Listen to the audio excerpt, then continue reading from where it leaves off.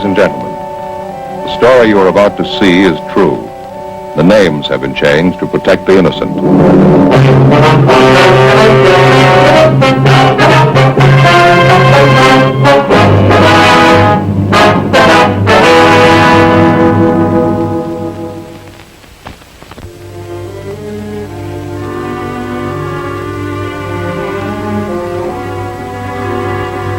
This is the city. It's a big one. Homes, buildings, churches, jails, the suburbs, the downtown. There's more of it. Orchards and movie studios. The old and the new. 1 million cars, 2 million people. Most of them work for a living. Some of them steal. When they do, my job gets tougher. I'm a cop. It was Monday, October 23rd. We were working the day watch out of narcotics detail. My partner's Ben Romero. The boss is Captain Kearney. My name's Friday.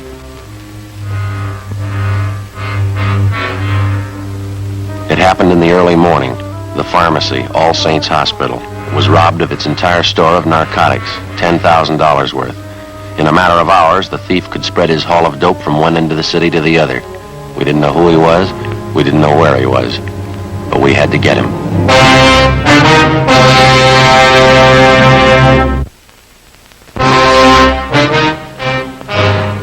Yes? Police officer, sister. We'd like to see Sister Mary Benedict. I'm she. Mother Superior sent us down to see you, sister. We're investigating the narcotics robbery. Oh, yes, there have been quite a few policemen here in the past hour. I believe it was the fingerprint men who just left. Just a minute, I have their card. Yes, Latent Fingerprints Division. Still all in the boys from Leighton Print? Yes, that's right. Sergeant Harlanstall. Well, sister, we're the investigating officers assigned to the case. This is Sergeant Romero, and my name's Friday. Are you a lieutenant? No, I'm a sergeant. Now, I wonder if you could start right from the beginning and tell us what you know about the narcotics burglary. Well, after Mass, I went to breakfast, and then I came downstairs to open up the pharmacy. You keep the pharmacy locked overnight? Yes, always. We always assign an intern on night duty. He has a key in case there are any medicines needed during the night. He's authorized to issue what may be needed upon the doctor's request. Who else has a key to the pharmacy, sister? There are just 3 keys. Mother Superior has one on her desk. We have one for the intern on duty, and I have one here on my chain. I see. Would you like to go on, please? When I got down here this morning and started to unlock the door, I found it ajar. There were no lights on. I snapped on that wall switch, that one there. That's when I saw Mr. Lyons. That's the intern? Yes. He was unconscious on the floor. I could see that his head had been cut. He was bleeding profusely. What'd you do then? I called Mother Superior. She came right down. Dr. Spencer was summoned. He came in and started administering aid to Mr. Lyons here on the floor. That's when you first found out the narcotics were missing? No, not just at the moment. Both Mother Superior and myself were quite worried about Mr. Lyons' condition. It was really Mother Superior who first noticed that the narcotics safe had been tampered with. Would you like to go on, please? Upon checking the safe, we found that our entire store of narcotics had been taken. Everything. That's the narcotics safe over here, is it? Yes, that's it. Don't touch that, Mr. Friday. No? No, never. Nothing is to be touched until the police have completed their investigation. Clues. Well, we're the police, sister. Do you have all the clues you need? Well, I wouldn't know, but the men from Leighton Fingerprints have dusted everything here, so it's perfectly all right to touch things now. That would be Mr. Harlanstall and his men? Yes, that's right. I didn't know. We understand you have the inventory list. Yes, I have it right here on my desk.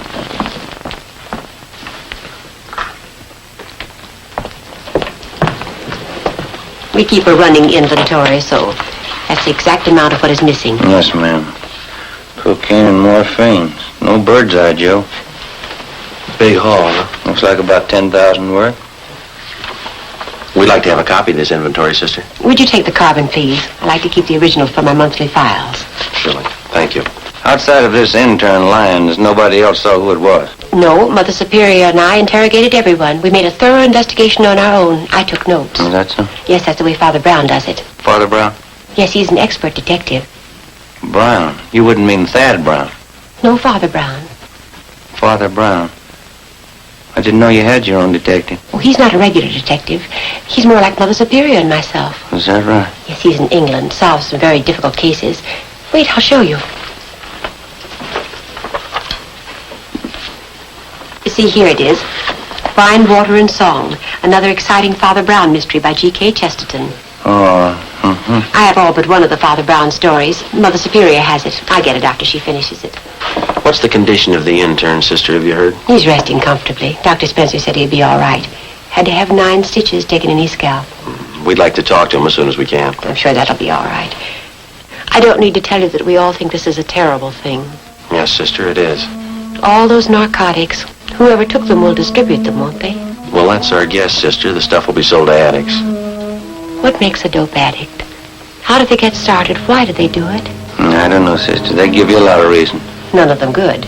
None of them good. And for a few moments of what? Tonight they have it, and tomorrow nothing. It's about the size of it, sister. The stars are setting, and the caravan starts for the dawn of nothing. The map. No, Omar Khayyam. We went upstairs and talked with intern James Lyons. Since he was attacked from behind, he didn't see the man who slugged him. He could tell us nothing. The entire hospital staff was screened thoroughly. They could add nothing to what we already knew. Somewhere in the city of Los Angeles was the answer. As in all narcotics cases, speed is the prime factor. Whoever held those narcotics wouldn't waste any time diluting or cutting it and making it ready for quick sale. Our job was to stop them. 7:05 a.m. We checked in with Sergeant Stahl at Leighton Prince. The safe was clean, not a print on it. Not a foreign print anywhere in the room. Couldn't be cleaner. Yeah.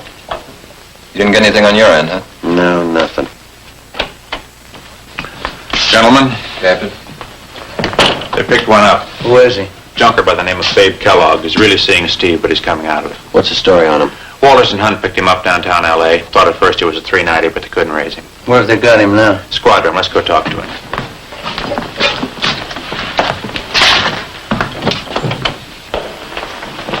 Check your letter, Stahl. Where'd they pick him up, Skipper? Sitting in a parked car at 4th and Broadway. Walters figured he must be keyed up, so they rolled up his sleeve to look for spike marks. They found him. Anything on it? There were 2 vials of M on the seat beside him.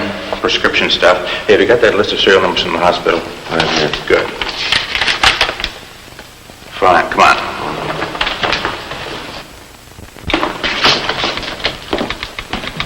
All right, Ted. Walters, Yeah, Captain. here's the list of serial numbers on that hospital heist. You want to check it against the vials you found in his car? Yeah, I got him right over here. Okay, come on.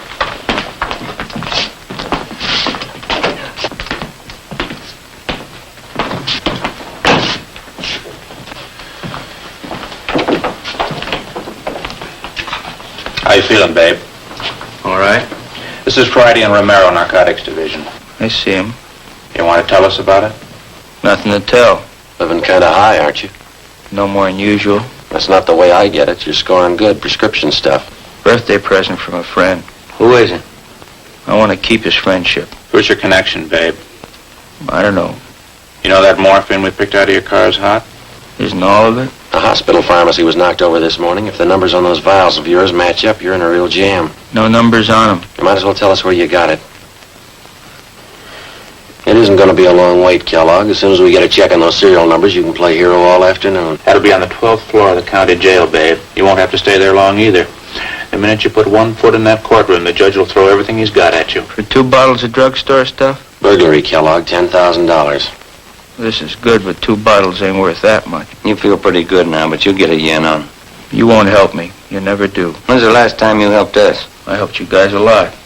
Don't you remember the Frank Smith plan? No. You're kidding. Isn't it St. Louis? Seeing Steve. Yeah. Don't kid me along. This is Kansas City. Or is it St. Louis? You're in Los Angeles, babe. Los Angeles, California. Don't kid me along. Marty Clenard wouldn't do that to me. Who's Clenard? 11th and Baltimore. Hangs out down near the Continental Hotel. That's in Kansas City. Marty Clenard, tough cop, gave me a floater out of town. That's why I came here to St. Louis. You're in Los Angeles, babe. Got it? Los Angeles. I know, you told me. See you in a minute, Captain. Yeah. Joe. Stay with him, Romero. Right. Well, that's it. Checks out, huh? Yeah, someone cut through the serial number stamps on them, but you can still make them out. 2 vials of morphine we found in Kellogg's car from the hospital pharmacy. Yeah, thanks. Let's try it again, Joe. All right. All right, now, babe, cut out the jokes. Those 2 vials you had came from the hospital. Numbers check out. No numbers on those vials. How do you know? You probably never even looked at them. Oh, yeah, I looked. No numbers on them. We found him all right. I don't see how you could read them. I couldn't. Why not? Somebody scratched them off. Who, babe? You wouldn't know 'em. Try us. How much heat do I have to stand if I take it alone? Plenty. There was an intern slugged on that job. Hurt pretty bad. He's going to tag you for assault, too. Once more, what's the count? Goes like this, babe. First-degree burglary, 5 years to life. Assault with a deadly weapon, 1 to 10. Violation of the State Narcotics Act, up to 6 years. Now you can add. They'll lose you up there. You can get a real yen on by that time. There's no buzzing up at Q. I can't go that route. Where'd you get the stuff? I'd rather be a Fagin than spend 50 years at the joint. All right, you convinced us. Where'd you get it? Anybody turn Fagin before they spend 50 years at Q? No, I can't go that route. Where'd you get it, babe? From some joy popper. Who? I gave him $500. Cleaned me. Who? Counted me passing himself off as a croaker. I could spot a guy been hitting speedballs a mile away. He was no croaker. What was his name? He was scoring good somewhere. All that Cecil and Mary. Now I know where he got it. What was his name, babe? He's a bit player in pictures. Leonard Castle. Where is he?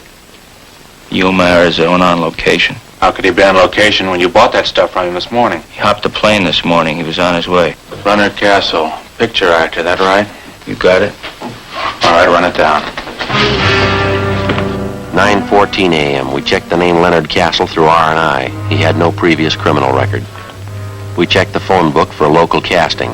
Dunbar, 38211. Hello, this is Sergeant Friday, Los Angeles Police Department. We're checking on a man by the name of Leonard Castle. Is he registered with you? Yes, ma'am. Leonard Castle. Thank you. Checking it now. Is he working now, do you know? I see. Just a minute, please. What was that again? 1626, all right. Thank you very much. Get an address?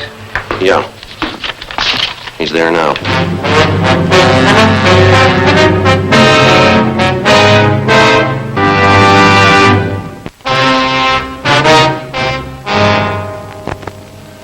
Local casting gave us the information that Leonard Castle was currently working on a picture at Sound Stages Incorporated.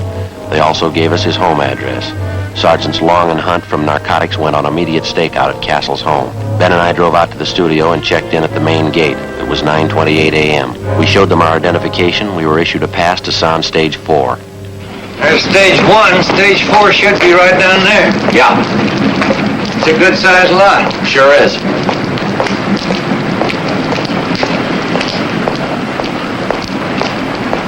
You think Kellogg knew what he's talking about? I don't know. We'll know in a couple of minutes. It's unusual, a joy popper pulling a job like this. Well, they all got to start somewhere. Yeah, sure.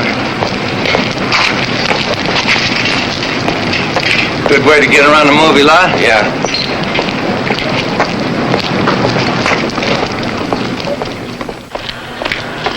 Stage 4. Yeah. You better hold it up a minute. They're shooting. Oh, yeah. Kind of cold, isn't it? Yeah, my wife told me I should wear a top coat today. I wouldn't believe her. Oh, there you are. All clear. Come on, yeah.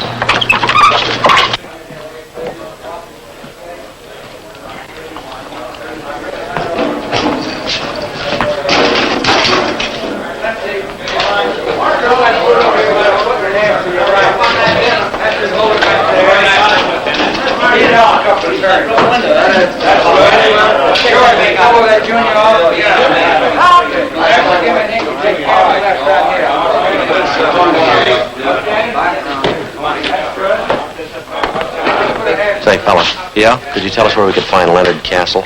Sure. Hey, Dan, call Len Castle, will you? These fellas want to see him. Okay. Leonard Castle! Leonard Castle! He'll be here in a minute. Thank you.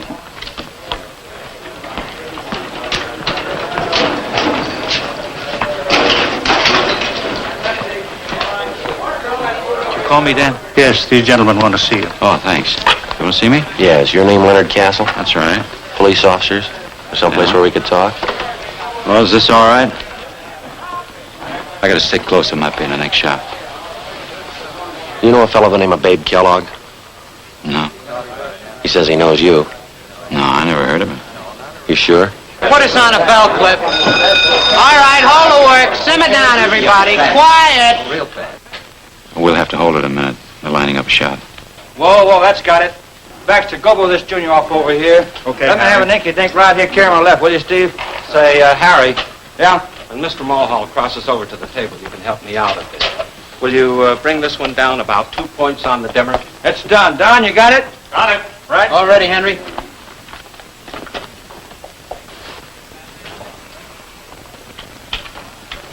All right, let's try it. Bob, watch that mic shadow. We're getting it on the wall. Am I out now? That's fine. We're clear. Okay, Henry. Let's make one. Turn them over.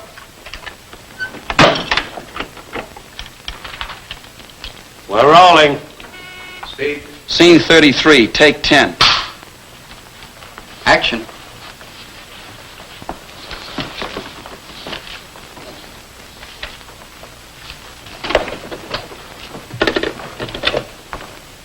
Hello?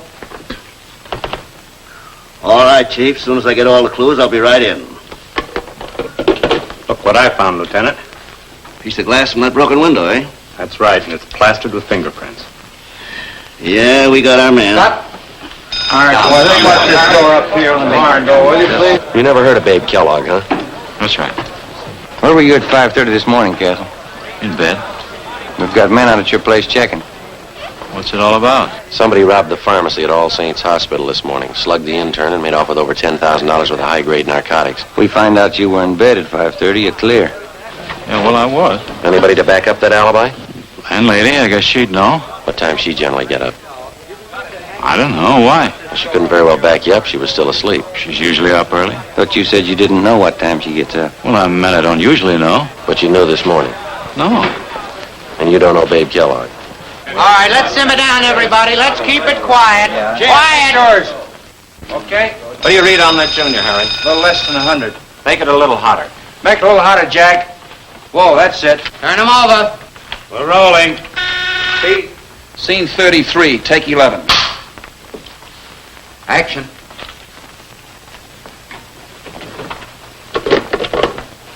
Hello?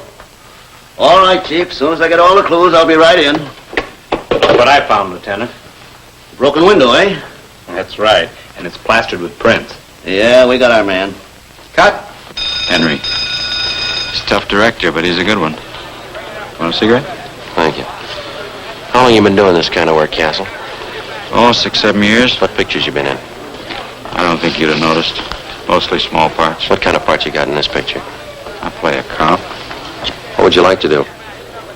What, in this picture? No, I mean, what's your ambition? You gonna stay in pictures? Yeah, I'd like to.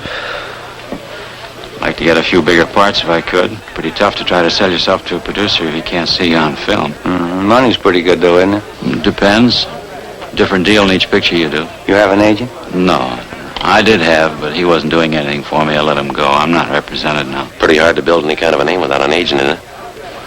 Depends. If you can keep up a good front, nice car, it's all that counts in this town. You really believe that, do you? Don't you? I don't know much about it. I'm not an actor. You said you didn't know Babe Kellogg at all, didn't you? I don't know him. You said you saw your landlady at 5:30 this morning. No, I didn't say that. Do you have a car? No, I don't. But you told us you had a car. No, I didn't tell you that, did I? Well, you said something about keeping up a good front, nice car. Isn't that what you said? Oh. Sure, I have a car. I don't know what I was thinking about it. I have a car. Uh-huh. I thought you said you had a car. Well, this picture racket will drive you crazy. I don't know what I'm saying half the time. And maybe you made a mistake about Babe Kellogg. Do you know him? No, I'm sure about that. I don't know any Babe Carson. Kellogg. Kellogg, yeah, well, I don't know him. Do you mind showing us your wallet? What for? You want to see my identification? Can we see the wallet, please? All right. All right, hold it down. Quiet. No, you hold it. Open it up.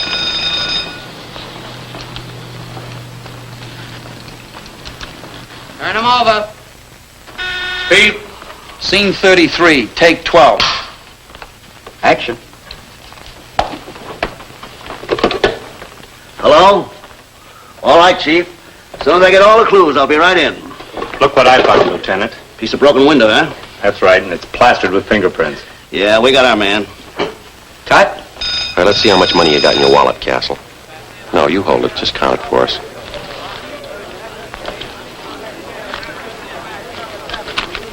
There it is. How about the rest of it? Oh, I didn't see it. Count it. It's just a couple hundred. Count it. All right. Let's see, Well, I can see 450s right there on top. That's 200, isn't it? didn't know I had this much. 2 more 10s and a 5. It's $525, Castle. Yeah. Doing pretty well on this picture, aren't you? It's not all picture money. All right. You can put your wallet away. Yeah, thanks. You didn't make the money on the picture. Where'd you get it? I played a little cards last night. You play pretty late? Yeah, pretty late. Weren't you tired this morning? No. Not even when you got up at 5:30? Did I say I got up at 5:30? Now, you listen, Castle. You don't know what you said, but one thing's sure, you're lying to us. You know Babe Kellogg. You know him well enough to sell him 2 vials of high-grade morphine. You're wrong about that. All right, then. You set us straight. Kellogg says he paid you $500 for this stuff. You got over $500 in your wallet. That's more than you need for lunch money. Now, it could be a coincidence. You set us straight. You're wrong. Where'd you get that money? Turn him. We're rolling. Speed. Scene 33, take 13. Action. Hello? All right, Chief. As soon as I get all the clues, I'll be right in. Look what I found, Lieutenant. Broken window, eh? That's right, and it's plastered with fingerprints. Yeah, we got our man.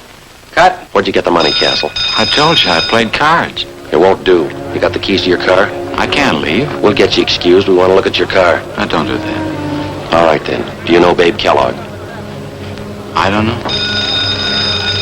Turn him. We're rolling. Speed. Scene 33, take 14. Action.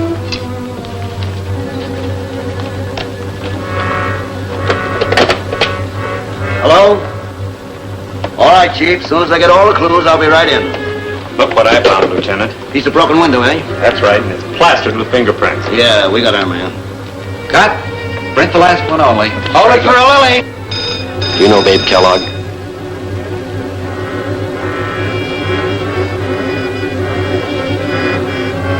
Do you know him?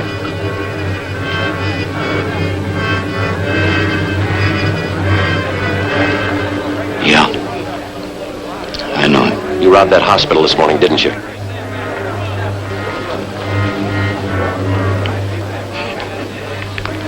I needed it. I needed the money. I had to have it. I owed money. They were going to take my car. I was broke. What else could I do? I was sick once. I stayed at All Saints. I knew where they kept their drugs, and I knew if I could get them, I could make some fast money. I didn't mean to hit the kid. I couldn't let him see me.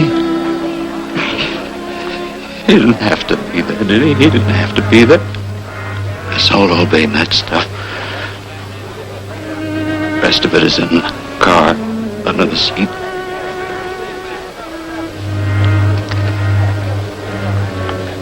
I needed the money. I was broke. You want to take him, Ben? I'll check him out with the company. Come on, Castle.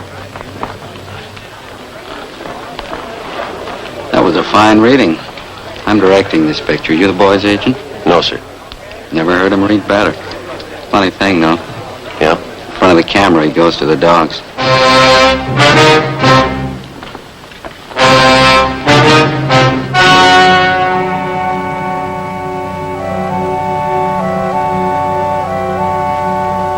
On January 28th, trial was held in Superior Court, Department 91, City and County of Los Angeles, State of California. In a moment, the results of that trial. The suspect was tried and convicted of first-degree burglary, 1 count, and violation of the State Narcotics Act, 1 count.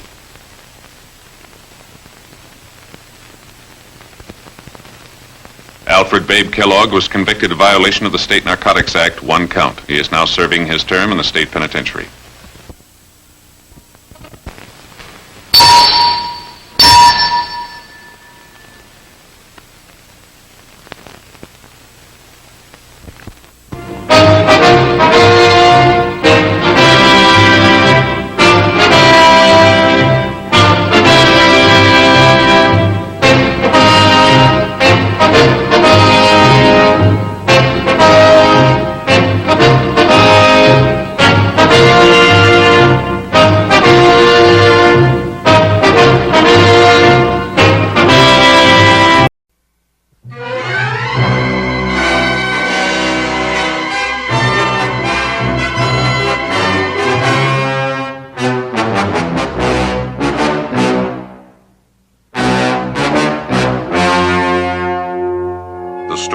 you're about to see is true.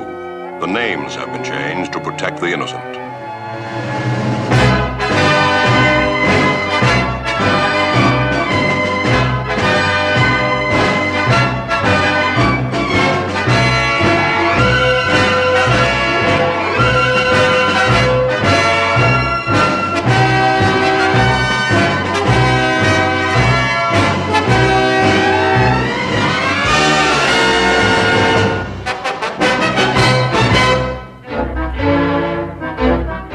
It was Thursday, January 25th, 11:35 a.m. It was overcast in Los Angeles. Before I went on vacation, I was working the day watch out of homicide. I was due back in 3 days. My name's Friday. I'm a cop. Good morning, Sergeant. Morning, Johnny. Don't bother to park it. I'll just be a minute. How was your vacation? Well, it's not over yet. I just came in to pick up my mail. Bad day. The whole department's in a sweat. Big trouble upstairs.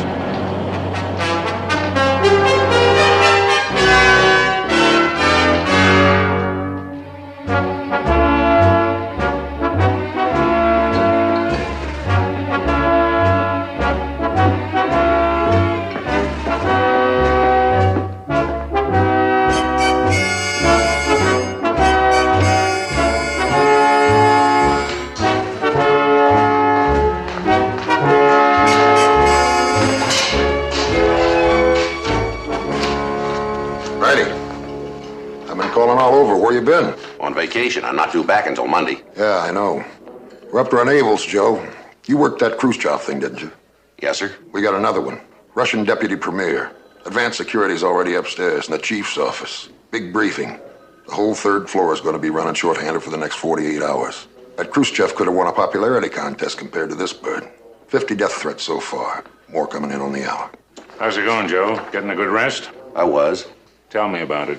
Back molar. Had it pulled this morning. Took out 3 over here last week. Right now, I'd sell my whole head for 10 cents. What's this name? Carol Freeman, 26 years old, hasn't been seen for 2 days. Who made the missing report? Her brother. That makes number 3, Skipper. Yeah, I'm sure the corner pocket's keeping count, too. Come on in the office. Joe, hop upstairs and sit in on that meat. They'll need you to work crowd detail on that Russian thing. I wouldn't worry. Looks like you only blow a couple of days. Oh, no. With my luck, the Russians will spend the weekend. If they don't, you got it back.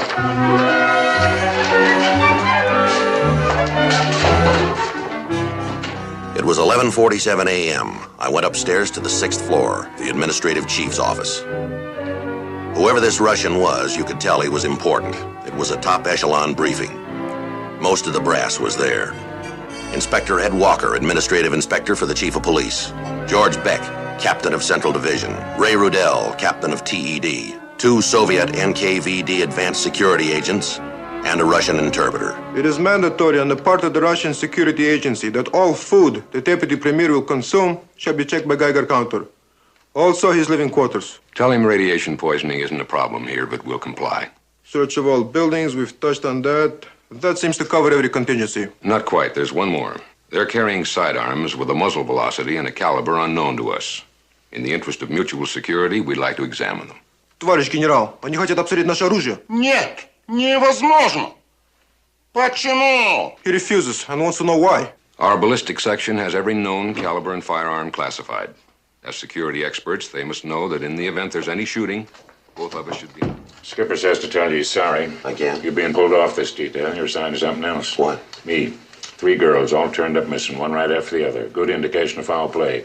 Guess your weekend just went out the window, didn't it? No, a phone call will square it. Send her a plant in a pot. That'll make her happy. Sure. Better get used to it. Carry this. Huh? I flaked out again. I still can't pass that physical. I'm through tomorrow night. They're retiring me.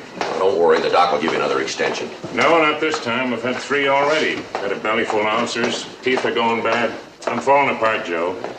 Glad I caught you, Uncle Bill. Oh, Joe, it's my nephew, Melvin Gannon, dental student out at SC. Glad to know you. Same here, sir. Well, I think I got it this time, Uncle Bill. Try this for size. Fits real good, don't it? Sure does. I look like I'm gathering nuts for the winter. Yeah, I know what's wrong now. I can fix that. Where are you going to be later? Well, if you ever get it fixed, just leave it in my box in the squad room. His class just started studying bridge work 2 weeks ago. Hi, Joe. How's the vacation? It's over.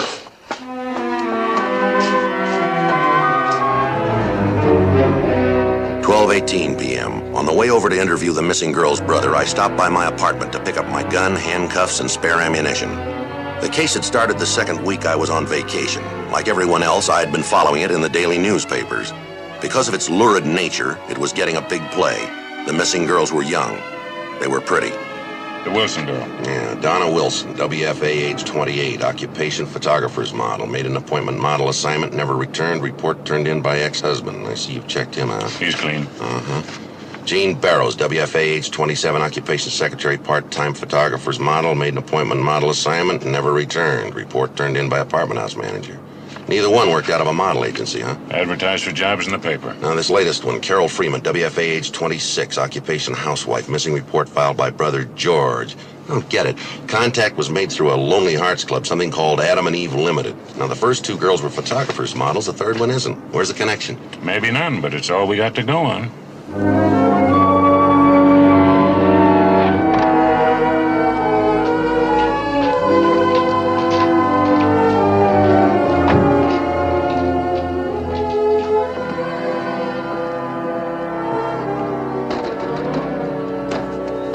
George Freeman? That's right. We're police officers. This is my partner, Bill Gannon. My name's Friday. Have you found her? No, sir. We'd like to ask you a few questions. Sure, won't you come in, please? Thank you.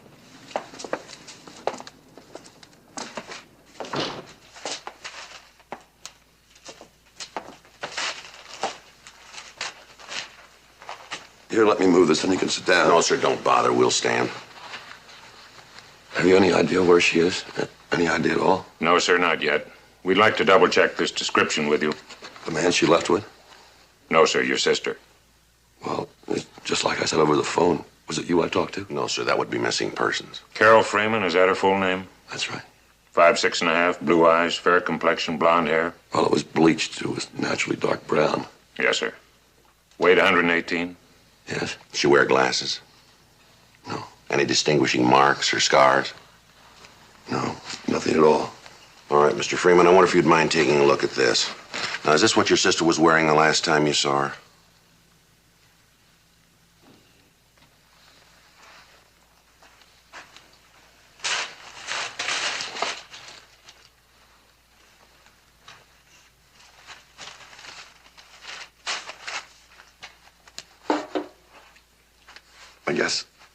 I guess you fellas think it's kind of funny painting a room at a time like this. No, sir. I just thought I'd try and surprise Carol and get this done. I gotta find somebody to look after Judy. That's Carol's little girl, you know. How old is she, Mr. Freeman? She's 5. 5 years old. Well, what about your sister's husband?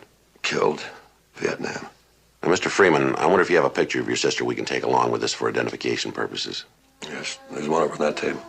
Thank you. According to the missing report, you say your sister left here with a man night before last. Is that correct? That's correct. Around 8:15, 8:30. Had you ever seen this man before? How do you mean? Well, I mean, had he ever been here before? An old friend? Someone your sister saw regularly? No. And he gave the name Johnson? That's right, Johnson. Did he give a first name? If he did, I never heard it. You can understand how it is. She was lonely. Husband dead. Carol's young and pretty. Well, she started writing these pen pal letters. And she joined this club, one of those Lonely Heart things. Adam and Eve Limited, I think it was called. This Johnson, did he belong to the Lonely Hearts Club, too? Yes, that's where Carol met him. Did he have a car? Was he in a cab? He had his own car. Did you get the maker license number? It was dark outside. I didn't pay any attention to the license number. It was some kind of blue or black sedan. Mr. Freeman, I'm going to leave you one of our cards. If you should happen to think of anything else, would you please give us a call? All right. Thank you. Bye, sir. Oh, Sergeant Friday. This probably doesn't mean anything, but I just remembered. Yes, sir? Well, Carol forgot her gloves. I ran out to the car to give them to her. And when I opened the door, the dome light went on. And I could look at the back seat. Yeah. Well, as I say, maybe it doesn't mean anything. Tell us anyway. Well, the whole back seat was full of camera equipment. 1:26 p.m. Bill and I checked all known sex offenders that fit the description of the suspect. We made a complete check of the mug files, listing names and L.A. numbers. 33 possibles, Joe. I think the swelling's gone down a little, hasn't it? Yeah, well, Well, I'll go next door and ask him to pull them, but I don't know. What do you mean? 5 will get you 10. Our boy's not on this list. Well, you've been wrong before. Do me a favor anyway, will you, Joe? I'll try. I got 28 hours left. Friday at 4:30 p.m., I will no longer be a working detective. Yeah. Mark it down as my last hunch, will you?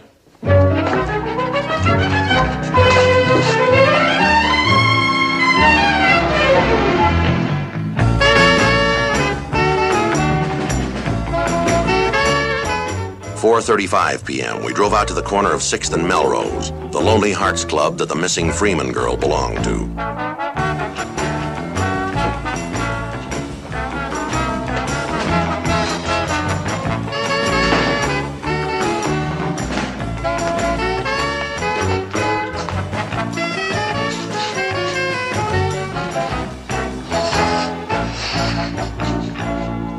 Welcome to the Garden of Eden.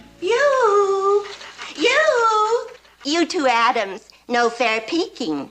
Social starts at 8. Yes. May I help you, Adams? Yes, ma'am. I wonder if you could direct us to the person in charge here. Well, that would be Mrs. Kruger, across the vestibule and first door on your left. Thank you very much.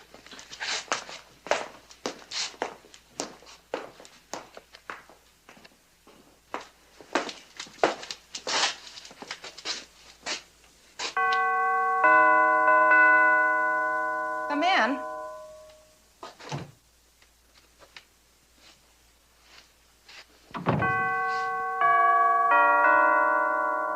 You're from Software. Never mind, I don't need your card. I've got a drawer full of them. Now, let me tell you, Adam and Eve is one of your best customers. 100 gallons of super-rich strawberry every month is no small order. And every social, it's the same story. We don't scoop your ice cream, we pour it. No, ma'am. We're police officers. This is my partner, Bill Gannon. My name's Friday. Oh. I suppose you're parked right out in front in one of those conspicuous black and white machines of yours. No, ma'am. We drive an unmarked car. Please sit down.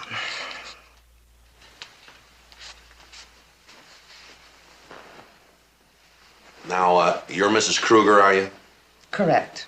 You manage the club? I own it. Do you have a man named Johnson registered with your club? This temple lists 140 Johnsons, 92 Eves, 48 Adams. Miss Kruger, you keep referring to Adam and Eve. We're all on a first-name basis here. Oh? Simple enough. You pair an Adam with an Eve. They're the only couple in the world. Yes, ma'am. Girl by the name of Carol Freeman. Is she a member here? You were asking about Johnson. We're asking about her, too. Is she a member? Yes. We have an Eve Freeman. You mean Carol? If you insist. Why? Now, you say you list 48 men named Johnson. One of those men contacted and made a date with a girl by the name of Carol Freeman. We'd like his name, address, and phone number. Now, let's understand each other. When a man or woman embraces Adam and Eve Limited, we guarantee them confidence and privacy at all times. In other words, they fill out an application form. Absolutely. Integrity, sincerity, our watchwords. Our demands are the highest. Only the finest people. They've got to be. For a small entrance fee only, temple privileges are enormous. The socials, free ice cream and cake. The coffee hour, picnics, sporting events. We furnish the bus. And this, the wedding chapel. And that most beautiful of all four-letter words, love. Oh, you bet your life they fill out an application. Fine. We'd like to see the one on this Johnson. You're not listening, Sergeant. I told you no, and I mean it. And we mean this, Ms. Kruger. You're operating under a police permit. That permit states we have a right to check your premises anytime there's a valid reason to do so. Now, unless you want that permit revoked, you show us the file on Johnson.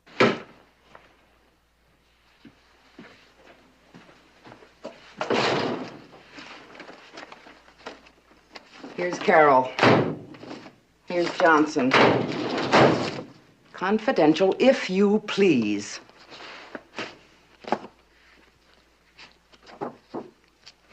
J. Johnson. Didn't he give a first name? I think it's quite obvious, Sergeant. People very often have an initial instead of a given name.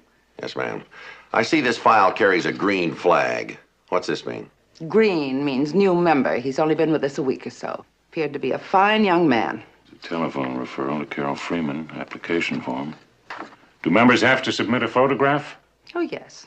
But Mr. Johnson's new. He hasn't brought his in as yet. This description of the man here, is it pretty accurate? I took it down myself right off his driver's license. And what was the name on the driver's license? J. Johnson. I don't see an address or a telephone number. Those are extracted and kept in a locked file. I'm sure you have the key. The only one. Did you notice what he put under hobbies? Photography. This really violates our pledge. 10,309 White Oak Canyon. Does he have a phone number? It's not one of our requirements. We do not record the telephone numbers of male members. But you do for women.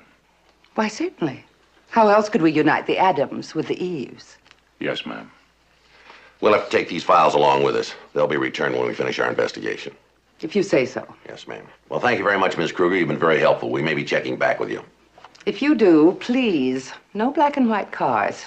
No, ma'am. Thanks again. Just one more thing, Mrs. Kruger. We'll have to have your first name. It's Eve.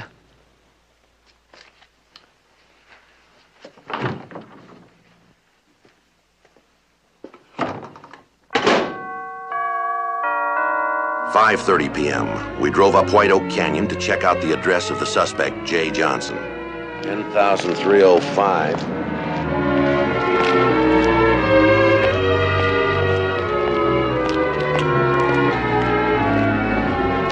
$10,307.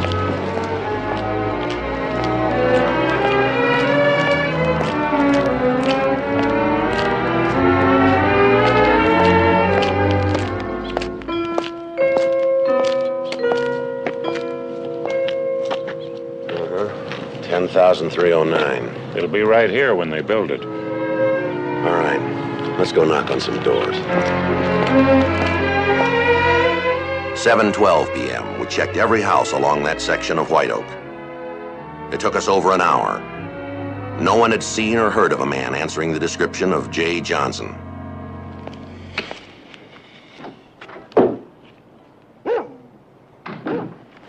Tooth hurts worse than when I had it.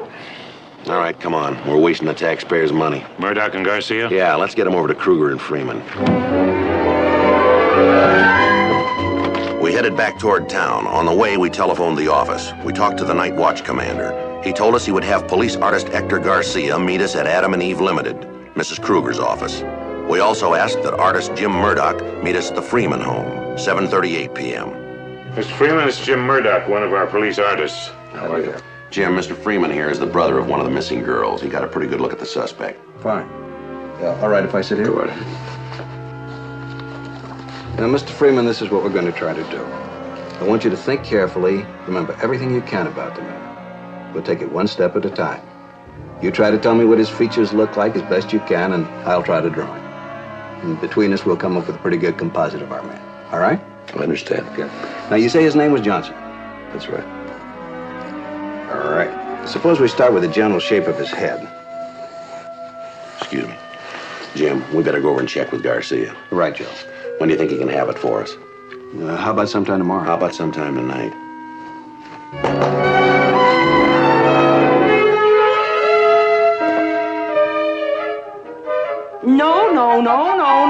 No! How many times do I have to tell you his eyes were not that close together, please? Now, you ask my advice, and then you don't listen. Can't you draw eyes any farther apart than that?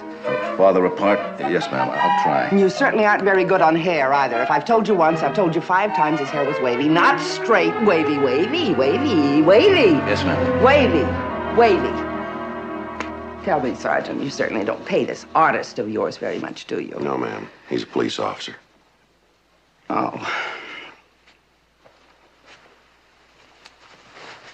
What do you think, Hector? Tonight? Tonight? Tonight. Tonight.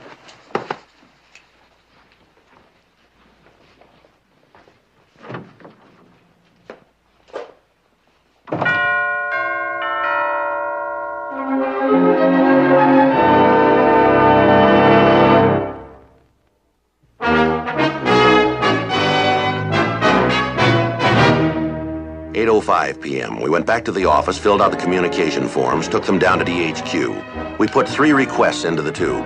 1 for an APB, 1 to DMV asking for a check of all vehicles registered under the name Jay Johnson.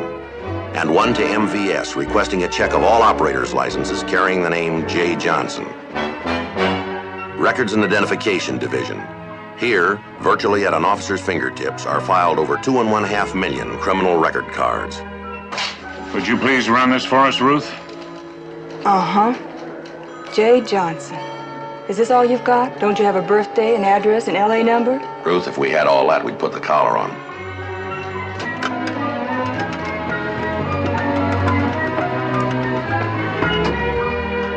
Pick a card. Over 2,000 the way I make it. Look at that, Joe. Enough Johnsons there to start a small city. You're a little late, aren't you? We already have one. Well, they've all got to be checked, narrowed down, mugs pulled. We'll see that you get some help, Ruth. I'll talk to the watch commander. Right, I'll meet you at Central. 8:15 p.m. We went downstairs to Central Division to check the field interrogation reports, FI cards. When a uniformed officer working the field questions the actions of an individual, regardless of the circumstances, he fills out a card. These are maintained on file at Central Analytical. It was an outside chance, but it's happened before. The policeman is a trained observer. This ability has often helped detectives to later arrest a suspect wanted on a major charge. Bill and I screened all of the cards covering the dates surrounding Carol Freeman's disappearance. We went a step further. We checked all cards for the past 12 months. There were 37 bearing the last name Johnson, first name beginning with the letter J. 8:46 p.m. We went back up to the 3rd floor to homicide. We talked to Sergeant Danny Mendez of the gang squad. How many did you say you got here? 37. Joe, my squad's running short, too, with those Russians in town. We know that, Danny, but we could sure use some help. Does this have to do with those 3 missing girls? That's right. I can put Rodriguez and his partner on half of the cards. Maybe I can spring another team when they get back from the east side. We'll check them out for you. Thanks, Danny. You're really scratching on this one, aren't you? You got anything for sure? Yeah, 3 missing girls. Homicide Friday. Fine. Thanks, Jim. Jim Murdoch. He's got that composite for us. 8:56 p.m. Police artist Jim Murdoch completed his composite drawing of the suspect as described to him by George Freeman, brother of the missing girl. Sorry I had to give you a wet print, Joe, but you said you were in a hurry. That's all right, Jim. Freeman remember good? Good, no question about that. Positive all the way. Did you run up any 4x5s? Yeah, I'll be here in a minute. Well, I left Garcia in the lab. As I was walking out, he was putting his foot on the soup, so he should be here any minute. Fine, Jim. Hey, Joe, I thought you said Garcia and I were working on the same case. Well, I did. Why?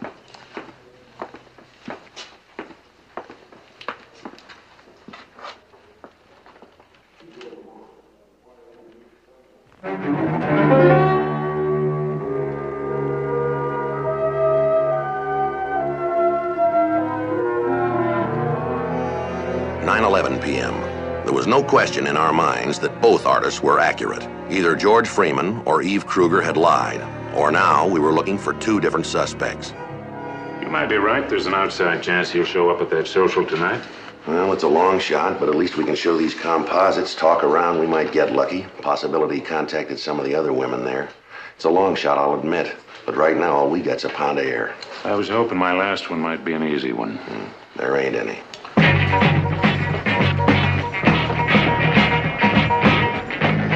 9:43 p.m. We arrived at Adam and Eve Limited. The monthly social was underway. For a Lonely Hearts Club, nobody seemed very lonely. There was a good crowd on hand. Nice to see you again, Adams. You'll find the refreshment center on your left as you enter the Garden of Eden. Enjoy yourselves, and be sure to mix. We'll do that, miss.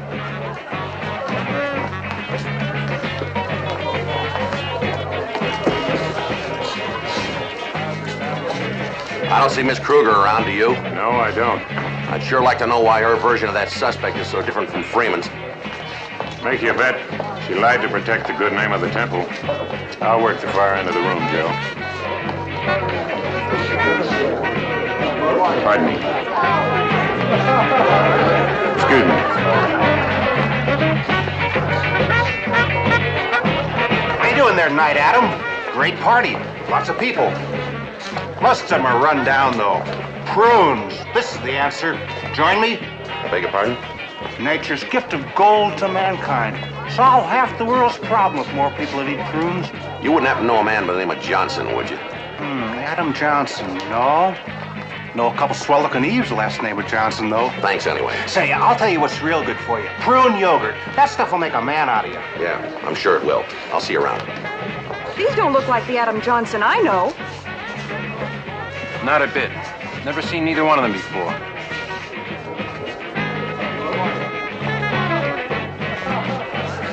Thanks very much. I'm sorry, Adam. We can't help you. You're sure, are you? Well, thanks anyway. Adam, what is your last name? Friday. Well, Adam Friday, I don't believe you know Eve Sorensen. Come on, girls, let's us have some punch. Isn't the garden lovely tonight? I mean, so much prettier than last month, don't you think? I wouldn't know. I wasn't here last month.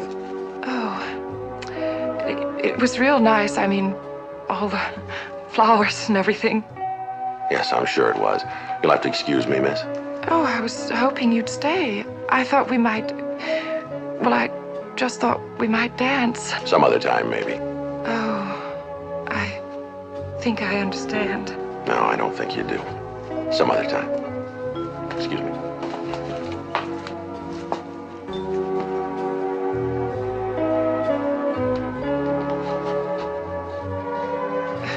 Pardon me. My name is Eve Sorensen. Isn't the garden lovely tonight? No, sir, I'm positive. That's him. You know, I never forget a face. Yes, sir, I'd swear on a stack of Bibles. That's him. Much obliged. I wonder if you'd step down to the other end of the room with me, Mr. Rodman. Sure thing, Adam. Oh, say, is it all right if I bring this along? Fine. Excuse me, miss. Pardon me, miss. Excuse me. The last name is Johnson, and I'm supposed to guess which one he is. Is that the idea? No, ma'am. If you're not sure, please don't guess. Oh, I'd really like to win this one. Last month I lost out on that trip to Catalina, an entire weekend for two. Would this by any chance be for two? No, ma'am. I'm afraid you got it wrong. There's no prize. Oh. Pardon me, miss. Thank you. Excuse me, miss. Excuse me, miss. Could we get through, please? You bet your bird. Sorry. No. I'm sorry to say I've never seen either one of these men before. Well, thanks anyway. Are they friends of yours? Well, no, not exactly. But I'd like to get a hold of them. Joe, this is Mr. Rodman. He might have something for us. How do you do, Mr. Rodman? Oh, much obliged. Pleasure, Mr. Joe. Friday. Oh, Friday, sorry. I wonder if you'd mind stepping outside with us for a minute, Mr. Rodman. Sure thing. Much obliged.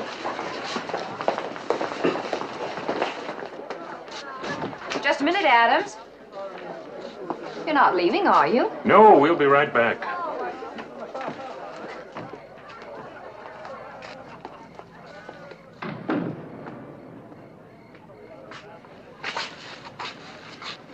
Mr. Rodman, we're police officers. This is my partner, Bill Gannon. My name's Friday. Gannon? Joe, Mr. Rodman here made one of the composites. Sure did. Do you mind pointing out the man to Sergeant Friday? Sure thing. Much obliged. This is him, right here. You're sure? I'm absolutely positive. The Freeman composite. Yeah. I never forget a face. May not be much on names. But you're sure this man's name is Johnson? No question about it. That's him. Haven't seen him around much. Saw him here at a coffee hour. Must have been a couple of weeks ago.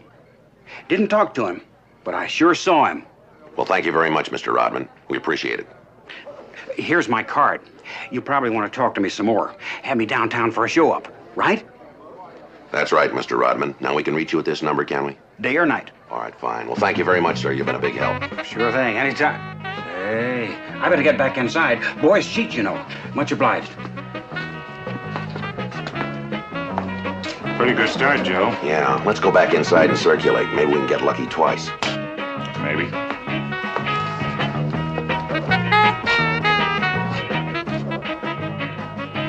Was there ever really a Tommy Dorsey? Where do you think you're going? Miss Kruger? You've inspected my premises twice today. That's enough. This is not a police benefit. I've been told you've been mixing with my people, pestering them, upsetting their social. Mrs. Kruger, I wonder if you'd mind taking a look at this, please. Who's this supposed to be? I've never seen this man before in my life. You're sure, Miss Kruger? Certainly, I'm sure. I know what this is all about now. I called the Freeman girls home, spoke with their brother. So she ran off with some man. You thought it was one of my people. I cooperated. I gave you a description of the man you said you were looking for. Obviously, it's not him because now you've shown me a picture of another man. Yes, ma'am. Well, he's not a member. You won't find him here, and you won't find Carol Freeman here. Pay you people a pretty good salary. Earn it. Check the hotels. Miss Kruger, Carol Freeman was a member of your club. You knew her pretty well. Well enough to know she wouldn't run off and leave a 5-year-old daughter. How would you know? Are you a mother?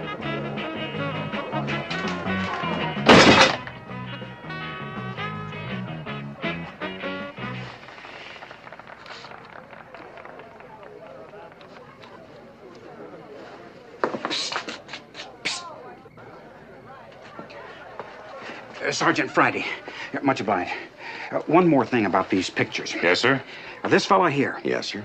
Now, while I told you before this was the man, I've been giving it a lot of thought. Yes, sir. I've got to be honest with you. Yes, sir. You put me under oath. I'd have to swear it's neither one of them.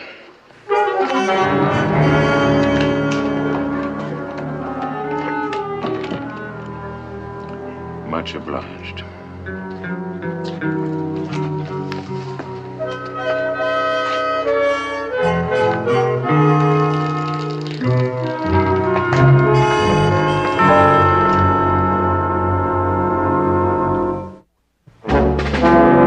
"6:47 a.m., Friday, January 26th. The Bible of the working detective is his department manual. Chapter 7, 36.01, concerns Homicide Division. One of its many investigative responsibilities is missing persons. All adults missing from their usual places of abode under circumstances not conforming to their ordinary habits, and who are, or may be, in need of police assistance due to the possibility of foul play. It's a busy place. And business picks up when 3 female adults are missing under unusual circumstances.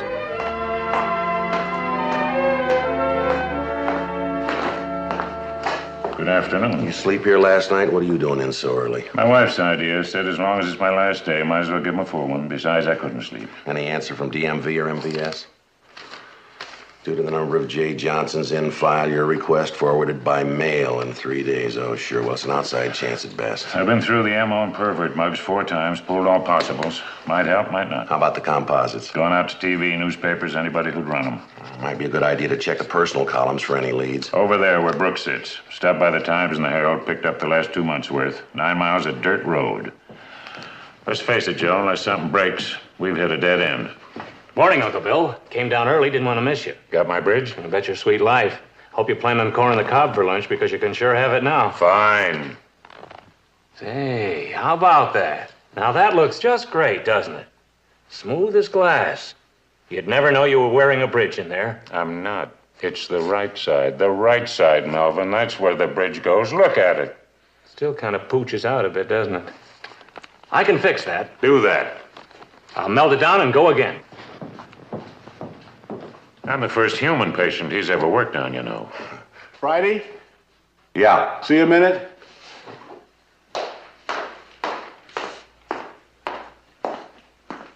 Got an old customer of yours over in 318, Carl Rockwell. Well, what's the beef this time? 261? 288, 4-year-old girl. She's in county hospital. Yeah, same old story. Copped out to the arresting officers, won't talk now. That's right. Well, you know what to do. Fill out your 510, get a kick out from the DA, and turn him loose. The only 2 times he made the joint, you bought his tickets. We used to be able to talk to him, Dave. Joe, you put him away twice. Maybe the psychological effect of seeing you again. I don't know. Might be worth a try.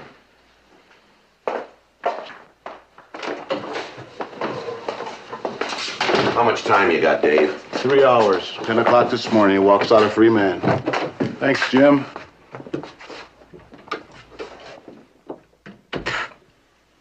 Well, what do you know? The immortal sergeant. All right, Rockwell, let's try it again. You have the right to an attorney. You have the right to remain silent. Anything you say to us can be used against you in a court of law. You already told me that once. Do you understand it? Like I said, I didn't before. What do you mean you didn't before? Like I told you and those two uniformed bums who rousted me, I didn't understand. You didn't understand what? Boy, you are thick, aren't you? You didn't understand what? All that jazz about I can remain silent and anything I say you can testify against me.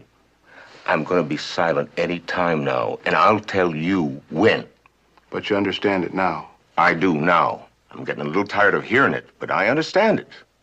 Now you understand me. You bums have rousted me for the last time. This is the last time you're going to haul me in on a bum rap. Now, why don't you two goons join the hubcap detail and roust a few teenagers? If you think you can handle it. Suppose you tell us what you were doing with that little 4-year-old in Westlake Park. It's when. Go swallow a germ, you nigger cop. Now, you listen to me, you gutter-mouthed punk. I've dealt with you before, and every time I did, it took me a month to wash off the filth. I'll tell you what you did with that 4-year-old girl out in Westlake Park. You staked out a bench like you've always done. You bought a sack of penny candy. You waited for the right little girl to come along. Tuesday afternoon at 4 o'clock, she did. You told her you were going to take her for a ride around the block. You got her in your car. She started to cry. You hit her across the mouth twice. You cut her lip with your ring. Knocked out 3 of her teeth. And then you know what you did to her. Now get your head up when I'm talking to you. Now, I didn't say that, Rockwell. You did. That's exactly what you told those officers who arrested you. They advised you of your constitutional rights before you opened your mouth. Now you're trying to tell us you didn't understand. Well, you're a liar. You understood what your rights were then, just as you understand now. Somewhere in the last 40 hours, while you were rattling around in the bucket, you got the word. You know that 62 Cal 2nd 338 states that you'll be advised of your right to remain silent, and that you must thoroughly understand and waive that right, because if you don't, any confession you make is inadmissible as testimony in a court of law. 40 hours ago, you confessed what you did to that little girl. That was the truth. Now you sit here and tell us that you didn't understand your rights. That's a lie. Like every hoodlum since Cain up through Capone, you've learned to hide behind some quirk in the law. And, mister, you are a two-bit hoodlum. You've fallen twice for ADW, burglary 3 times, twice for forcible rape. I tagged you for those. And now you've graduated. You've moved to the sewer. You're a child molester. And this isn't the first time. We've had you in here before. And, mister, you were guilty then and you're guilty now. Now, one last thing, you smart-mouthed punk. If the department doesn't question the color of his skin, you damn well see that you don't.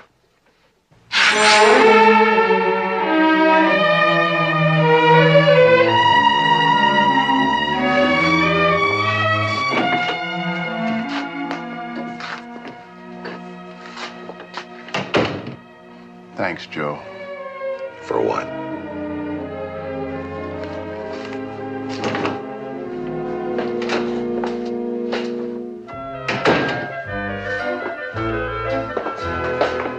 Is Gannon in there, would you know? It should be, yeah.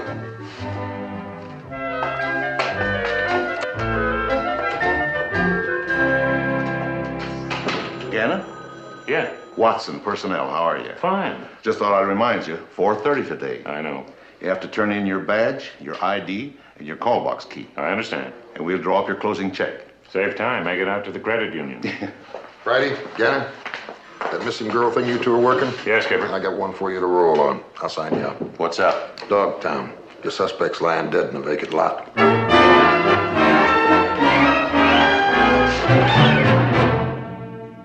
8:17 a.m., Friday, January 26th. Dogtown, a section of the city that got its name from the dog pound located here. 3 blocks away, sprawled in a vacant lot, lay the body of a dead man. WMA, 35 to 40, approximately 6 feet tall, 165 to 180 pounds. The deputy coroner estimated the time of death as being roughly between the hours of 2 and 4 a.m. Saturday morning. The cause of death appeared to be any one of the following: multiple stab wounds of the abdomen, 3 gunshot wounds, 2 in the back, 1 in the right temple. I talked to the 2 men from the cruiser unit who were first to arrive at the scene.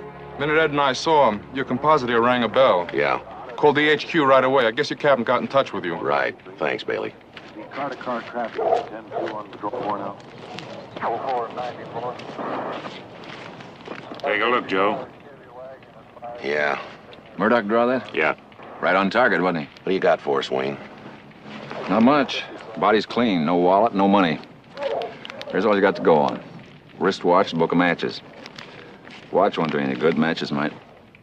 What about the clothes, Wayne? Any labels? None. Must be tailor-made. Nothing much in the way of physical evidence so far.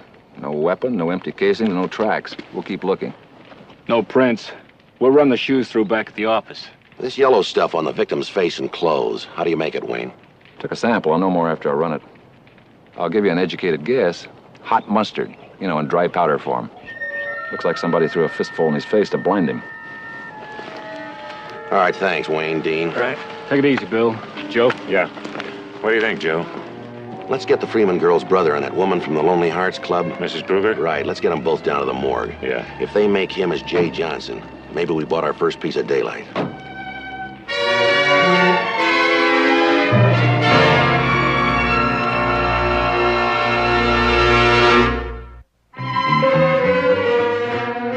"11:47 a.m., Friday, January 26th.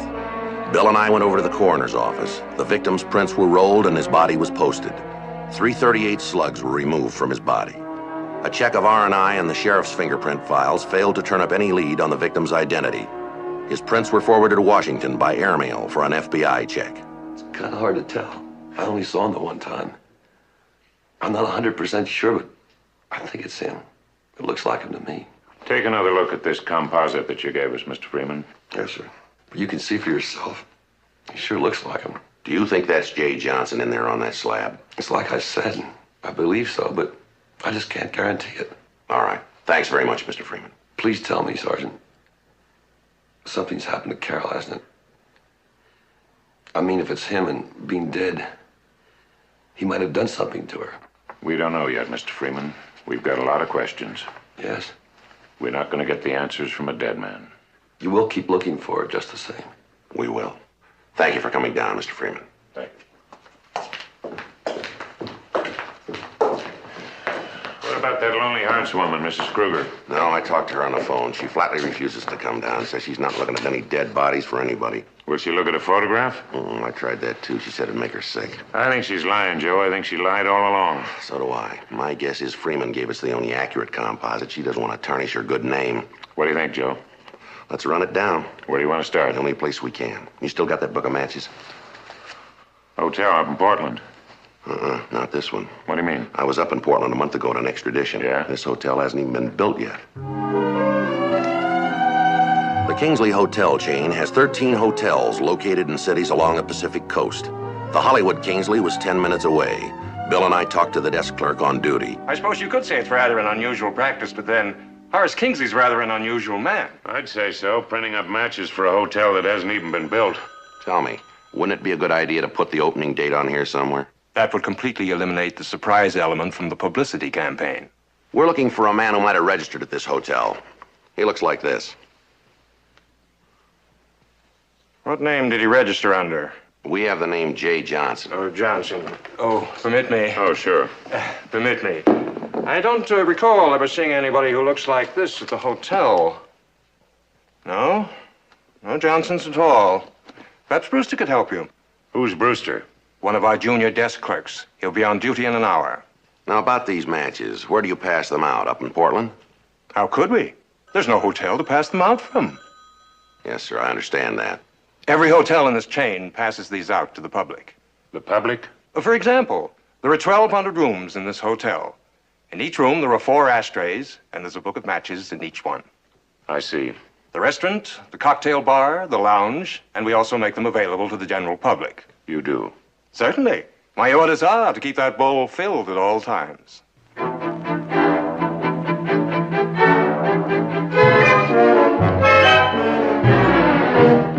12:45 p.m., Friday, January 26th. Sure, I think I know the man you want. He looks a little like that drawing of yours. He's registered in 903. Yeah, here he is. Checked in last night at 6 p.m. His name's Charles Labourg. Home address, Paris. Paris where? Paris, France. 1:30 p.m., Friday, January 26th. We still couldn't be sure that the dead man, Charles Labourg, was the suspect we were looking for. Maybe it was Jay Johnson, maybe he wasn't. There was one way to be sure. Run it down. Bill and I checked his room. A print man was called. We found nothing in his personal effects to connect him with anybody. We figured if he checked in yesterday, he might have used the telephone. He did. He made one call. I called the captain to fill him in. Skipper, we're at the Hollywood Kingsley Hotel. We got a make on the victim. He used the name Charles Labourg. Yeah, Laborg. Laborg. We got a phone number. Intelligence is checking for an address right now. Right. We'll check in later. Right. Would you transfer me back up there? What? No, he's right here. Captain wants to talk to you. Yeah, Skipper. Well, he told me once this morning already. Oh, yes, sir, I know. Skipper, tell Watson I'll check in at 4:30. Yes, sir, I will. Okay. He's switching you back upstairs.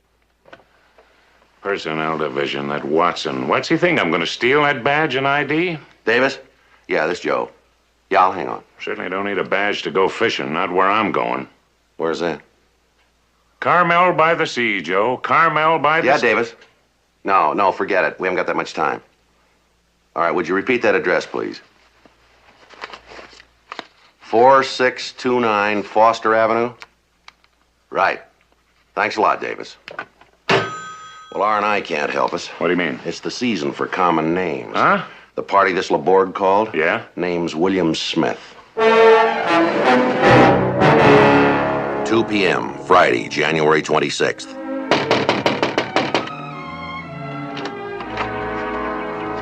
Yes, may I help you? We're looking for a William Smith. Yes, I am William Smith. We're police officers. This is Bill Gannon. My name's Friday. Are you acquainted with a man by the name of Charles Laborg? Yes. Charles is my brother. All right, if we come in? Oh, please. Yes, of course. I am so sorry.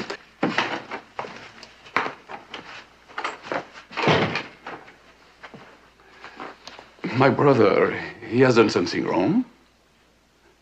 His passport, maybe. What about his passport? I have it. If you please, Sergeant. Thank you. Cleared immigration a month ago. Where's he been all this time? Right here. He moved out last night to the hotel for business. What business is he in? Jewelry. He's a salesman. That is his business. Was your brother interested in photography? He own any camera equipment? No, nothing like that. Jewelry, that is Charles' business. When's the last time you saw your brother, Mr. Smith? Well, as a matter of fact, he was here last night. I did not see him since I was at the school studying for my citizenship. I am to be American citizen, like you. Yes, it is like I said to Charles, when you live in America, you take American name. I take a good one, William Smith. It is a good name, no? I had a partner once named Smith. It's a good name. Yes, it is like I tell Charles. Charles, I say you change your name. That way you become an American. No one will think you are French, no? It is his first trip to America, first one. He came over for business, both, and pleasure. I'm afraid we have some bad news for you, Mr. Smith. My brother, he's in jail. No, sir, he's dead. Somebody killed him. Charles? Dead? Killed? He was struck by automobile. He was murdered. Mon Dieu. Charles murdered. Mon Dieu, how to say to Claude? What do we say? You cannot tell him. I cannot. I cannot.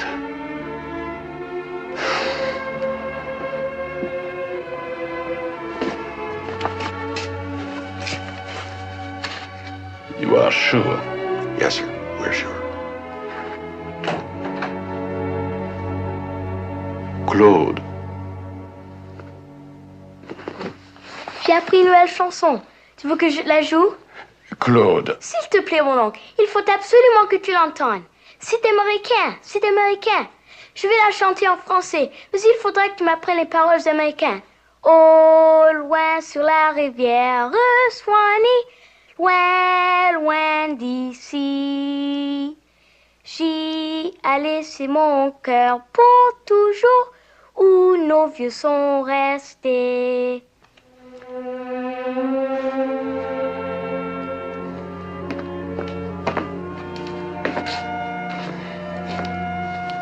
This is Claude, my brother's son. Claude, il faut que tu essaies d'être un homme. Ce que je vais te dire m'a causé une peine immense. Et ça va te faire beaucoup de peine à toi aussi. Promets-moi d'être brave, mon petit. Je tâcherai, mon oncle. C'est au sujet de ton père, Claude. On l'a tué. Il est mort.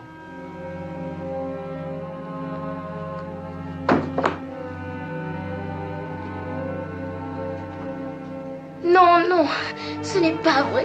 Mon père n'est pas mort. Si, c'est vrai, Claude. Ces messieurs sont de la police et nous devons leur dire tout ce qu'ils désirent savoir.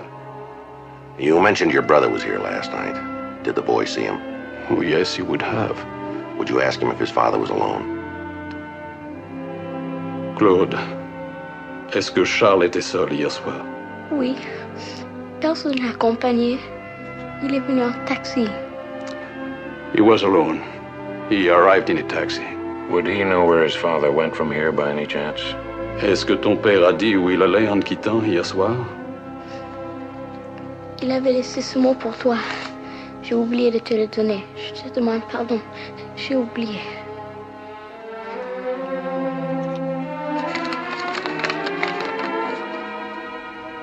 I'm sorry. It's in French.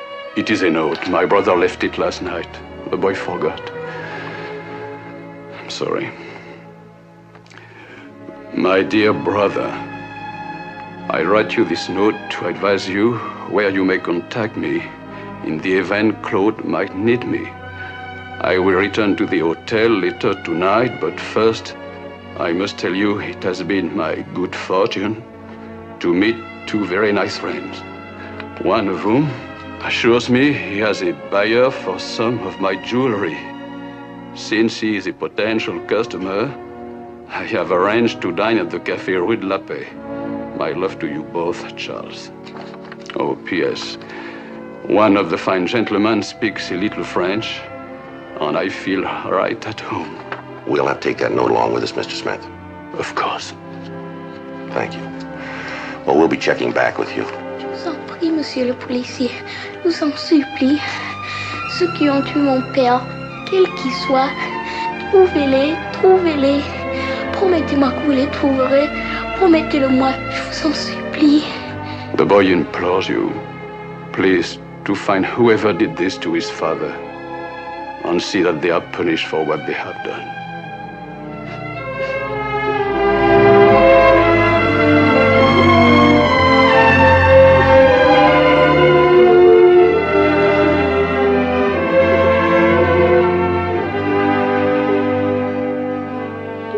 You don't have to translate anymore.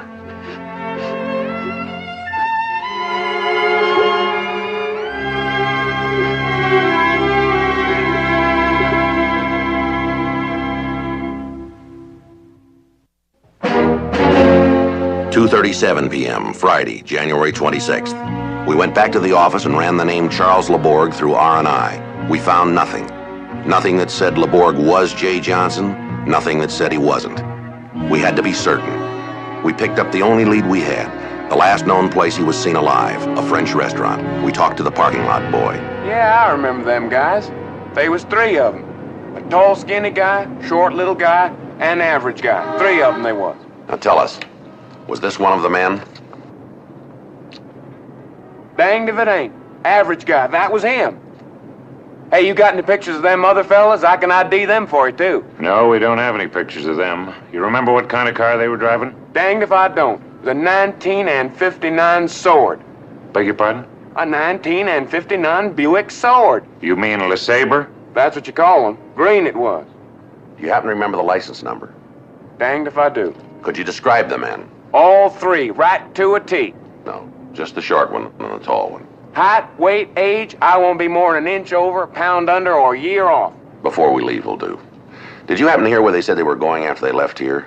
No, sir, I did not. Did they call each other by name, would you remember? No, sir, they did not. I see.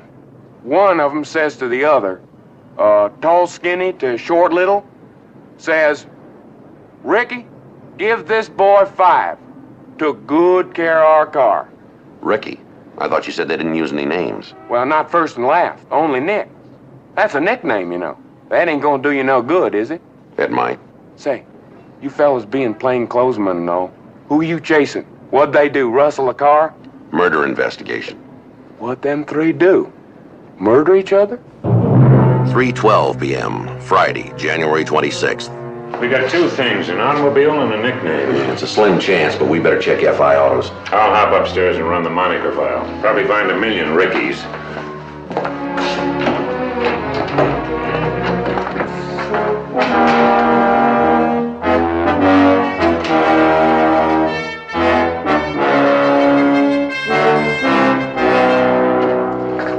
Far off, Joe. There were over 400 Rickies. I boiled it down to 58 possible. It's going to take a while to pull the packages. You do any good? Well, I came up with 8. All green Buicks, 559s and 360s. Could be any of them. This one looks pretty good here. 2 men, Mutt and Jeff. The descriptions are close. Tagged 5 months ago, failed to make a boulevard stop. Traffic officer was alert, called in for a warrant check. Yeah? Turned out they were ex-cons brought in for routine questioning. Checked with their parole officer, they were clean. What do you think, Joe? Pull the packages on these 58? Gonna take time. I know. We'll probably have to do that, too. Yeah. Meantime, maybe we can save some muscle.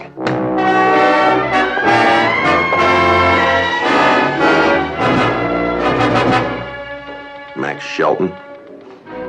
Rico Markel. Ricky. Shelton fell twice. Joliet for forgery, San Quinn for armed robbery. Look at his 5'10", Joe. This one's a real hard nose. Yeah, well, look here. Ricky's no choir boy. ADW, grand theft, chronic pillhead, busted 7 times for bar pictures. What do you think, Joe? Well, I'd say this clinches it. Look here. Suspect is known to speak some French. Parking lot boy at the French restaurant. First stop. Gannon. It's 10 after 4, Gannon. I was just on my way up, Watson. Ask Joe. He'll tell you. I'm asking you. I have to have your badge and ID. Well, I have to sign retirement forms, don't I? That's right, and we close at 4:30. I'll be up in 10 minutes. You do that. It's my wife's birthday, and I'm meeting her at 5 on the other side of town. I'll be up right away. Won't hurt a bit. Where are you going? With you.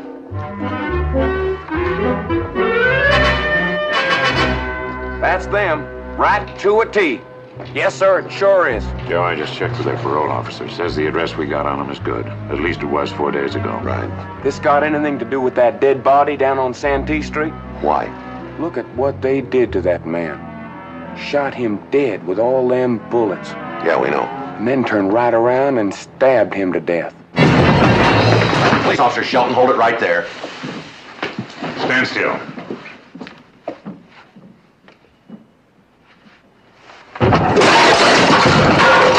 Go ahead. Pick it up. Got it. Up there. Come on, move. Over here. Found this switchblade on him, Joe. By the rust. What's it all about? An ex-con with a gun will do for a start. All right, put your hands down. Come on. What's this? Mints. Candy mints. Yeah, sure. Dollar roll of bennies, Joe. All right, now both of you listen. You're under arrest. You have the right to an attorney. You have the right to remain silent. Anything you say to us can be used against you in a court of law. Is that clear? Yeah. Okay. You're sure you understand? That's right. Neither one of us got any plans to say a word to you yo-yos. You got the message, didn't you, Maxie? They don't want us to talk. All right, Markel, in here. What are we going back in the kitchen? In there. I don't know why you're pushing me around for a lousy dollar roll of bennies. It ain't against the law to have a few bennies. Besides, I got a prescription. Same old thing. A guy gets out of stir, you gotta keep hounding him. Hey, talk to my P.O., man. He'll tell you I'm straight. I'm straight. You got nothing on me and Maxie. Nothing. But me and Maxie, we don't have to say nothing. We don't even have to talk to you. You told us. Besides, we ain't done nothing wrong. You can stand here all day and talk to me, but I'm not gonna talk to you. I don't have to. I don't have to talk to you. All right, Markel.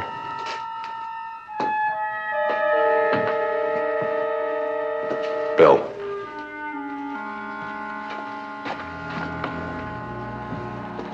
Look, you got no right to come busting in here like this. We ain't done a thing. Shut up and read.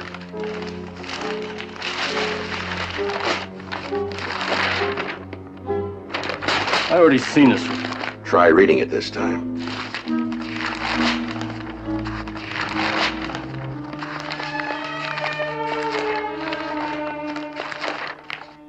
Keep reading.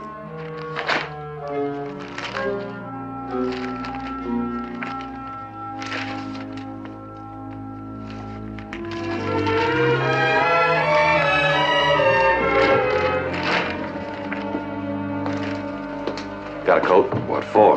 You're going downtown. I ain't gonna talk you down there either. Well, now, you don't have to. Shelton copped out, told me the whole story. Said you used the knife, you shot him 3 times, once in the right temple. Oh, come on, Maxie didn't tell you that. Said all he did was throw the mustard in Leborg's eyes. All he wanted to do was to roll him. You were geed up. You had to cut him and use that .38. Now, where's your coat? Maxie's a liar. Tell him in French.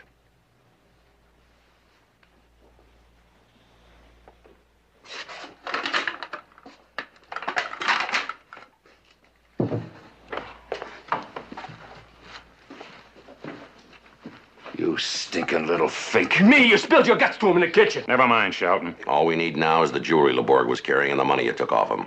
Jewelry's in that green pillow over there on the sofa, and money's over there. Look, you got the right gun, but the wrong man that used it. The switchblade, too, it was all his show. You loudmouth pillhead. That's enough. Joe, I'll call the office. Payphone in the hall. Right. Now, where'd you say the money was? Over there in that book underneath the brown shirt. It's not a very good place to hide it. Now we put it there because it got wet. It always does when you try to wash the blood off. All set? Not quite. Radio unit will take these 2 downtown. Should be here any minute. Why'd something break? Yeah, Jay Johnson. He's not working Lonely Hearts anymore. What do you mean? He's back to photo models. Yeah. 4th girl just disappeared.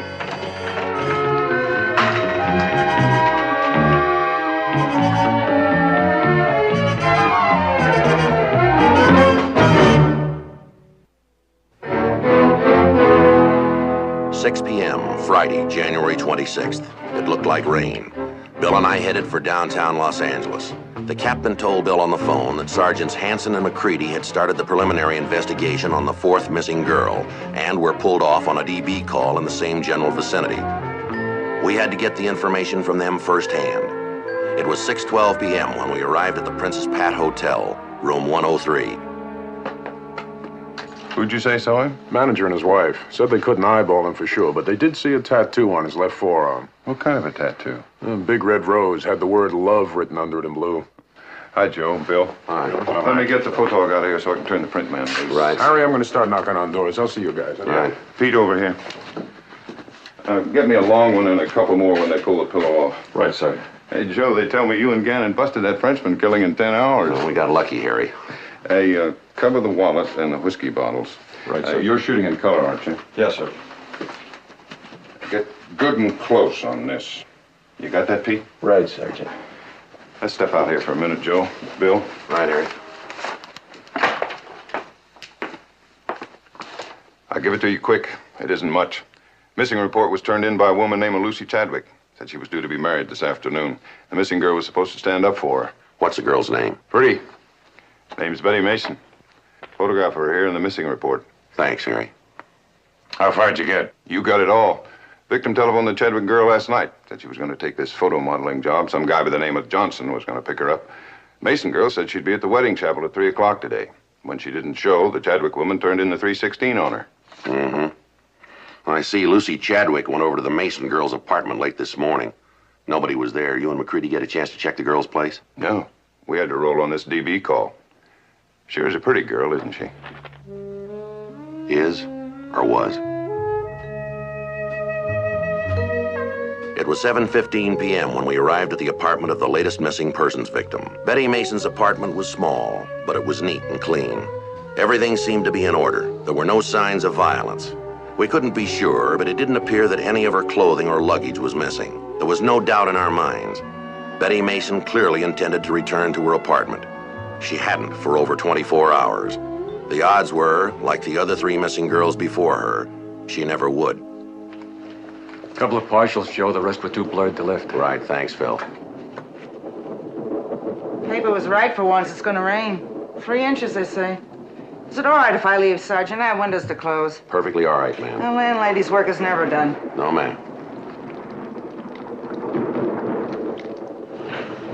I just called in. Anything? Negative. Nothing on the APBs, the bulletins? Nothing. Bill, there's got to be a loose end. Something we overlooked. This Johnson must have made a mistake someplace. I'd give a week's pay for just one little thing. Just one little thing. Bill. Yeah?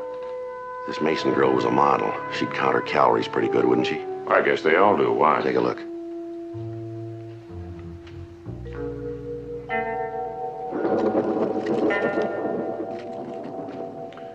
All right, we got 2 candy bar wrappers, and we figure she wouldn't eat candy. Well, somebody did. What's the difference, Joe? Those wrappers could have been there for days. Maybe, but it's not likely. She was neat. No other ashtrays dirty. The place is immaculate. Yeah? Let's take another look around.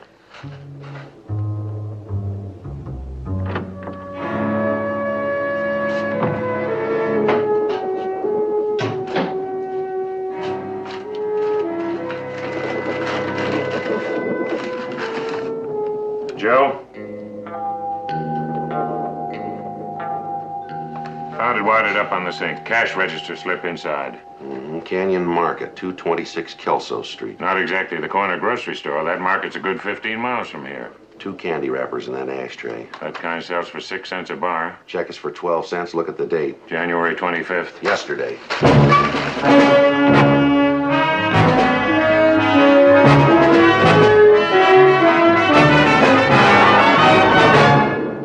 "7:35 p.m. It was beginning to rain hard. 2 candy wrappers aren't much to go on, but it was about all we had. You could write it on a piece of confetti. 4 young women were missing. We had 2 different descriptions of one suspect, or maybe we had 2 suspects. We had a name, Jay Johnson. So did 3,000 other people in the city. We were told he was a photographer. The Canyon Market could turn out to be another dead end. It was 8:26 p.m. when we got there and showed them the 2 composites. Nope. I've never seen either one of these men before. How about you, Bob?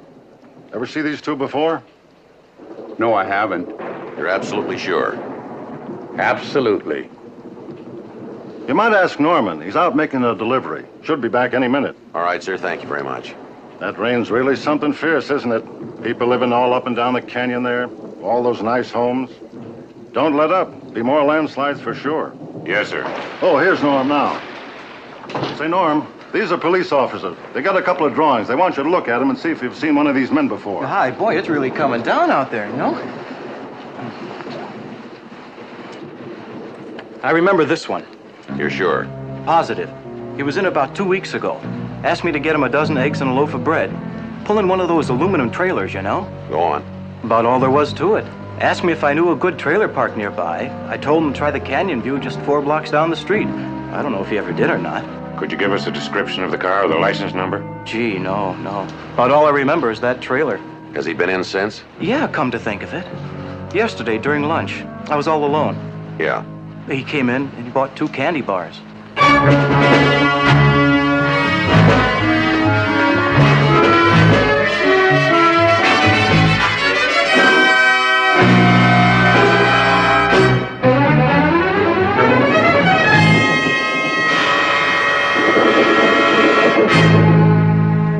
8:52 p.m. Bill and I drove over to the Canyon View Trailer Park. We located the manager's trailer and knocked on the door. Sorry, all filled up. Police officers, this is Bill Gannon. My name's Friday. Why don't you take a look at these drawings? Tell us if you've ever seen either one of these men before. Get my glasses here. Never saw this one before. This one here is Don Negler. You positive? No question about it. Don Negler.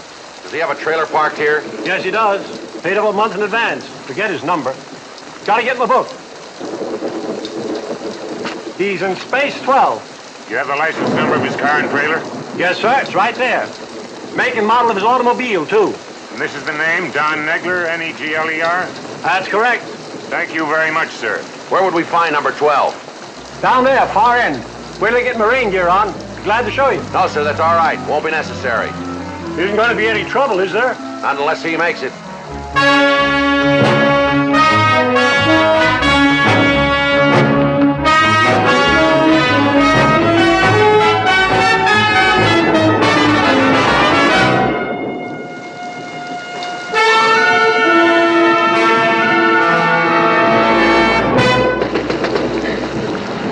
Police officers, ma'am. This trailer next door to you, the empty space. That little creep, what about him? When did he pull out, would you know? Oh, not soon enough. What a creep! Look, lady, we're trying to locate this man. Now, please tell us when he left here, will you? I don't know, about 15, 20 minutes ago. Why?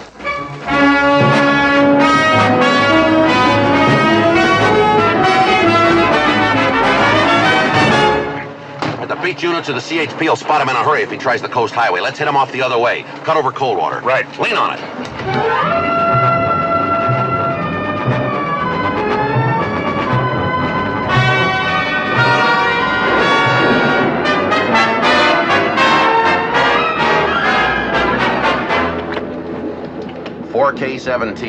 K 17, request a clear frequency, emergency. All units on frequency 6, stand by. 4K-17, go ahead. 4K-17, request immediate broadcast to all LAPD units and intercity broadcast with special attention to LA Sheriff, Highway Patrol, Beverly Hills, Santa Monica, and Culver City. Following described suspect wanted for kidnap investigation.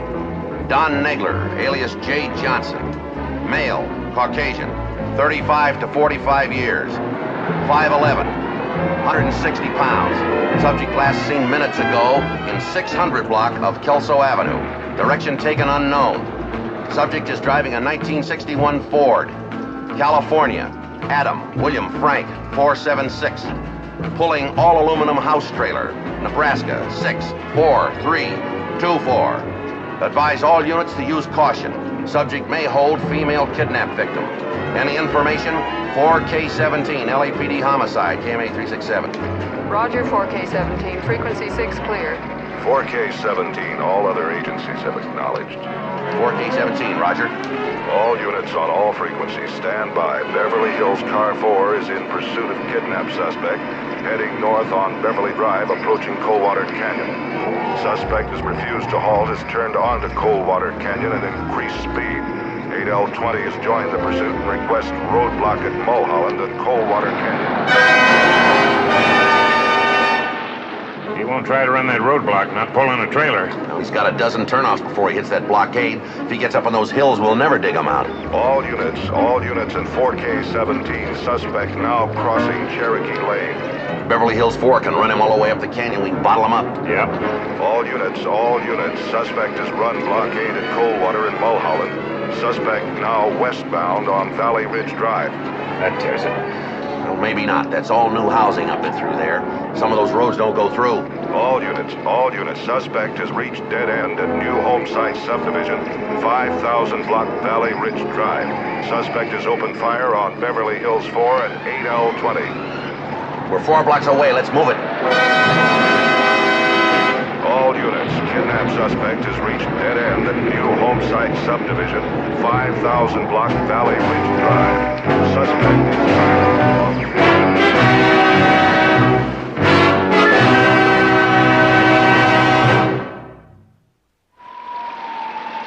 9:27 p.m., Friday, January 26th. All units involved in the pursuit of the suspect, Don Nagler, converged at a new home site subdivision just off Mulholland Drive. From the edge of the leveled-off ground to the floor of the valley below is a sheer drop of nearly 100 feet. Nagler had perched his car and trailer virtually on the edge of the plateau. Wilkins, 8L20. Friday and Gannon, homicide. He whipped his rig over there near the edge, jumped out of his car, fired 2 shots, and got into that trailer. We didn't try to return fire. Link said approach with caution. Might have a girl in there.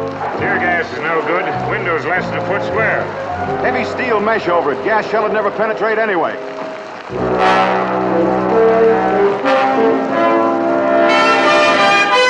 Nagler, give it up. Throw that gun out and you follow it. If you come out now, there won't be any trouble. You're not going anywhere, Nagler. Now let's do it the easy way. Come on out of that trailer and nobody will get hurt. Can you hear me, Nagler?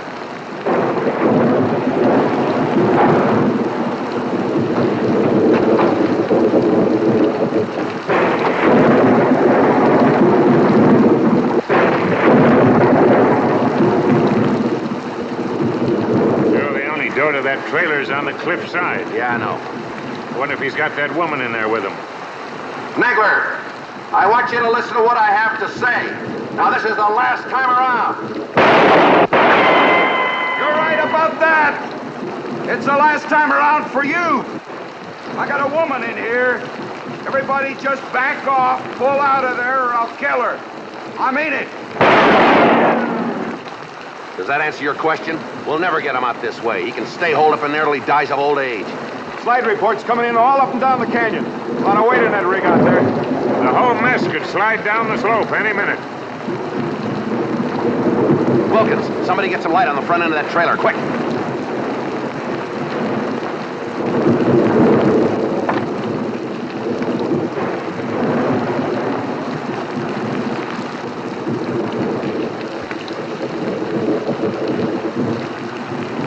Are you gonna back out of there? Or do I dump this over the side?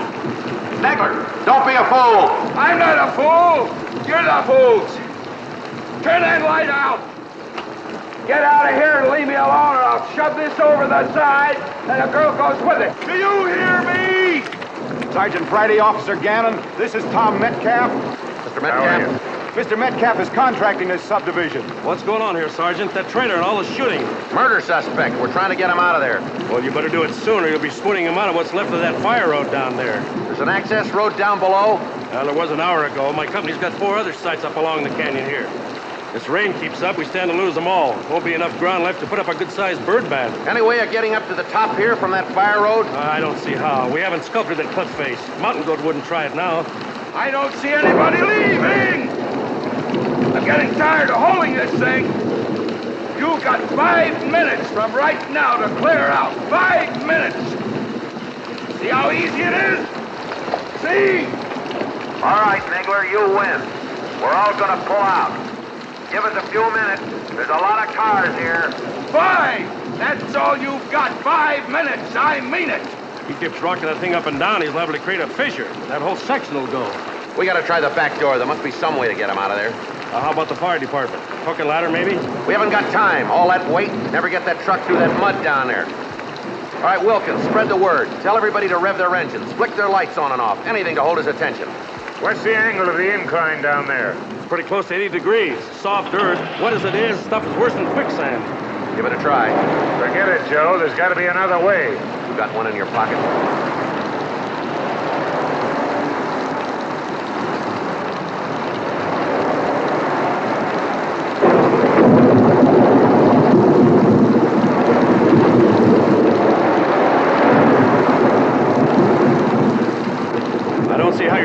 Sergeant, but here's what you've got.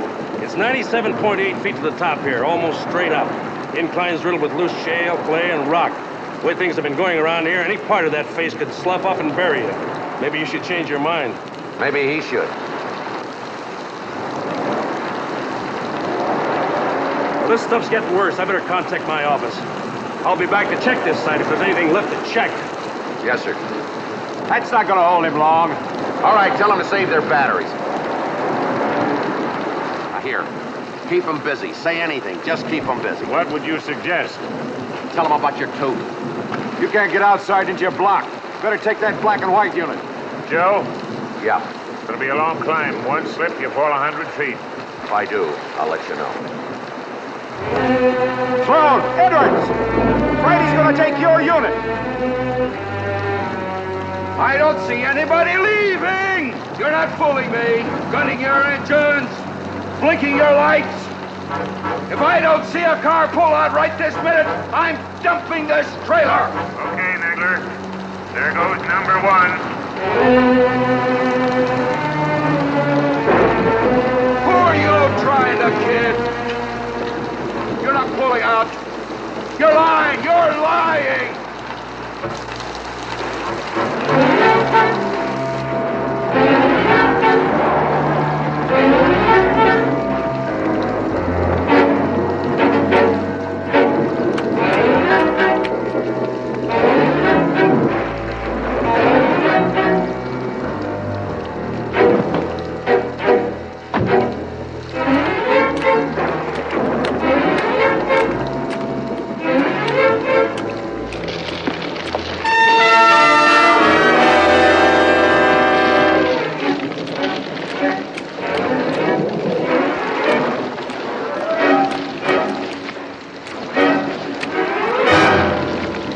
Where'd that black and white car go, huh? Where'd he go? To get more help? Is that where he went? Where'd he go? Where'd that cop go? Nigler! Take it easy, Nigler.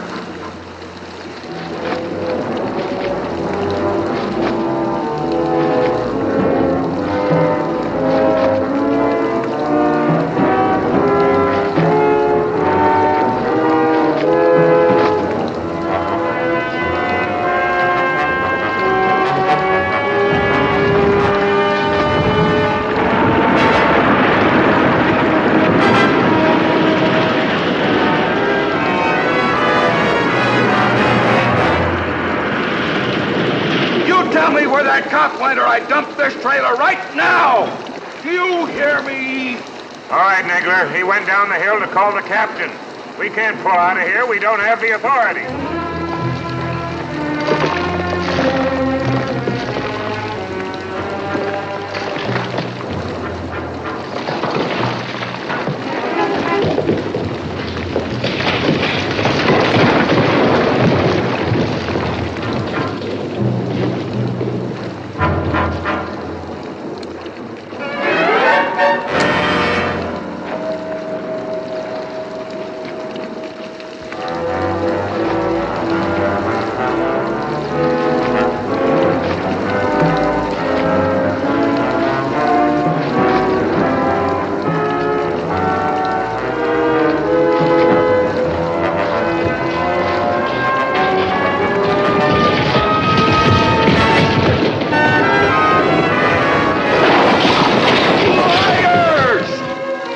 Call your captain on the radio. You all got radios. You're lying to me. Listen, Nagler, the captain's at home. We have to call him at home.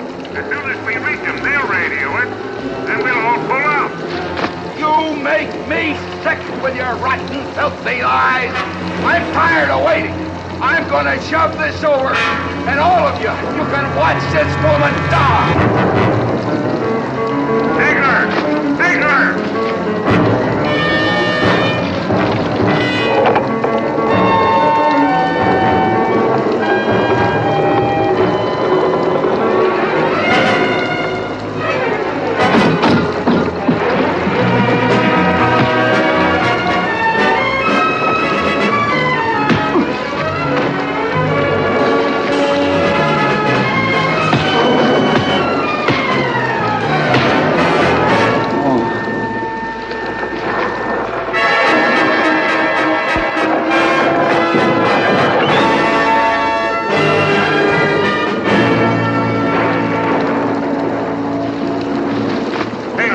I'll get the girl out of there.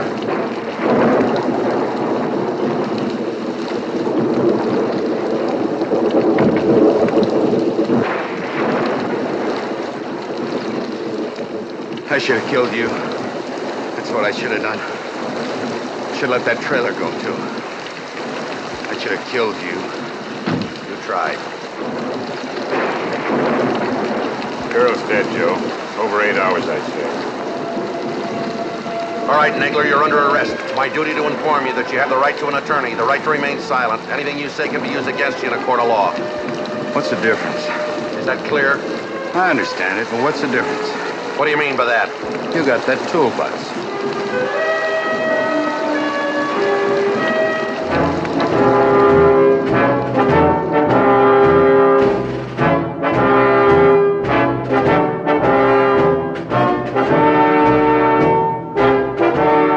Midnight. We went back downtown. We stopped by Central Receiving for medical treatment and picked up an MT slip on the suspect. Nagler was issued clean jail denims. Bill and I took him up to the 3rd floor for interrogation. When I walked into the homicide squad room, Inspector Ed Walker was waiting for me. I called SID, the electronics section.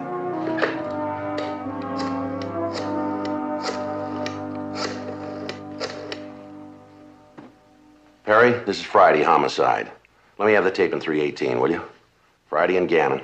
Subject's name is Nagler, N-E-G-L-E-R, first name Don, 187 PC. Right. Thanks, Perry.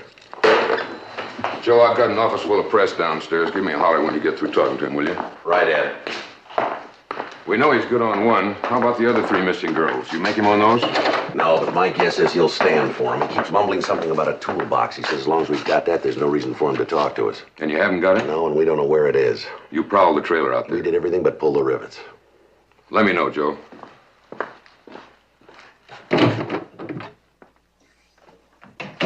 All right, Nagler, we've got the tape running. Everything we say in this room is being recorded. Fine with me. Suppose you tell us about the Mason girl. She's dead. Well, we know that, Nagler. And you killed her? I must have. She's dead. But you know all about that. You got that toolbox. Why don't you tell us about the box? What's there to tell? You got it.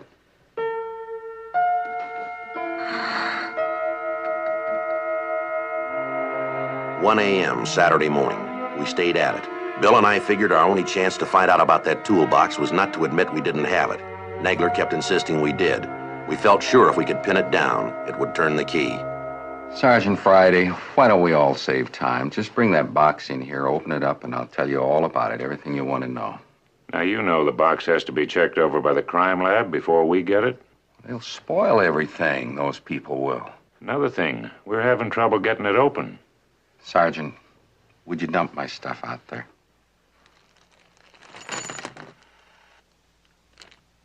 Shouldn't be any trouble to open it. There's the key. Your people aren't very smart. One other thing, Nagler.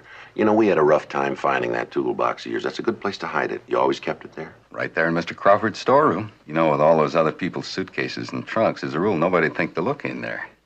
But I knew you would.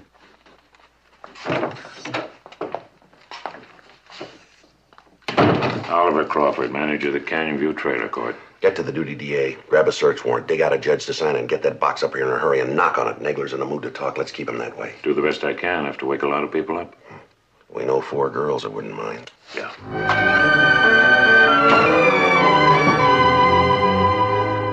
4:35 a.m. We got a break. The rain let up a little. Everybody was home, and we got the box.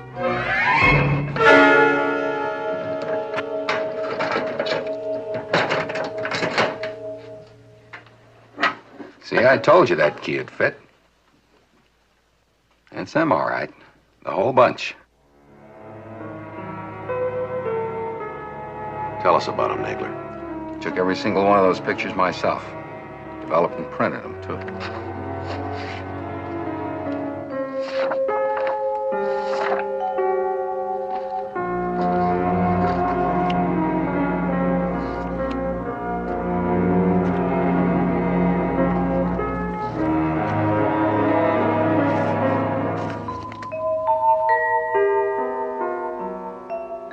Let's see now. That's Donna Wilson.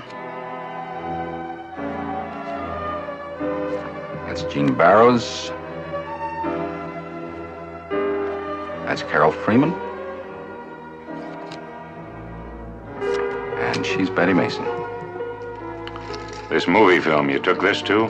That's Carol Freeman up in the canyon. All these pictures, Nagler. When did you take them? Do you remember? Oh, sure. Just before I killed him. Show you right where I buried him. No trouble at all. All right, Nagler. One more question. Why did you kill him? I don't see why I have to tell you that.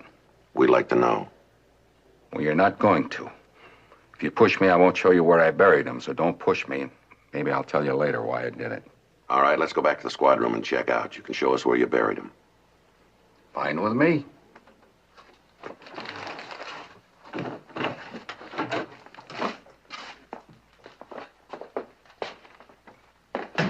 Sergeant, I wonder if I could ask you something. What's that? In that envelope with my stuff there, that candy bar, could I have it?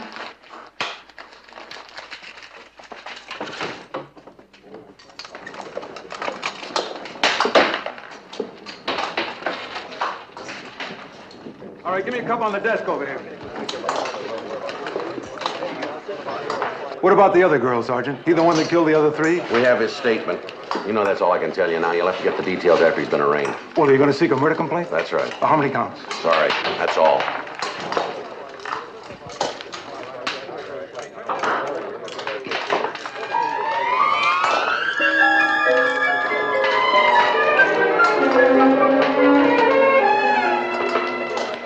Sergeant Friday? Yeah, Nagler. I'll tell you now. Tell you why I did it.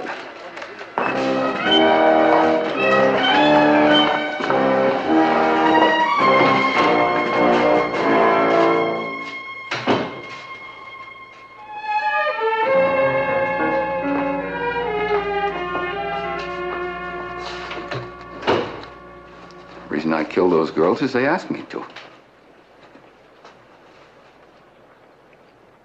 They did. All of them. They asked you to? Sure. They said they'd rather be dead than be with me.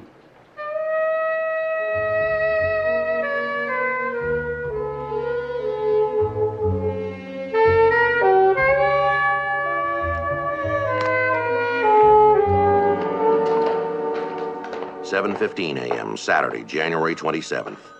Negler showed us the various locations up in the Hollywood Hills where he had buried the 3 women victims. SID and the coroner's office completed the investigation at the scene.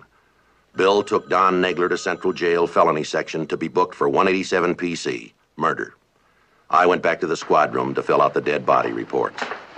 Where's your partner? Oh, he's downstairs booking a prisoner. He should be up in a minute. That's good. Badge and ID. Badge. ID. Call box key. Call box key. Be right up to sign those papers. Nope. This time we brought them to you. Just sign right there, please. Keep closing checks right there on top. Sorry about being a little late. Late? Why, no. There's nothing I like better than spending the weekend here.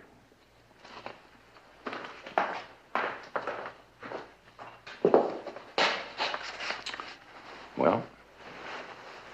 Well? Been a real pleasure. If I'm ever up around Carmel, I'll look in on you. Do that, Joe.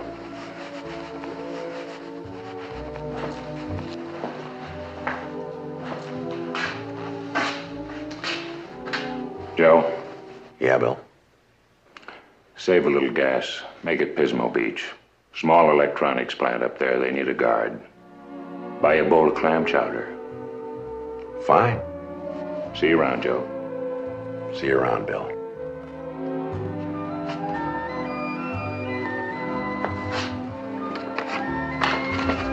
Fits real good now, don't it? No, it doesn't, Melvin, but I have to eat.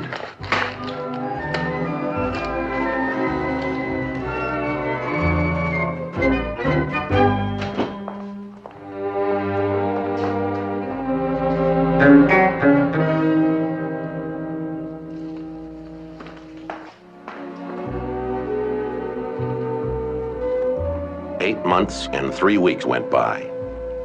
I received my orders to report to the P&F ward at Central Receiving for my annual physical.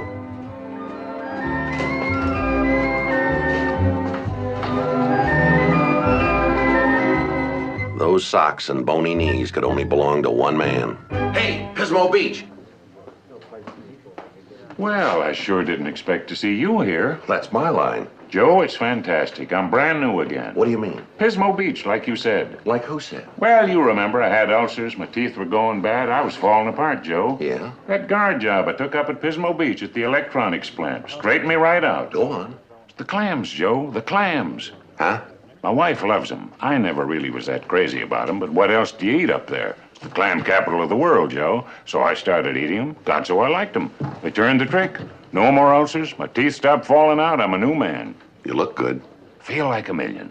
You gotta get started on clams, Joe. Look what they did for me. Doc Sebastian says I'm a cinch to pass my physical this time. Talked to the captain yesterday. Got my old job back in homicide. Skipper says I can even join up with you again if I want. I was afraid of that. Only one more thing to pass, Joe. My blood. And I know I'll pass that. I wouldn't be too sure. What do you mean? I doubt this place has ever run a test on pure clam juice.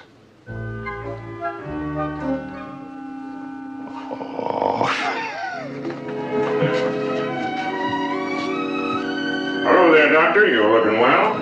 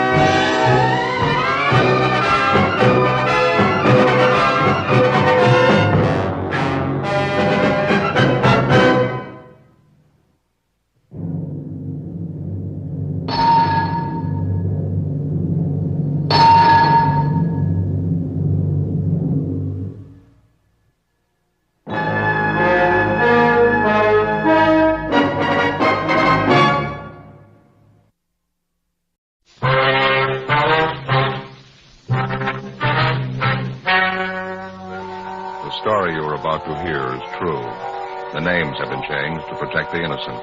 Fatima Cigarettes, best of all king-size cigarettes, brings you Dragnet on both radio and television.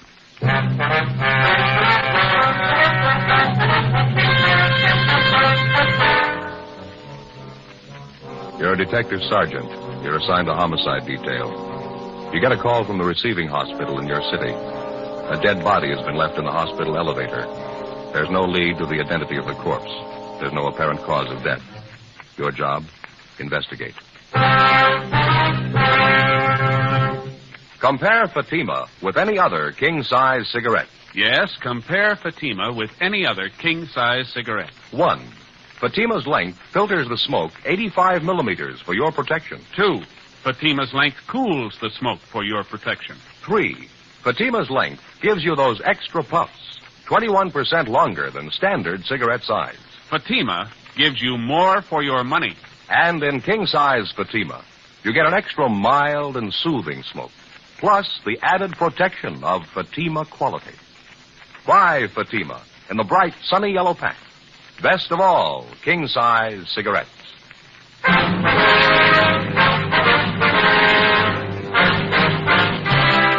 Dragnet, the documented drama of an actual crime.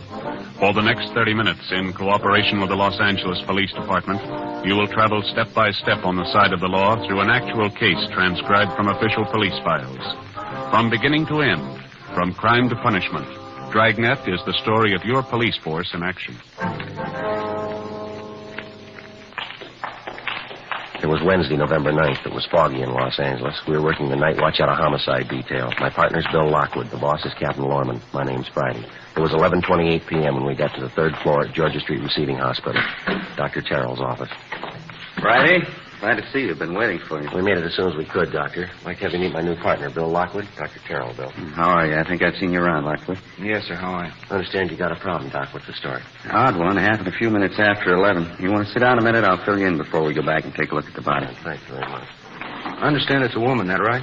Yeah, Grace Morgan. She's a night nurse on duty. She told me she was sitting at the desk checking over some patients' cards. It was about 5-10 minutes after 11 when she heard the elevator come up. Mm-hmm. She heard the elevator stop and the doors open. Kept on checking the cards there, didn't pay any attention to it, and then she realized nobody got out of the elevator. She looked up, and the elevator doors were still open. She saw this young woman slumped over in a wheelchair sitting there in the elevator. The woman was alone, was she? That's right. The nurse went over and wheeled her out of the elevator. The woman was wearing a nightgown, a bathrobe over that. She was unconscious. Nurse called me. The two of us took the woman into a treatment room. I examined her. She was dead. Any indication how long? The body was still warm. She'd only been dead a short time. Any idea of the cause of death? I noticed a couple of abrasions on her right shoulder, another one in the right temporal region. Not positive, but I don't think any of them were severe enough to cause death. No other markings at all? No, she seemed to have been in good physical condition. Noticed a strong smell of alcohol, though. Could be she'd been drinking. Is the nurse pretty sure the woman came up the elevator alone? Possibility one of the attendants might have brought her up? No, I checked with the attendant on duty down the first floor lobby, Ray Collins. He didn't bring her up.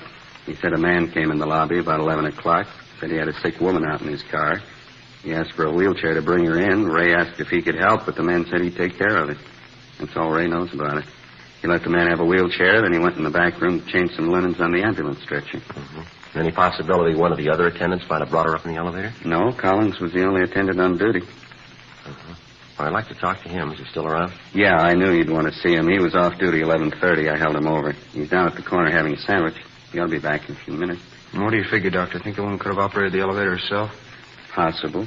Not too probable, though. It's a self-operating elevator, automatic. Mm-hmm. Someone could have wheeled the woman into the elevator, pushed the button for the third floor, and then stepped back. Would have taken her straight up. Yeah. The nurse is sure the elevator didn't go back down after it got up here, huh? Positive. She heard the elevator doors open. They stayed that way. She kept waiting for someone to come out, and that's what attracted her attention. So how about identification? Did the woman have a purse with her or anything like that, Doc? No, all she had was what she was wearing, nightgown, slippers, and bathrobe. Let's go back and have a look. I'll show you. Okay, thank you. You say the only markings on the body are those abrasions on the shoulder and the forehead. Yeah, that's right. And you don't think that's why she's dead? You any ideas at all? I wouldn't want to say, Lockwood. Strange one. Going to have to wait for the autopsy. Well, how about the wheelchair the woman came up in, Doc? Where's it now? Back here in the same room with the body. I gave notice it wasn't to be touched. I knew you'd want to check. Oh, fine. In here. All right to smoke in here? Yeah, sure. Fine. Want a cigarette? No, thanks. Bill? No. Over here on the table. Nurse put the woman's clothing over there. Nightgown, slippers, bathrobe. Oh, I see. Seems to be a fairly young woman. I'd say in her early 30s. Nice-looking girl. Well-groomed. Knows her hair, her fingernails. Well-kept. And bruise there on her head. Took a pretty good blow to cause that, wouldn't you say? Yeah, might even be worse than it looks. Hard to say right now. Other abrasions I was telling you about, right here along the clavicle, seem to be fairly distinct. 3 or 4 of them. That's all of them, huh? That's it. Like I say, we'll know more after they post the body. Take a look at the clothing over here. Want to check over the bathrobe, Bill? Yeah. There's no label here. Size marking, though. Size 34. Just an ordinary rayon nightgown. Seems to be fairly new. It's not damaged. Nothing on the bathrobe, Joe. Both pockets empty. No visible markings. Manufacturer's label here. Fairly common trade name. Laundry marks? No, none showing. We can have the crime lab check them over. How about the slippers? No, it's the same. Nothing. You fellas want me to notify the coroner? No, we'll get it, Doc. We have to call in for the crime lab crew anyway. It looks like a rough one. We don't even know what we've got. I can't figure it. If somebody murdered the woman, why'd they bring her here to die? Yeah. If she was sick or hurt and they were worried enough about it to bring her here, why'd they want to get rid of her? Leave her alone in an elevator. Yeah. Doesn't make sense. Somebody's got something to hide. Sure could use a lead. Man puts her on the elevator and sends her up 3 floors. Don't know who she is, how she died. Don't even know where she came from. Well, there's no choice. We'll just start at the beginning. Yeah? Ground floor. 11:52 p.m. The receiving hospital attendant, Ray Collins, returned, and we interviewed him in Dr. Terrell's office. He told us substantially the same thing the doctor had told us. At a few minutes past 11 o'clock that night, a man entered the lobby of the hospital and asked for a wheelchair to move a patient up to the 3rd floor. Collins stated he gave the man the wheelchair. The man refused his offer of assistance, and Collins went on about his work. He didn't see the patient. He didn't see any car parked outside, and he was able to give us only a partial description of the man himself. A male Caucasian, about 35 years old, short, heavy build, dark hair. The crew from the crime lab arrived and began their investigation. The body was photographed and fingerprinted, and the wheelchair was also dusted for prints. The clothing was packed up to be taken downtown for further examination. After the men from the crime lab left, Bill Lockwood began a canvass of the immediate neighborhood for possible witnesses. Meantime, I checked with the rest of the hospital personnel and the patients. They could tell me nothing. 12:30 a.m. I met Bill back at Dr. Terrell's office. How'd you do, Joe? Any luck? Well, I talked to the nurses and some of the other attendants. They couldn't help any. Checked with the dispatcher on incoming and outgoing ambulances. Nothing there. What about you? No good. Most of the business places around here are locked up. Talked to the newsboy down at the corner. He was about the only one in the street. He didn't see anything. Sure going slow, isn't it? Might give Bergman a call, see if he's got the woman's prints classified yet. How about the coroner? Show up yet? Yeah, I think he's in there now. Yes, ma'am. Give me station 2557. Yeah, that's right. Latent print. Hi, let me talk to Bergman, please. Right. Yeah, Dean, Joe Friday. No, we're still over at the hospital. You do any good on those prints? Uh-huh. Yeah, that's what we figured. How about her prints? Okay, Dean, thanks. Yeah, right. Well, we're still batting 1,000. What do you say? They make her prints? Nothing in records on her. Dean's going to send along a set to Washington, see if they got anything. What about the wheelchair? Any prints there? Well, the nurses and Doc Terrell's, that's all. We figured on that, didn't we? Lousy luck. Sure is. I checked with missing persons while you were out. There's nothing there either. Well, that about finishes up here, huh? Yeah, we better get back to the office. Joe? Yeah, Doc. I think I got something for you here. Yeah? Nurse at the switchboard got a call a minute ago. Man's voice wanted to know the condition of Carla Cheswick. Nurse checked the list of patients, didn't find anyone by that name. The man insisted she's here. The nurse asked him what time the woman was admitted to the hospital. He told her 11 o'clock tonight. Yeah. The man said, I know she's there. I brought her myself.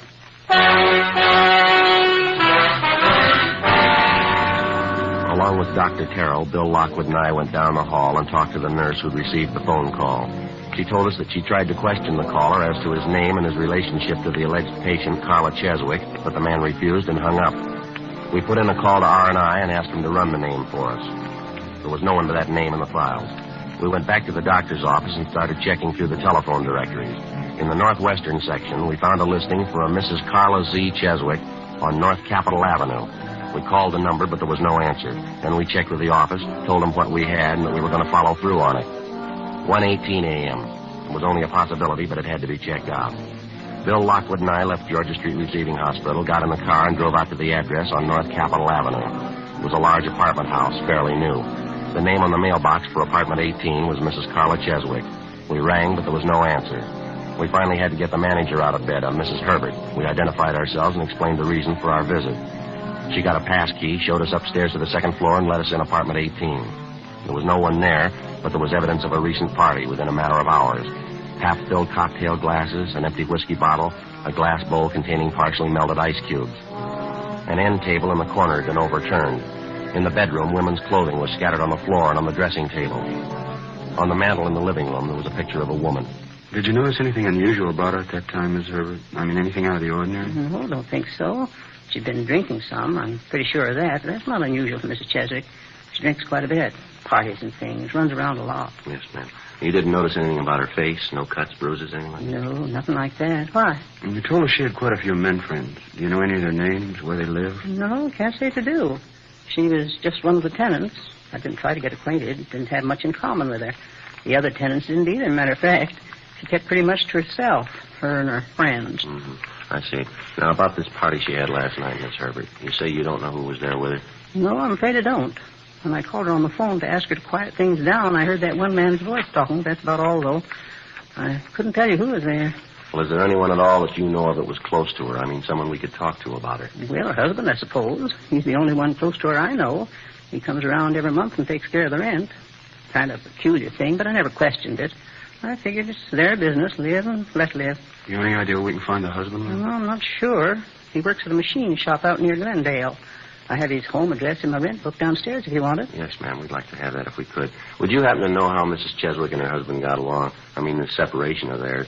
Was it friendly, or did they still quarrel quite a bit? No, as far as I know, they got along all right, as long as they didn't have to live together. Poor Mr. Cheswick, I feel sorry for him.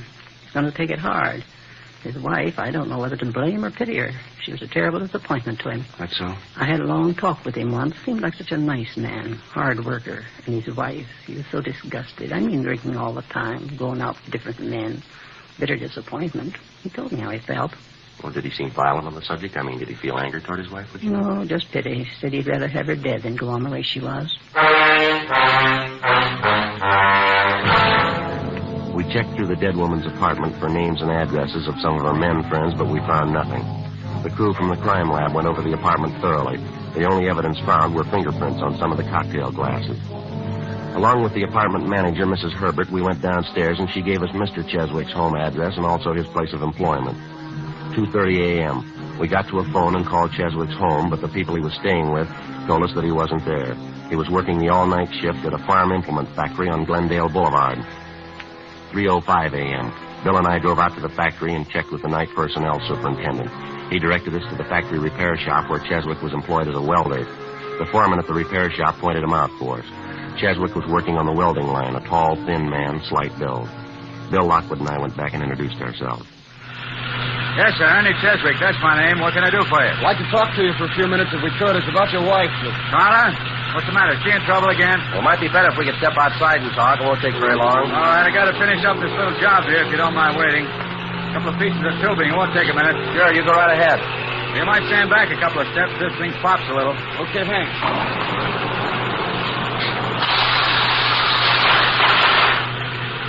Too much oxygen. Have to light it again. Yeah, that does it. Don't look at the flames, Joe. Bad for your eyes. Yeah, I know. They're sure in their money, don't they? Yeah, they seem to. A lot of work. Finish in a second here. Okay, that's got it. Now, what's this about my wife, Sergeant? What's the matter? We understand you're separated from her, Mr. Cheswick. Yeah, that's right. About a year ago now. I finally gave it up as a bad job. Wasn't anything I could do for her. Nothing anybody could do for her. Hopeless. Well, when's the last time you saw her? First of the month. Went by to pay her rent. Dropped in to say hello, that's all. I stay away as much as I can. No good bum, that's about all you can say about her. Shame to admit I was even married to her. Why do you ask, anyway? Your wife's dead, Mr. Cheswick. Huh? Yes, but she died late last night. Found her at Georgia Street Receiving Hospital. Oh. Guess I've been expecting something like that. I can't feel sorry. It's probably the best thing for her. How'd it happen?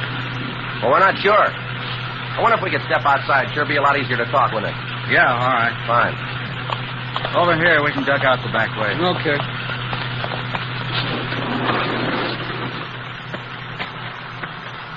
say they found her at Georgia Street, huh? What was it? She in an accident? Officer, it doesn't look like that. We're going to have to wait for the coroner's report.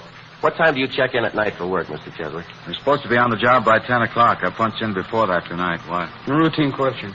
I suppose the men around the plant will vouch for you. You checked in at 10 and you've been here ever since? Yeah, that's right. You can ask any of them. What's the pitch? You think I had something to do with it? Carla getting killed? Well, we didn't say that, Cheswick. Your wife's dead, and we have to check on all the leads, all the possible suspects. Well, I don't know how it happened, but I didn't have any. I lived 9 years with her. Lousiest 9 years of my life. Booze, parties, going out all the time. She wasn't a wife. She didn't know what the word meant. I understand she's been running around with different men lately. Do you happen to know any of them? No, I don't know. I couldn't care less. Stupid dame, Sergeant. That's the easiest way you can let her off. I tried to make a go of it. Wasn't any good. I worked for her, tried to give her everything she wanted. Didn't make any difference. Yeah? She's a bum. Some of them must be born that way, a bum dame. I could have killed her. I had reason enough to. I didn't. How about your wife's drinking habits? She do most of it at home, or did she go out to bars? Always at the bar. Only one place she ever went to. Place on 8th and Rosewood, right on the corner. Went there all the time, 6, 7 nights a week. She'd hang over the bar all night. I'd like to put up with that for 9 years, huh? Drinking, going off somewhere on weekends. How come it lasted that long, Cheswick? I don't know. I guess I should have had my head examined. Just a bum. I figured I could change her. Kept trying. Never worked out. After the drinking, she'd have these terrific headaches. It'd make her sick. I'd stay home from work and take care of her, wait on her hand and foot. She always made promises, nothing but a liar. As soon as she got well, she'd start it all over again. Same thing. Yeah. Just a bum, a tramp. No good at all, no good. She's a tramp, no good tramp. Cheswick? Mr. Cheswick, is there anything we can do? Carla. She's dead. Carla.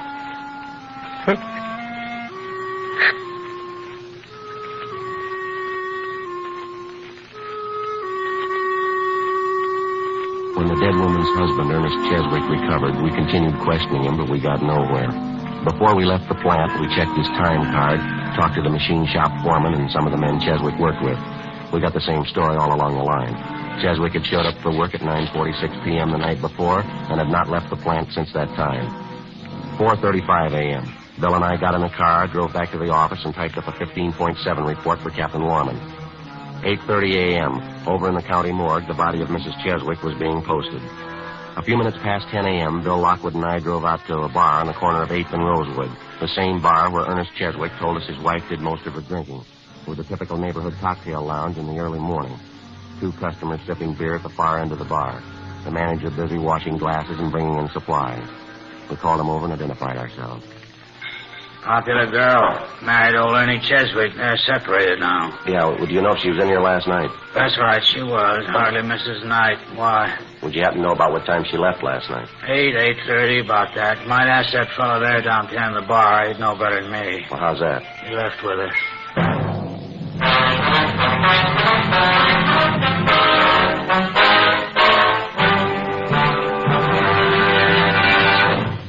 You are listening to Dragnet, authentic stories of your police force in action. To show our confidence in Fatima, we make this money-back guarantee. Buy a pack of Fatimas. Enjoy Fatima quality, extra mildness, and superbly blended tobaccos. If you're not convinced Fatima is better than the king-size cigarette you're now smoking, just return the pack and the unsmoked Fatimas by August 1st, 1952, for your money back plus postage. Fatima, Box 37, New York 1. Prove Fatima quality yourself. Compare Fatima with any other king-size cigarette. 1. Fatima's length filters the smoke 85 millimeters for your protection. 2. Fatima's length cools the smoke for your protection. 3. Fatima's length gives you those extra puffs, 21% longer than standard cigarette size. Fatima gives you more for your money. And in Fatima, you get an extra mild and soothing smoke, plus the added protection of Fatima quality. Ask your dealer for Fatima in the bright, sunny yellow pack. Best of all, king-size cigarettes.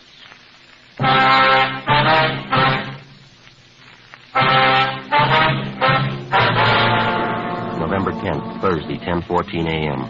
The manager of the cocktail lounge pointed out the man at the end of the bar who was supposed to have left the place shortly after 8 o'clock the night before with the dead woman, Carla Cheswick. Bill Lockwood and I went up to the man, identified ourselves, and questioned him briefly. He appeared tense and highly nervous. He told us his name was John Gable, an assistant sales manager for a downtown jewelry concern.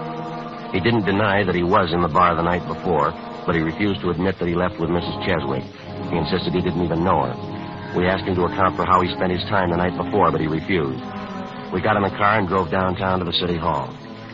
While Bill took the suspect to the interrogation room, I stopped by the R&I counter and had to make a run on Gable. He had no previous criminal record. I called the morgue, but there was no report on the autopsy yet.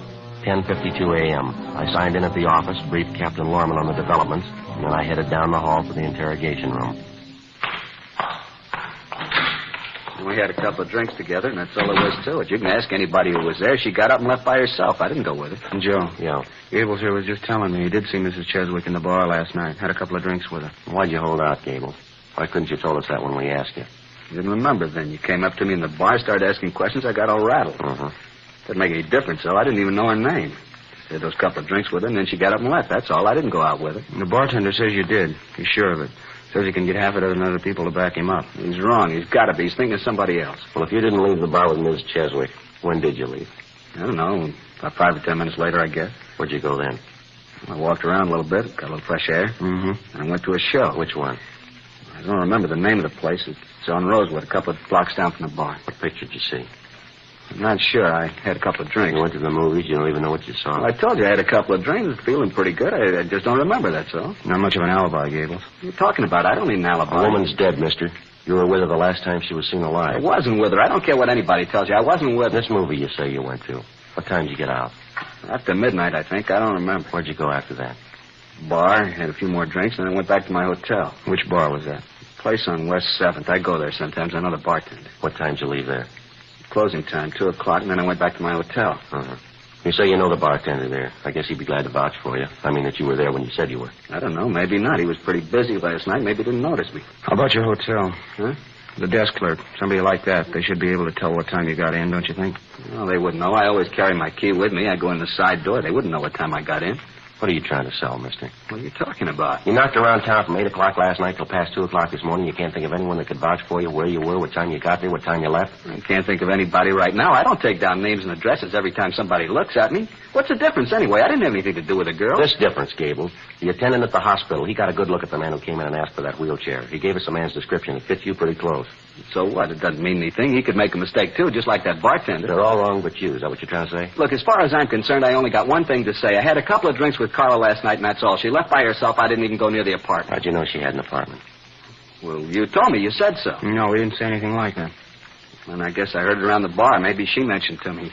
Yeah, that's probably it. Why don't you come off it, Gable? Come off what? I don't even know what you're getting at. We want a straight story, and we're not getting it. You told us you didn't even know the Cheswick woman before last night. You didn't even know her name. That's right. Then why'd you say Carla just a minute ago? You said I had a couple of drinks with Carla. I say that? That's what you said. Maybe I just hadn't remembered. I was drinking quite a bit, talking to her. Maybe I just remembered it. Won't do, Gables. Story doesn't hold water. How about it? I don't know. I was drinking quite a bit. A lot of things I don't remember. How about giving it to us straight? What do you remember? I thought about it all night. The more I went over it, the worse it got. I just couldn't remember. I knew what it would sound like in court. I couldn't tell it that way. You couldn't tell what? I didn't kill her. I didn't even touch her. You got to believe that. Yeah. I left the bar with her about 8:15, 8:30. She invited me up to her apartment. She was pretty well gone. Had quite a few drinks. Mm-hmm. We got there and had some more to drink, and then Carla got up and started for the kitchen to get some more ice. She tripped, I think, stumbled a little bit, and then she fell down. I think that's the way it was. All right, go on. She tried to get up, and then she fell again. Wasn't a bad fall, though. I figured she just passed out. Got some cold towels, ice water. I tried to bring her around. It wasn't any good. She was white as a sheet. I got scared. I didn't know what happened. What'd you do then? I don't remember. I just kept trying to bring her around. I don't remember any of it very well. I don't even know why she fell down. You think you could have hit her, Gables? You think maybe that's why she fell down? No. I don't know. I don't think so. I don't think I was mad at her for anything. I think we were having a pretty good time. I just don't remember, that's all. I'm not sure about any of it. Lousy booze, no good at all. Did you kill her, Gable?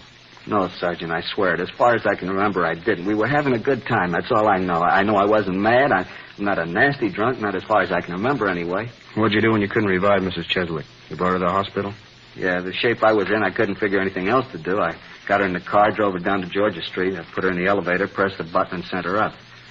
I'm a married man, you know. I didn't want any scandal and didn't want to get involved. You didn't kill her. Is that what you want us to believe? I don't know what to tell you. I don't remember. If I killed her, I think I'd know it. I'm sure I would. I just don't remember. I'll get it. Mm-hmm. Interrogation room, Friday talking. Yeah, Arthur. That's so. Just a second. All right, I got a pencil now. Go ahead. Uh-huh. Mm-hmm. Are you sure? How was that? I see. No possibility, huh? Yeah, I see. Okay, Arthur, thanks a lot. Yeah, sure, we'll pick it up later. Bye. Bye. Yeah, Jim? Coroner's report. Just finished the autopsy. It's all right, Gable. Huh? It's all right. It's all cleared up. What do you mean? Well, you're free to go if you like. We're not going to hold you. What's the pitch, Joe? Coroner's report. Primary cause of death was a massive cerebral hemorrhage into the ventricle. Could have been a blow on the head, couldn't it? You figure that could have done it? No. Secondary cause was a brain tumor, a big one. Coroner says she's had it for years. Must have caused her a lot of pain. Probably would have counted for the drinking. And the tumor brought on the hemorrhage. That's what's killed her. That's it. Coroner says erosion of the blood vessel by brain tumor. Probably grew, caused pressure on a blood vessel, finally gave way, caused a hemorrhage, and that killed her. And she just died. That didn't have anything to do with it. She died and I didn't kill her. Yes, sir, that's right. You're free to go if you want. Thank God. You know, officers, I'll tell you the truth. I didn't know the answer. I didn't know if I killed her or not. I really didn't. Drinking so much, I came to, and there she was dead. I didn't know what happened. I really didn't. I didn't know the answer. Now, you're one up on us, Gable. Huh? We thought we did.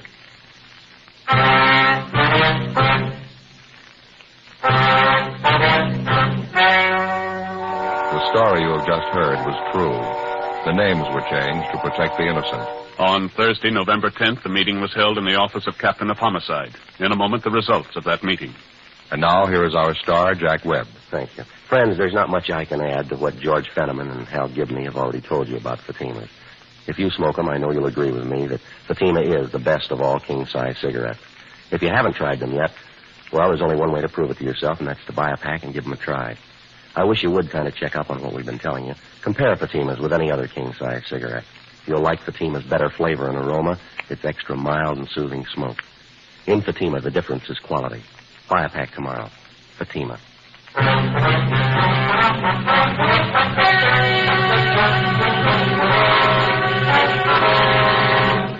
With the filing of the official autopsy report by the county coroner, John Gables was cleared of all charges. He was released from custody immediately. The death of Mrs. Carla Cheswick was listed as due to natural causes by the coroner's jury. Ladies and gentlemen, last year's traffic death toll was 37,500, a 7% increase over 1950.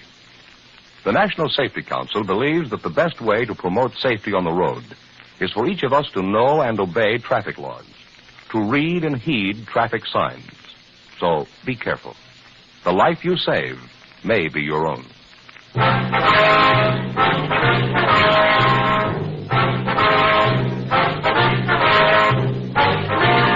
Just heard Dragnet, a series of authentic cases from official files. Technical advice comes from the Office of Chief of Police W.H. Parker, Los Angeles Police Department. Technical advisors Captain Jack Donahoe, Sergeant Marty Wynn, Sergeant Vance Frazier. Heard tonight were Martin Milner, Vic Perrin, and Gwen Delano. Script by Jim Moser. Music by Walter Schumann. Hal Gibney speaking. Fatima Cigarettes, best of all king-size cigarettes, has brought you Dragnet, transcribed from Los Angeles.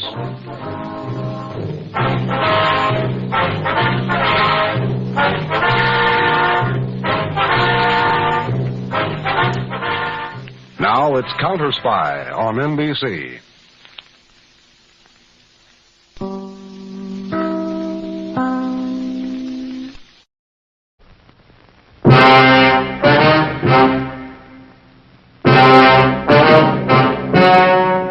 Ladies and gentlemen, the story you are about to see is true. The names have been changed to protect the innocent.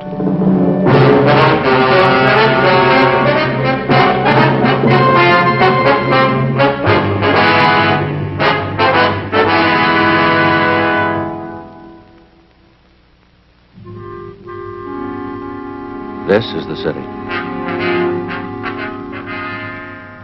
Like a great many coastal towns, Los Angeles has a wide variety of beaches.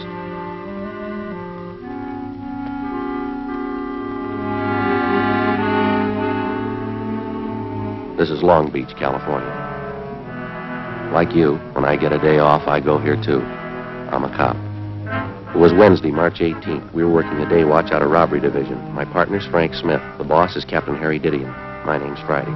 We'd gotten a report that a holdup man we'd been after for months had been located. The report said he was armed. We knew he was dangerous. We had to get him.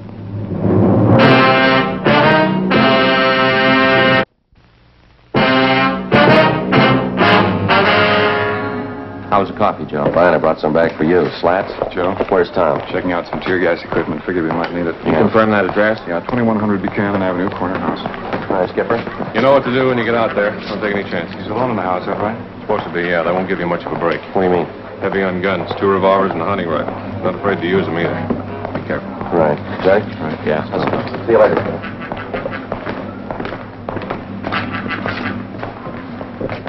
Well, it's a long haul, huh? Hope this washes it up. Hunting rifle and 2 revolvers. What do you think, Joe? 18 robberies in 3 months. You know the guy as well as I do. Yeah. What's your guess? His name was Hoffman, George R. In our files, his criminal record dated back to high school days. Petty theft, grand theft auto, burglary, armed robbery. His record included 2 terms at Preston School of Industry and 1 at San Quentin. Hoffman's latest campaign was a 3-month run of armed robberies. We tried everything we knew to stop him, but it wasn't enough.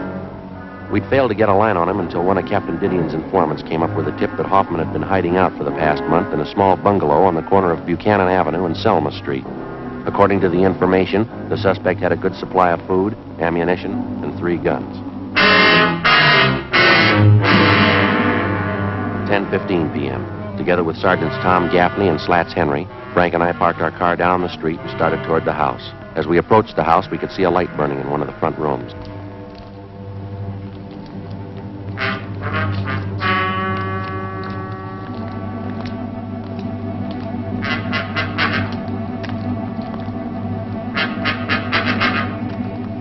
All right, Slats, you and Tom want to cover the back? Right, Joe. Let's go, Tom.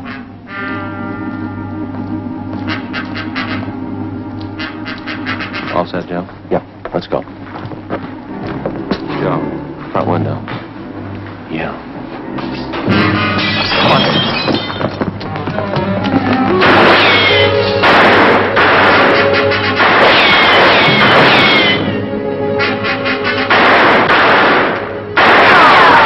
All right, Hoffman, come on out of there. Give it up. What do you think, Joe? I don't know. We got to get him out of there. Hoffman, What do you want, Tom? I'm telling you, throw those guns out and you follow them. I ain't coming out. You try coming in, I'll blow your head off. I ain't coming out. All right, lob one in there.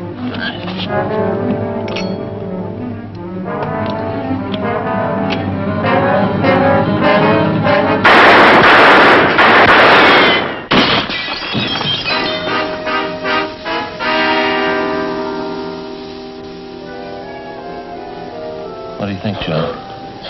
We'll come out.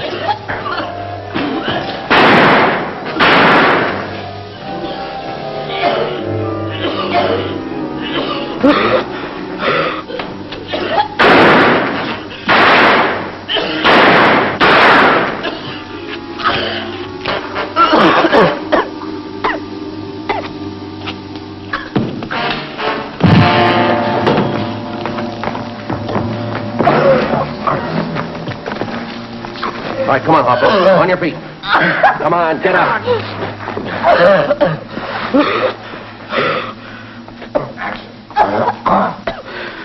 You didn't have to use gas. You didn't have to. You didn't give us much choice, mister. You got him, huh? That's right. Well, we'll check the house, Joe. All right, Slat. See you back at the car. Who told you? Who gave you the tip? What's the difference?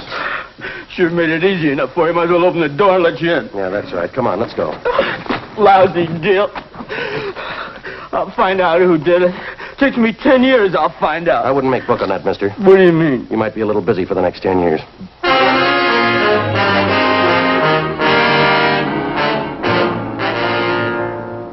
George Hoffman was taken downtown and booked on suspicion of robbery. At a special show-up, he was identified by more than a dozen of his robbery victims. Between his arraignments and his preliminary hearings, we worked together with the district attorney's office in lining up witnesses and preparing the evidence against the suspect. We figured we had an airtight case. Hoffman's trial in Superior Court was set for May 14th.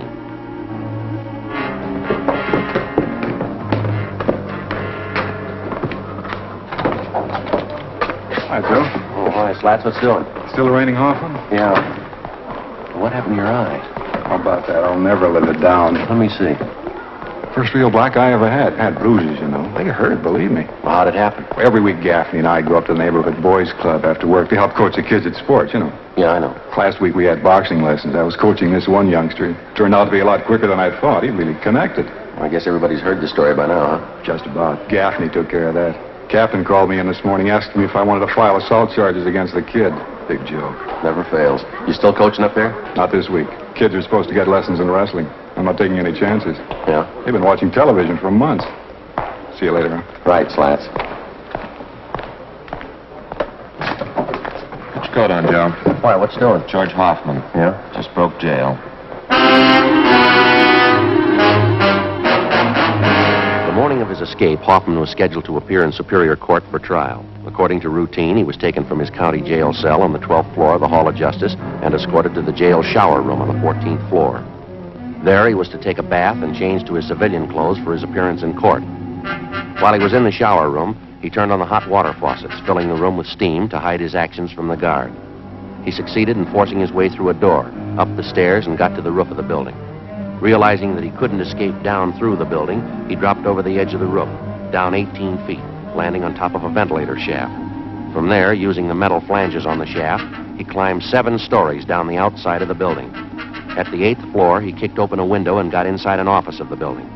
He slugged a bailiff who tried to stop him, and then he ran down the remaining flights of stairs into the street and disappeared into the crowd.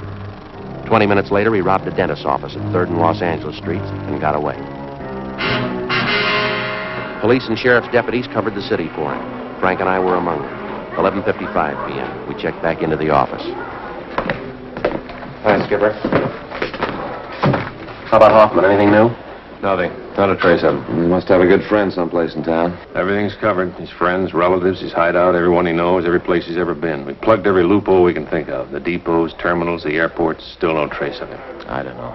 Sure is a strange one. No stranger than climbing down the side of a building. Did you check that story out, Captain? It's the truth. Apparently Hoffman planned the thing out pretty carefully. Well, how do you mean? The sheriff's men talked to some of the prisoners in the jail. They said Hoffman was practicing for it since the day we put him in there. He'd work out 5 to 6 hours every night, building up his hands and fingers. Well, how'd he do that? He used the upper bunk in his cell. He'd hang from the edge of it with the tips of his fingers. He'd do it for hours, pulling his body up and down. He made little grooves in the wall, dug his fingertips into them. Prisoners say he got so he could hold himself up like that 10 minutes at a stretch. It's pretty amazing. Robbery, did he? Yeah, Little John, I sent him out about 10 minutes ago to relieve you. Should be there any minute. Right. What about our schedule, Skipper? As far as I know, we'll go all night on this. Sheriff's office is the same. Uh-huh. You two were relieved at 11:30. Better check back in here at 5:30 a.m., okay? Right. Hot shot, I'll get it.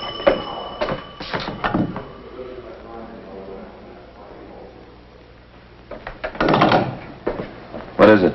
Drugstore holdup. They think it was Hoffman.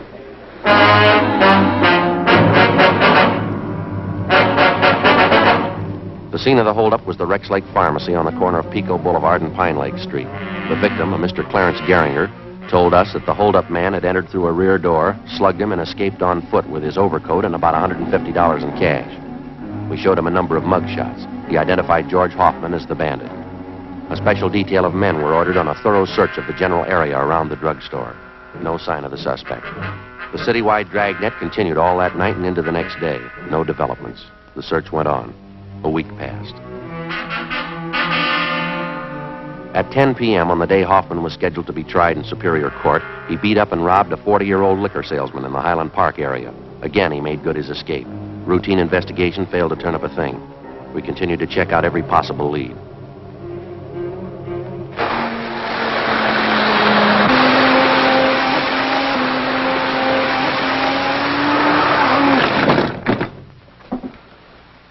Look at that. That's a bad one. Yes, sir, it sure is. That pretty little mess is going to cost me 15 brownies. Brownies? Brownies, railroad demerits. Oh. Gee, now I won't be able to go to the convention in Cleveland. They won't let me in. Oh, that's too bad. That's all right. I ain't got the money to go anyhow. Yes, sir. Now, this fellow you say you saw last night, Townsend, are you sure it was Hoffman? You betcha. I saw his picture in the paper when he climbed down and escaped. I don't say I'm positive it was him, but I'm dandy on faces. Maybe the whole system was out of kilter. Oh, there's a good reason for it, of course. The whole railroad just needs a complete overhauling. Way overdue. Wonder if you'd mind checking through these pictures, Mr. Townsend. Well, not at all.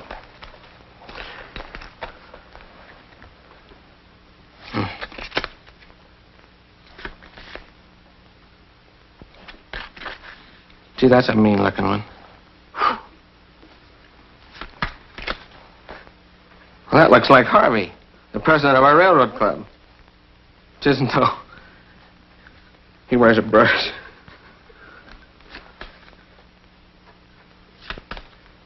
That's the one. That's him. Am I right? Yes, sir, that's Hoffman. Do you happen to know where he's staying? Yes, an auto court on Royal Oaks Avenue. He's been there for a month. Say, Sergeant, if you find out it really is this Hoffman, don't tell Mrs. Cox at the auto court. It'd just break her heart. That's so? She's sort of an amateur detective. She thinks she knows faces better than I do.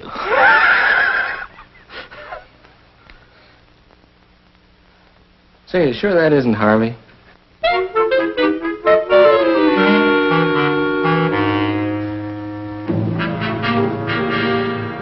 After we left Roy Townsend, we called the office and filled them in. Captain Didion called Pasadena and notified them.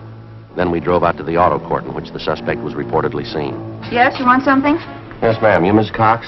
Yeah, I'm the manager here. If you want lodgings, we're all filled up. You might try the Golden Eagle straight down the street there. We're police officers, Mrs. Cox. Could you hold that up a little closer? Yes, ma'am. Oh, yeah. Do you have a man named Hoffman staying here? Hoffman? No, I don't. Got a Hoffmeyer, though. Sure that's not it? Wonder if you'd look at this picture, please. Could you hold that a little closer, please? Yes, ma'am. Could you get a little closer? Well, I'm afraid not, ma'am. Oh, could you step out here, do you suppose? Thank you. Do you recognize him? Yeah, but his name's not Hoffman, it's King. Number 23. He's not in, though. Left about an hour ago. That's so? Yeah. I guess he won't be back for another hour.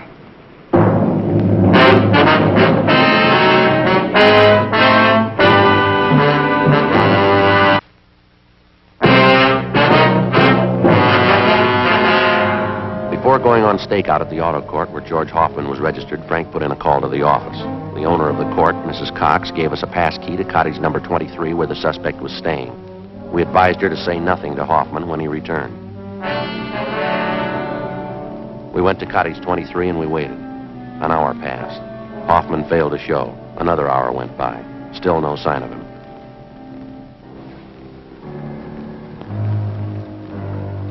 What do you think, Joe? I don't know. Way overdue. You think he might have been tipped? I don't see how. Miss Cox is the only one that knows we're here. No, she wouldn't have any reason to tip him. All his stuff's here, all his clothes. Yeah, well, relax. We've had longer waits than this. Yeah. Joe? Yeah.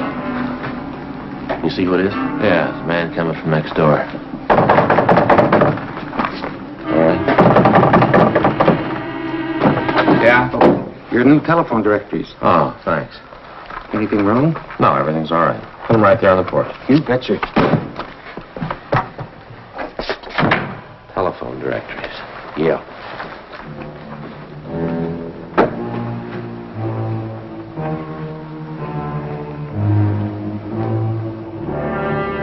We checked with the office. No word. At 5:30, we were still waiting. You know, I was just thinking, Joe. Yeah? What about? That fellow Townsend has all those trains. Must be a great hobby, electric trains. It runs into money, doesn't it? It's pretty expensive. I was going to talk to Fay about it. It's real educational. My little boy would get a big kick out of having his own train. Well, don't you think he's a little young? He's only 3 years old, isn't he? Yeah, but I could put it together for him, show him how to run it. Yeah, sure.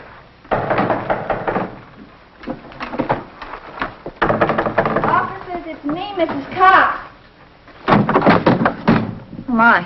Oh, I'm sorry, Miss Cox. Yeah, well, I'm sorry to bother you, but your office just called. They wanted me to give you this. All right. Thank you very much, ma'am. Hope everything's all right. Yes, everything's fine. Thank you. Well, I'll be in my office if there's anything you want. Yes, ma'am. Thank you. What is it? It's from Didion. Yeah. We just picked up Hoffman 10 minutes ago.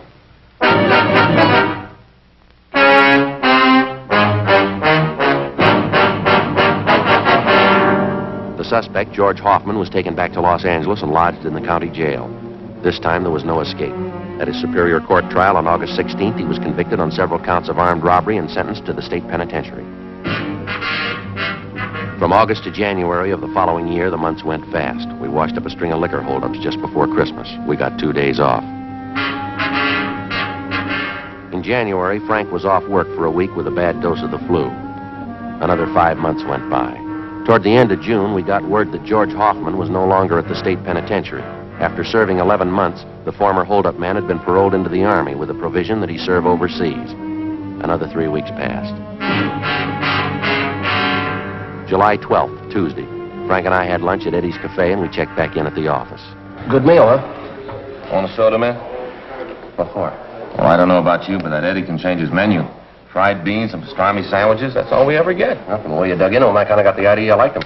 Well, I like them, sure, but eat too much. Look at me. 3 sandwiches and 2 plates of beans. No wonder I can't eat dinner. All right, Joe.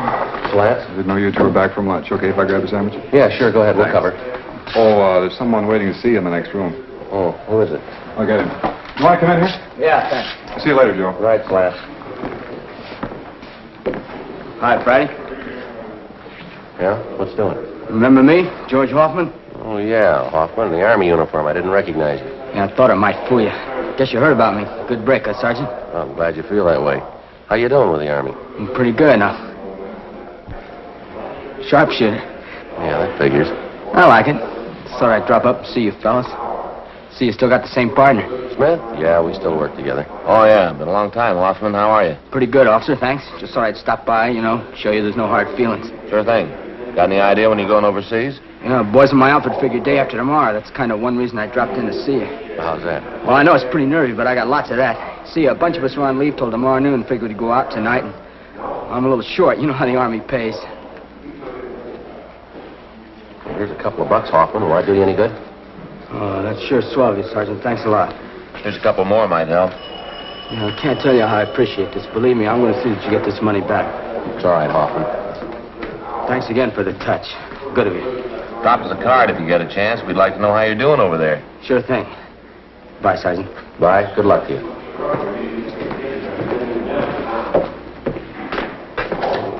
Thanks again for the money. Don't mention it.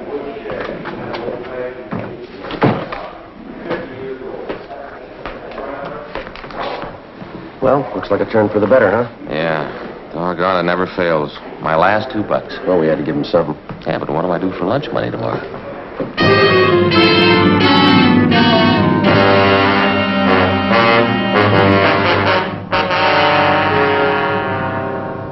$2 p.m.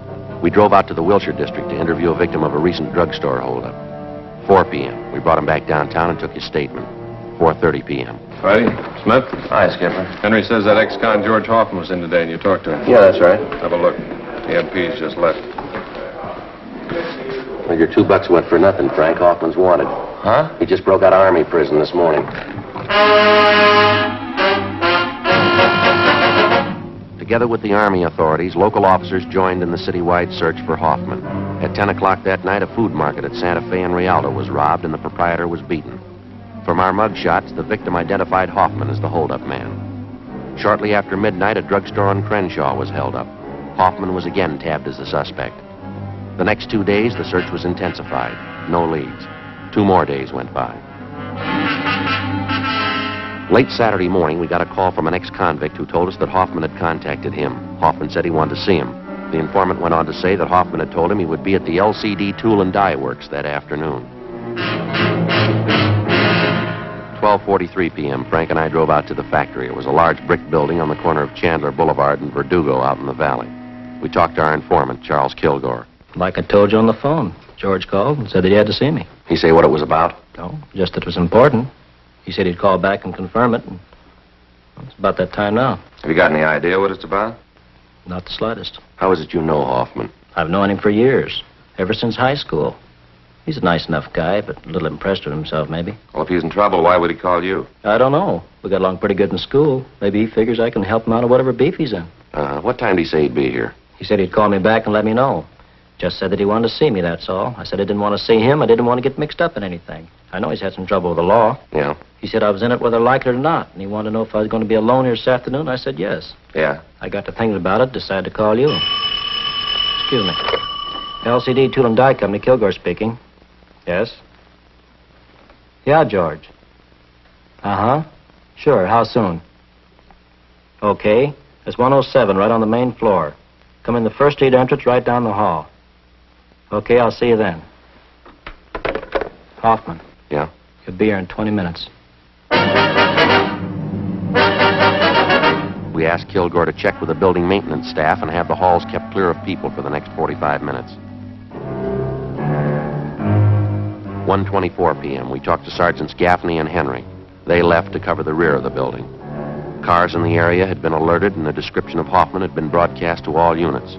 In the event they saw Hoffman, they were to keep him under surveillance, but not to attempt to apprehend him. We waited. 1:30 p.m.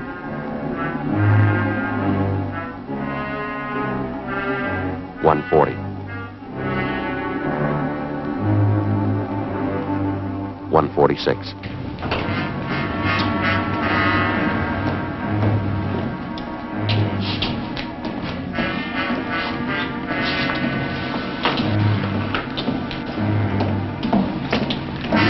All right, hold it up, Hoffman.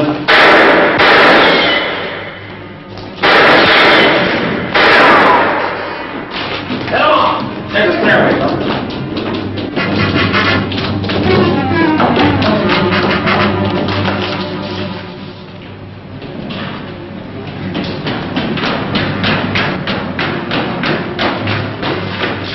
I'll head him off this way, Joe. All right, Slats, careful.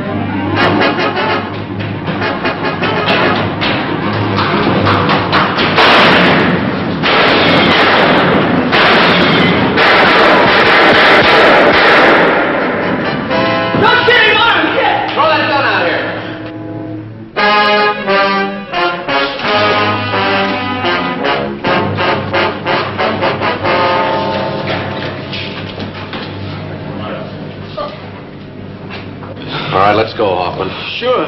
What good's it gonna do you? I already proved it. I can break jail anytime. I proved it twice. Well, you're going right back in again. What's that prove?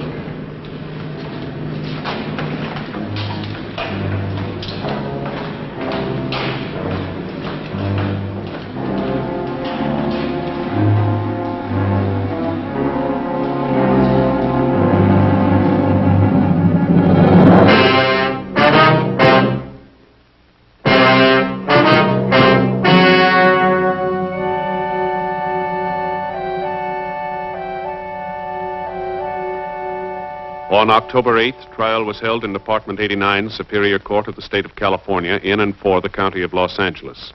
In a moment, the results of that trial.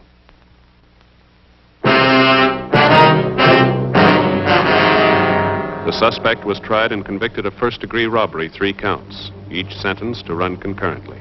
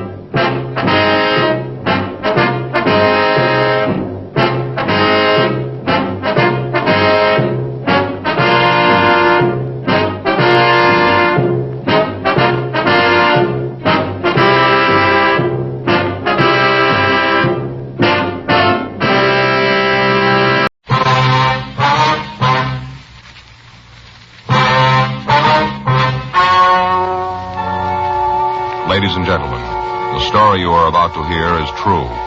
The names have been changed to protect the innocent. Dragnet.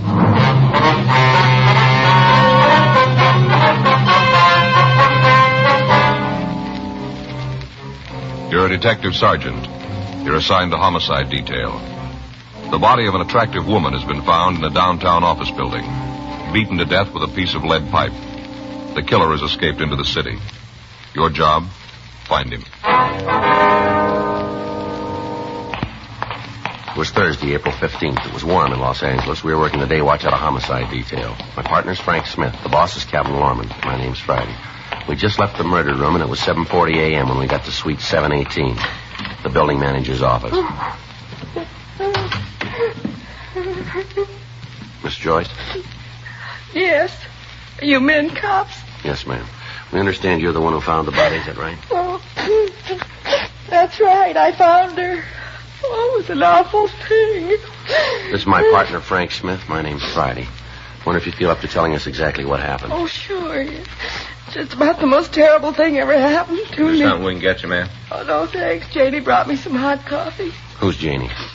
Janie Alquist, she works the first 3 floors. She brought me some hot coffee. I see. She was up here and they let her bring it. All right, Miss Joyce. Could you just tell us about it, please? Well, right from the beginning. You want to hear all about the whole thing? If you would, please. Well, I came on at 4, just like always. I punched in and came up to the 10th floor and started in. Got the things out of the closet on the 10th. Mm-hmm. Usually I start on the 7th.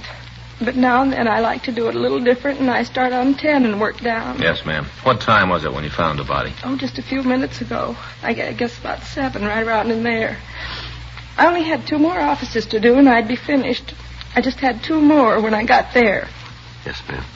If you'd go ahead and tell us about finding the body. Oh, well, I unlocked the door, and I saw the light inside.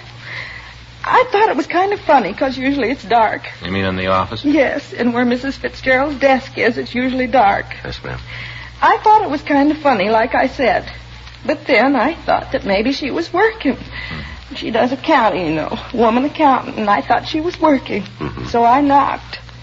I didn't just want to go right in if she was working, you know, disturb her. So I knocked. Mm-hmm. But she didn't answer. All right, go ahead, please. Well, I opened the door and went in. Right off, I was kind of sore about it. No excuse for a thing like that. No excuse at all. What do you mean? Well, didn't you see the place? Didn't you look? Yeah. Well, then you know what a mess it was. Papers all over the floor, and ashtrays spilled, all that mess, and I'm supposed to be through at 7:30. Well, I'd never have made it. Never got through on time. And that's when I saw her behind the desk. Oh, it was an awful thing. And there she was on the floor, dead. Yes, ma'am. There was no one else in the office? No. Just Mrs. Fitzgerald. She was on the floor behind the desk. And what'd you do then? Oh, I screamed. Loud as I could. I wanted somebody to come up there right away. And that was the first time I ever saw anybody dead.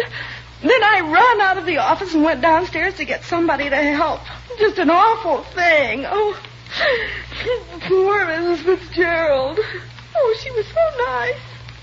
All the time saying hello when she'd come in early and I'd still be working. Oh, I think about it and I just can't believe that it's true. I just can't hardly believe it.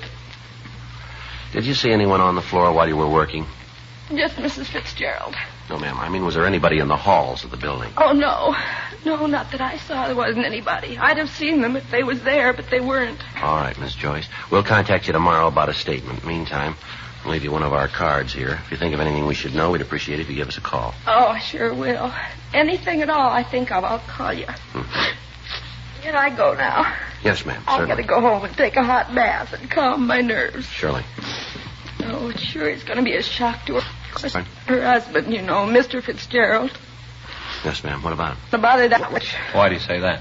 Oh, I shouldn't have said anything. Not a word. I shouldn't have told you. I'd get fired, sure. Well, if it's got anything to do with Miss Fitzgerald's death, maybe you better tell us, don't you think? Well, if you'll promise not to tell the supervisor. All right, go ahead. It gets dull just being in a big building by yourself, all alone at night when there isn't anybody around.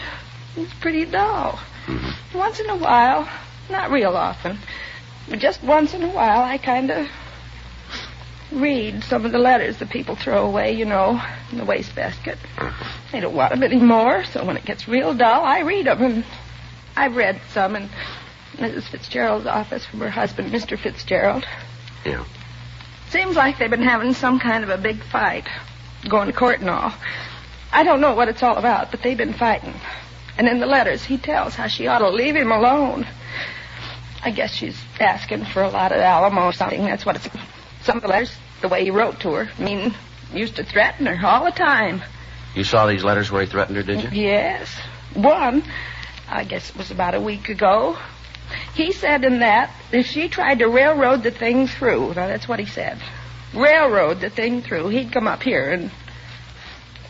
Yes, go ahead. Well, that's all there is.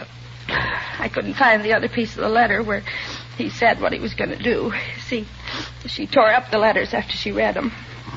All right, Miss Joyce, thank you very much. No, I hope I helped. Yes, ma'am, I certainly have. I sure wish I could have found that other piece of the letter. No way of knowing what it said. Yes, ma'am.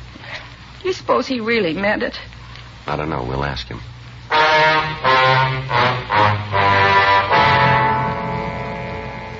By the time Frank and I had arrived at the scene, the crew from the crime lab was there. Photographs of the entire room were taken, and fingerprints were lifted from the edges of the desk, from the top of a lamp, and from the molding around the door. The murder weapon, a 15-inch section of heavy lead pipe, was booked for evidence. There was nothing we could tell from the pipe itself other than the fact that it was the murder instrument. It was a plain piece of 3/4-inch pipe.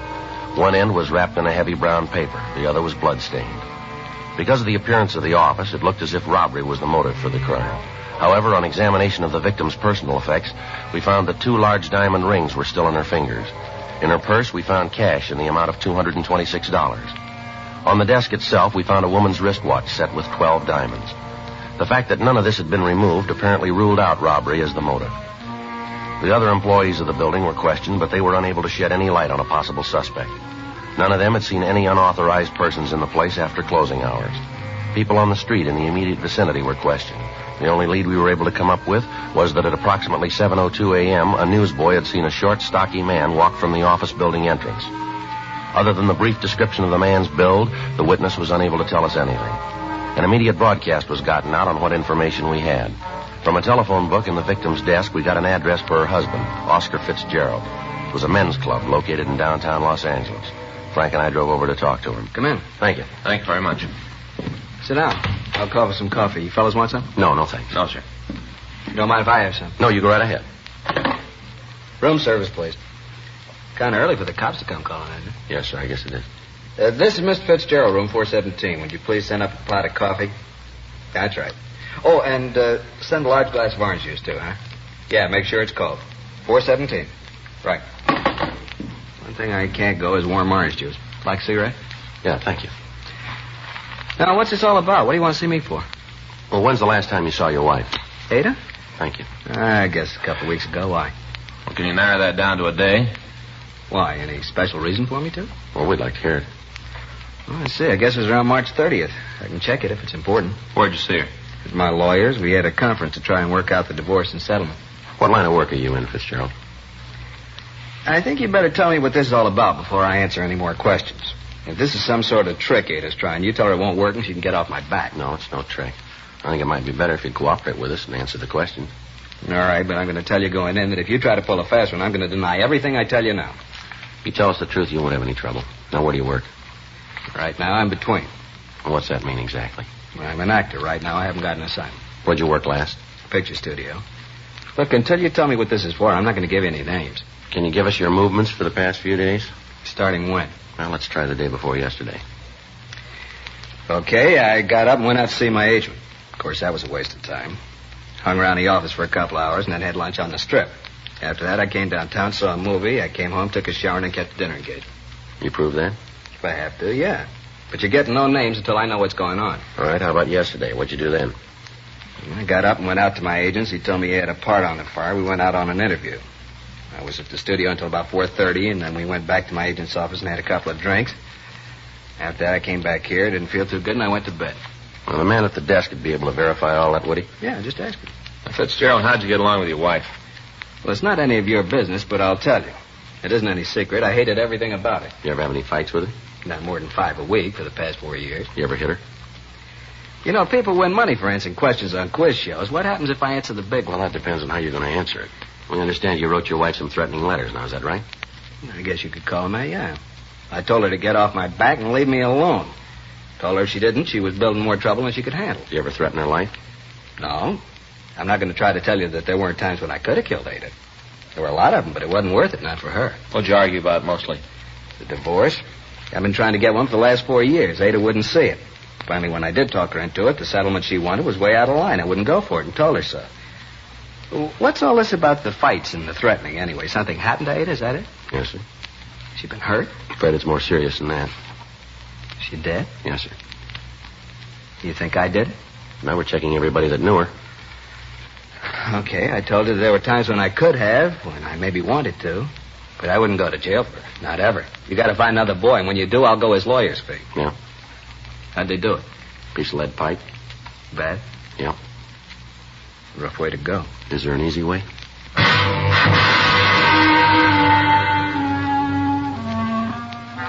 We made a preliminary search of the room, but we found nothing that would tie in the victim's husband, Oscar Fitzgerald, with the crime. We talked to the desk clerk, and he verified the man's story that he'd been in his apartment the evening of the killing. Fitzgerald made arrangements with us to attend the coroner's inquest, and Frank and I went back to the city hall. We checked with the crime lab on their investigation. Lieutenant Lee Jones told us that they'd been able to lift several partial fingerprints from the murder weapon, but that they were impossible to classify. He went on to say that the other prints that had been found at the scene were unusable as evidence, since it would be difficult to get enough points for identification. The other physical evidence taken from the office was of little use. A check had been made of the piece of pipe, but it was found to be of a common type and impossible to trace. Microphotographs had been made of the serrated edges, and these had been booked as evidence.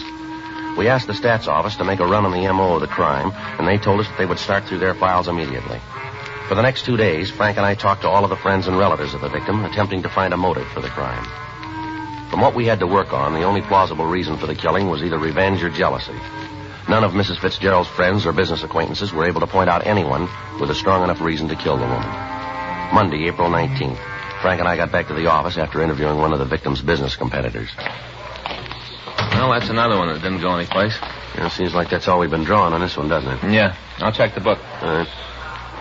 Anything come in from the stats office yet? No. Said they'd have the rest to run for us this afternoon. First punch didn't turn anything. I got it. Homicide, Friday. Yeah, Jack. Anything on him? Sure. No, we're no place now. Well, no, anything's got to be... You want to give me that address? All right. All right, we'll check it. Good. Right, Jack. Thanks again. Bye.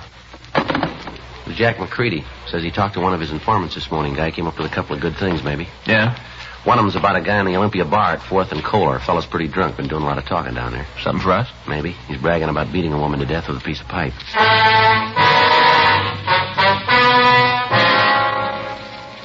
4:40 p.m. We left the office and drove over to the corner of 4th and Kohler, the Olympia bar. When we walked in, there were only a few customers in the place.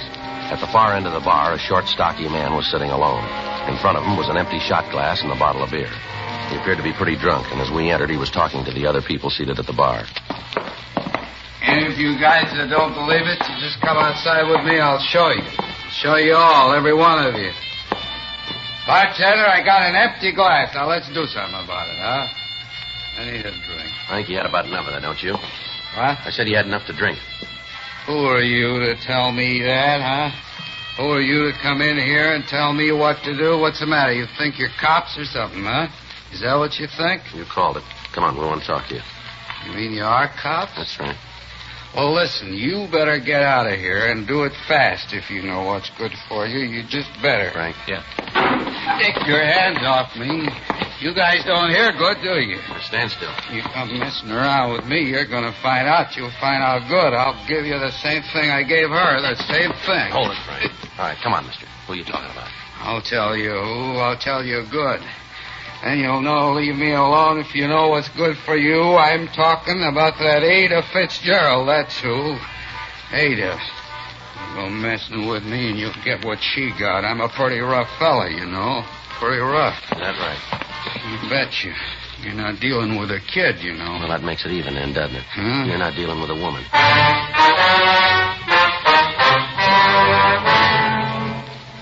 took the suspect down to the homicide squad room. He identified himself as Carl Neely. He was handcuffed to a chair, and we ran his name through the record bureau. He had a long string of arrests for various charges, including attempted robbery, assault, and assault with intent to do great bodily harm.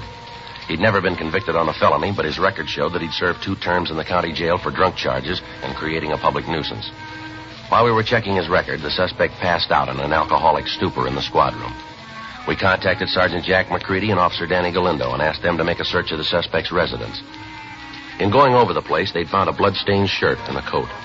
The garments were packed in a cardboard box that had been hidden under the kitchen sink. They were brought downtown to us along with an empty envelope found in the apartment.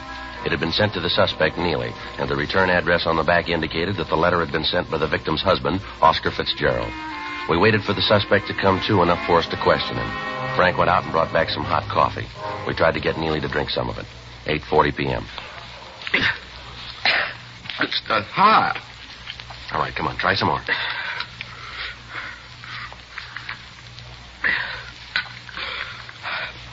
You're cops, huh? You've been the route before. Yeah. What am I here for? I want to talk to you about the Fitzgerald woman. Ada? Spouting off again. You said you killed her. Figures. Every time I get tanked up, I always kill somebody. Never fails. All right, tell us about the Fitzgerald woman. Nothing to tell. I read about it in the papers. This morning I started drinking. About in the right away tell people I killed somebody. These clothes here belong to you? No, where'd you get them? Are they yours? I don't know. You got that many clothes? Hmm? I know all the clothes I got. No trouble at all. You don't lose me. All right, come off it, Neely. You're in trouble here. You sat and you'd beaten a woman to death. We find these clothes in your apartment, bloodstains all over them. Here's another thing, this envelope. Where'd you get this? Through the mail, like it says, stamp. You know Oscar Fitzgerald? I don't get mail letter now? What was in that envelope? I don't think that's none of your business. Well, we do. What kind of dealings have you got with Oscar Fitzgerald? Well, you used to work for him? Doing what? I took care of the place when him and Ada were married, sort of a general handyman. When'd you see him last? I don't know, maybe a couple of months ago, around there, 3 months. And what did he find so important that he wrote you about it? Look, he loaned me some money. He sent me a check. It was a loan, huh? Yeah. Sign any sort of note for the money? Well, I endorsed the check. It said on it was a loan. What are you guys trying to prove, anyway? You trying to tie me in with Ada's killing? You look good for it. Oh, you're off your rocker. I had nothing to do with it. Sure, you got me for drunk, but that's all. Your record makes you look good for it. Clothes we found in your apartment don't help you. You sure Oscar Fitzgerald didn't pay you to kill his wife? It'd be a lot better if you told us the truth here, Neely. I'm telling you the truth. It's right in front of you. All you got to do is open your eyes. It's there. Where'd the bloodstains come from? They're mine. Well, tell us about it. Well, I got in a fight with another fella. Where? A bar down on 7th. When? Wednesday. Last week? Yeah, last Wednesday. What time did you have this fight? Closing time? That'd make it about 2 o'clock, huh? That's when the bar's closed. Where'd you go after you had the fight? Went up to a friend's house and had a couple more drinks. Who's a friend? You don't know him. He's got no record. What's his name? I don't want him dragged into anything. What's his name? Jackie Meadows. Let me see your hands, Neely. Here. You got some pretty bad bruises there. You must have hit something pretty hard. Fight I told you about. That's where those came from. Tell us what you did after you left the bar. I told you I went up to Jackie's. I had a couple of drinks. What time did you get there? Around 3, maybe 3:10. What time did you leave? About 5. Where'd you go? I don't remember too good. I was pretty boozed up. Well, where do you think you went? Well, Jackie was worried about me being cut up from the fight. He wanted me to see a doctor. Yeah? He drove me down to Georgia Street Receiving Hospital. Yeah. I was there until 9:30 Thursday morning.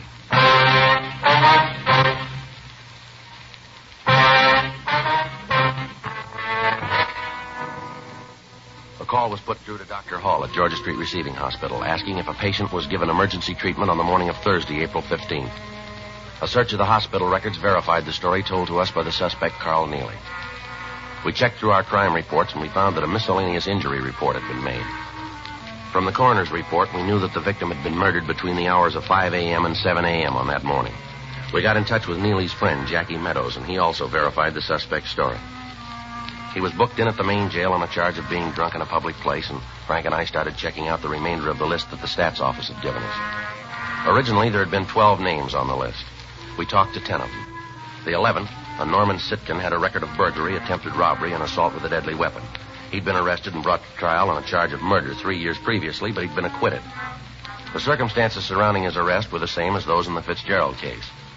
The main reason he'd been released a free man was the testimony of his mother, who had sworn that Sitkin had been home with her on the night of the killing. When we went out to his home, we found that he wasn't there. We talked to his mother, and she told us that he'd been in San Diego for the past 3 days. Under interrogation, we established the fact that on the night of the Fitzgerald killing, Sitkin hadn't been at home, but that he had been in Los Angeles. We put in a call to the San Diego authorities and talked to Lieutenant Mort Gear in the homicide detail. We contacted the hotel where he was staying in Los Angeles, and a 24-hour stakeout was placed on the location. Wednesday, April 21st. Frank and I got back from lunch. Better put in a call to Mort, huh? See if they got anything on Sitkin? Yeah. You want to do it? Right. Okay.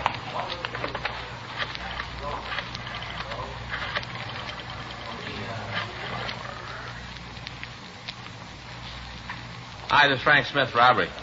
Yeah, I'd like to put in a call to San Diego PD Homicide Bureau. Yeah, Lieutenant Mort Gear. No, it's a homicide. Yeah, DR 132549. Yeah, that's the one. That's 3268? Huh? Oh, 58. Right. Okay, Sam, thanks.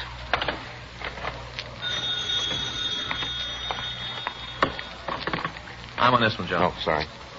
Homicide, Friday. Yes, sir? No, that's right. When was that? Yes, sir. Right away. Cancel that call, Frank. What do you got? Sitkin just walked into his hotel.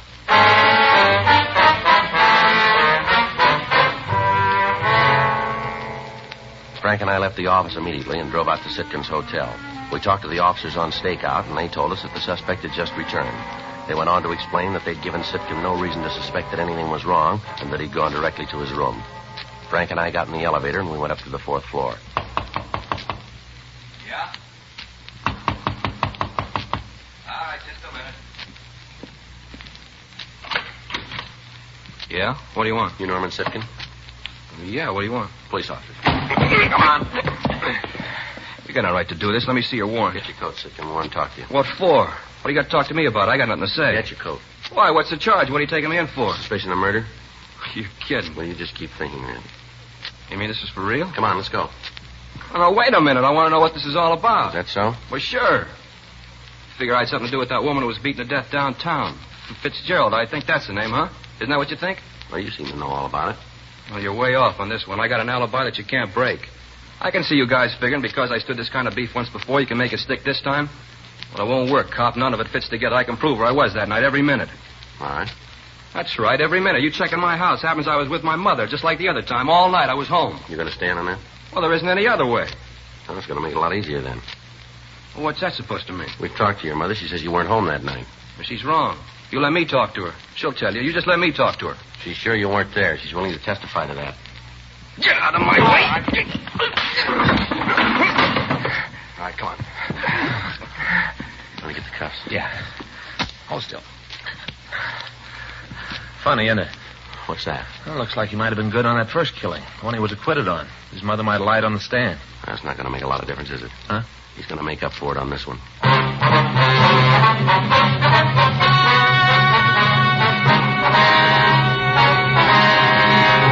Norman Edward Sitkin was tried and convicted for murder in the first degree. On recommendation of the jury, he received the maximum penalty, and on July 19th, he was executed in the lethal gas chamber at the State Penitentiary, San Quentin, California. Dragnet is a presentation of the United States Armed Forces Radio Service.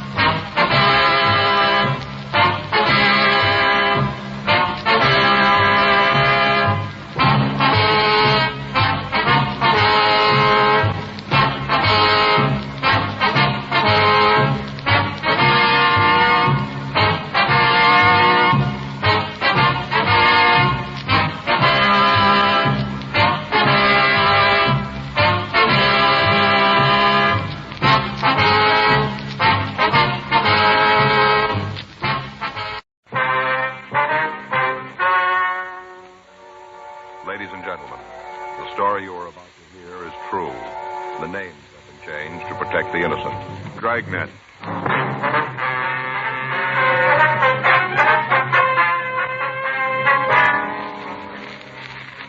You're a detective sergeant. You're assigned to Bunko Fugitive Detail. A confidence man has set up operations in your city.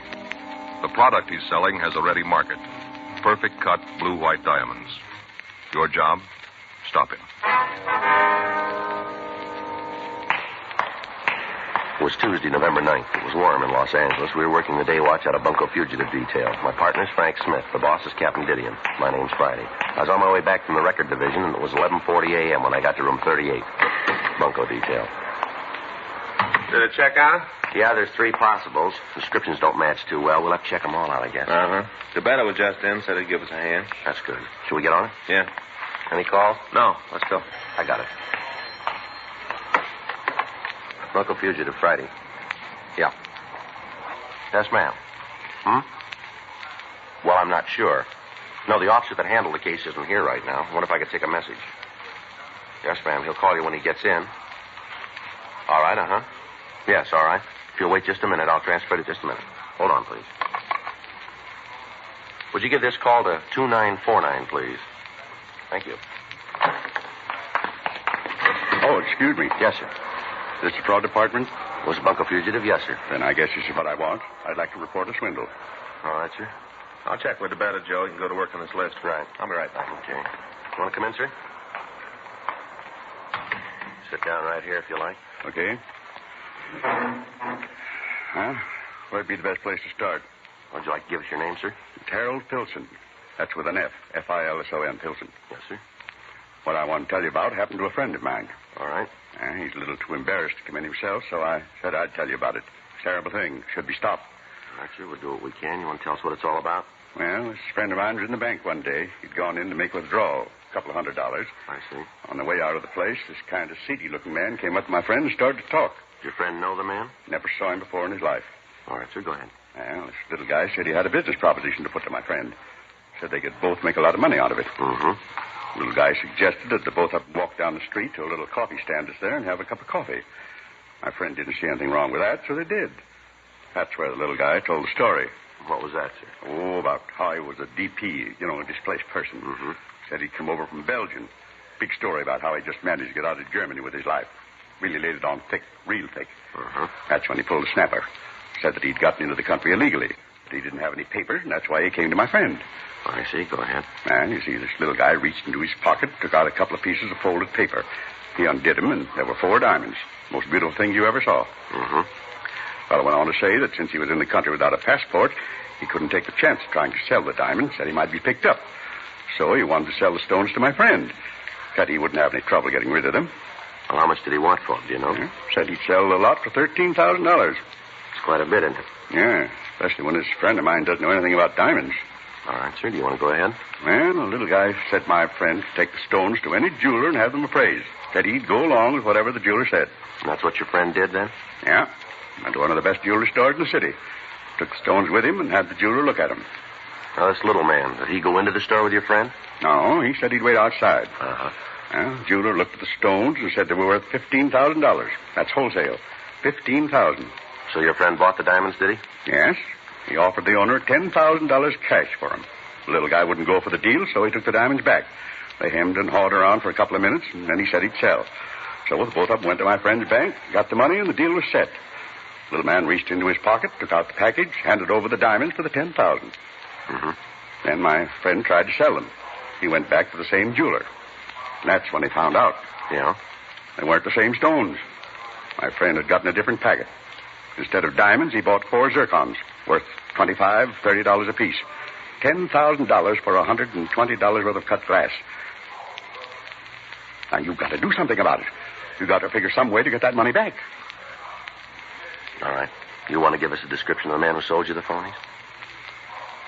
How'd you know? Well, you aren't the only one who's been taken by this racket. There have been several cases the last few months. That's all the more reason you ought to get him. $10,000, that's what he took me for. That's real easy money. Well, the only difference is the amount, isn't it? What do you mean? You tried to take 5 the same way.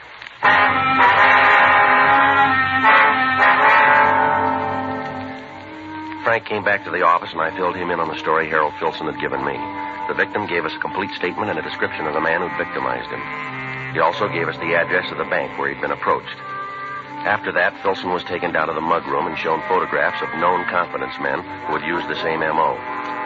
A local and an APB were gotten out, carrying the description of the suspect as well as a complete description of the clothes he wore and the method he used in approaching the intended victim.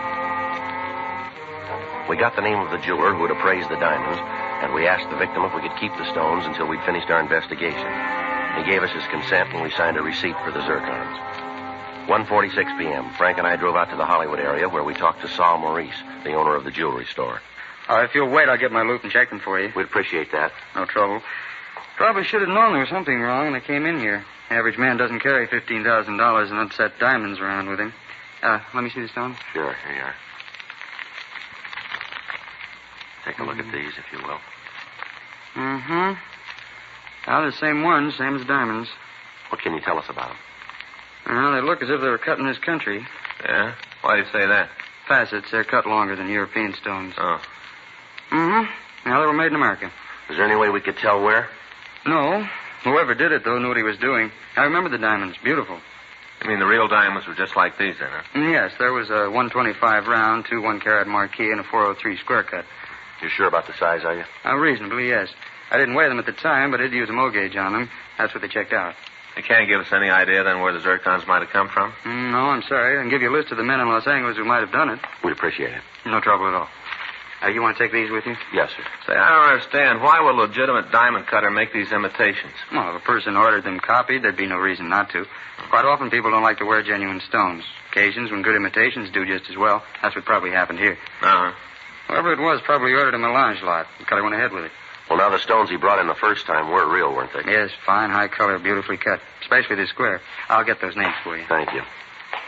Say, I wonder if you'd tell me something. Well, what's that? Well, my wife's been looking for something to clean her engagement ring. You know, it gets dirty down the little prongs that hold the diamond. I wonder if you could recommend something to clean it. I'll tell you what, next time you're in the area, bring the ring in. I'll be glad to clean it for you. Well, the problem there is she doesn't want to take it off, I guess. I don't think she'd go for me taking it all day. Well, I'll tell her to take it into the jeweler in the neighborhood. He'll be glad to do it. Thanks, sure appreciate it. No trouble at all. Now, here's the list. Thank you. Sure hope you can find the man who sold the phonies. Yes, sir, so do we. Every time somebody gets stung buying diamonds, it makes them leery from then on. Hard on the legitimate people in the business. Yes, sir, we can understand that. Jewelers Alliance has been saying it for a long time. Know your jeweler and you'll get value received. A guy like this makes it twice as rough on honest men. Well, that's the way it is most of the time. Always seems like the honest ones get hurt. Well, maybe not always. What? We hope it's going to work the other way this time.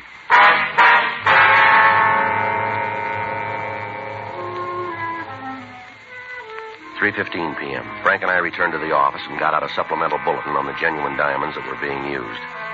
We checked with Captain Didion, and he assigned 2 more officers to help us in checking out the list of diamond cutters in the area. The questioning took the better part of the next day, and at 4:37 p.m., when we met in the bunkum, we were no further ahead of the apprehension system.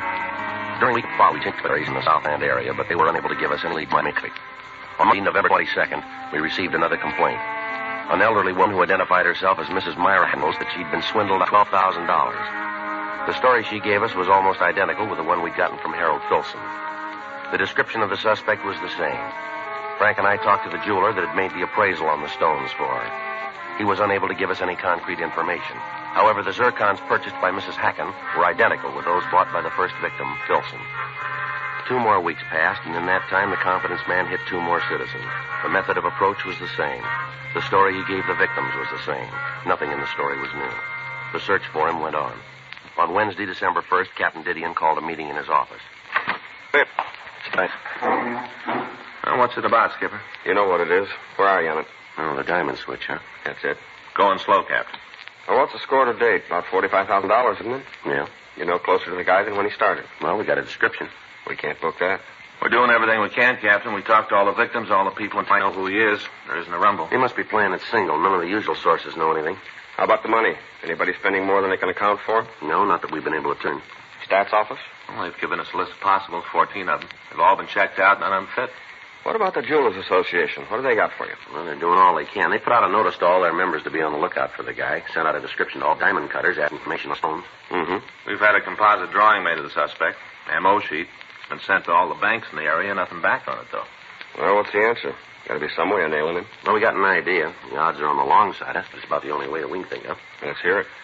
Well, we know that the guys work in the Hollywood area pretty heavy. Seems that most of the marks he picks are out there. They do business in those banks along the boulevard. Mm-hmm. We thought that if we could spot a couple of undercover people in the banks and make it look like they were doing business there, they might be approached.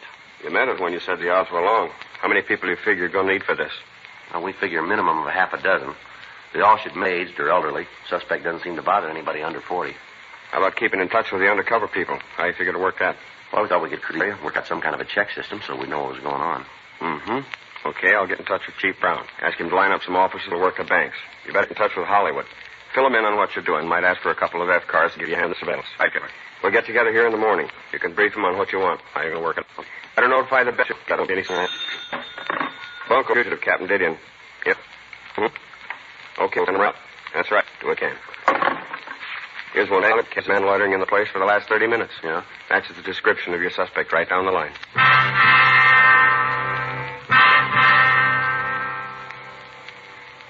The man had been detained until we got there. We were told that the suspect had entered the bank at approximately 11:40 a.m. and that he'd been observed by the bank.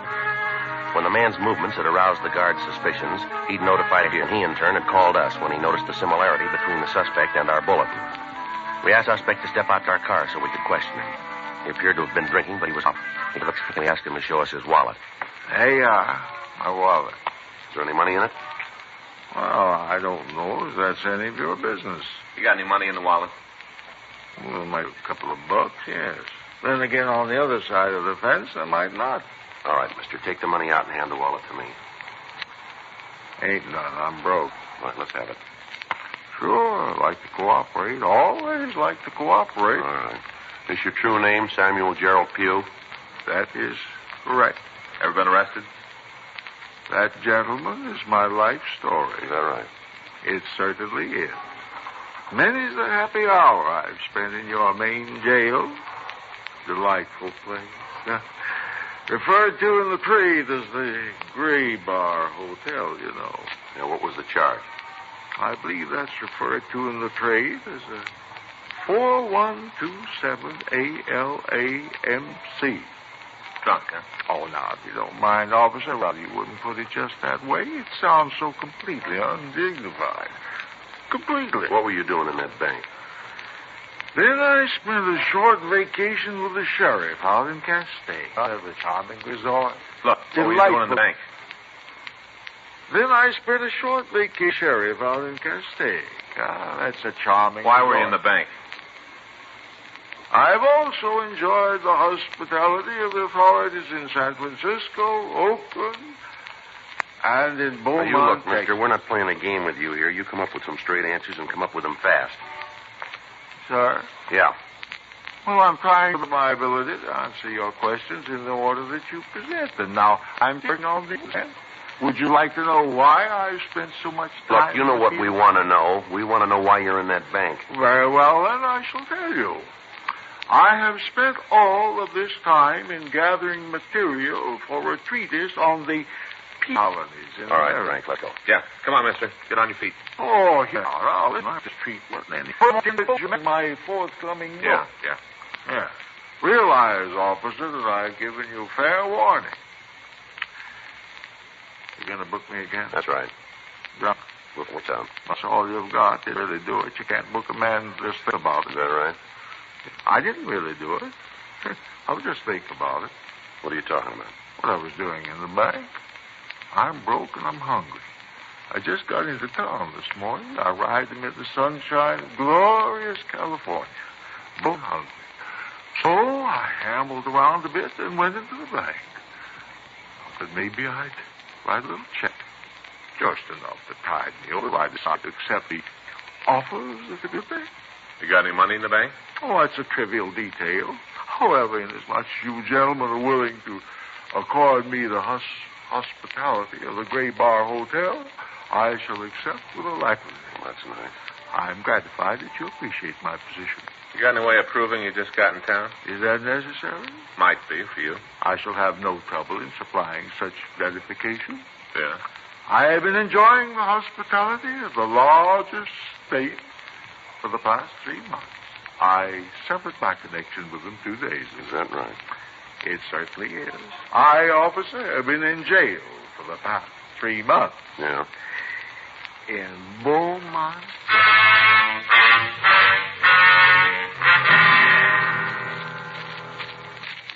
The suspect was taken to the city hall and held for further investigation. Teletypes were sent to the authorities in Texas, and they verified the story that we'd gotten. The suspect was booked in violation of 4127A LAMC.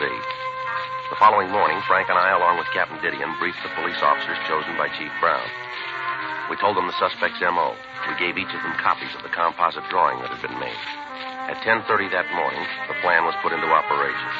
It continued through the weekend without results. During that time, we received no new complaints regarding the confidence man. Wednesday, December 8th, Frank and I checked into the office. I want to call Faye. Tell her what time I'll be home. Okay. You want to check the book while you're there? Yeah. I got it. Local fugitive, Friday. Yeah. Okay, where? Yeah, we know where that is. Right. See you there. Guess you'll have to call Faye later. What do you mean? Suspect. Yeah? He's setting up a mark in a coffee shop out on Hollywood Boulevard right now.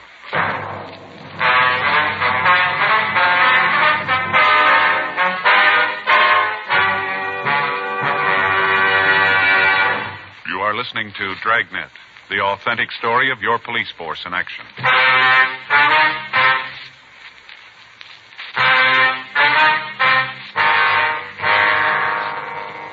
The call had come from one of the undercover people that we'd planted in the banks on Hollywood Boulevard. The policewoman told me that a man answering the description had approached her and offered to sell her some unset diamonds. The suspect had suggested that they have a cup of coffee while he explained the deal to the victim. After they'd reached the coffee shop, the policewoman excused herself and put in the call to us. It took us 18 minutes to drive to Hollywood and Vine Streets and to get to the coffee shop. When we entered the place, we could see the policewoman at one of the rear tables. Frank and I walked back and sat down in the adjoining booth. They'd evidently been talking for several minutes before we got there. You can understand my position. I don't want to have to let them go, but I have no choice. I'm still not sure why you don't sell them yourself. There is some trouble about my passport. The authorities are checking it over. If I try to dispose of the diamonds in the usual channels, there are bound to be questions I can't answer. I'm not sure I want to be mixed up in a thing like this. I've never had any trouble with the law. My husband would be pretty angry if he knew about this. But there will be no trouble. None. The reason I decided to even bother you with this is that I have seen you several times in the bank. You look to me like a person who would understand and want to help. That's very kind. It is you who are being kind. To even let me talk to you.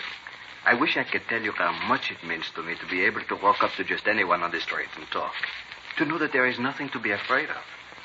This business about the passport is annoying, but it will all be straightened out. After that, everything will be all right. Well, can't you wait until then to sell the diamonds? I'm afraid not.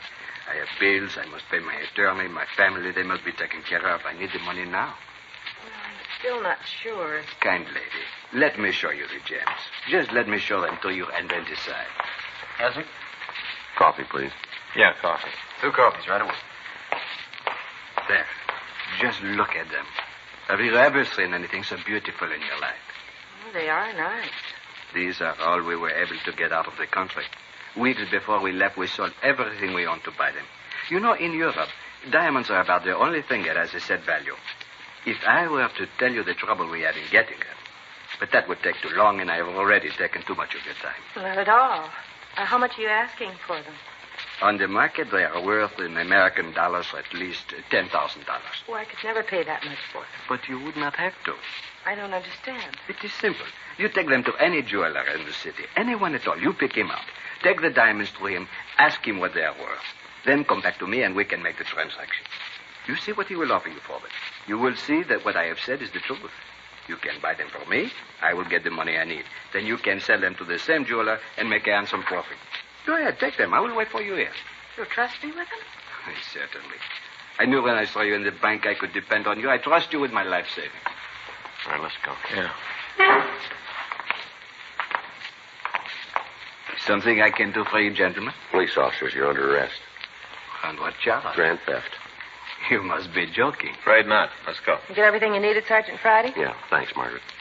You are in with them? I'm a police officer, too. How you going to know? I'll take the diamonds. Want to give us the zircons, too? Yeah. Here you are. A lousy deal. You're going to have to prove it, you know. We'll take care of that. How you going to do it? Well, it shouldn't be too tough. Have the victims take a look at you. They should give us a positive identification, shouldn't they? Yeah, I guess so. Where'd you get the stones? Picked them up in New York. They're real. Worth easy $13,000, maybe $14,000. How about the imitations? What about 'em? Well, where'd you get them? Friend of mine, guy back east. His hobby is lap, you know? Lapidary? Yeah, that's it. I had him cut the zircons for him. Do you know why you wanted them? No, I told him it was for a joke, asking to make me 6 sets. All of them like the real ones. I only had this one and one more to get rid of. Just 2 more, and you have to tag me. Yeah, rough go. You need me for anything more, Sergeant? No, thanks, Margaret. We'll take him in. Yeah, I'll go on then. Right. Thanks again. Glad to help. Thanks, Margaret. Yeah, see you downtown. Right. Tell Chief Brown we'll be in to see him, will you? Okay. All right, mister, let's go. Mind if I finish my coffee? All right, make it fast. Okay, thanks. What's your name?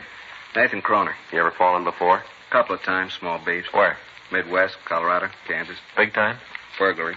Served 3 years in Colorado, turned Kansas. Thought you had it figured this time. Sure way to make it pay. Never know, do you? What's that? How it's going to turn out. Take this Dodge, for instance. Yeah. Hey, you got a cigarette? Yeah, here you go. Here. Thanks. I got a match.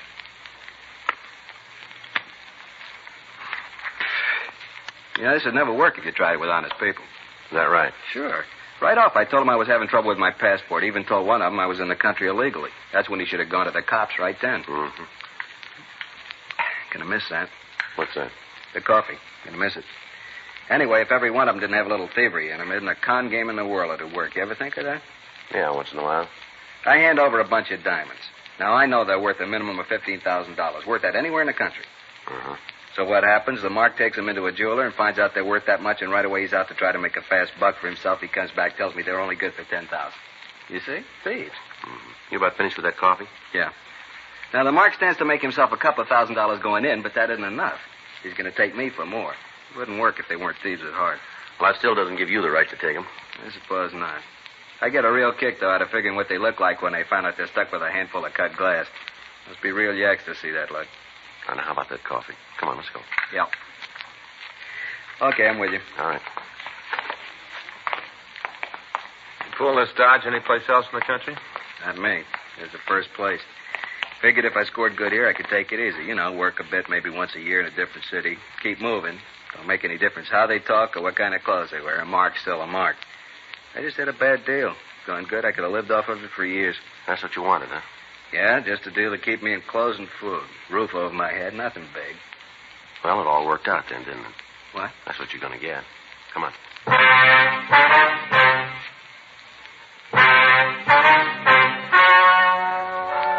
The story you have just heard is true. The names were changed to protect the innocent. On April 15th, trial was held in Department 98, Superior Court of the State of California, in and for the County of Los Angeles.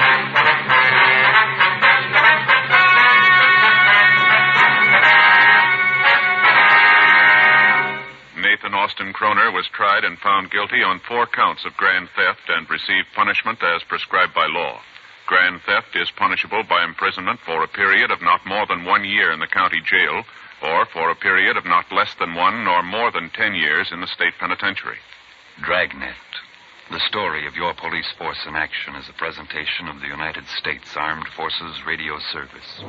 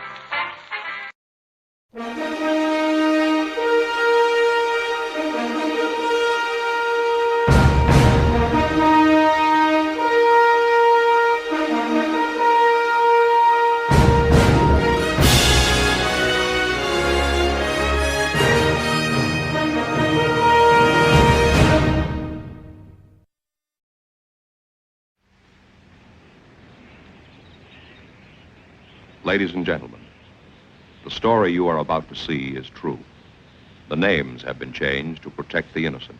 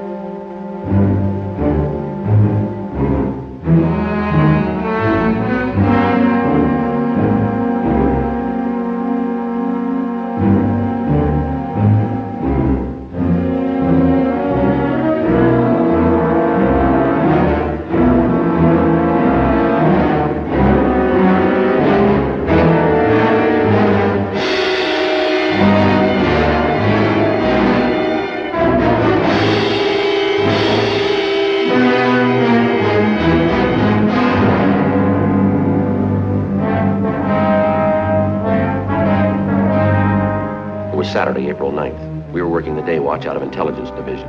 The boss is Captain Hamilton. My partner's Frank Smith. My name's Friday.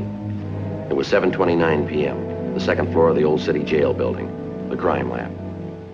That'll do it, Ray. We know he's dead. What have you got on him, Jim?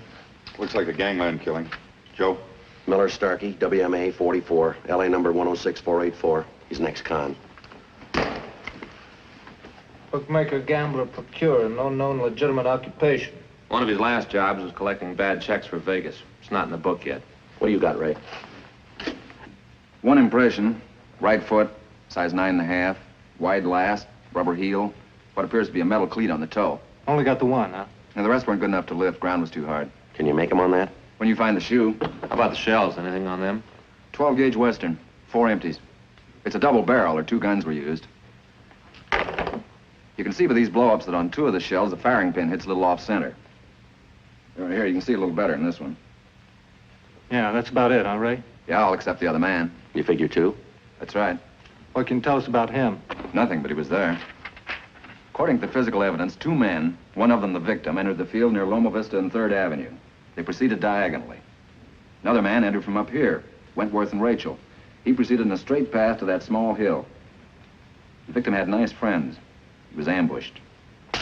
What about the stuff found on the body? Anything there? Key ring, $57 in cash, pocket comb, ticket the Art Aragon fight. Looks like a phone number on the back. Hollywood 33449. Tilden? We'll run it down. What do you think, Jim? These are his friends. Bernard Wall, reputed leader, West Coast organization, answers only to the syndicate. Narcotics and bookmaking, old-time rum runner. No known legitimate occupation. If it was for business reasons, you can bet it cleared through him. Max Troy. High up in the West Coast operation. Close associate of Bernard Wall. #1 muscle man, a killer. Claims he's a sick man. No known legitimate occupation. Think he pulled a string? He knows how. There's some more who might qualify. Lee Reinhardt. Wesley Cannon. Chester Davitt. Walker Scott. Check it out. The past 5 years, over 50 arrests. 2 convictions. Pick a charge. CCW, bookmaking, procuring, narcotics, murder, ADW, rape, and extortion. You think one of these 4, huh? Maybe. Unless Troy sent for an out-of-state killer. I've got a copy of your book, Jim. 61 men in here. Most of them been up on the same charges. What makes this half dozen so special? They're the first team. Anybody gets in trouble, they squeeze them. You run intelligence. You keep tabs on these boys. Yeah. What about the victim? You think Starkey was in trouble? He was at 4 o'clock this afternoon.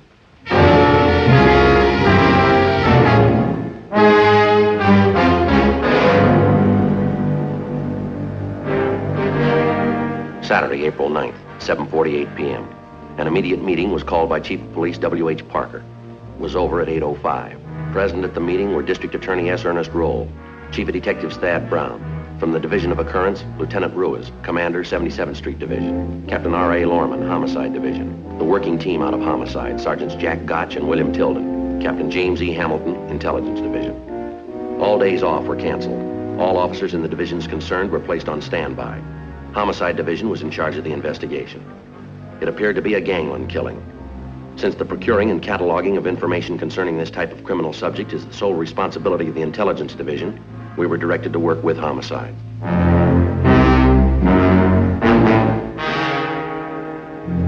(8:55 p.m.) As a result of our preliminary investigation, it was decided that all suspects and their known associates be brought in for questioning. Arrests were made quickly in order to avoid possible collusion. To ensure maximum privacy, one floor of an isolated wing of one of the city's larger hotels was secured for interrogation purposes. Frank and I were assigned to pick up Max Troy. It was 9:07 when we arrived at the hotel. The suspect was sullen and uncooperative. Twice on the way in, he requested we stop so he could make telephone calls. We refused. Deputy District Attorney Adolph Alexander was assigned by the District Attorney's office and placed in charge of the interrogation.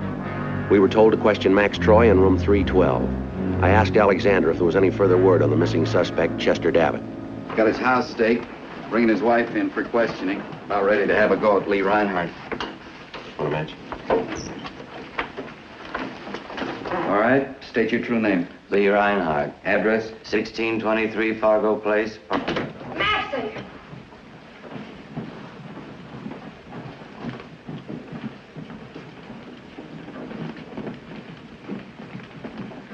Belle, you all right, honey?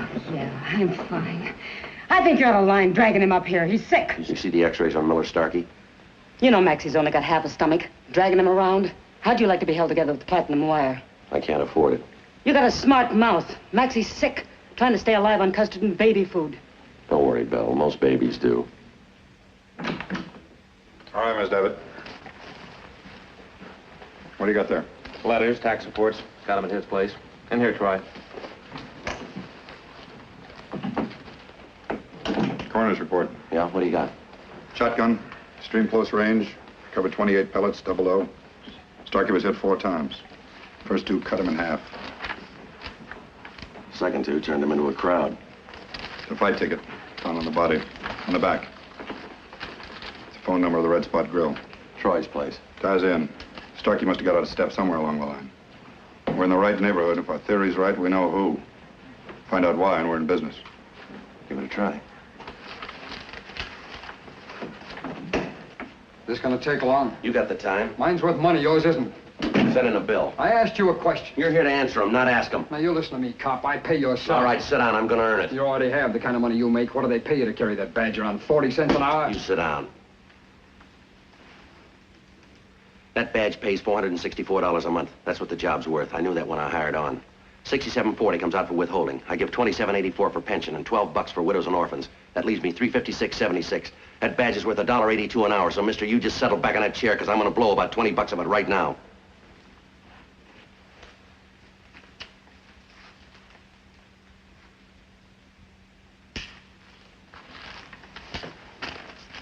This is a statement taken from Max Troy in room 312 of the Crown Regent Hotel. April 9th, 9:55 p.m. Present are Frank Smith, Joe Friday. Put your own name in when you can. All right, state your true name. State your true name. You know my name. Tell us anyway. Max Troy. Your full name. That's it. You got a middle name, haven't you? Yeah, but I never use it. We do. Max Edward Troy. Your address. Huh? Where do you live? You got it. You picked me up, didn't you? Now, look, you've been through all this before. Just answer the questions. Sure, ask me something you don't know. All right, where's Miller Starkey? I heard he was dead. You heard why? Bled to death, didn't he? Starkey was a friend of yours. I got a lot of friends. Where you working? You know I can't work. How do you get by? I make $1 here and there. Pin it down. Now, look, I'm paying taxes. Yeah, sure you are. 1951, $48. 1952, $74.28. 1953, $61, and you're driving a Cadillac Fleetwood. Now, who's lying to who? So I got a good tax man. Now, you listen. A man was murdered at 4 o'clock this afternoon. You're in it up to your ears. Don't sit there and try to sell us cute answers. Sit down. I just want to get the ashtray. You already got one. All right, let's try it again. What did Miller Starkey do to get himself killed? He must have run out of luck. Why? We weren't that close. Somebody was. You want to know what I think? Yeah, we'd like to know what you think. All right. You know about Starkey. He had hound blood. Ran with every dame in town. Him married, and a lot of them married, too. Marie knew all about them other dames, and her such a fine dame herself. I'm going to admit this to you. I called Marie up right after I heard about this thing. Poor dame came all unglued. She must have cried for 10 minutes. I didn't know what to tell her, but I can tell you, dig into it. All those dames, husbands, and Starkey taking part of the action. Or one of the dames herself. They get sore, too, you know. That's all there is about Starkey. He knocked on a wrong door. He was found dead in a field. They could have dumped him there. He said goodbye there. They cut him apart with a shotgun. A lot of people know how to use a shotgun. You boys invented it. All right, somebody wanted to make sure. Yeah, they killed him twice. Keep your seat.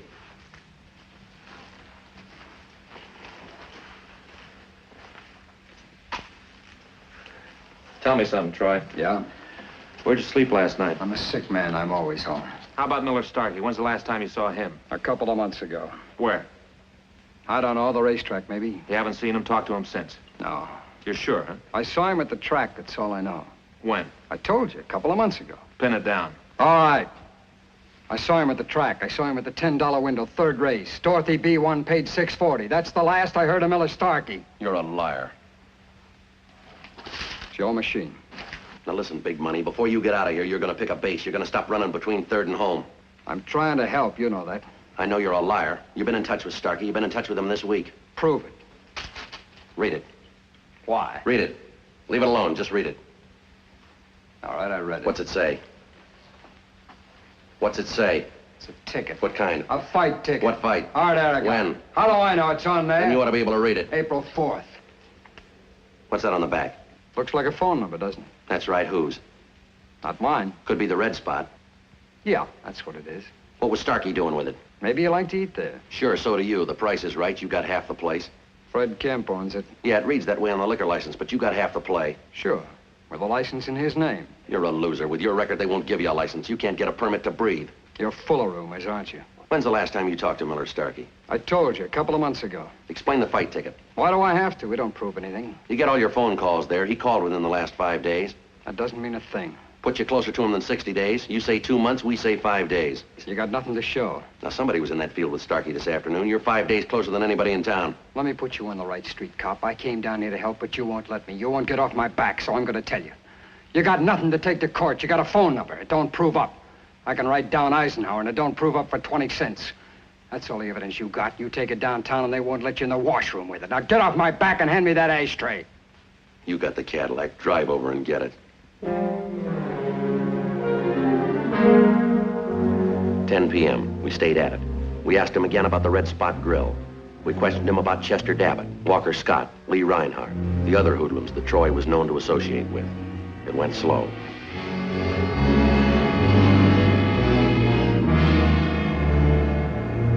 "2 a.m. The interrogation went on. His answers became more evasive.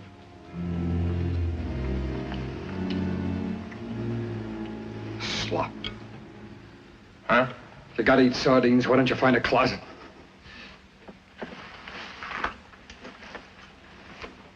All right, let's go over it again. No more. You got all you're gonna get. Type it up and go home. You got no right to keep me down here. You know I got trouble. We'll have the doctor look at you. No jailhouse quack's gonna look at me. He won't mind. Why was Miller Starkey killed? I'm tired. You two talk it over. I've been here 4 hours. I'm checking out. I'm not talking to you anymore. All right, we're through.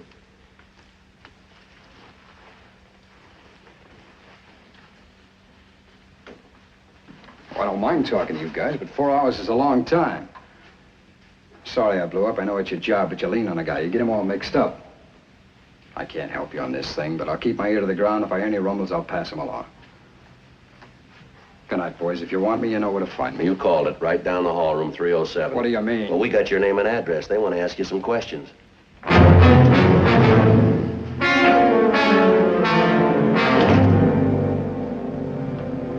2 a.m. Suspect was turned over to the deputy district attorney for further interrogation.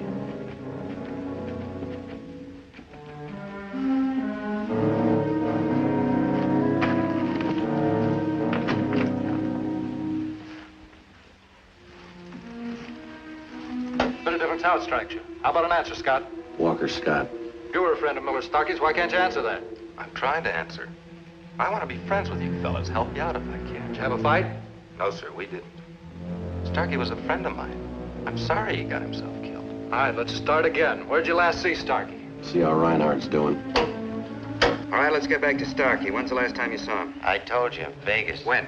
I told you that too, 4 or 5 months ago. I don't remember. Same play, different names. Got a call from Jack McCready. Anything? Yeah, they just found an eyeball witness.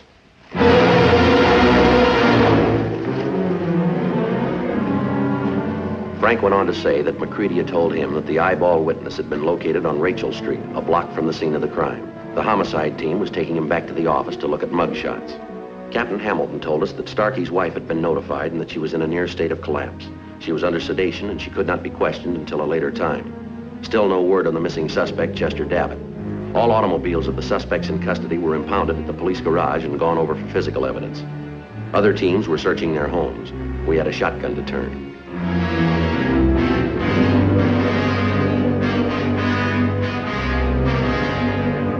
2:35 a.m. We arrived at the city hall. McCready had checked in 5 minutes before Frank and I. The name of the eyewitness was Jesse Quinn. Pleased to know you. The way I was saying to these fellows, the African waterhole is my favorite. How's that, sir? Quinn works for the museum out at Exposition Park. Oh, I see. What do you do there, Quinn? Well, at present, I'm in custodian work. But I'd like to be an intermediate museum guard, African wing. Pull the mugs, Joe. Mr. Quinn, I wonder if you could help us. You know, I didn't say I was sure. Yes, sir. What if you take a look at these pictures? What happened out there? Some kind of ruckus? Yes, sir. Would you look at the pictures? Didn't say I wouldn't.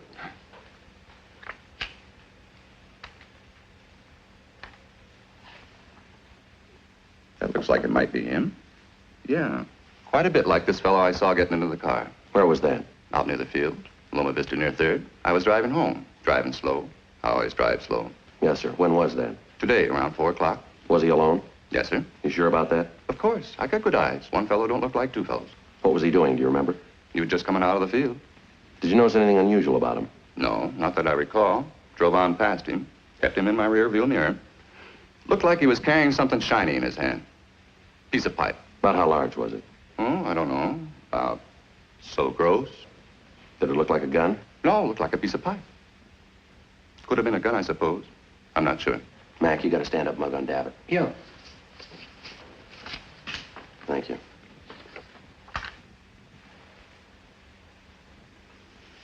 Yes, sir. I'm positive. That's him. Arrangements were made to have the want on Chester Davitt broadcast every 30 minutes during the rest of the night and hourly thereafter. The mugs of Davitt were sent airmail special to Las Vegas, San Francisco, and to the San Diego police departments.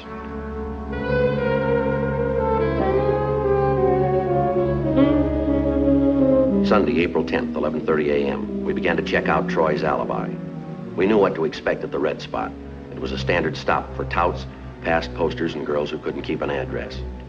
It was early. They were just getting ready to open up for the day.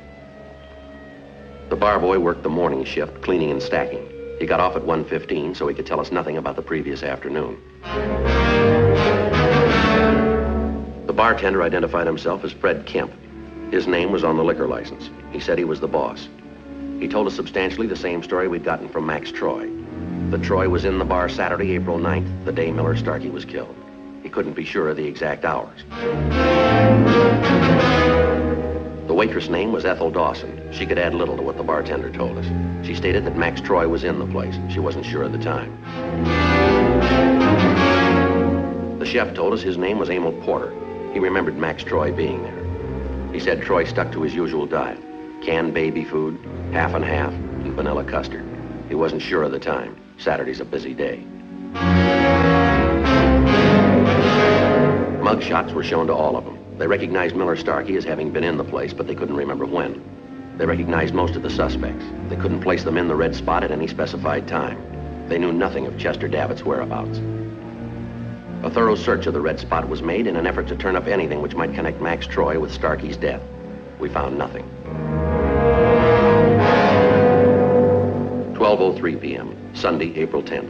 By lunchtime, the business office had received writs of habeas corpus for the suspects we had in custody. Unless we obtained a continuance, the writs were returnable Tuesday in Department 41 at 9:30 a.m. We had 36 hours in which to build some kind of a case against Max Troy. We met with Captain Hamilton. Since the Red Spot Grill was a known hoodlum hangout, we felt that we might possibly pick up a lead from conversations passed inside the place. It was a job that could best be performed by a policewoman. She could pose as a customer and her presence would go unnoticed. 1:15 p.m. We were working against time. Ready?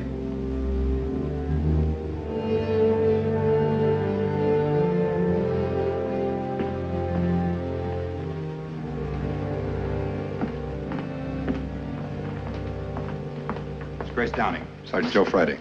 He and his partner are heading the investigation from our end. I see. Friday will work out the meets. He'll be your contact. Want to wire off a sound? Right. I'll have to have gear, Miss Downey. What? Gun, handcuffs, badge, and ID. Surely.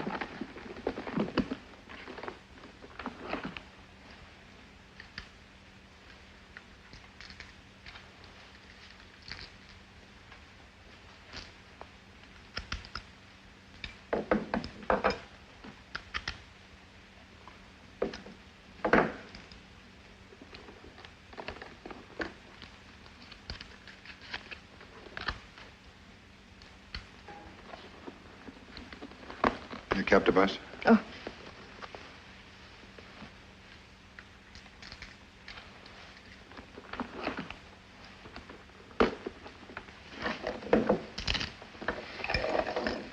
These will be returned when you finish the assignment. Want to step this way, Miss Downey?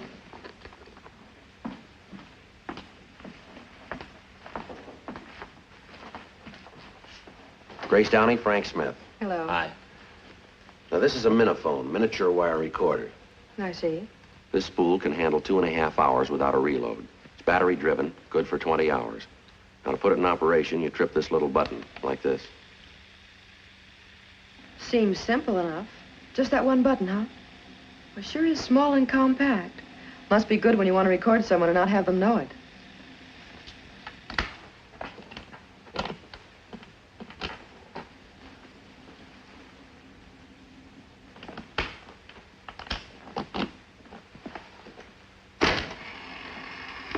Seems simple enough.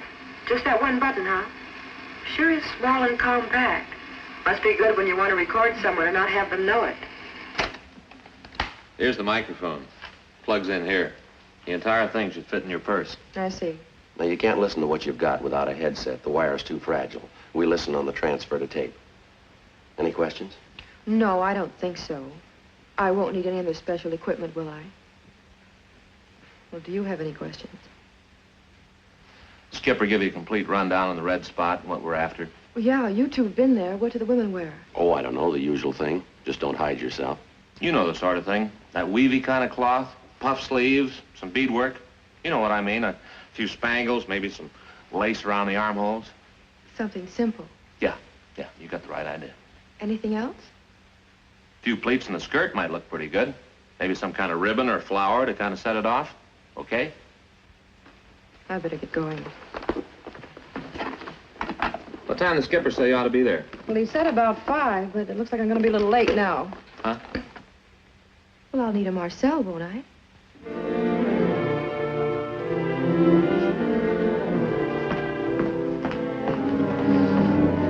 4:40 p.m. We had 30 hours to try to turn up some kind of substantial evidence or release all suspects.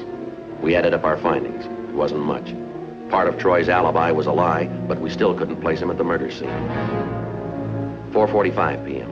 In an effort to locate the missing suspect, Chester Davitt, we again questioned his wife. You have no idea where your husband might be. Look, they asked me that up at the hotel. I had the same answer for them as I got for you now. Go sit in a hole.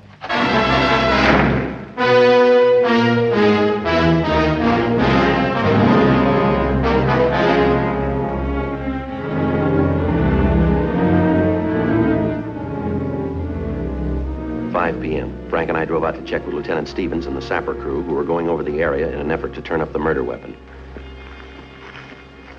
How's it going, Tex? You use an old doorknob, rusty bicycle chain, paint can. How about a 1934 license plate? How much more you got to go, Tex? Oh, we've covered all this. We're working on this section now. Lieutenant!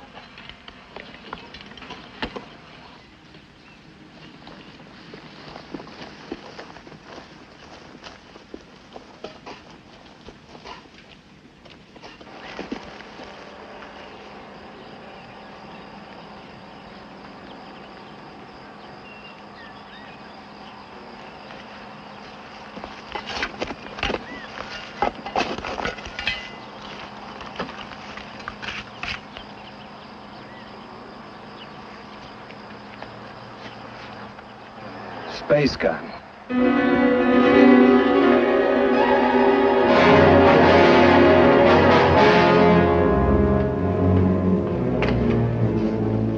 But we know Troy's lying. But we don't know he's a killer. Starkey and Chester Davitt, Lee Reinhardt, they all work for Troy. Sure, they all work together, but you haven't given us enough to show they murdered him. Gotta release him.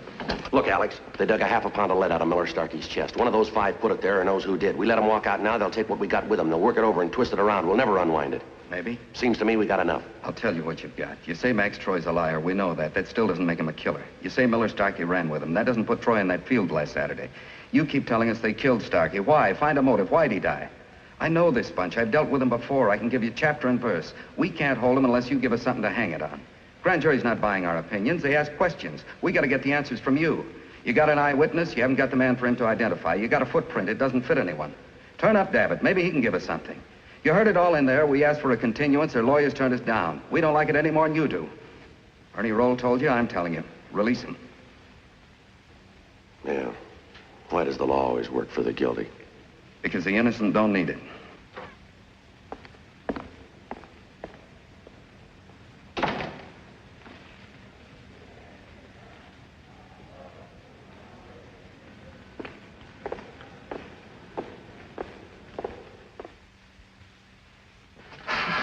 Take 5.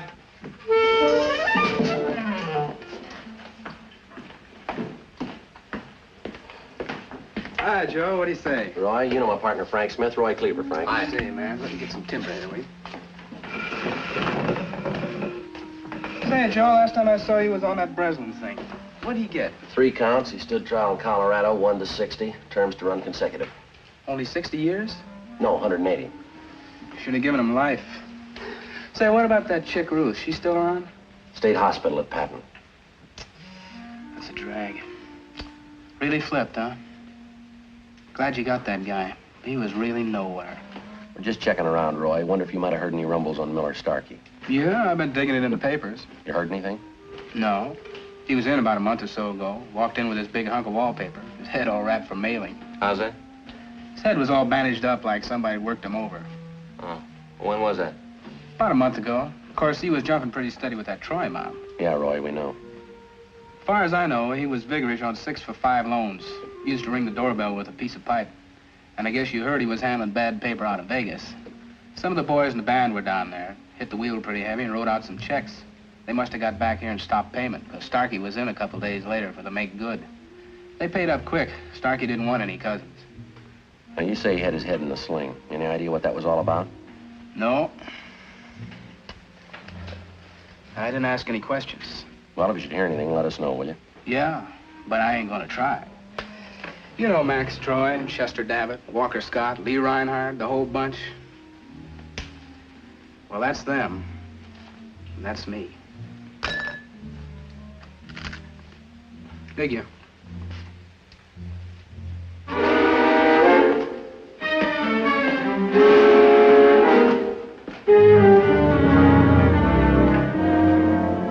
Acting on Cleaver's information, we made a canvass of all metropolitan clinics and hospitals. We asked if Miller Starkey had reported in for treatment during the past 30 days. On March 12th, we found that he checked into Fairfax Emergency with head lacerations and slight concussion. He was released 2 days later. From the doctor, we obtained a copy of the hospital record, and we drove over to interrogate Ethel Starkey, the wife of the murdered man.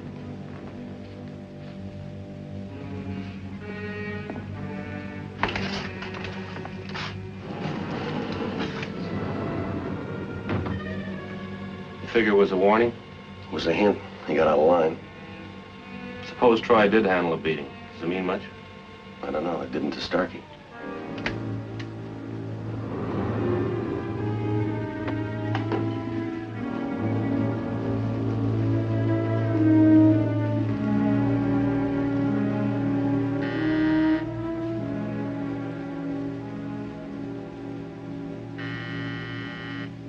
Come in.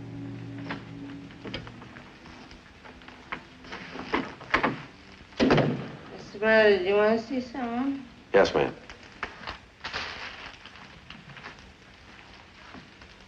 Police officers.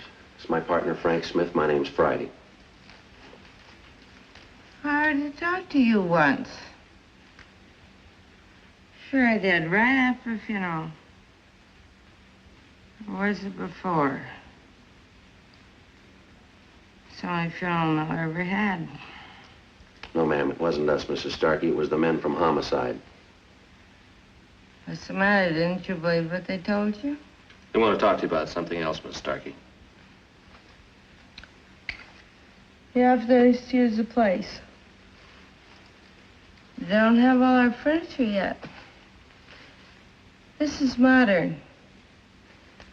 We're gonna fix it up really nice. Yes, ma'am. Don't you think you've had enough of that?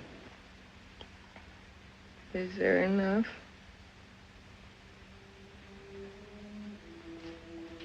I wanted Miller Starkey. But nobody asked me. I wanted to do his laundry, wash his socks,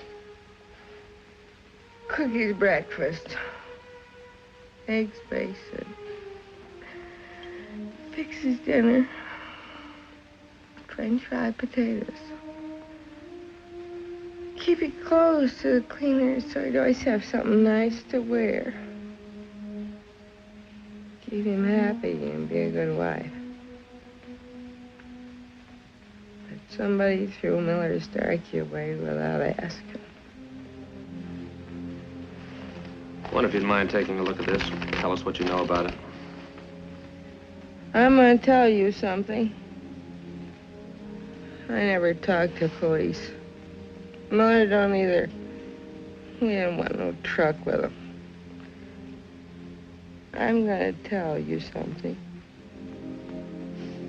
I've been right here since he was buried. People are the way they are because they are. I've been married to Miller for 17 years. That's a long time. I wanted him to leave me 6 months after we were married. No, sir, he said. No, sir. Well, I've been here since he was buried. And that's more than 17 years. So I talk to police now.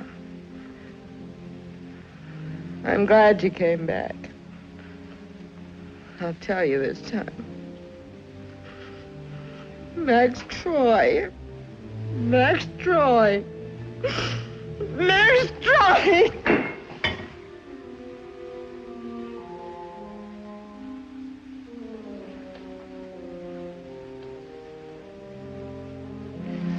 Oh, thank you. You're very kind. Listen, I didn't break it, did I? Yes, ma'am. There's a hole in the top. Miss Starkey, on March 12th, your husband was treated at Fairfax Emergency Hospital for injuries received in a beating. You want to tell us about it? Max Troy. How do you know? Miller told me. Came home so sick he threw up, and then he told me. Why do you have the fight with Troy? Wasn't a fight. 3 of them beat him, that's all. So he couldn't stand up. Then you know what they did? Max Troy and his 2 friends, they drove him to the hospital. They let him out a block from there. He had to walk the rest of the way. Who were the other 2 men? Do you know, Miss Starkey? I don't know, but one of them was Max Troy. Miller told me. Why, Mrs. Starkey? Hmm? I say, why was he beaten? Miller wouldn't tell me. He said not to talk to anybody about it, and I never did till now. And one more thing. When you were here before, you searched the place? Well, you couldn't find it. I put it in the mail. Sent it to myself. It's all right, open it.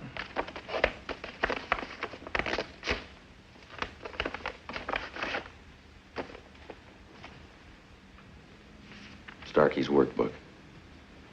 Miller worked for Max Troy. Ask Max Troy. He'll tell you about it. We'll have to take that book along with us. Yes, sir, you can keep it. Is there anything else you can tell us? No, that's all I know. You've been very kind. If you will, on the floor, please.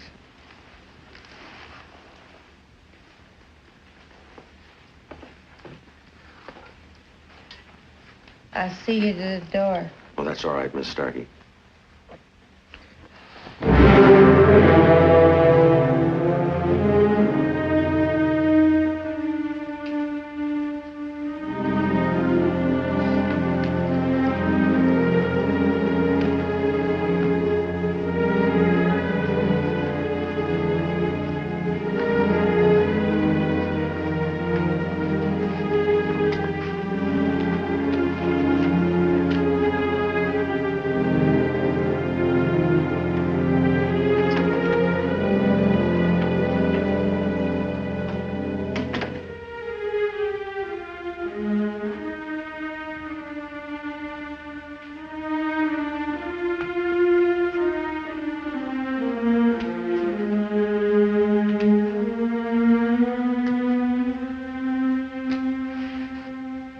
Thursday, April 21st, 2 p.m.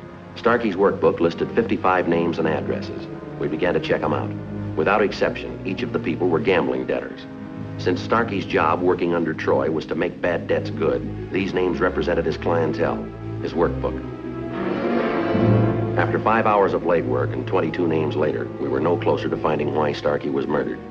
We still felt that if we could find the why, it would eventually lead us to the apprehension and conviction of Starkey's killers. The 47th name in the book was Fabian Gerard, a theatrical agent whose office was located on Sunset Boulevard. Yes, she'll be there at 4. No, she doesn't sing. I think so. Well, I could ask her. Well, I'll see when she comes in. Just take a seat, boys. I'll be right with you. What? Oh, yeah, she can get by in a chorus. Ciro's in Norfolk, Virginia, last July. Right. Bye. Now, you're the dance team. Which one is Delcy? No, ma'am. Police officers. Mr. Gerard in.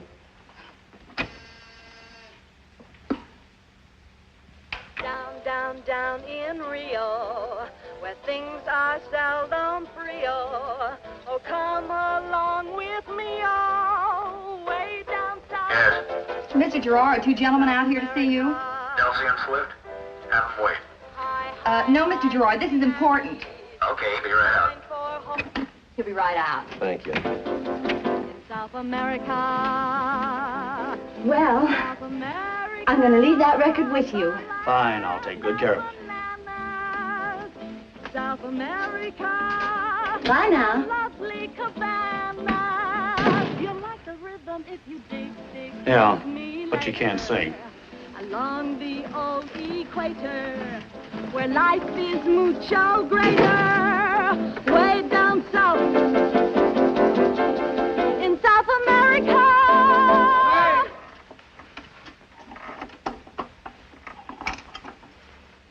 As Maracas, we'll travel.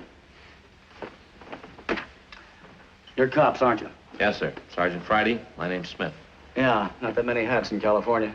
You ever had any dealings with a man named Miller Starkey? Once too often. Tell us about it, will you? Well, I got a little rich one night and dropped 500 in a crap game. The check was light, so they sent Starkey around to collect. Did he?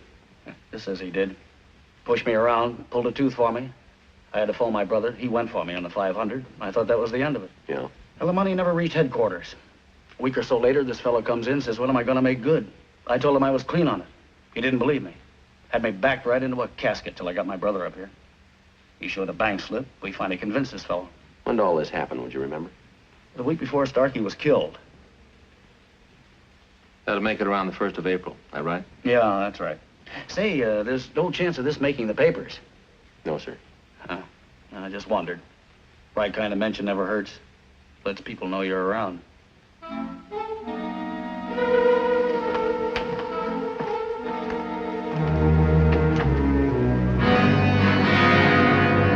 Saturday, April 23rd. We started to put together a pattern. We felt sure we knew why Miller Starkey was killed. In an effort to get sufficient evidence to take before the grand jury, we began to put together what small pieces we had. 9 p.m. We talked to Sergeant Hank Wild, airport detail, who was on duty at the International Terminal on April 4th.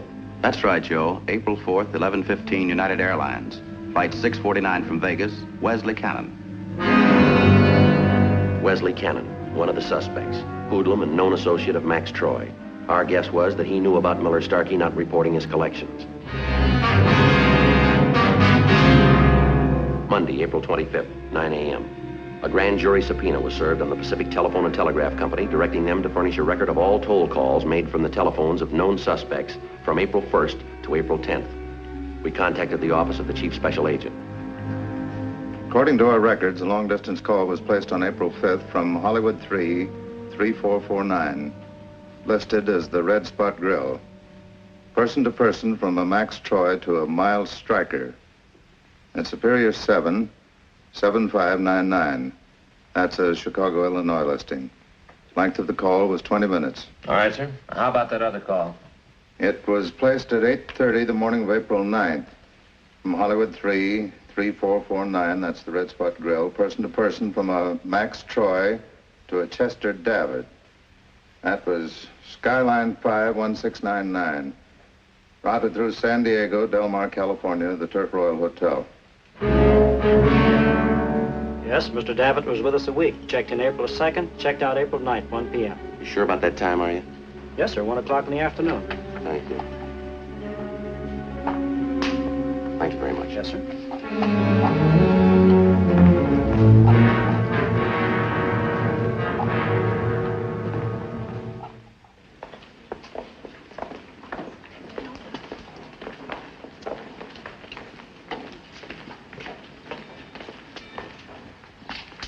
Well, we got the whole enchilada. April 9th, 1 o'clock. Takes 3 hours to drive up to L.A. Yeah. Starkey was murdered at 4.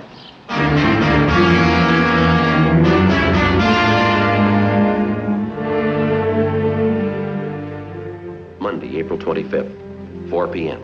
Policewoman Grace Downey was ready for her first report. Kind of like opening a box of Cracker Jack, isn't it?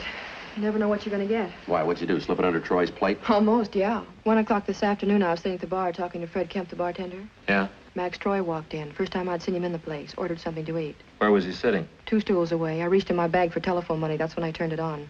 You want to record? Yeah. I don't know. Maybe all we got is 8 miles of dirt road. I left my purse on the bar. Started for the phone booth.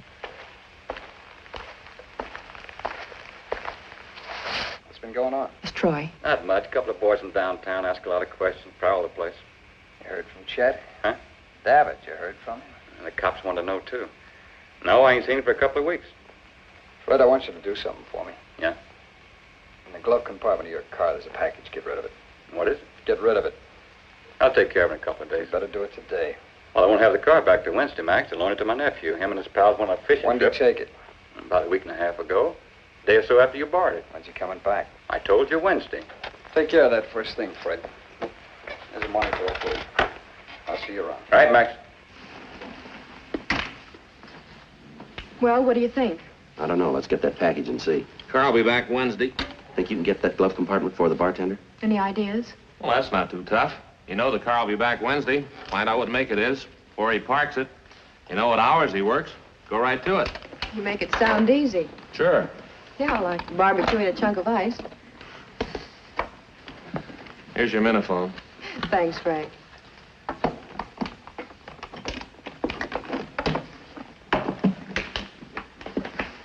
See you later, Grace.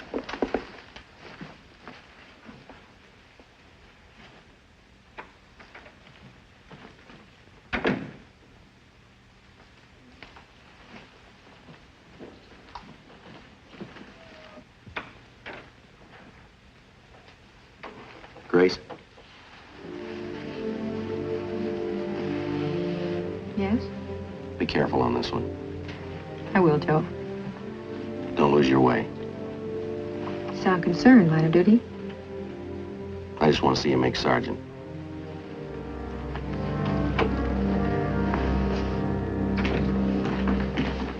No, I'm not kidding, Joe. I don't see how you do it. Fish and ice cream. What's wrong with that? Well, everybody knows it's the worst combination you can put in your stomach. You put away a real beauty, didn't you? Tamales and sauerkraut. Yeah, but, Joe, I had lemon sherbet. Keep your hats on. You got one to roll on. It's code 2. Yeah? Here's the address. What do you got? 40th first string. Huh? Chester Davitt. They found him.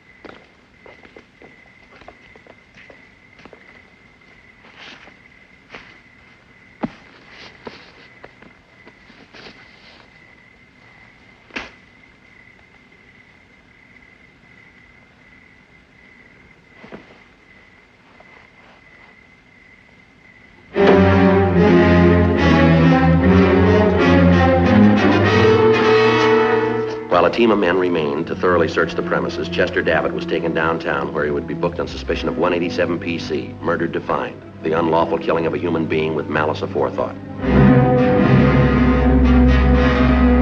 Tuesday, April 26th, 8:30 a.m. We continued to question Davitt. He stuck to his story of the night before. He refused to admit complicity in the killing of Miller Starkey. We confronted him with a phone call from Max Troy to Del Mar on the day of the murder. He said it was a social call. We showed him the plaster impression of the footprint taken at the scene of the crime. We showed him the exemplar made from his own right shoe. They matched. Davitt had no comment.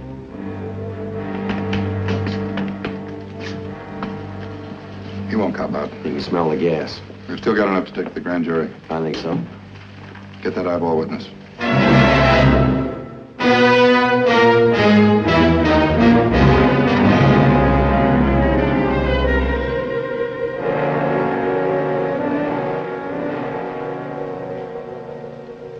An interesting fact about the African lion is its love of family life. Its habits are nocturnal. It roams the veldt of Kenya and British East Africa. The lion family after a kill. Sure real looking, huh, Joe? Yeah.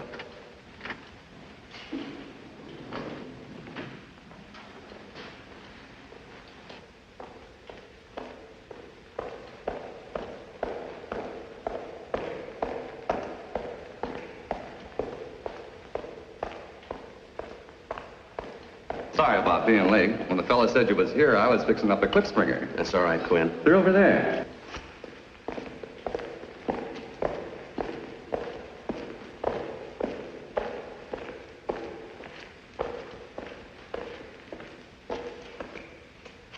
Clip springer. That charming little animal is called the chamois of Ethiopia. Good thing for Patterson, too. Patterson? New Jersey. That's where they make leather goods. Be flat broke if it wasn't for clip springers. Quinn, we've got Chester Davitt in custody. Yeah, I saw in the morning papers. See, that's what I was telling you fellas about. The water hole at sundown.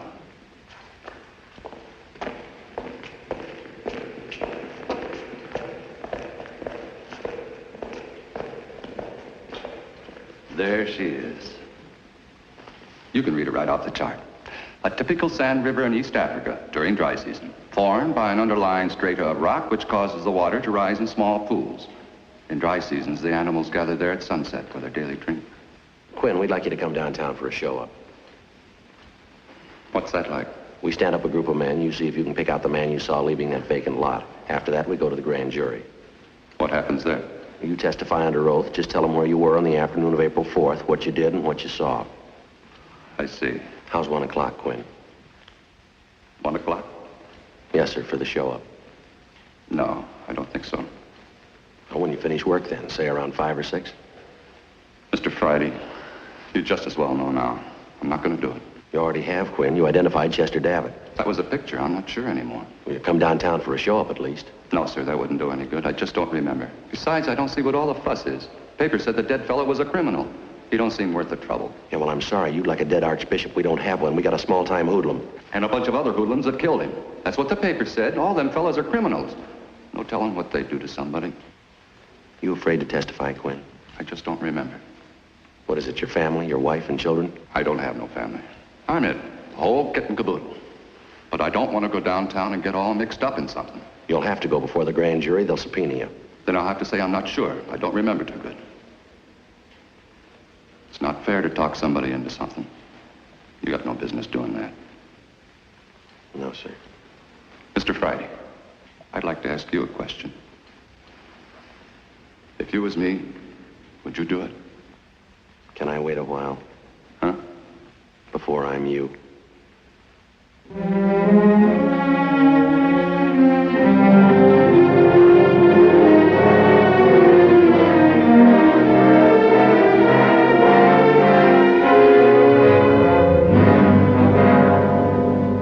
Wednesday, April 27. We took the case before the grand jury. All suspects were subpoenaed. Lee Reinhardt, Wesley Cannon, Chester Davitt, Max Troy. We felt that in spite of the reluctance of our only face-to-face witness, Jesse Quinn, we had a halfway good chance of gaining indictments on both Chester Davitt and Max Troy. I was there to testify as one of the investigating officers. Forensic chemist Ray Pinker took the stand at 9:23 a.m. 10:15.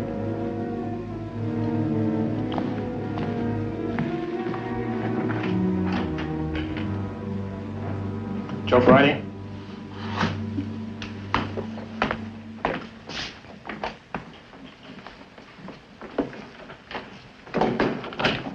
Raise your right hand. Do you solemnly swear that the testimony you're about to give in the matter now pending before this body will be the truth, the whole truth, and nothing but the truth, so help you God? I do. Be seated.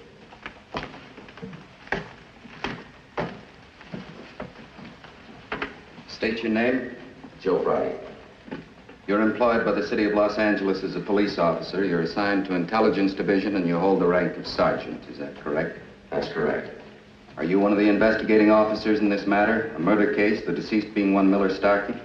I am.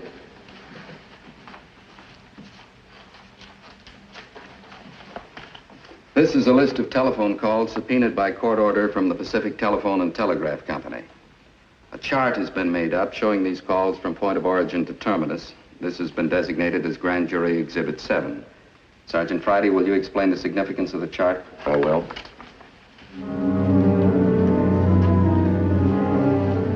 The next hour was spent acquainting the jurors with every detail of the case, from the finding of the body up through the apprehension of Chester Davitt.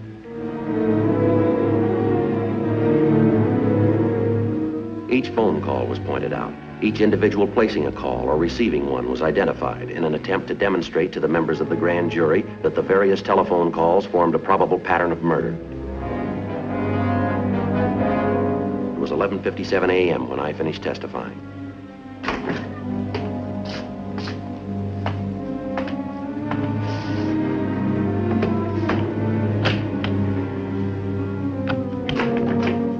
Jesse Quinn?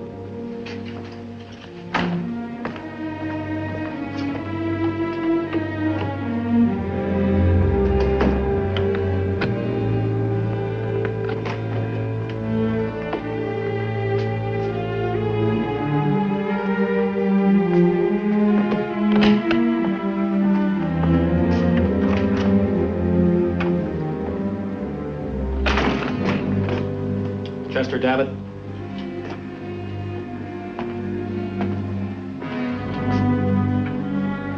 Each suspect was called.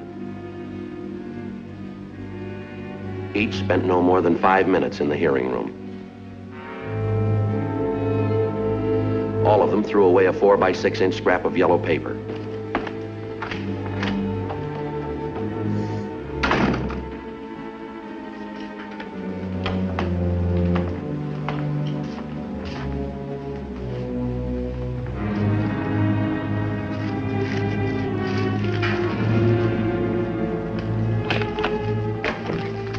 Joe Friday.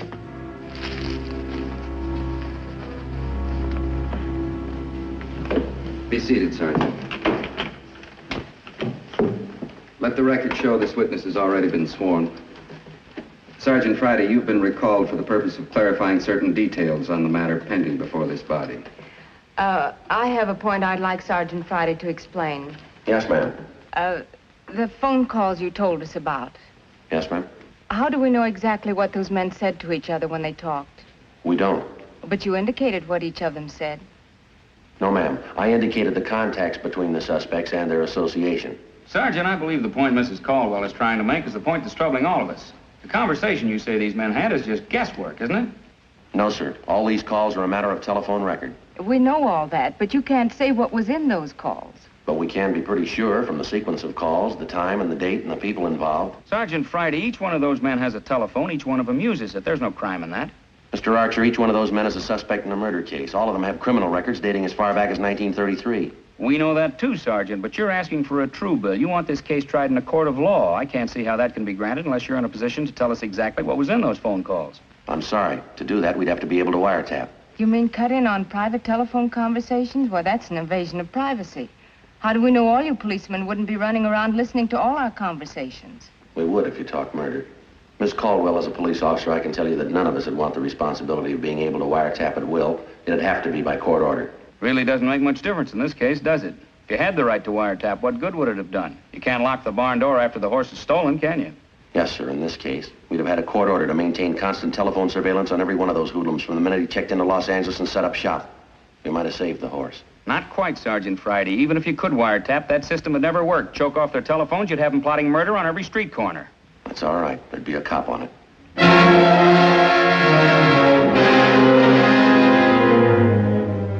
That's all, Sergeant.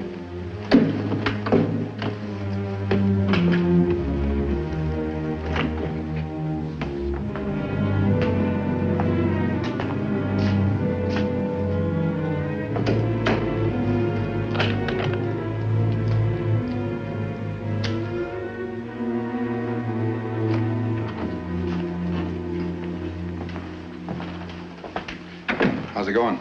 It's hard to tell. I've been up twice. They recalled you, huh? Yeah, that's right. We'll have the verdict in a minute. Want a match, Alex? No, thanks. Where do we stand? It's not easy. No murder weapon. We made Davitt on that footprint, put him at the scene of the crime. We got him in that vacant lot. They want to know when. That witness of yours could have told them. He didn't. Phone call pattern, circumstance, not enough. Troy's crowd must have been well rehearsed. If you clocked them, you'll notice they stayed 5 minutes apiece. Yeah, why?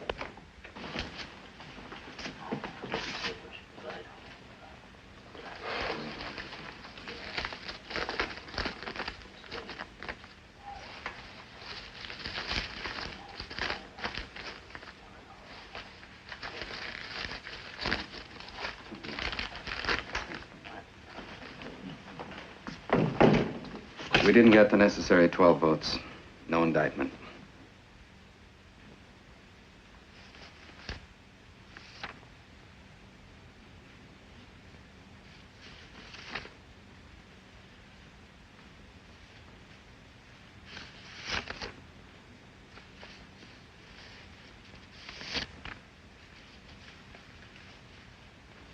An original and 3 carbons.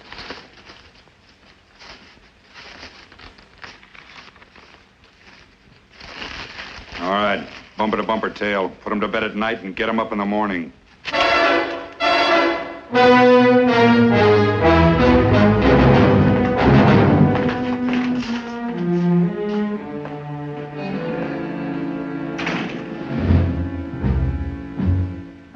Bumper to bumper tail.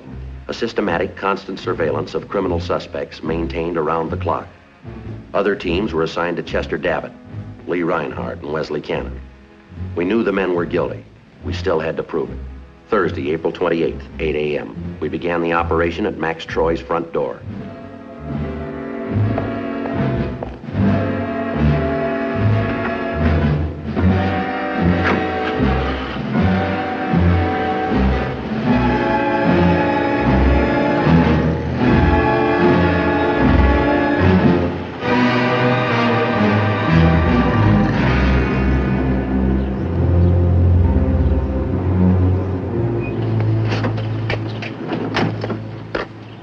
Look, I'm late. I got an appointment. Out. You got no right to...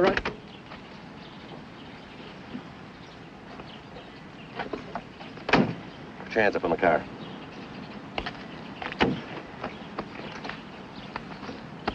All right, take everything out of your pockets. Put it on the fender.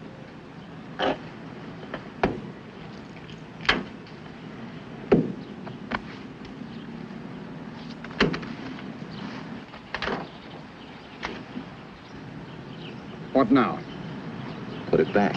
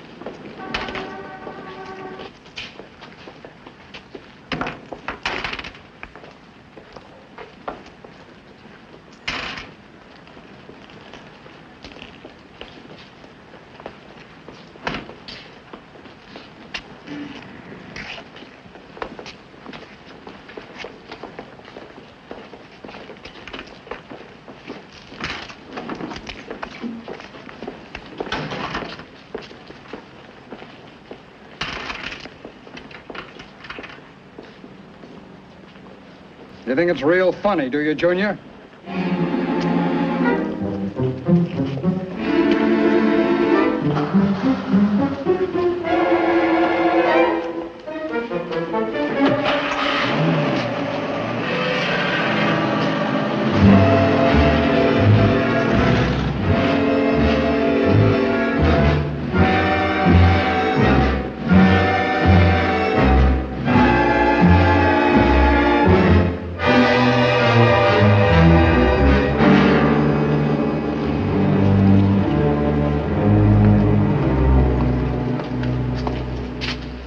Hands up on the wall. Not this time. I got friends with Would you rather do it downtown? Oh, get off my back, will you? You know I'm clean. Are you? Hands up on the wall.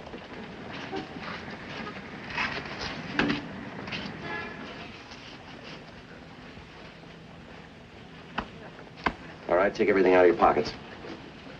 Where am I going to put it? The ground will hold it.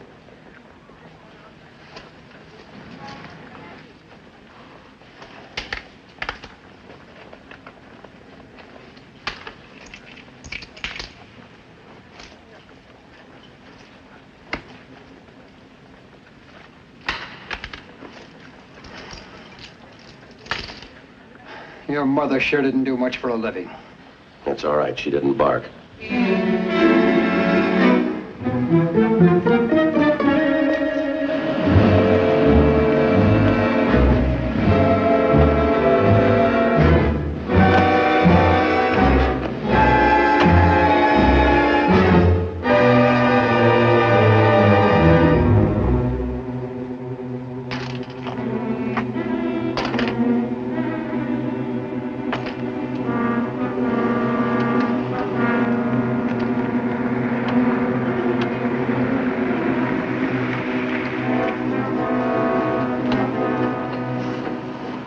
Good night, Max.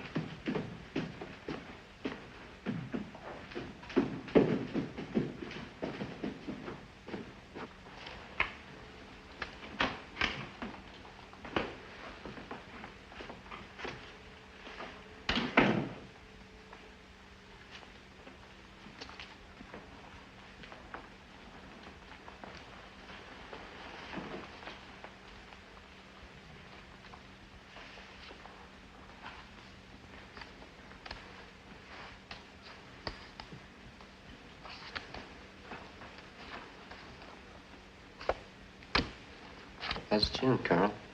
9. Didn't pick up a 9 last time. This time I got 9. I can't play with them in here. Get out. Come on, Carl. It's your deal.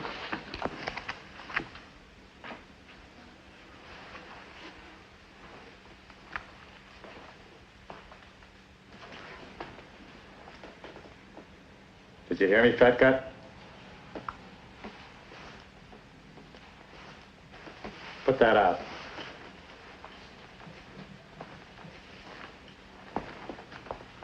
You his keeper? You and that toad get out of here. We got no beef with you. Come on, I'll help you out.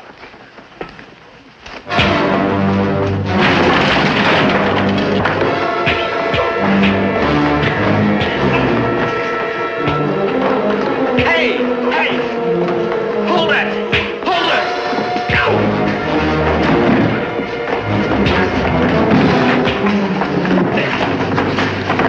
Don't worry. You and your stomach can sit this one out.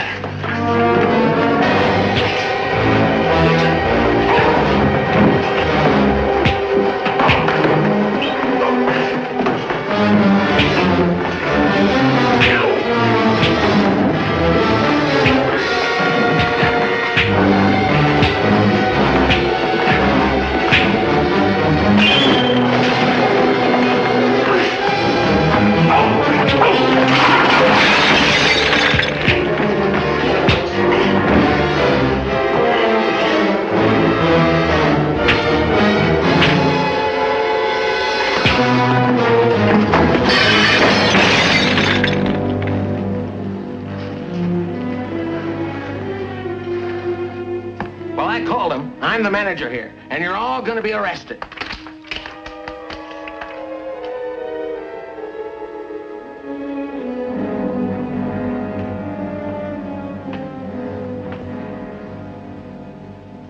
Close the door.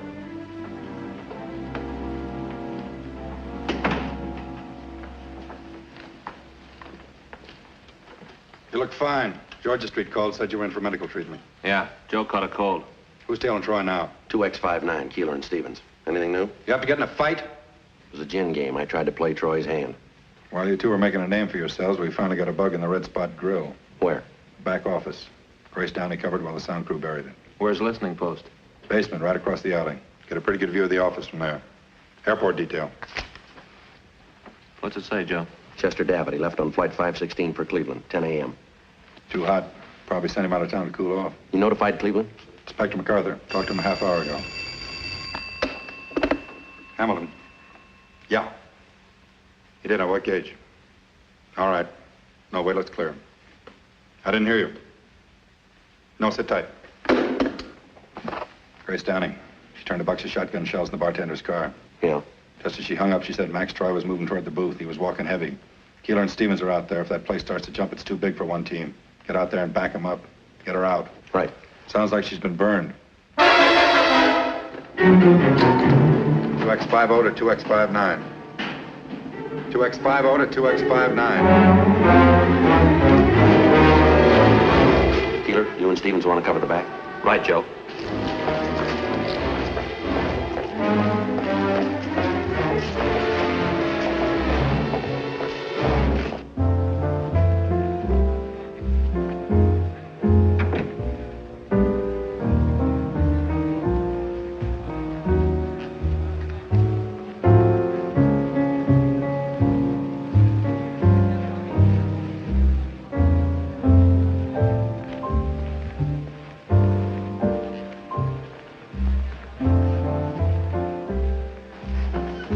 Take that somewhere. You know Sergeant Keeler, don't you, Max?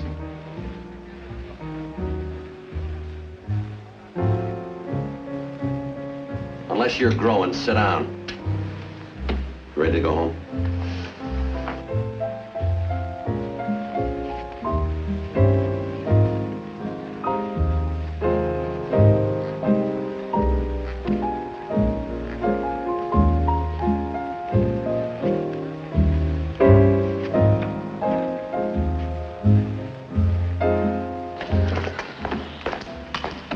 Round back.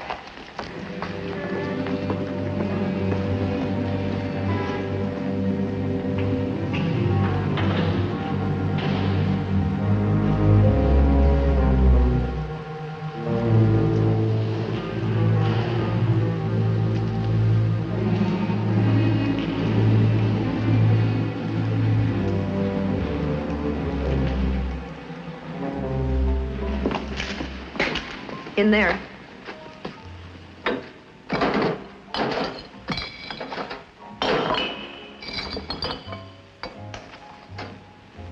This is what caused all the trouble, the package in the bartender's car.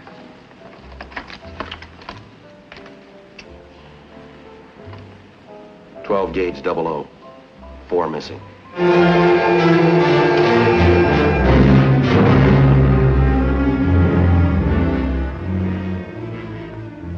The finding of the shotgun shells was another piece of corroborative evidence if we could ever turn the murder weapon. Policewoman Grace Downing was relieved of her assignment and went back to her regular duty. Tuesday, May 3rd. For the next 4 days, Frank and I, along with the other teams of men assigned, helped maintain the 24-hour surveillance at the listening post. 4:30 p.m.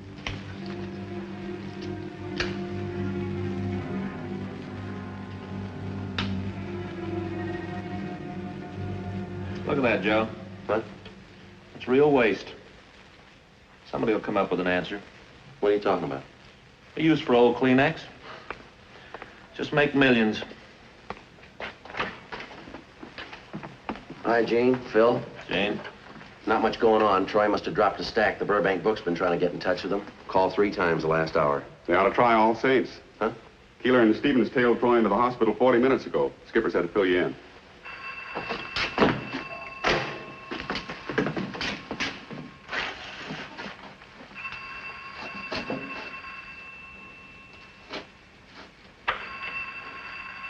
It's Lee Reinhardt. The bartender's with him. Hello. Who? Talk up a little louder. I can't hear you. Where?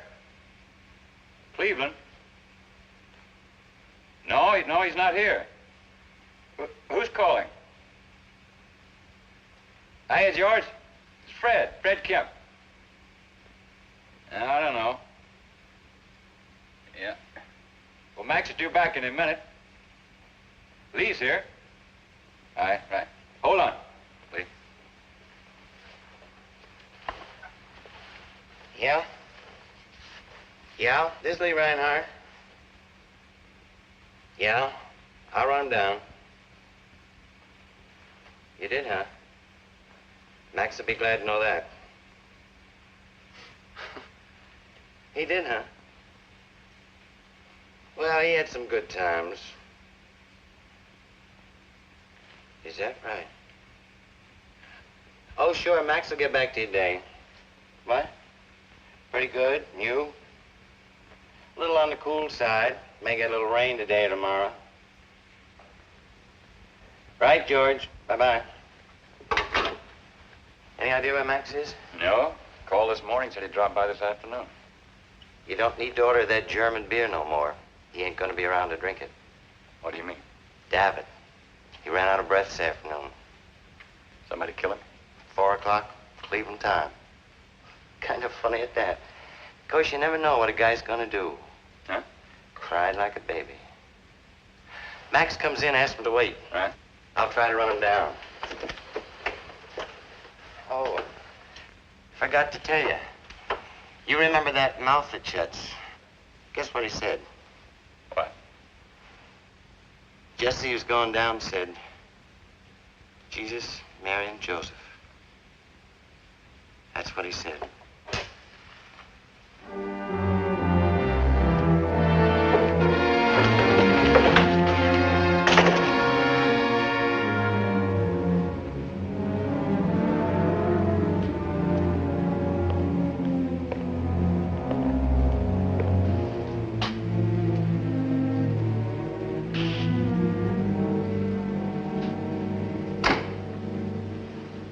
They sent him a long way to die, didn't they? It's always a long way. Well, Davitt was hotter than we thought. He must have made a mistake. His mistake was being Davitt. It's Friday. Yeah, Captain. Yeah, well, we know about that. We know he's dead. Long distance call from Cleveland. Just now. No, use the name George. Yeah, that's our guess, too. Every word of it. Yeah. No, there's no doubt about the other end of the call. Lee Reinhardt laid it out for the bartender. That's right. It's all there. Right? Right, what's that address again? Is that South Ardmore? Right. Yeah, well, can Phelps meet us out there with playback equipment? Right. You ready? Where to? Davitt's wife.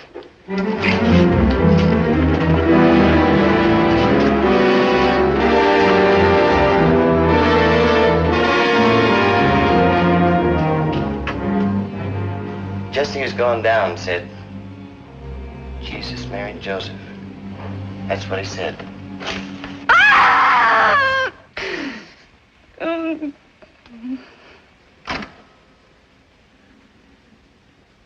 We're sorry, Miss Davitt. We didn't want to play it. You wouldn't let us do it any other way. I know. I used up any favors.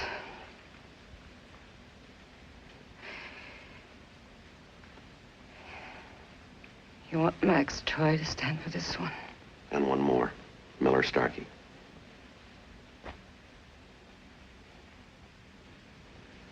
In the closet. Behind the clothes. Where the plumber fixes the pipes. Toolbox.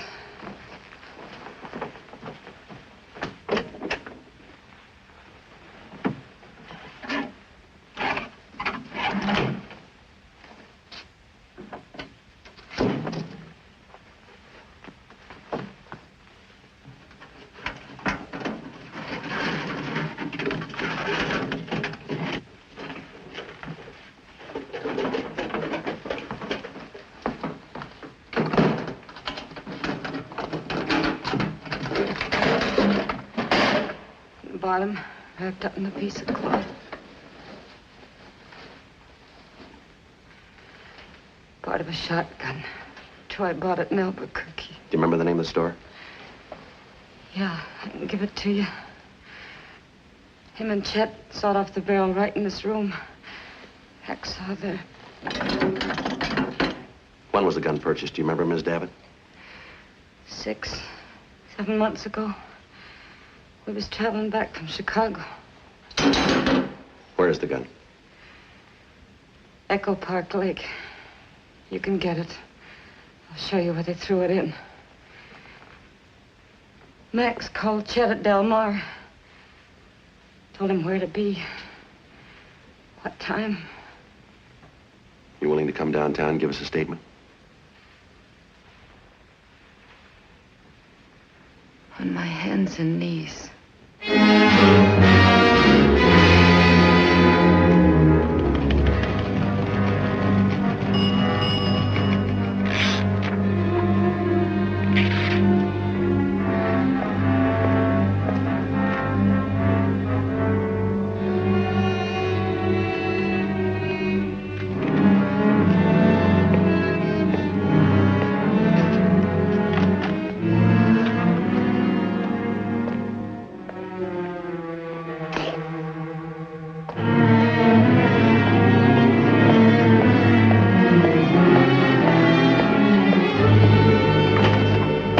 Teletype from Albuquerque.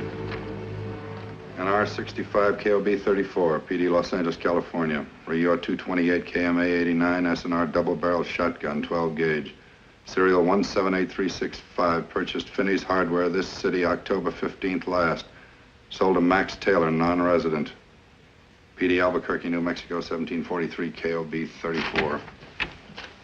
Joe, take 2. Right, thank you. This Friday. Yali. Mm-hmm. You can, huh? Well, how soon do you figure? Right, yeah, thank you very much. Lee Jones, the crime lab. Anything? Yeah. As soon as they bring up the gun, says he can give us a positive make on that missing barrel section. Leighton Prince lifted several good partials from that hacksaw and toolkit. It's good enough to make Troy. It's an artificial lake out at Echo Park. Salvage crew says they'll have the murder gun by morning. Got the signed statement from Davitt's wife right there.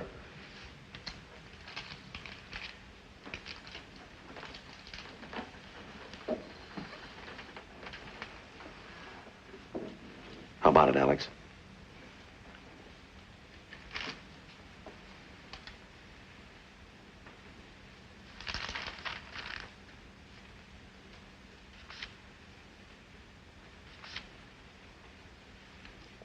You got him.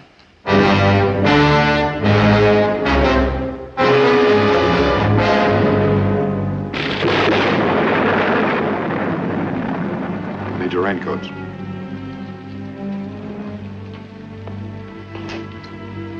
Like that, will you, Alex?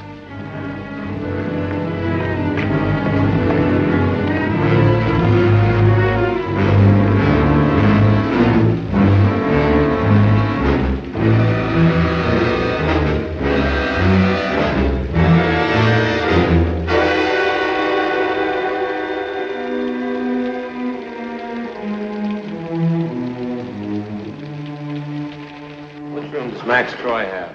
Mr. Troy went in for major surgery at 4 o'clock this afternoon. Well, how's he doing? Gastric cancer. He died on the table. I'm sorry, was Mr. Troy a friend of yours? No, sir. We hardly knew him.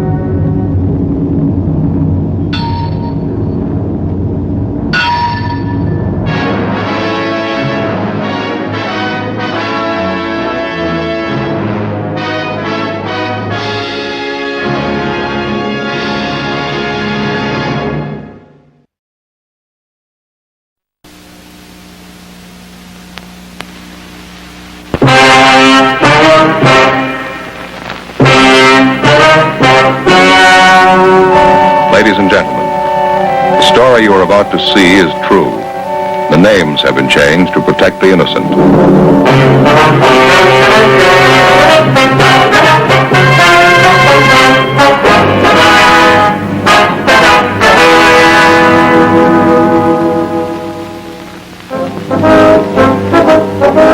It was Sunday, March 3rd. We were working the night watch out of robbery division. My partner's Frank Smith. The boss is Captain Didion. My name's Friday. For the past 3 months, we'd been tracking a pair of hold-up men. There was no pattern to their operation. There was only one thing we were sure of. They were young and they were brutal. We had to stop them.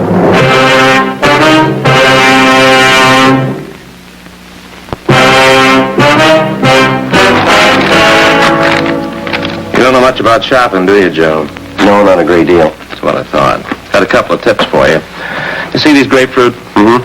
Thin-skinned. Yeah, that's the way they're good. No, Joe. Grapefruit is a tropical fruit. The thick skin protects it from the sun. Sweeter that way. Boy, I never heard that before. Yeah, you don't know much about shopping either. And look at the butter. Yeah, what's the matter with it? Well, that's more than we used to paying. Bakery wasn't open, huh? Sure, I got the stuff. Where's the raisin bread? Right there. No butter horns? No, they don't make those on Sundays. I got bear claws instead. Take a look at them. Wait a minute. You're not going to touch those, are you? Well, I want to show them to you. Yeah, but not with the hands, Joe. Look. Reach in, try to use a piece of paper. Easy. Try it. Yeah, easy? Sure. Now, when you were in the store, didn't the girl take this out of the counter with a piece of paper and put it in the sack? Nope, she used her hands. Even went to the wrong bakery, huh? You know, Frank, I don't like to say anything, but I can't keep coming over here to your place for breakfast. Well, why not? If you didn't, you know you wouldn't eat a good breakfast. Yeah, but Faye's going to start resenting it pretty soon, isn't she? Ah, Joe, don't be silly. She knows, too. You don't know how to cook a decent breakfast for yourself. How about the coffee? Is it ready yet? No, it hasn't started to perk yet. I don't know why. It's been on for 10 minutes. We got to plug it in. Oh. Well, what do you want to eat, Joe? Oh, a couple eggs will be all right. Mm-hmm. Better start the toast. Well, do you always start the toast before you start the eggs? Sure. Well, don't you remember last week? The toast got a little cold. That's right. Better hold off a minute. How do you want them? Scrambled? Well, is that the only way you know how to make them? I know, you old rib staker. You want one of my Spanish omelets. Yeah, that sounds okay. You heard from your mother lately? Yeah, I got a letter day before yesterday. Do you think she's going to like it back east? Yeah, she's with her sister. You know, it gives her a lot more company. She's still with her sister? No, she got a house just down the street now. Oh, I see. Imagine you miss her, huh? Yeah, I guess I do, but in the long run, it's best for her. Yeah, I suppose so. Well, you want to get the eggs? Yeah, where do you keep... Now, Joe, where do people usually keep eggs? Refrigerator. That's my boy. Say, this omelet of yours won't take very long, will it? We haven't got much time, you know. I'll have it on your plate in a jiffy. What time are we supposed to see those victims? 9:30 at the county hospital. Thanks. You want to get me a couple of tomatoes? Sure, where are they? In the refrigerator, remember? Oh.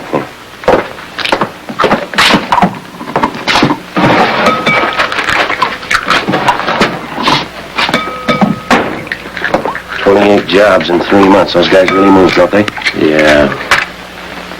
Now, these are nice tomatoes, Joe. I bought these. That Hollenbeck job last night, the vicious punks. Yeah. There was no reason to work the old man over the way they did.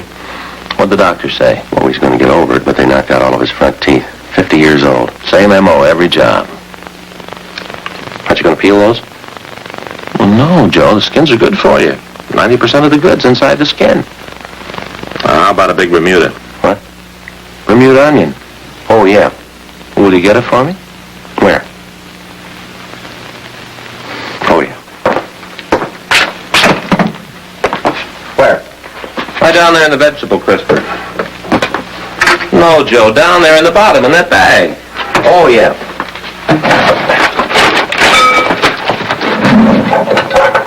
What was it you wanted? A Bermuda onion. They're yellow. They're down in there. Look around. Let's see. H-I. Is that what you wanted? No, Joe. I want a big one and a yellow one. Now, just root around down in there. You'll find them.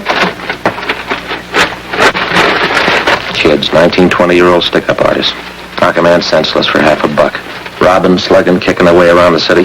Yeah. This will be one bunch I'll be glad to catch up with.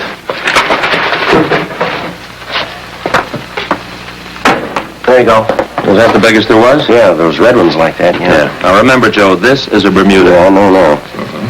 Wait a minute, you're going to peel that, aren't you? What, and lose half the flavor? No. Well, I know, I always peel them. Joe, never peel them for an omelet, remember?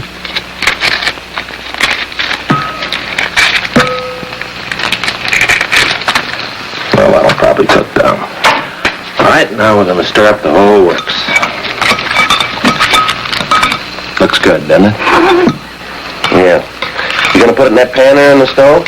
Yes, sir. It's a little hot, isn't it? It's sure smoking. Well, that's how you make a Spanish omelet, Joe. Hot fire, let fire do the work. Is that so? Into the pan. Now, Joe, the secret of a Spanish omelet is you got to work fast. What are all those little brown things on the top? Oh, those the onion skins. Oh, it doesn't look right to me. Wait till you taste it. I get it. Yeah, you better. I can't leave. This is a beauty. Hello. Yeah, he's here. No, this is Friday. Oh, hi, young.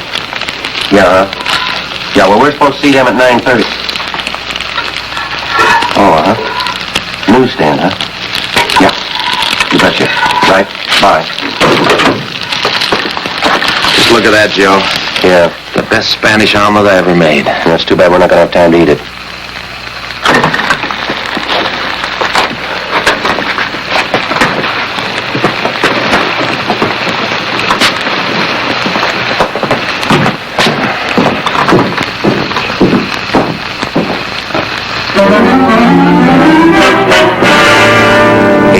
A.m. We left the house and drove to the scene of the holdup, one door up from the corner of South Grand and Colonial Avenue. The victims were Mr. and Mrs. John Wilden, proprietors of a small newspaper and soft drink stand just off the intersection. Mrs. Wilden was being carried to a waiting ambulance when we got there. She was unconscious. From her forehead to her chin, her face was a swollen mass of welts. Her nose had been broken, and she had fractures of the jaw and cheekbone. Her husband, John Wilden, age 56, had a single bruise on his forehead over his left eye. We questioned him after the ambulance attendants gave him first aid. His description of the hold-up men tallied almost perfectly. One was a redhead. Another one had dark hair, both about the same height. I'd say as tall as you are, officer. Matches, Joe. Kid bandits, huh? Frank, what's that by your foot there? Where? On the floor. Oh, look, the matches. There. Thank you. These yours, Mr. Wilden, these matches? No, I don't smoke. Well, your wife's maybe, huh? Oh, don't think so. Neither one of us smoke. Big 10 Cafe. Steaks, chops, short orders, open all night. Names on the inside cover here. George Bell and S. Cameron. 5th and Alameda. Do you handle cigarettes, cigars here? No, sir. Candy, soft drinks, newspapers, that's all. You sure you don't recognize those? Big 10 Cafe. No, never heard of it. How about the names on the inside of the cover there? George Bell, S. Cameron. No, never heard of him. Well, when you first came in here, Mr. Wilden, do you remember where the hold-up men were standing? Well, not too well. One was there, and one was over there, I think. Could be, Joe. Maybe one of them dropped it. Well, you trace them from that matchbook? You think that's possible? Well, we don't know yet. Well, how would you trace them that way? Analysis? Some kind of scientific work? No, sir. Leg work. 9:28 a.m. We called Leighton Prince. As soon as they arrived, we dropped Mr. Wilden off at Georgia Street Receiving Hospital to see his wife. After he saw her, Frank and I drove him back to the office. We had him check the mug books. He couldn't identify any of the suspects. We had the crime report typed up and got out a supplementary broadcast on our original APB. We asked Lieutenant Edward Swan and R&I to run the names George Bell and S. Cameron through the files for a possible make. We checked for the restaurant advertised on the cover of the matchbook, the Big 10 Cafe. The manager of the cafe failed to recognize either the names on the matchbook or the descriptions of the hold-up men. 9:52 a.m. We checked back in at the office. I'll get it. Right. Robbery, Smith. Oh, hi, Ed. Well, you did, huh? I see. Okay, thanks. Swan? Yeah, he ran a make on the name George Bell and Sam Cameron. They've been running together. Both got long juvenile records. Good. You get an address on them? Yeah, they won't be hard to find. What do you mean? Main jail.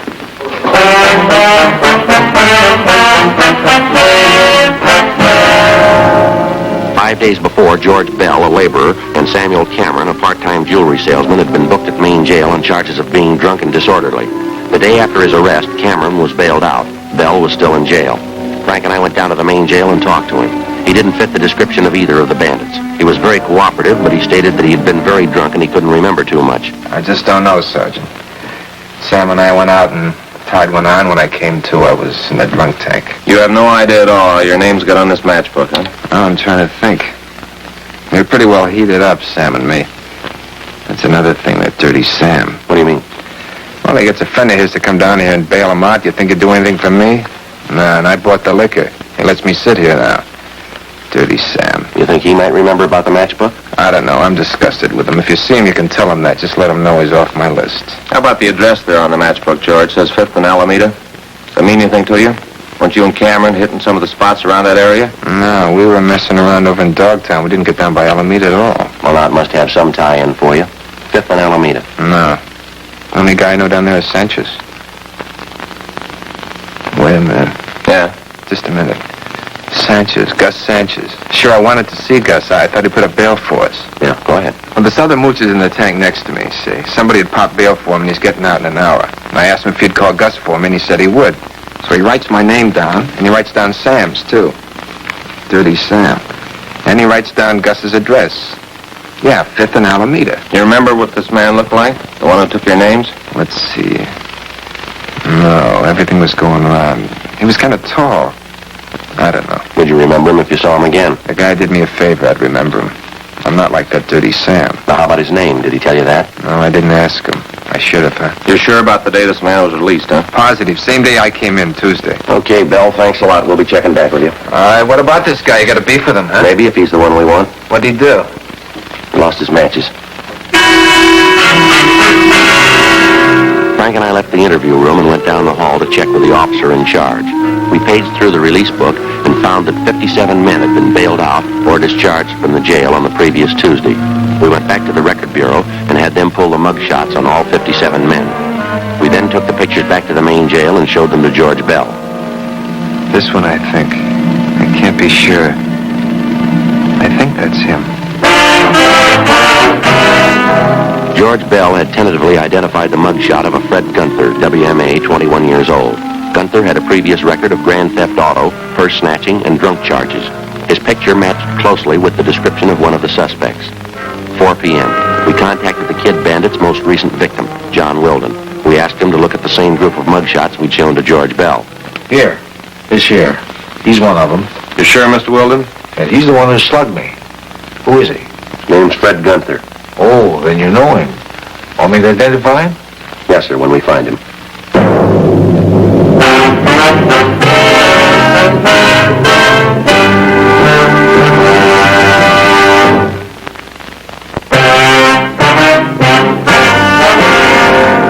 We checked out the suspect, Fred Gunther. There was no trace of him at any of his previous addresses. Monday, March 4th, 9 a.m. We began checking with the other victims of the Kid Bandits. After a day and a half of legwork, we sat down and figured up the results. More than 2/3 of the victims definitely tabbed Gunther as one of the hold-up men. During the period Gunther was in custody, there were no robberies which had the same M.O. as that used by the suspect. The next step was the Record Bureau. We had them pull the packages on every one of Gunther's known friends and associates.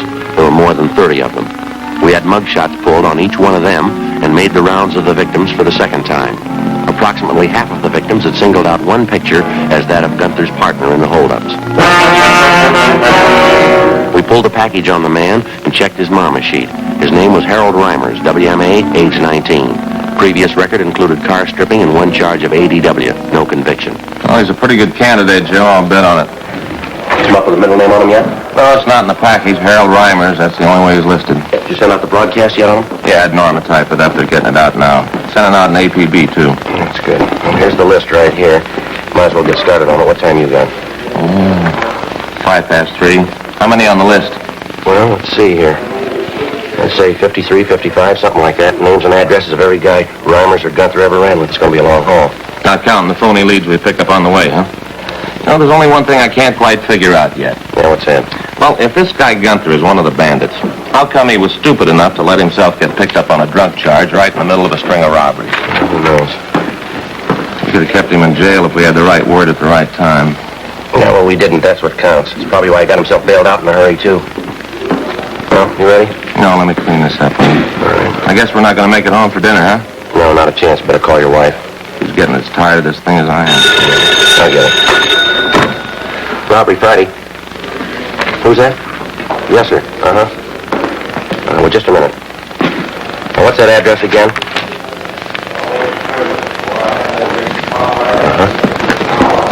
Yes, sir, right away. What do you got? There's a bartender over on Central Avenue read about the case in the paper this morning. Yeah. Says he can show us where to find Gunther.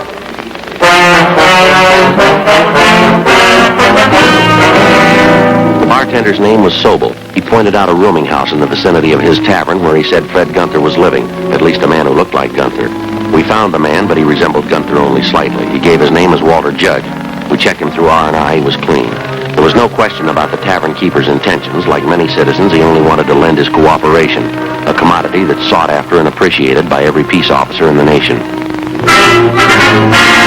Friday, March 8th. We continued our check of the friends and associates known to the two suspects, Gunther and Reimers. We got nowhere. 2 weeks passed.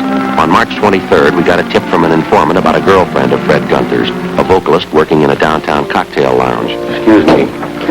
You Lorraine Stanley? Yes, that's right. Sweet Lorraine. My billing. You from the union? No, ma'am. We're police officers. We'd like to talk to you for a minute if we could. Sure, all right. What's it about, officer? Do you know a Fred Gunther, Miss Stanley? Yes, I know him. I used to be engaged to Fred. You happen to know where he is now? No, I really don't. Guess I haven't heard from him in 3-4 months. He usually looks me up when I'm in town. Maybe he saw about something, I don't know. He hasn't contacted you at all? Not since I got back from Bakersfield a month ago. I played 32 weeks in Bakersfield. Ramble Inn. Sure hated to leave. Nice place. Mm-hmm. Where does Gunther stay in town? Do you happen to know? Used to be that hotel on South Flower. I called him there, but they said he moved.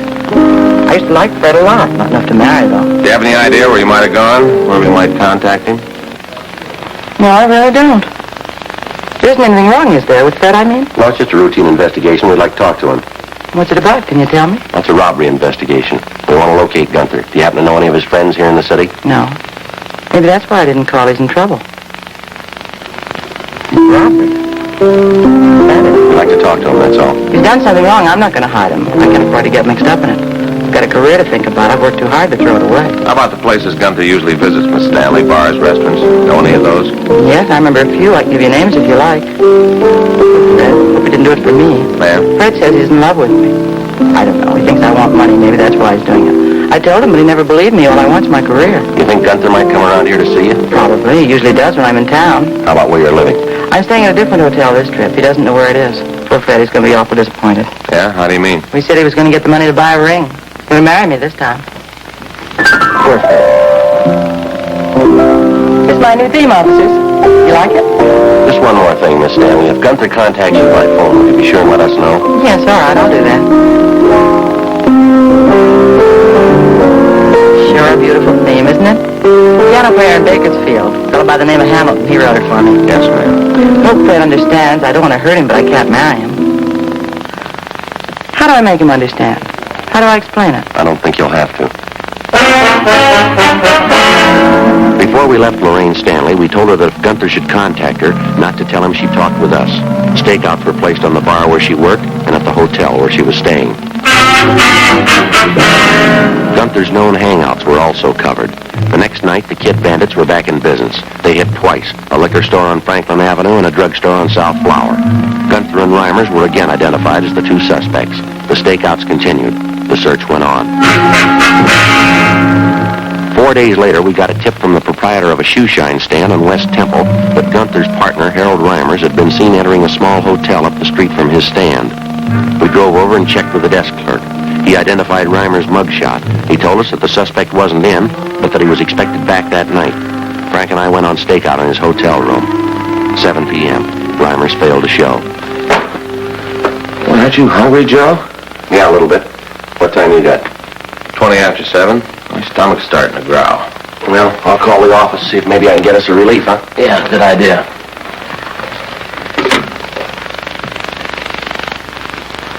Hello. Yes, would you be kind enough to get us Michigan 5211? Well, yes, sir, I understand. We'll pay for it. Well, yes, sir. Yes, I know about the service charge. That's all right. On the way down, all right? Fine. Yes, thank you. Michigan 5211.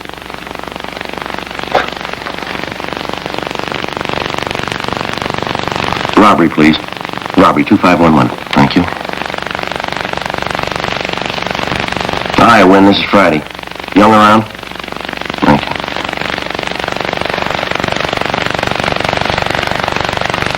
Hi, Young. This is Friday. We're sitting out here at the...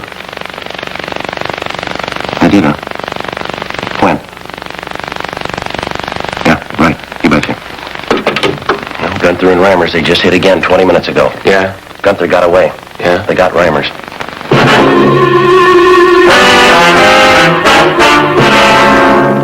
7:45 p.m. Frank and I got back to the city hall and went to the squad room. Together with Young and Carr, we tried to question the suspect, Harold Reimers. We talked to him for over an hour. He refused to tell us anything. He was taken to the main jail where he was booked in on 211 PC. I'll get it. Robbery, Smith. Oh, yeah, ma'am. He's right here. You, Joe. Thanks. Friday talking. Oh, yes. Yes, ma'am. How are you, Miss Dan? He did it. What did he say? Uh-huh. You bet. Yes, ma'am, right away. Lorraine Stanley over at the bar. Just got a call from Gunther. Yeah? Says he's on his way over.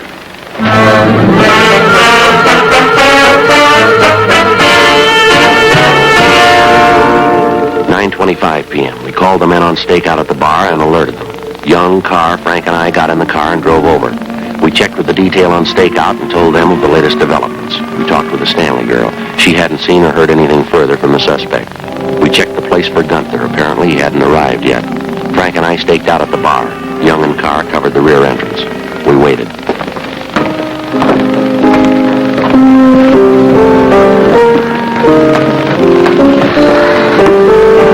What time you got, Joe?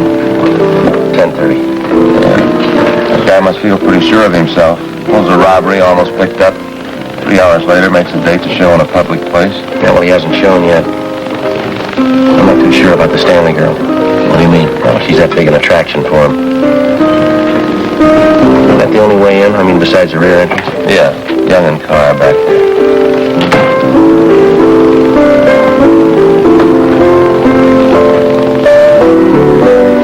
That's him.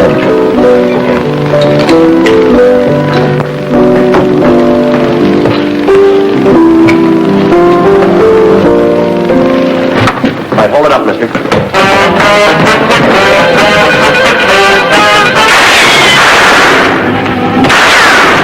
Get back out! Get out of the door!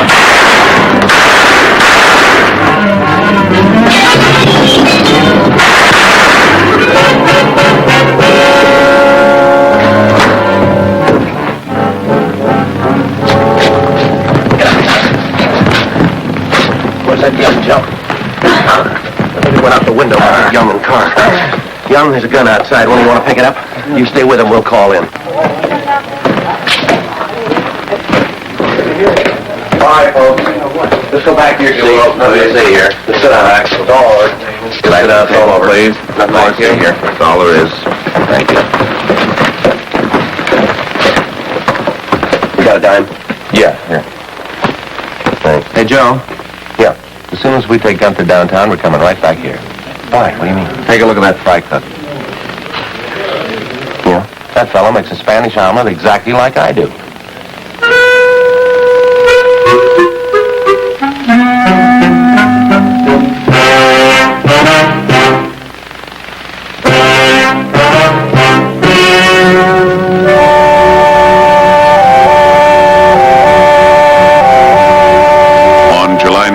Trial was held in Department 86, Superior Court of the State of California, in and for the County of Los Angeles. In a moment, the results of that trial.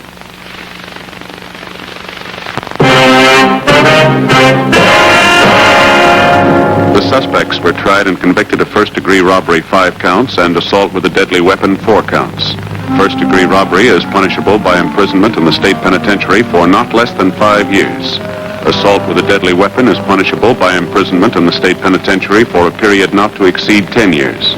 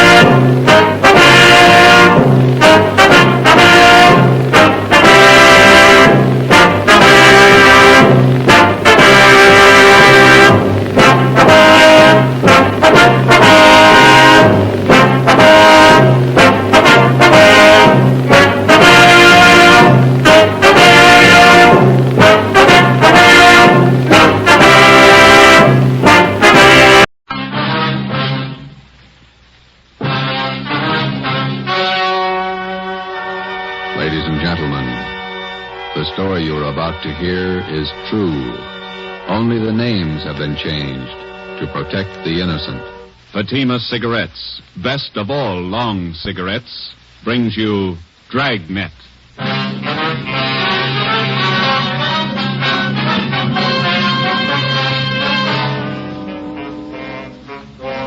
You're a detective sergeant. You're assigned to homicide detail. A young woman has been murdered. The body was discovered behind locked doors. The assassin is still at large. Your job, find him. If you want a long cigarette, smoke the best of long cigarettes. Smoke Fatima. Fatima is the long cigarette which contains the finest Turkish and domestic tobaccos superbly blended to make Fatima extra mild. And that's why Fatima has a much different, much better flavor and aroma than any other long cigarette. That's why Fatima is doubling and redoubling its smokers. So, if you want a long cigarette, smoke the best of all long cigarettes. Smoke Fatima. Dragnet, the documented drama of an actual crime. For the next 30 minutes, in cooperation with the Los Angeles Police Department, you will travel step by step on the side of the law through an actual case from official police files. From beginning to end, from crime to punishment, Dragnet is the story of your police force in action. It was Tuesday, January 9th. It was stormy in Los Angeles. We were working a day watch out of homicide detail. My partner's Ben Romero, and my name's Friday. I was on the way to work, and it was 6:45 a.m. when I got to the steps of the City Hall, the Main Street entrance. Hey, Joe, wait up. Morning, Ben. When did they call you? 5 a.m. Donahoe called you? Yeah. Miserable out, isn't it? It's pretty wet. My feet are soaking wet. See the transfer there? Yeah. New chief of detectives? Mm-hmm. Wait a minute, I want to get some gum. Pack of spearmint. Well, I heard about the new chief. Thad Brown. Good man. Fish gum? Thanks. Well, I wish they'd make up their minds about our shift. Work days, they call you back nights. Work nights, they call you back days. Why don't you put in for a desk job? We never have to call you back. You're here all the time. No, you're just hard to please. Here we are.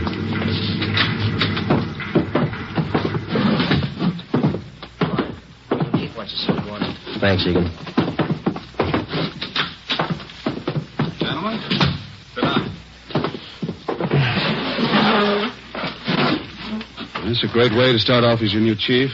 Call you back on a rotten morning like this. I'm glad you got the job, Thad. Yeah, congratulations, Chief. It's hard to follow men like Ed Backstrom. Gonna need your help. You got it.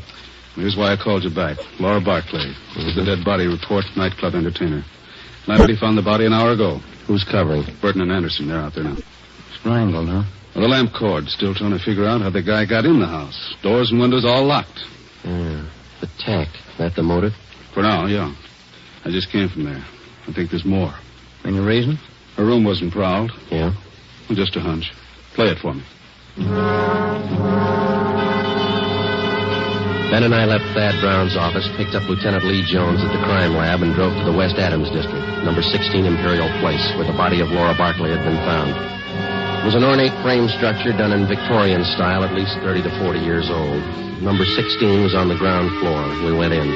A narrow hallway led to the bedroom in the rear of the house. 2 gas jet fixtures, which had been converted to electricity, were the only illumination. This place has seen better days. Anybody else coming out, Lee? I see flash bulbs down there. They must be here already. Lieutenant, Friday, down this way. Hi, Burton. Hi. Photographer's covering the body position. Peterson's dusting for prints. Fred, shoot a couple of overheads. Don't make them all angle shots. Get up high, then move in close. Yeah, Chief was right. Room's in pretty good order. Did you talk to anybody, Burton? Landlady lives upstairs. Only 2 people living in the building. Mm-hmm. Did she tell you anything? Said the Barkley girl paid her rent on time. Good tenant. Plays the organ at the Blue Fox. Cocktail lounge. Any idea how the murderer got in here? Not yet. Every door and window in the place is locked. Anything else? That's it so far. We'll give you 15.7 on what we got. Okay, Lloyd. You and Anderson have another detail? Yeah, I'm working on that Westwood thing. 2 uniform men outside if you want anything. Right, thanks. Looks like a tough one, Joe. Whoever did it must have come in through the keyhole. I'll see you later. So long, Lloyd. Andy. Peterson's dusting for prints. Nothing yet. Only piece of physical evidence so far, the lamp cord she was strangled with. I'll run it through downtown. Not a sign of a struggle. Maybe she wanted to die. Check the bathroom, will you, Ben? Yeah. I'll look around the kitchen. Hey, Pete, have you dusted the lamps yet? Not yet. I'm going to keep this.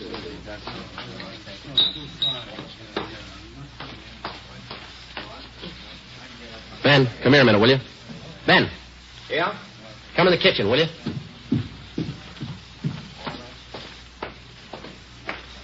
You got a pencil? Oh, yeah. Yeah, here you are. Okay. Take a look at this garbage chute here. Let me see. About 8 feet to the ground. Yeah, big enough for a man to get through. Oh, yeah. Yeah, no problem. Lee. I'll be right there. That could be the answer, Joe. Well, he either got in this way or he was in the house when she came home. What do you got? Garbage chute here. What do you think? Could be. Let me grab a kit. Let's see. Aluminum powder. There it is.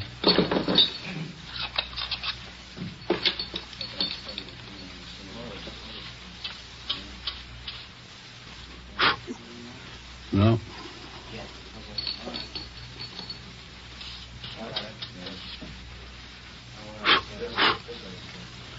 No, nothing on the outside of the lid. Looked pretty clean. Must have just been scrubbed. Abrasions here. Got a pencil? Yeah, I'll get it. Hold it up there, will you? Yeah,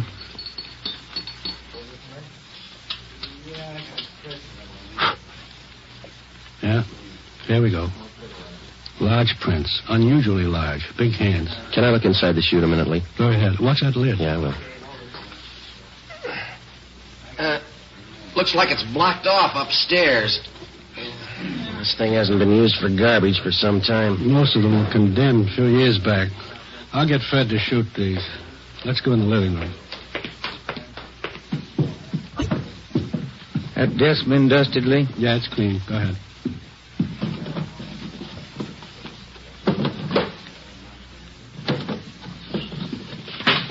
Take a look, Joe. Yeah. Photographs. Hundreds of them.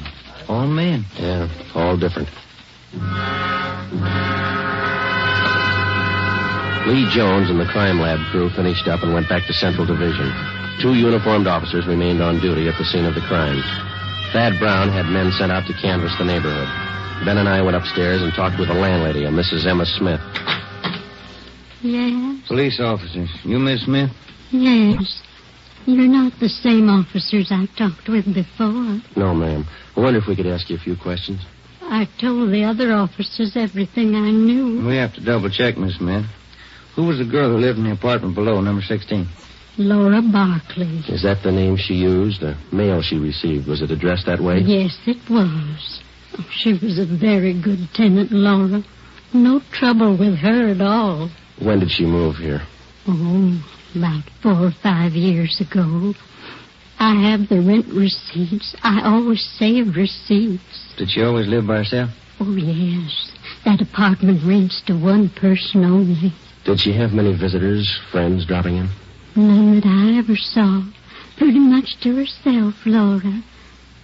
The men came yesterday and took away What's that, ma'am? the organ, electric one.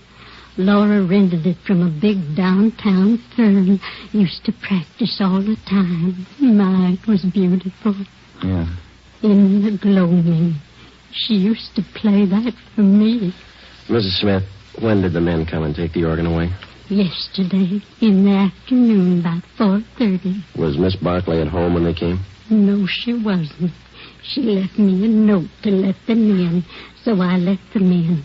I never allow anyone in the apartment without a note. You know the name of the company where she rented the organ? Brazier's, it was called, down on South Spring. Well, didn't you think it was unusual that Miss Barclay didn't have any friends? Now, officer, I didn't say Laura didn't have any friends. What I said was that she didn't have any friends who came to see her here. She moved here from a hotel for women. That's the reference she gave me. I see. I wonder if you could give us the address of that hotel, please. I'll write it down for you. Thank you. Miss Smith, did you hear any unusual sounds in Miss Barclay's flat last night? Anything out of the ordinary? If I had, I would have called the police and we'd have saved a girl's life. No, thank you very much, Miss Smith. Here's our card. If there's anything you think of after we've gone, don't hesitate to call us. Thank you, I will. I hope you get the dirty men who killed Laura. We didn't say it was a man, Miss Smith. Well, isn't it always a man? Before we left Mrs. Emma Smith, we asked her about the garbage chute. She said it had not been in use for the last 4 years. We showed her the stack of photos. She could identify none of them. We drove back to Central Division. We checked Brazier's music store. The 2 men who moved the organ were checked out and cleared. We went to the Wynn Hotel for young ladies. They could tell us nothing. Laura Barclay's references were all good. We went back to the office and met with Chief of Detectives Thad Brown. You think he got in through the garbage chute? That's the way it looks, Chief. Went all over the apartment. If there's another way, we haven't found it. All right, you know how he got in. Who is he? We got out an APB on his M.O., latent fingerprints, and making a run on those prints we found. You got an idea about these pictures here. Most of them theatrical stills, show people. Frank Latour and his canine circus. To Laura, all my love, Frank. Tell you what you do. Here's a guy I checked with this morning. Bernard Caribbean, theatrical booking agent, huh? Yeah, Barney's office is down in the Orpheum building, 8th and Hill. He booked her into the Blue Fox. See what he can tell you. Right. You grabbed the pictures, Ben, huh? Oh, yeah. Well, you got more than you started with. Yeah, those fingerprints. We get a make on him, we'll be close to the guy. So was the Barclay girl. But he got away.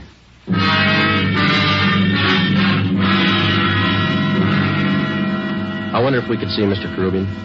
Who's calling, please? Sergeant Romero and Sergeant Friday, police officers. One moment, please. Yeah, Peggy. 2 police officers to see you, Mr. Caribbean. Sergeant Friday and Sergeant Romero, is that right? Yes, ma'am. Send him in. Go right in. Thank you. All right, let's go. I'll be right with you. When them rosy roses bust through the snow, I'll be coming home on parole again. When them General Sherman tanks are covered with ice, I'll be home for good, and won't that be nuts? No, this guy's stuff is cornmeal. Sit down, fellas. Thank you. Can I help you? I understand that you booked Laura Barclay. Yeah, that's right. I spoke with a... Got his name right here. Chief Thad Brown? Yeah, that's right. He asked me about Laura. Too bad about that. Any clues? We're working on it, Mr. Caribbean. What makes a person pull a stunt like that? Laura didn't have no enemies. She had one. Well, I don't know much about her, except I've been booking her for about 4 years.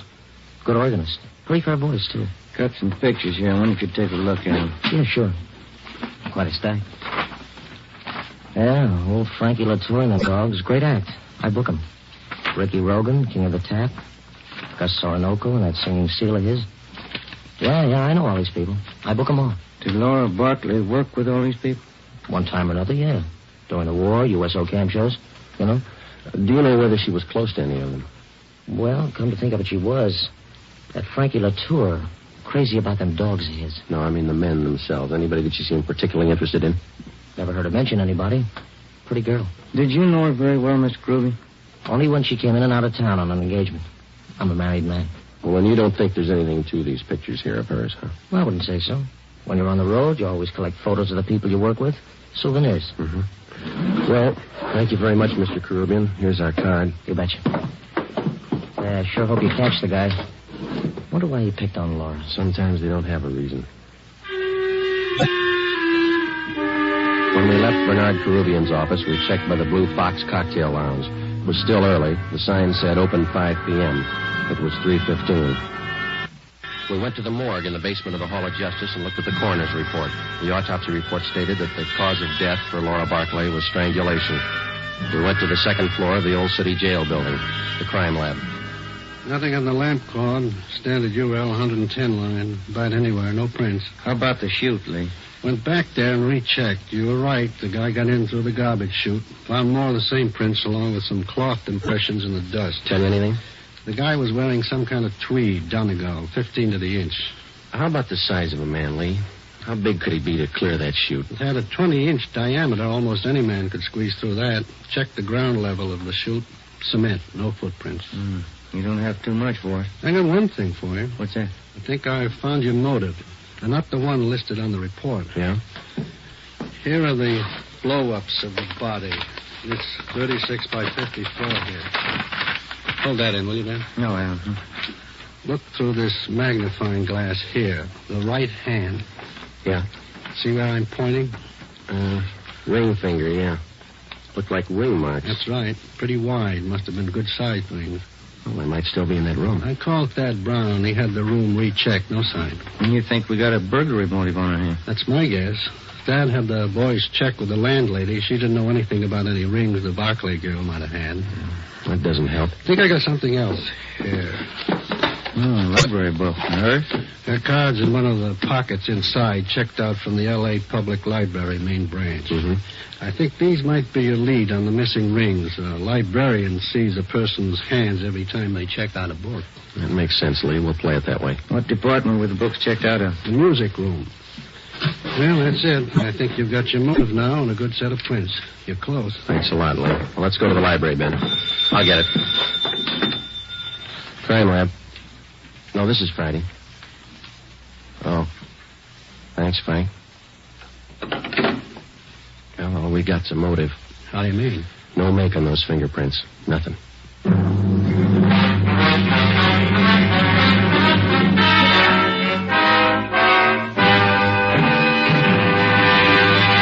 You are listening to Dragnet for the solution to an actual case from official police files. Now, here is a real solution to many of your Christmas shopping problems. If your friends smoke a long cigarette, give the best of all long cigarettes, Fatima. Give Fatima for quality. The name Fatima has always stood for the best in cigarette quality. Give Fatima for flavor. Fatima has a much different, much better flavor and aroma than any other long cigarette. Give Fatima. They're extra mild. Yes, Fatima is the long cigarette which contains the finest Turkish and domestic tobaccos superbly blended to make Fatima extra mild. Yes, extra mild. So give Fatima for Christmas in the attractive golden yellow carton. It's the long cigarette that has doubled and redoubled its smokers. Yes, more and more smokers every day agree Fatima is the best of all long cigarettes. 4:30 p.m. Tuesday, January 9th. Heavy rain. Laura Barclay's murderer was still a free man. Ben and I were sure that whoever left their fingerprints on the inside of that garbage chute was the same man who murdered the Barclay girl. He had no previous record. His first crime, as far as we knew, was a killing, and the odds were all in his favor. The fingerprints gave us nothing. All we had left to lead us to the killer were 3 library books and a stack of old theatrical photos. The solution of most crimes for the working detective is method and persistence. When you have clues, you work with them. When you don't, you work your way to a logical conclusion as best you can. We went to the Los Angeles Public Library, the main branch. The librarians in the music room handle thousands of readers every week. None of them remembered Laura Barkley. We drove over to the Blue Fox Cocktail Lounge. We interviewed the manager, and he knew nothing of her personal life. We talked to Harry Schumann, the organist who had taken Laura Barkley's place. What would you like to hear, fellas? Police officers like to talk to you, man. About Laura, huh? Yeah, that's right. All right, if I keep on playing? Manager wants full 15-minute sets. Yeah, go ahead, that's all right. What can I tell you? How long have you known Miss Barkley? Oh, 4 or 5 years. It's a terrible thing. You got to get whoever did it. Yeah, we're going to try. Can you think of anybody that might have killed her? I know you ask that question of everybody. I don't know. Does anybody ever know for sure? Sometimes. Well, I don't know. When you think of a person, you never think who might murder him. Maybe you might know a few things about her that you could fill us in on. I'll try. She go in for jewelry much? Rings, things like that? Funny you should ask that. She was nuts for it. Good things. Rings? Had a couple of beauties. Diamonds they were, big stones. Cost $4,000. I know she used to put most of her money into those rings. She buy them on time? Yeah. I remember one night she was overjoyed. The night she paid them off. Cost a lot of dough. Can you describe those rings for us? Not too good. I can give you the name of the jeweler she bought them from. That'll do. Do you know anybody else that we might talk to? Don't know any of her friends. She was an only child. No living relatives that I know of. How about her landlady? Yeah. I guess that's it, Harry. Thank you. For what? I wish I could help more. If everybody had your attitude, we'd be out of a job. Before we left the Blue Fox, Harry Schumann gave us the address of Laura Barkley's jeweler. The next morning, we checked with the manager of the store, and he gave us a complete description of the 2 diamond rings which the dead girl had purchased. They were valued at $4,000. He gave us detailed drawings of the rings. We went back to the office, gave the information to burglary detail. An all-points bulletin was put out describing them. Pawn shops throughout the city and state were alerted to watch for the stolen rings. We had lunch with Chief Thad Brown at Costa's Cafe. Never mind, O'Mara. I'll get it. Oh, thank you, Chief. I'll get the tip. Stew was good. Do I have some change for the cigarette machine? Thanks. Need any cigarettes, Joe? No, thanks, Thad.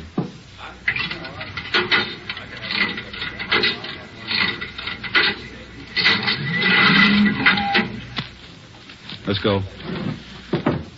What do you think, Thad? The description of the rings and the MO should help. He hasn't turned up. Good chance he's holding on to them. Could be his first job. Probably scared. Anybody check back over the neighborhood there? Yesterday afternoon and this morning. A lot of door-to salesmen through that district. All been checked out. It's a dead end. Now where? If only those prints are checked out. Well, they didn't. Got a kickback from Brereton in Sacramento on his MO. No make. We'll have to get him with what we've got. Here's the car. Sure you picked up all the loose ends? Oh, we've been back over the course 3 times. Go over it again. Keep going over it until something breaks. For the next 10 days, we retraced our steps from the room where the crime was committed throughout the neighborhood to the place where she worked, back to the same dead end. Ben and I checked and double-checked each other to make certain that neither of us had overlooked even the smallest detail of the investigation. We got no place. It was 8 a.m., January 19th.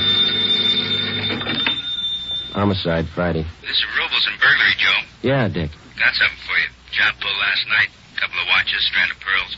How do we figure in it? His M.O. Yeah? Guy got in through the garbage chute. Besides fingerprints and photographs, one other mark by which the unknown criminal is identified is by his method of operation, his M.O. Once a thief finds a successful means of operation, he seldom changes it. In our search for Laura Barkley's murderer, we had checked our files and found no criminals at large whose practice it was to gain entrance through a garbage chute. It was reasonably safe to assume that this was the same man.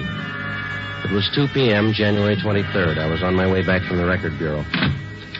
Just had a call, Joe. Elmer Radcliffe. Informant? Yeah.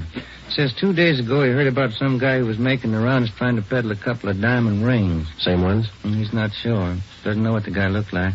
Any idea where the guy is now? Hasn't been around since. Told Elmer to keep his eyes open. Oh, that's good. Come in here, you two. What do you got, Thad? This report just came down from burglary. Pawn shop down on North Main took in a watch and strand of pearls last night. Yeah? Same stuff that Rubles called you about. Yeah, I remember. Where's it dying? Same guy tried to peddle a couple of diamond rings. 10 a.m., January 25th. Thad Brown arranged to have all pawn shop detail calls concerning the suspect put through to us on extension 2521, homicide. 5 days passed. No further word. Homicide, Friday. This is George Rose. I run the Harbor Pawn Shop, 2nd and Main. Yeah, what's the matter? Man in here, trying to turn those diamond rings. The ones on the stolen property list. I can't talk now. Stall him. We'll be right down.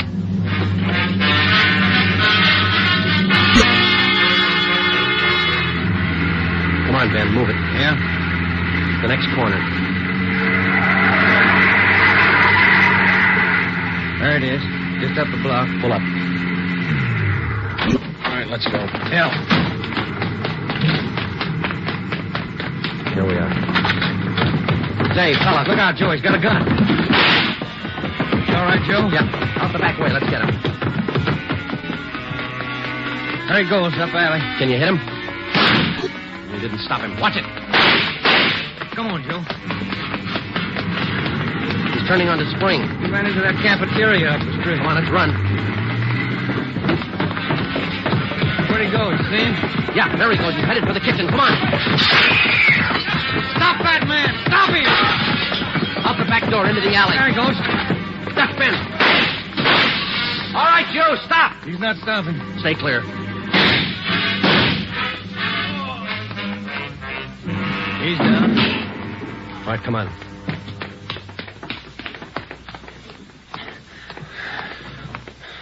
All right, get his gun. Yeah.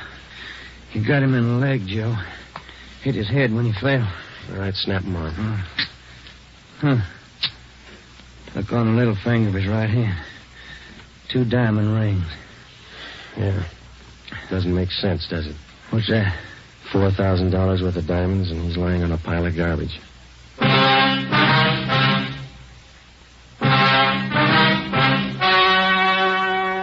story you have just heard was true. Only the names were changed to protect the innocent. On April 2nd, 1947, trial was held in Superior Court, Department 81, City and County of Los Angeles, State of California. In a moment, the results of that trial. Now, here are authentic reports from all over the country that tell the story of Fatima's sensational increase in popularity. New Orleans Division. Fatima sales up 300%. Detroit Division. Fatima sales up 348%. Los Angeles Division. Fatima sales up 545%. More and more smokers agree Fatima is the best of long cigarettes. So enjoy Fatima yourself and give extra mild Fatimas for Christmas in the attractive golden yellow carton. Everyone who smokes Fatima says that this great new long cigarette is the best of all long cigarettes.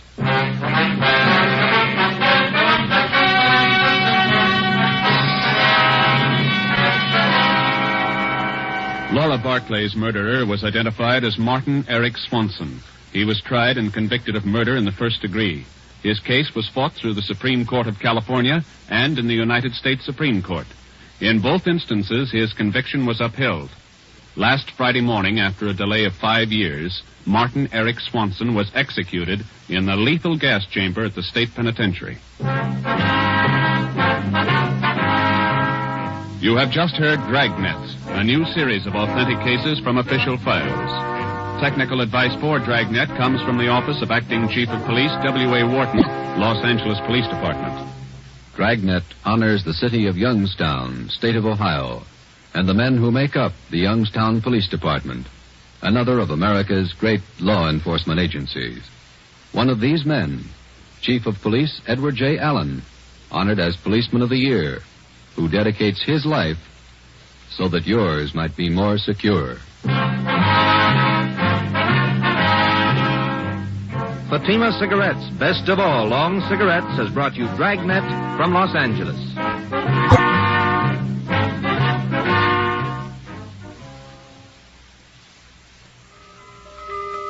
This Christmas, give the gift that makes every pipe smoker happy. A Christmas humidor of mellow Granger. Granger is made just for pipes by the tried and true Wellman method. Rough cut to smoke mild and cool, and humidor packed to stay ever fresh. Yes, make this Christmas a Merry Christmas for all the pipe smokers on your list. Give them each a Christmas humidor of mellow Granger. Listen to Dragnet next week, and be sure to hear Morton Downey tonight on NBC.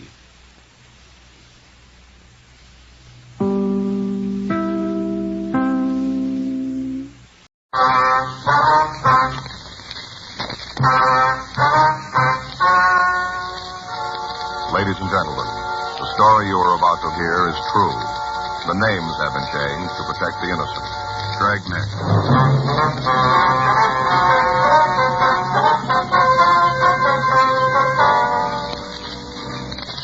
You're a detective sergeant. You're assigned a robbery detail. A supermarket in your city has been robbed. The thief wore a disguise. You don't know who he is or what he looks like. Your job, find him. It was Wednesday, August 13th. It was warm in Los Angeles. We were working the day watch out of robbery detail. My partner's Frank Smith. The boss is Chief of Detectives Thad Brown. My name's Friday. I was on my way into the office, and it was 7:58 a.m. when I got to room 27A. Robbery. Morning, Frank. You been in long? About 10 minutes. It's going to be a hot one today, isn't it? Yeah, that's what the paper says. Anything in the book?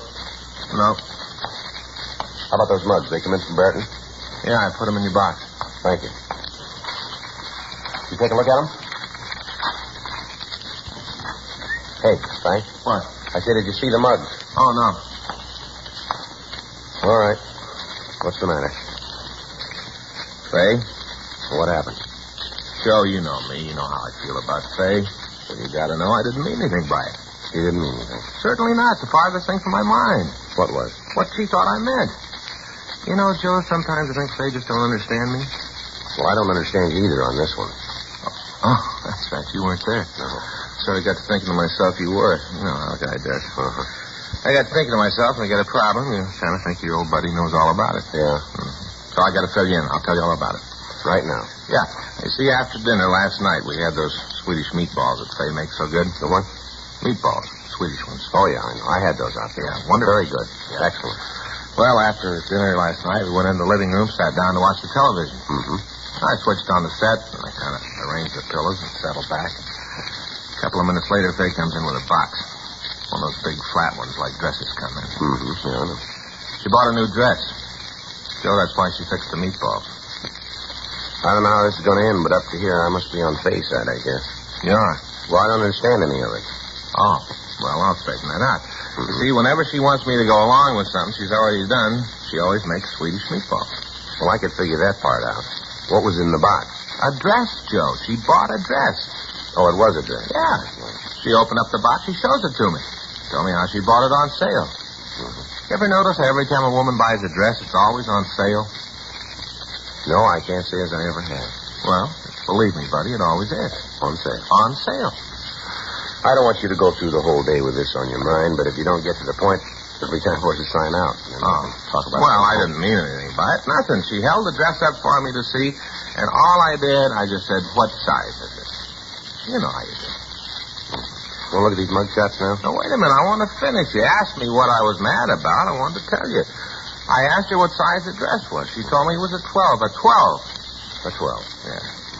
So I just kind of casually mentioned that when we got married, she wore a 9. That's all I said, that she wore a 9. Want to look at the mug shots now? No, wait a minute. Will you help me with this thing?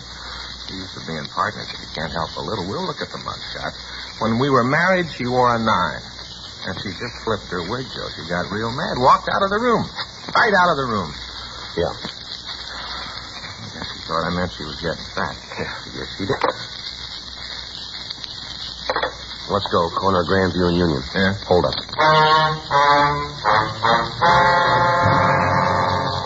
By the time we got to the supermarket, a broadcast carrying effect had been gotten out to all cars in the city. A small crowd of people had gathered in front of the store, and the officers from the radio unit to keep them back from the entrance. An ambulance had been called, and when we got there, the attendants were giving emergency treatment to the day manager of the store. He'd been struck on the left side of the head just about he'd made his getaway. The attendant told us that the man was suffering from a mild concussion. Frank and I entered the store and talked to one of the policemen who was there. He led us back to a small office in the rear of the place where we met the other two victims. One was the cashier of the store, Irma Watson. The other was the man who had the meat concession in the store, Tom Spence. We asked him to tell us what happened. First thing I saw of him was when I parked my car out in the lot. The guy was standing right at the side door. That's right, just standing there, calm as could be. I saw him when I opened up the place. Mm-hmm. You want to go ahead? Well, I unlocked the door and we all came in. The man did too, just walked right in. We don't normally let people come in for 8, hardly ever. But since Gerald was there, we figured he could take care of the man. What do you mean Gerald's the man in the ambulance? Yeah, that's right. Hold up, fella, give him an awful clout on the head. Give him concussion. Concussion to the head. Tell you something about that, too. What's that, Miss Watson?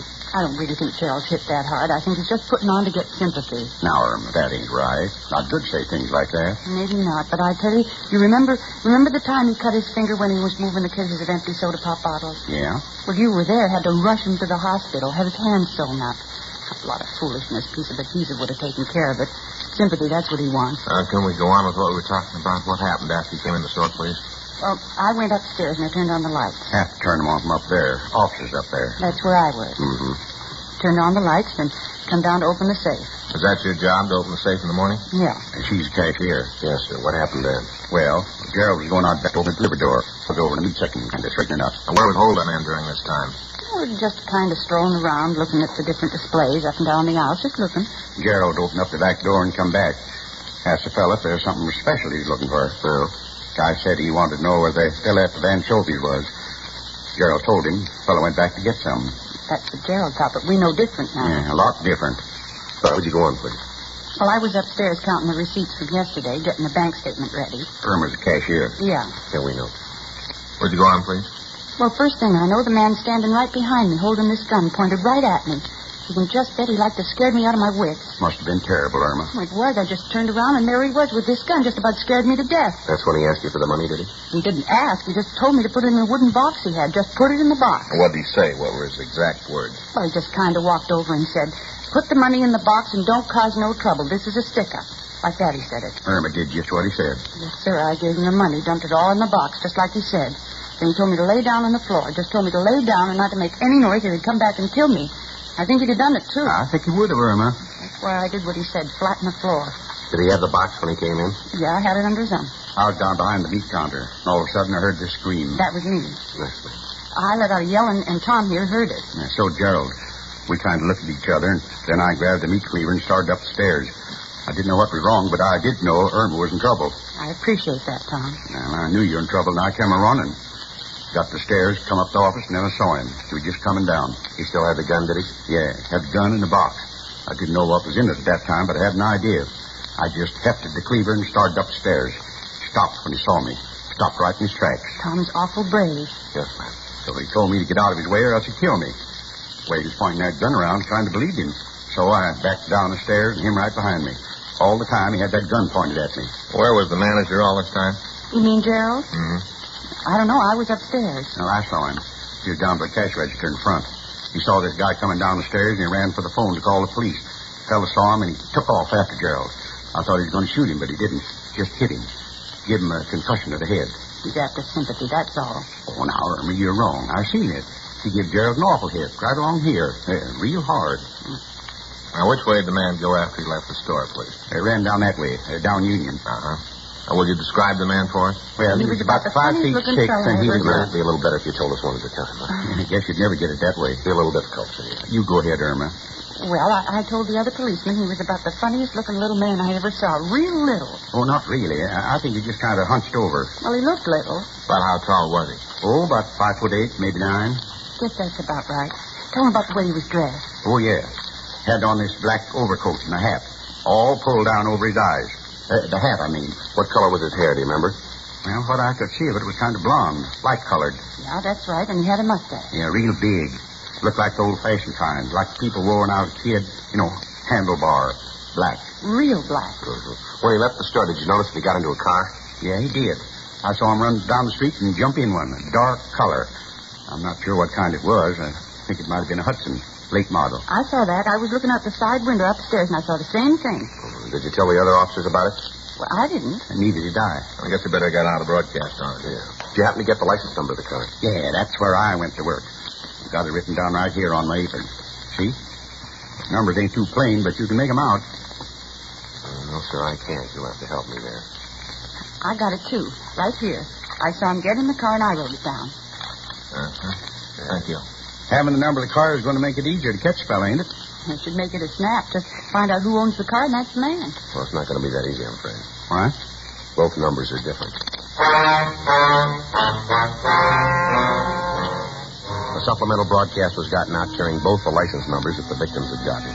Frank put in a call to DMV asking him to forward all information on the numbers. The crime lab crew came out and went over the place for fingerprints, but they were not able to turn up anything that we could use. We continued to question the butcher and the cashier. We got a complete description of the thief. The one outstanding thing that both of them agreed on was the mustache. Both said that it was a direct contrast to the color of the man's hair, and said that it might have been darkened with shoe polish or some kind of grease. People in the vicinity were questioned, but none of them were able to supply us with any new information. The injured manager was removed to Georgia Street Receiving Hospital for emergency treatment and then referred to his own doctor. Frank and I talked to him, but he only verified the story that we'd gotten from the other two people in the store. 12:45 p.m.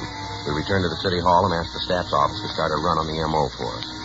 The victims were asked to go through the mug book, but they were not able to identify any of the photographs. Frank and I spent the rest of the day talking to the other storekeepers in the vicinity of the robbery. We asked each of them if they'd seen anyone loitering in the area, anyone who looked suspicious. From each of them, we got the same answer. None of them could help us in establishing the identity of the suspect. The kickback on the license number came in from Sacramento, but when we checked out the information, we were no closer to apprehending the thief. The next morning, Thursday, August 14th, Frank and I met in the squad room. Hi, Joe. Morning. How's my old buddy this morning? I'm all right. You sound happy. The problem with Faye straightened out? Oh, yeah, sure. Got home last night. Everything's great. Is that right? Hey, we started last night. What's that? Ray and me, we're going on a diet. Both going to lose a little weight. Oh, that's nice. Yeah, lose a little weight. Anything new in the market holdup? No, the staff's office should finish the run for us this morning. We can start checking out the possibles. Yeah, it's a good thing I wore my walking shoes, huh? I get it. Robbery Friday. Yeah. Mm-hmm. No, that's right. No, that's all right. We'd like to hear it. Mm-hmm. Yeah, sure. All right, we'll be out and see you. No, right away. All right, thank you very much. Bye. What do you got? Cashier out at the market, that Irma Watson. Yeah? Might have something for us. What's that? She says she thinks she knows who the suspect is. Frank and I drove out to the market. We went upstairs to the office in the rear of the store and met Irma Watson. She was seated at a desk with a large ledger book opened in front of her. I got to thinking it over last night after I got home about the hold-up man. Yes, ma'am? There was something about him, the way he acted and talked, made me think I knew who he was, that I'd seen him someplace before. Uh-huh. I really worked most of the night just thinking about it, and all of a sudden it came to me. Right out of the air, it came to me. Yes, ma'am. Go ahead.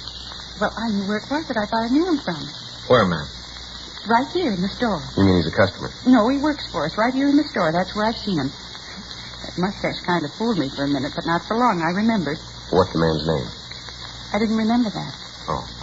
Not last night, but I came down here this morning and started through the books and came upon it. Got it right here. Take a look for yourself. See? Right there. Jed Ellsworth? That's him, I'm sure of it. Does Ellsworth work here now? Well, yes and no. Yeah? Well, he does and he doesn't. He's still got the job, but he ain't working right now. Got a leave of absence. He's got ulcers. Said he wanted to get him taken care of. Said he had to go out of town and see a specialist. Get his ulcers fixed. When did he leave? Last week. See, I got it right here. Last day he worked was Wednesday, August 6th. That was the last day. Do you have his home address? He's the information out for you. Thank you very much. It's him, I'm sure of it. Miss Watson, we'll check into it. Only thing I can't figure out is that mustache. What's that? The mustache. I can't figure out how he could have grown it so fast. Takes longer than a week to get a mustache like that, doesn't it? Well, it depends, doesn't it? On what? Where you buy it. Frank and I returned to the office to run the name Jed Ellsworth through the record bureau. While Frank went through the packages, checking the description we'd gotten of the suspect, I went down to the staff's office and picked up the list of possibles that they had for us. 10:26 a.m. I met Frank back at the R&I counter. Hi, how's it going? Well, looks like we got a live one. Got a Jed Ellsworth here, pretty close to the description. Yeah. Record in the East St. Louis. Done big time back there, nothing locally, though. What do you call for? Armed robbery.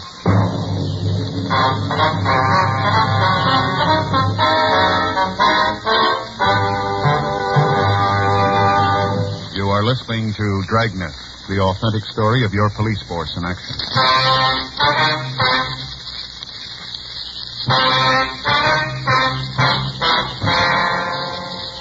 We sent an immediate request to the authorities in St. Louis asking that they forward all available information on their suspect, Jed Ellsworth. 1:15 p.m., Frank and I drove out to the address we'd been given by the cashier at the supermarket. It was a one-story redwood house in the Beverly Glen area. We rang the doorbell. Yes? Would you like to see Jed Ellsworth? He's not here. Well, do you know where we can reach him? What's this about? Are you in trouble again? Ma'am? You having trouble again? We'd like to talk to him, please. The cops? Or police officers. Uh-huh. Figures. What you done this time? Well, it's just routine. We want to ask him a couple of questions. Where is he? I don't know. Well, he lives here, doesn't he? Yeah, I don't know where he is. Haven't seen him since the day before yesterday. Packed up and left. I don't know where he went. Well, didn't he give you any idea where he was going? None. Went through my purse, took what money I had, and shoved off. Don't much matter to me if I never see him again. I'd probably be better off. Wonder if we could see his thing. You mean when he left? Yes, sir. Sure. Come on in. You're in his room. I'm about to throw him out. I don't want him, and I don't think you'll be back for him this time. Down the hall, this way. Thank you, ma'am. What are you after him for? It'll be a little better if we talk to him. Sure. Don't matter to me. I'm through with him. Nothing but trouble with cops since we've been married. I didn't know he had a record when I met him. Until after we got married, I found out he was a jailbird. Right after we got married, the cops started coming around asking questions. How long have you been married? 18 months. Got him back in St. Louis. Must be right after he got out of jail. I didn't know it then. Wish they did. Wouldn't have nothing to do with him. Didn't mean nothing but trouble. Would you know if he has any people in California? That I ever saw. He never talked about him. Does he drive a car? Jed? Yes, sir. No, didn't own one. This is his room. Steps there. Thank you. I'll check it. I'm going to throw it all out. Anything there you want, just take it with you. I don't think that'll be necessary. Well, the offer's still good. What you don't take, I'll throw out. Your husband got any close friends at all in town? Yeah, got a lot of bums. Can you give us their names? Only one name I know, Larry Jessup. Him and Jed used to pal around all the time. I think his job at the store took up too much pal time. That's the reason Jed quit. I understand your husband had trouble with his stomach. Yeah, also. Was he under the care of a doctor? Uh-huh. All the time taking pills and eating special things. Got to the point where nothing I cooked was right for the ulcer. We did nothing but fight all the time. Miserable 18 months. I'm glad he's gone. Never see him again. It'll be a week too soon. Can you give us the doctor's name? Yeah, got one of the bills there. Got it in with the rest of them. Reminds me, can you answer me something? Oh, what's that? Am I responsible for his bills, the ones he ran of himself without my help? I gotta pay him? Well, ma'am, that's not a police problem. You better check with a lawyer on that. Oh, are you? Yes, ma'am. More expense. Seems like all I do is put out money for him. Boy, I'm glad he's gone. Do you have a picture of him? You mean like a snapshot? Yes, ma'am. No, Jed wouldn't let nobody take pictures of him. Said it was bad luck. He had a mustache, didn't he? Nothing federal. Miss Ellsworth, Yeah? you know what's on these dictograph records? Oh, those are mine. I'm a stenographer. Sometimes I do work at home. Those are mine. Oh. Just letters. The one thing he ever did for me. What's that? Made that box for records. Real big thing. Took him all day to make it. Just a plain, simple wooden box. I thought it was a Taj Mahal. Only thing he ever did for me. Your husband get many phone calls here? No, not that you'd notice. Larry'd call once in a while. I told you there was real pally. You ever hear any of the conversations by any chance? Just on this end. You know what they were talking about? Not too good. They used to get real secret. You know, low voices. They were planning something, though. I don't know what it was, but they were planning something. Well, this fellow Jessup, he drive a car? Yeah. You know what kind? Yeah. New Hudson.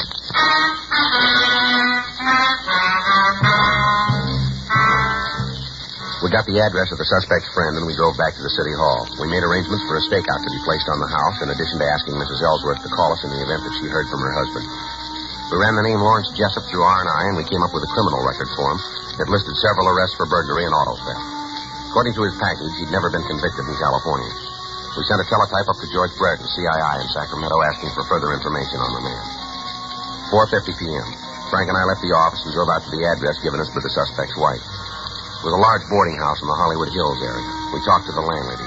She told us Jessup wasn't in, but she expected him by 6 p.m. We asked if she'd ever seen a man answering Jed Ellsworth's description. She said that such a man was a frequent visitor in Jessup's room. 5 p.m. Frank and I, in the company of the landlady, checked the room. We found nothing to tie Jessup in with a robbery. We waited for him. 5:58 p.m. He came up the stairs and opened the door. What are you guys doing here? Police officers. It's Frank Smith. My name's Friday. I still want to know what you're doing here. Got a couple of questions we want to ask you, Jessup. Go ahead. I got nothing to hide. Ask. Where's Jed Ellsworth? I don't know. Haven't seen him in a couple of days. Why? Understand you two are pretty good friends. We're friends. The guy's off his rocker. How do you mean that? What I said. Only got out of the can a couple of years ago. Right away he's doing his best to get back in. Is that right? Sure, a couple of days ago he called, said he had to see me right away. Had a big idea for both of us to make a lot of money. Yeah? Well, I don't want to have to work all my life, so I told him I'd listen. He laid out this big deal where he could knock off a supermarket.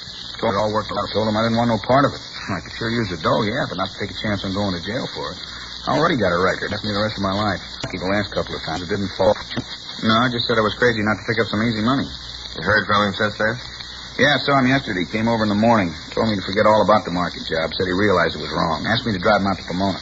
What for, did he say? Yeah, he said he'd walk down on Hazel. That's his wife. Yeah, we know. Said he left her and was going to Pomona. Had a job out there. You driving? Yeah, to a motel there. I can show it to you if you want. Is he still there? I don't know. As far as I know, he is. That's where I left him. Sitting out there counting his money.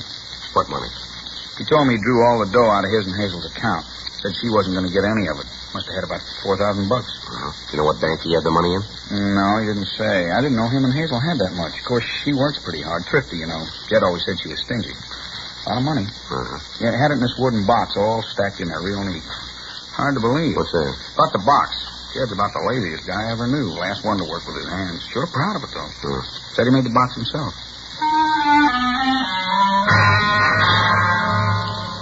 Larry Jessup, Frank, and I drove out to the motel in Pomona.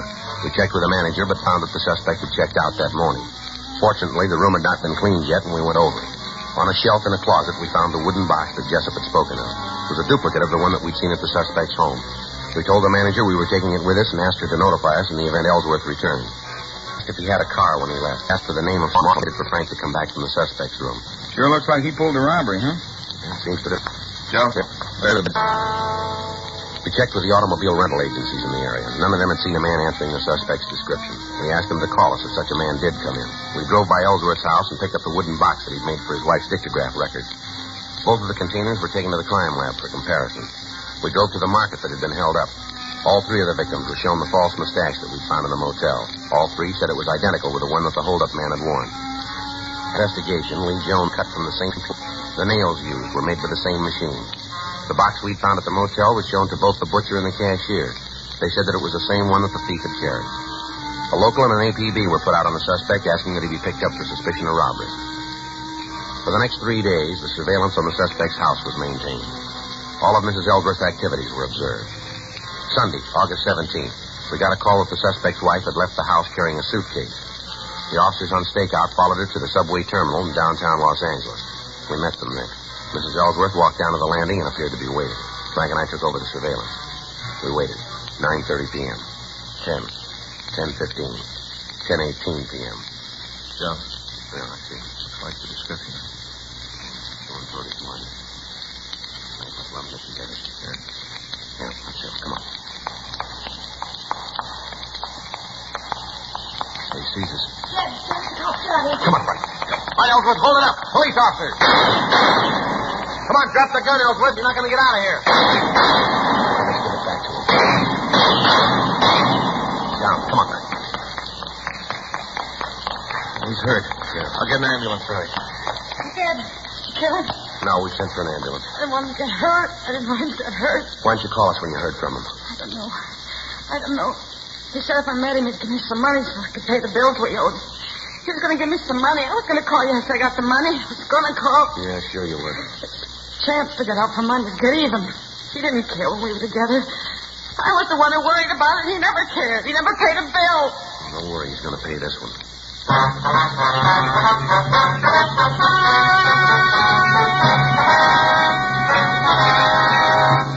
Jed Warren Ellsworth was tried and convicted of robbery in the first degree and received sentence as prescribed by law. Robbery in the first degree is punishable by imprisonment in the state penitentiary for a period of from 5 years to life. You have just heard Dragnet, the authentic story of your police force in action, and starring Jack Webb, a presentation of the United States Armed Forces Radio Service.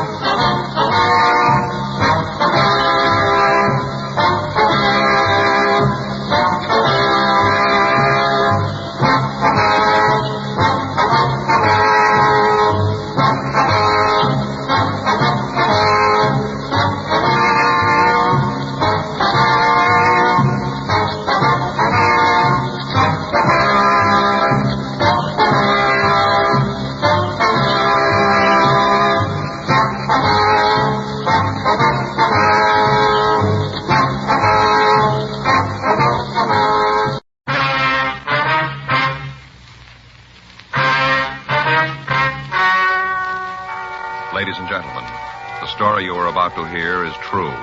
The names have been changed to protect the innocent. Dragnet.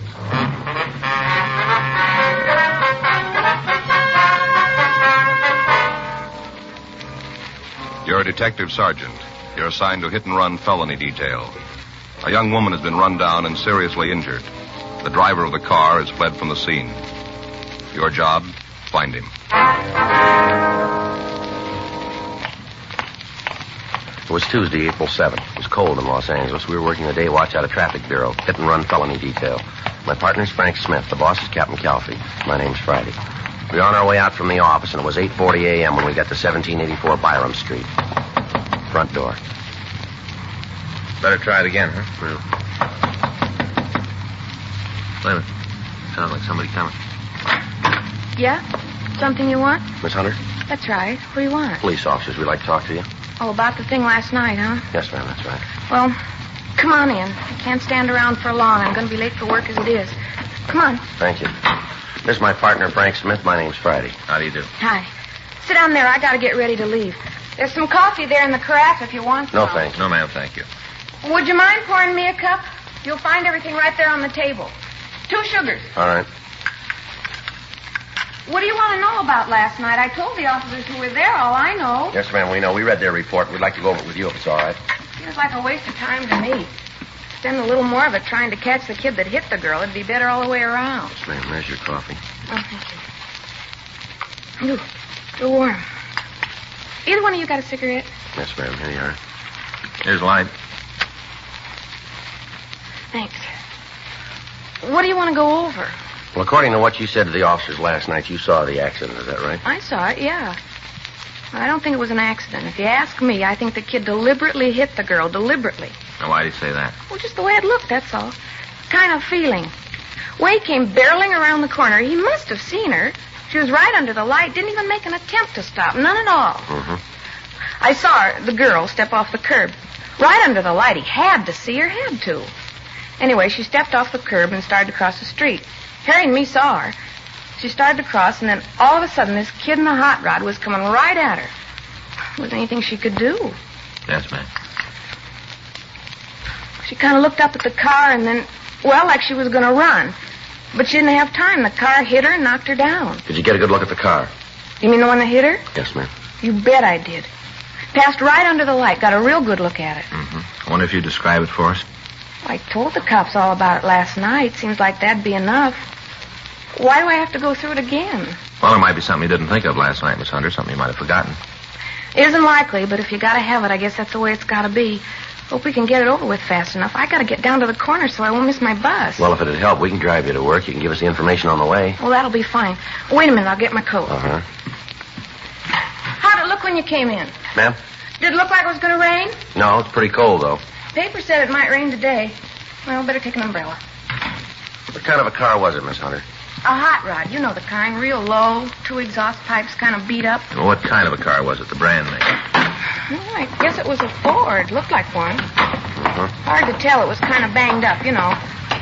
I don't know why the police allow cars like that on the streets anyway. It couldn't be very safe. Can you tell us what year the car was? Well, I'm not real good at that, but I'd say maybe a 1940. Might have been 1941. It was a pre-war car, though, aren't Oh, you yeah, sure I'm of that? sure of that. Mm-hmm. Uh-huh. Would you like to get in, ma'am? Okay, thanks.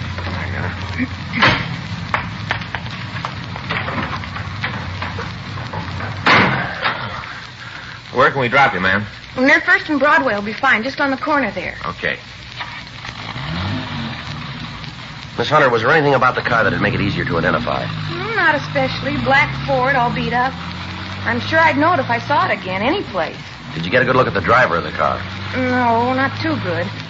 All I could see was that he was a kid, you know, maybe 19, 20 years old. Uh-huh. Sure like to see you get that kid. Is the girl all right? She looked pretty bad last night. Oh, she's still in a critical condition. Doctors aren't sure yet whether she'll be all right. Sure hope she is. You talked to her? No, we haven't. Not yet. It's a terrible thing. Kids like that running around in hot rods, barreling around the city. Person's not safe on the streets anymore.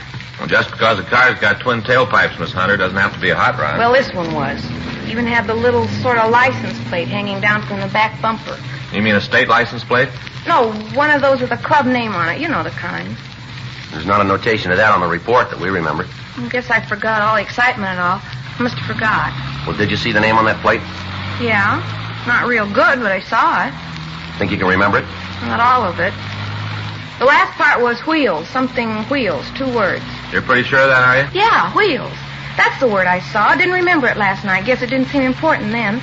Must be a lot of cars that have those plates on them all over town. Yes, we know. Don't seem like it's going to help much. A lot of cars with those plates on them. Lots of them. Yes, ma'am. Even if you do find the kid with one of them, how are you going to know if he's the right one? Well, it's not going to be too hard. Huh? His car will tell us. According to the report, an automobile driven by one male occupant had struck a woman while she crossed the intersection of Olympic Boulevard and Connecticut Street the night before. When the ambulance arrived at the scene, the victim, who was identified as Mrs. Helen Chapman, was unconscious and was removed to Georgia Street Receiving Hospital for emergency treatment. Members of the crime lab had arrived at the scene and gathered what physical evidence they could find. All citizens in the vicinity were interrogated and their statements were taken. Photographs of the coroner were made and held for evidence.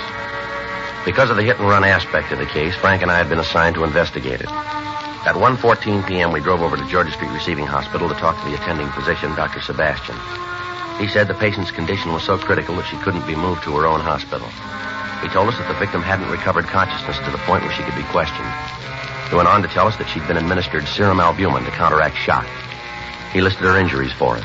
Compound fractures of the femur, rib fractures, and associated internal injuries, including a punctured lung and brain concussion. It was not expected that she'd live. Frank and I left the doctor and walked down the hall. In the waiting room, we met a tall, thin man who looked as if he hadn't slept in several days. On the floor in front of him was a small pile of half-smoked cigarettes.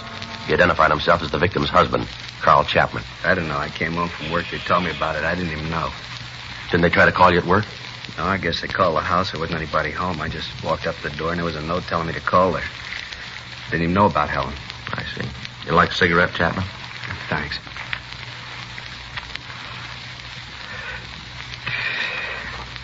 You talked to the doctor? Yes, sir. We just did. Is there anything new? She can be all right? Well, I don't know yet. You can ask the doctor yourself. Why don't anybody tell me anything? All the time I ask how my wife is, they tell me to ask the doctor. Why won't they tell me? I don't know, sir. Can't even find out if she needs anything. It won't let me see her. And anybody who'll tell me what's really happening in there, it's been over 10 hours. Nobody will tell me what's going on. Well, best thing, try to sit down and take it easy, Mr. Chapman. Oh, that's great to say. Just sit down. Easy to say. It's not your wife who's in there. It isn't someone you love. Why are you here, anyway? Why aren't you out trying to get the rotten little punk that did it? Why don't you look for him? We'll get to him, sir. When? After Helen's dead? Is that going to be when you start looking? We're looking for him now. We came over in the hopes that we could talk to your wife. We thought she might be able to give us some information. What in God's name do you want from her? The name and address of the kid who ran it down? Does she have to get out of bed and go find him for you? It's your job, yours. All this talk about the police department being so good, but what are you doing? You're standing around here with your toe in the dirt waiting for my wife to come to enough to point the kid out. All right, sir. Now, take it easy. Take it easy, nothing.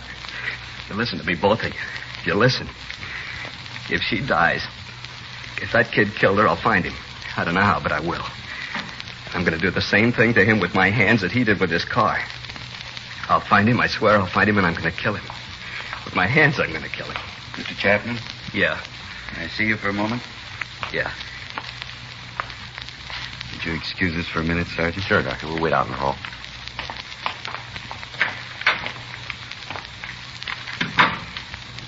A rough one, isn't it? Yeah. Wonder what's going on in there. I don't know. Better call the skipper.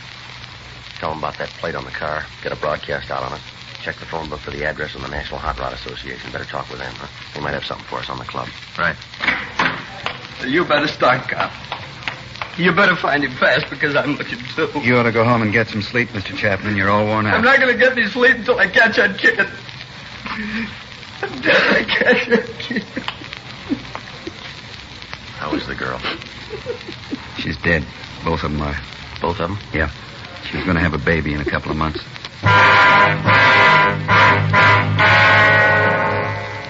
3:15 p.m. Frank and I drove out to the offices of the National Hot Rod Association on Hollywood Boulevard. We met with Bud Coons and Wally Parks. They checked their records for clubs with the last name Wheels. There were 3 in their files. 2 were in the eastern part of the United States, and 1 was listed as having headquarters in Alhambra, California. We obtained the name and address of the president of the club, and we drove out to see him. We found him in the garage behind the house working on a 1941 Ford. We introduced ourselves, and he asked us to sit down. What do you want to see me about? We understand that you're the president of the Square Wheel, is that right? Yeah, that's right. Why? How many members do you have in the club? 18. 18 actives. There's a couple of guys in the service. What's this all about, anyway? How come the questions? All your members have the metal plates with the club name on their car? Yeah. Get them when they pay the initiation fee. Why? Anybody else have them? Not legally. What do you mean? Well, a couple of them out have been stolen from members. Any of the fellows in the club drive a black pre-war Ford? Yeah, I guess we got about 5 of them. I got one myself, as a matter of fact. Listen, why can't you tell me what this is all about? Figure if I knew what you wanted, I could help you out. Well, a woman was run down by a hot rod last night. One of the witnesses saw a plate on the car that might have been from your club. No kidding. That's the way we got it. What did it look like? Well, they say it had twin pipes, pretty well beat up, white sidewall tires. It's not one of ours, then. You sound pretty sure. What about the plate? Well, I told you, we've had a couple of them stolen. Must have been one of them. Well, how come you're so sure it wasn't one of your members? Oh, I know the cars in the club. There isn't a yo-yo in the bunch. What's a yo-yo? Oh, yeah, you know, a shot rod, junk heap. Oh, I see. I don't know. It seems like every time there's any trouble with a car over 5 years old, it's a hot rod. Sure not fair. That's so. Yeah. Hey, come here, I'll show you. Now, take a look at that. I've been working on it for 3 years. Got over $1,200 in it. Take a look at it. It's a lot of motor. Yeah, it's a good car, but what's it prove? The car that ran that woman down wasn't a hot rod. Well, how do you figure that? Well, you said it was a wreck, didn't you? That's right. We haven't got a wreck that's allowed on the streets in this club. I don't know a legal club that has a yo-yo in it. We got a safety check every month. Any car that isn't safe has to be fixed or the guy's out. A lot of clubs operate that way. Yeah, we know. Our kids build rods for 2 reasons. Because they want the cars to run better, be more efficient, or else they want something a little different than you can buy in a showroom. Yeah, well, all this sounds good, but a woman was killed last night by a kid driving a hopped-up car of some kind. Maybe it had twin pipes, a loud muffler, but I'll give you odds from here to Bonneville that it wasn't a hot rod. I know how guys feel. Every kid behind the wheel in a second-hand car is a potential killer. The way the papers pictures, we just roam around looking for somebody to run over. That's not true. You check the records. I think you'll find that the ratio between tickets given out to members of hot rod and good. A year and a half. The one before that was for overtime parking. Oh, I'm sorry, fellas. That car last night wasn't one of our guys, and you can bet he wasn't a hot rodder either. You got any way of knowing who could have gotten the plaque? Well, not right off, but we'll find him. How? There's only so many streets in Los Angeles. We'll find him. Guys like that make things rough on the clean drivers in this town. We'll find him for you. Well, we'll appreciate any help you can give us on this, but it's police business. If you find him, give us a call right away. Don't worry, we will. How do I get in touch with you? We'll leave you one of our cards. Anytime. You call us. All right. I'll get on the phone and get the fellows rounded up. If you turn it all the way, take out. One eight. Shoot. Wings at him. 6:40 p.m. Frank and I got back to the office. During the afternoon, the broadcast on the car had gone over the state wire, and every police officer in the state of California was looking for the hit-and-run car. When we checked with communications, our broadcast. 7:15 p.m. We put in a call to Georgia Street Receiving Hospital, and we talked again to Dr. Sebastian. He told us that the victim's husband, Carl Chapman, had been placed under the care of his family doctor. And checked fell over until we met back in the squad room. Any word yet? No. Got a call from Al Gibbs. Hot Rod Club? Yeah. He says all the clubs in the area are looking for the car. They divided the city up in sections. Members are checking all the streets. No luck, though, huh? No, nothing. Well, they turned a couple of cars, but they don't check out. How'd you do? Pretty good. Got the report here. Uh-huh. I had a couple sandwiches sent in. Got you Swiss on rye. Good. In the bag there. Where's coffee? Right there, carton. Oh. The lab sure did a good job on this stuff. Here. Mm-hmm. Here's the scene. Victim was found 10 feet 4 inches from the northeast corner, 4 feet 8 inches from the north pedestrian crosswalk. That'd put it about here, wouldn't it? Yeah. They found particles of broken glass. Checked on him at the lighthouse. Got out. Yeah, I looked at it. It's new. Any brand name? Yeah, but it's not going to help much. Distributed all over the country. Well, how about skid marks? Any sign of them? No, not either the kid didn't have time to use them or else he didn't want to. They came up with this, though. Yeah, what's that? Well, some marks from a tire. Lee says he thinks they were made when the kid dug out to get away, spun the back wheels. Sure indicate that he didn't mean to stop at any time, huh? Well, that's the way Lee's got it figured. I got it. Oh, right. Yeah. Anybody there? No. No, keep it under surveillance. We'll be right out. Yeah. Don't burn it. Right. Bye. What do you got? Well, it's beginning to go our way, maybe. Huh? They found the car. During a route to the Park and movement, Frank and I notified the crime lab of the find, and then we left the office and drove out to the location. We talked to the officers in the police car, and they told us that they hadn't seen anyone near them. We checked the registration and found that the registered owner was a Jack Moore. The white slip gave us an address in Hollywood. While the crime lab went over the car, we drove out to Moore's address to talk to him. He lived in a large house built in the mid-20s as a private residence. It had been converted into a boarding house.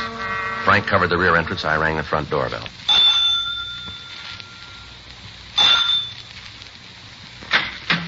Yeah? What do you want waking me up this time of night? Police officers. You have a tenant here named Jack Moore? What about it? We'd like to talk to him. Too late, Mac. He ain't here. Where is he? I don't know. He moved out this afternoon. He didn't say where he was going. A thorough search was made of the suspect's room. The manager told us that Moore had come home that morning, packed his belongings, and left the house. We called the crime lab, and Lieutenant Lee Jones told us that they'd established that Moore's car was the one that had run down the Chapman girl. We talked to the other people in the rooming house. None of them could tell us where Moore might have gone. We put in a call to auto records, but the car was not listed as being stolen. Frank called his name into R&I, but we found that he had no felony record. From the occupants of the rooming house, we found that the suspect had no relatives in this state and no close friends that they could recall. Leighton Prince came out and went over the room, and in going over it, we found a wastebasket Moore had used to dispose of articles that he didn't want. In the basket, we found several match folders from a bar out on West 7th Street. We put in a call to the bar, but we found that it was closed. From the manager of the rooming house, we got a good description of the suspect, along with the information that he received no mail and that he was apparently unemployed.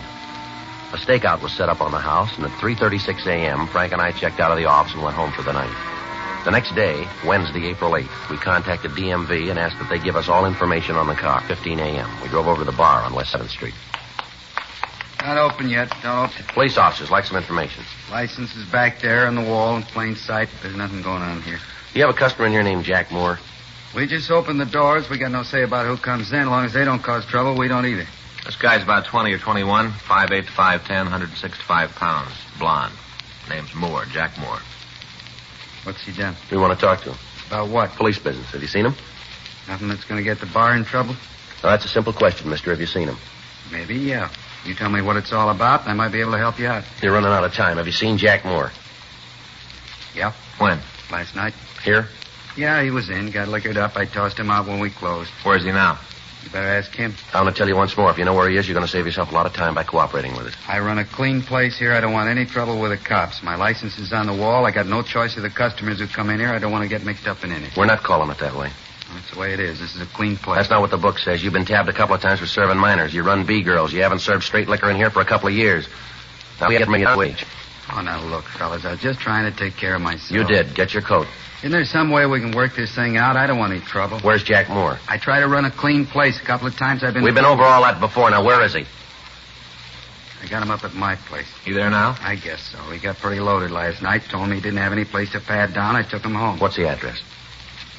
1862 and a half Woodworth Court, room 14. All right, let's go. Yeah. And don't try to call him. I got no phone in the room. If he's done anything, I had no part in it. Just trying to help a friend out, that's all. Just help a friend out. Yeah, sure. You tell him that. How he got me in trouble, all because I tried to help him out. You just tell him. Yeah, we will. And tell him not to come around here anymore.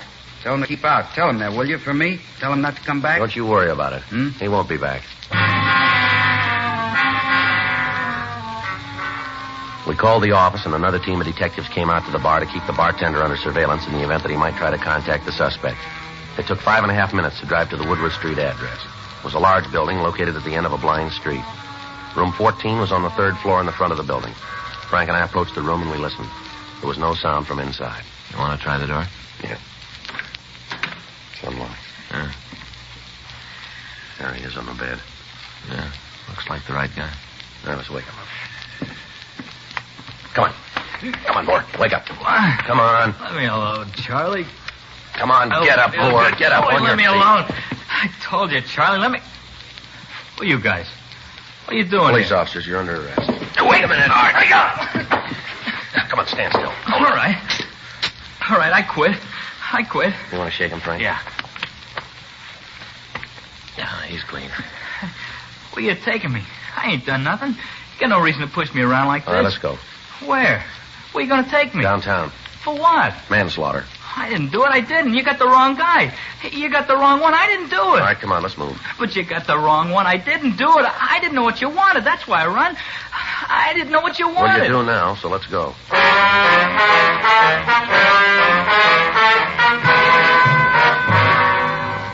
The suspect was taken to the squad room where he was questioned. He refused to admit any part in the crime. He was confronted with the physical evidence and with the ownership of the hit-run vehicle. The witness to the crime came to the office and said that Jack Moore was the man that she'd seen at the wheel of the car when Helen Chapman had been run down. Throughout the interrogation, the suspect refused to say anything. At 1:47 p.m., the door of the squad room opened and Carl Chapman came in. Where is he? I know he's here. I want to see him. All right, take it easy, Chapman. I heard you called him. I want to see him. I want to tell him. Is that the kid? Are you the one? You the one who killed Helen? Well, answer me. All right, take it easy, Chapman. Is he the one? The evidence points that way, yeah. Please. I want you to do something for me. What's that? Go away. Out of here, please. We can't do that, Chapman. He's in custody. Please leave me alone with him. Come on, Chapman. You better wait outside. Now, just a minute. Listen to me, kid. When they put you in that cell, you get down on your knees and thank God that they found you before I did. You understand? You thank him, and every day you live, you thank him. You do that because I would have killed you. Take it easy, Chapman. My wife's dead because of him. You hear that? You killed her. They got laws to save people like you, but none for her. None for her and the baby. They didn't have any laws. None for them. All right, Chapman. Come on, take it easy. Frank? Come on, sir. Yeah.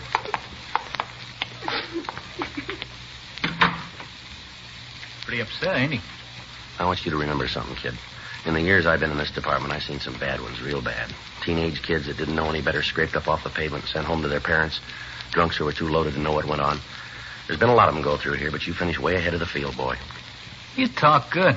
I bet you're in a lecture team around here. I'm getting fed up with you kids roaming the streets in death traps. Now, I don't care about you. You want to wrap yourself around a post, you go ahead. We'll try and stop you, but don't you take somebody else with you. Every year, the number gets bigger, more people killed. It isn't the honest drivers that do it. It's people like you who don't care for anybody else. Now, we've tried about everything in the books to make you understand. Doesn't look like any of them did any good, does it? I'm a bad one, ain't I? You killed a human being, boy. A woman who didn't even know you. She never saw you until it was too late. You threw a ton and a half of metal at a 120-pound woman, and then you ran away and left her in the gutter to die. You've wrecked the family. You tore it right down the middle and rolled over it. You've ruined the lives of all the people around that woman. You gave a group a decent... Get on your feet, young fella. Something? What's that? Hit and run. How much will I get? I don't know, but it won't be enough.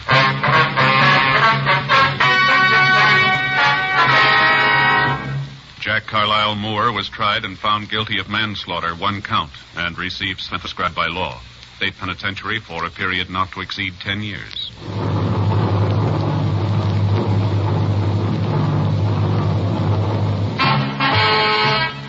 Dragnet is a presentation of the United States Armed Forces Radio Service.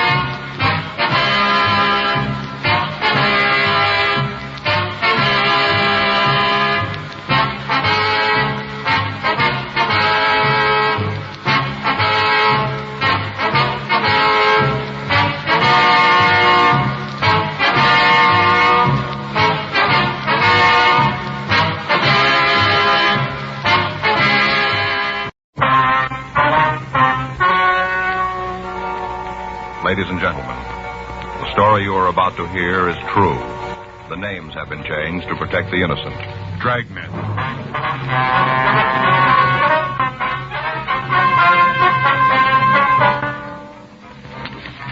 You're a detective sergeant. You're assigned to homicide detail.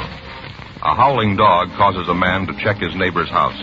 He finds the brutally beaten body of an elderly woman. She's been killed by person or persons unknown. Your job? Investigate. It was Tuesday, June 10th. It was warm in Los Angeles. We were working the night watch out of homicide detail. My partner's Frank Smith. The boss is Captain Lorman. My name's Friday. I was on my way back in from the alley, and it was 7:26 p.m. when I got to 9782 Green Oak Drive. Front door. Did you find anything? No, No sign of anybody out back. Did you call the crime lab? Yeah, I talked to Lee. He's on the way. That's good. Call Hollywood Division 2. They're going to send out some more men to help us. Well, it's an outside chance. We might come up with something. Yeah. Whoever did it sure must have been wild, Joe. I don't think I ever saw killing as brutal as this one. It's pretty rough. Must have hit her a couple of dozen times. Look at there. Mm-hmm. See? Wristwatch is broken. Looks like she might have raised her arm to try and stop some of the blows. Yeah. Crystal smashed up pretty bad. It's hard to read. Mm. Looks like 3:04, doesn't it? Uh-huh. Well, must have been the time. From what the neighbor says, that'd have to be this afternoon. Yeah. Did you find anything that looks like a murder weapon? Nothing out in the open. Thought it'd be better if the crime lab checked the place first. How about the other rooms? They as bad as the one out front? Yeah, stuff's all scattered around, drawers pulled out, contents thrown all over. Whoever it was sure wanted us to think it was robbery. Well, let's check the neighbor. Yeah, he's across the street. Said he wanted to go home and take something to help quiet him down. Must have been quite a shock to the old guy. Yeah. You want to tell Brian and Phillips where we'll be? Yeah. All right. Phillips is out in back. I saw him when I came in. I'll talk to Brian. All right. Ask him to let us know when Lee gets here, will you? Yeah. All right.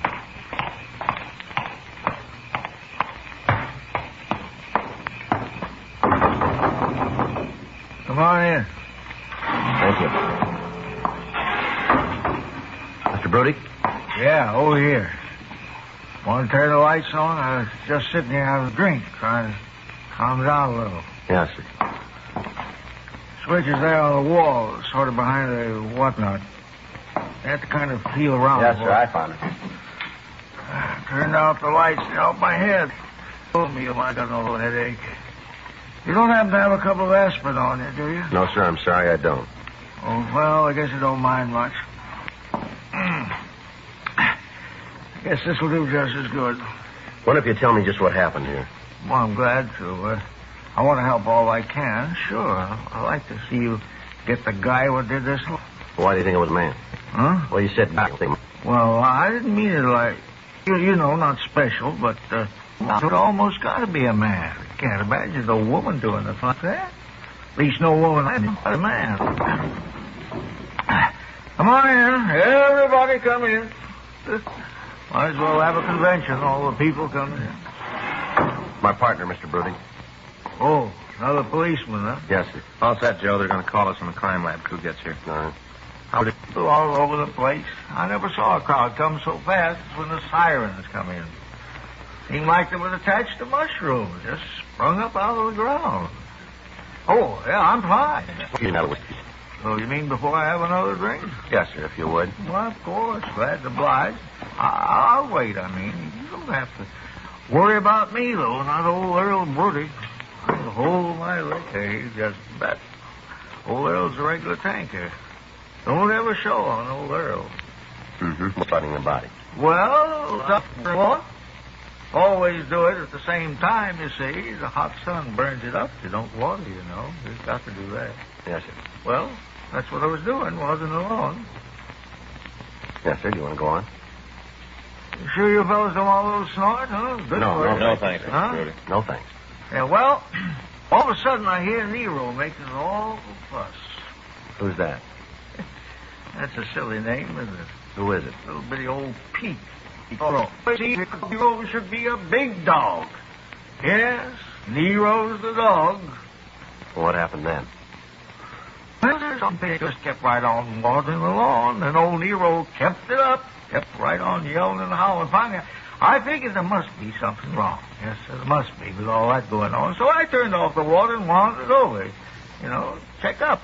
Yes, sir. Mr. Brody, about what time was this? I thought it was funny that. Did you see the house when you went over? No, there's no, sir. There's nobody. So I went around back to the patio, you know. Mm-hmm. Well, there wasn't anybody there either. And I knocked at the door. All this time, little old Nero is still raising old Ned. He ain't stopped to breathe hardly. Yes, sir. Well, I run out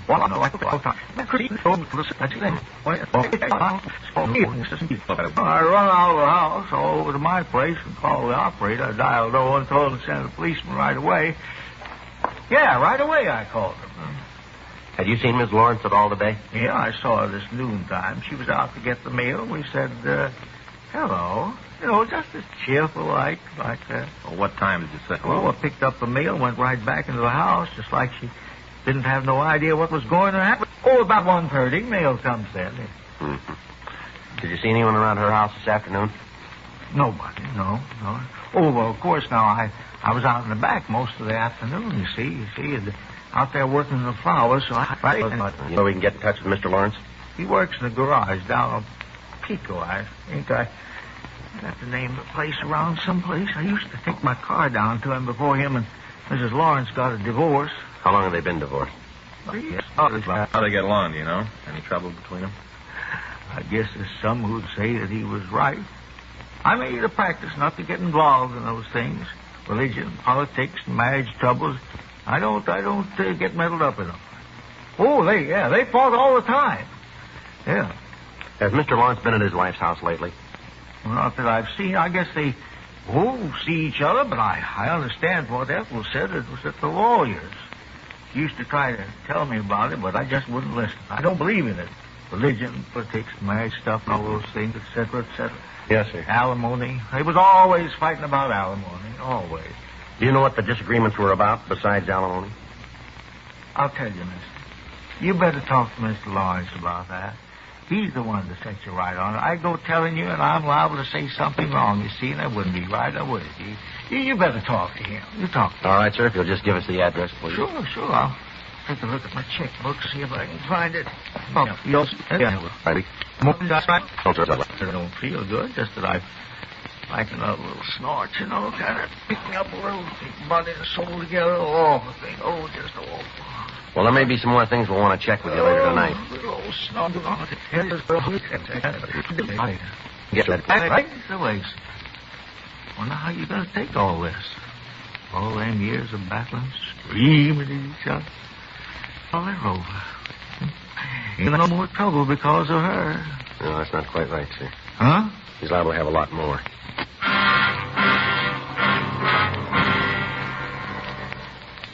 Earl Brudig looked through his desk and he found a canceled check bearing the address of the garage where the victim's husband was employed. While he was looking for the check stub, Frank and I interrogated him further on the relations between Ethel Lawrence and her husband.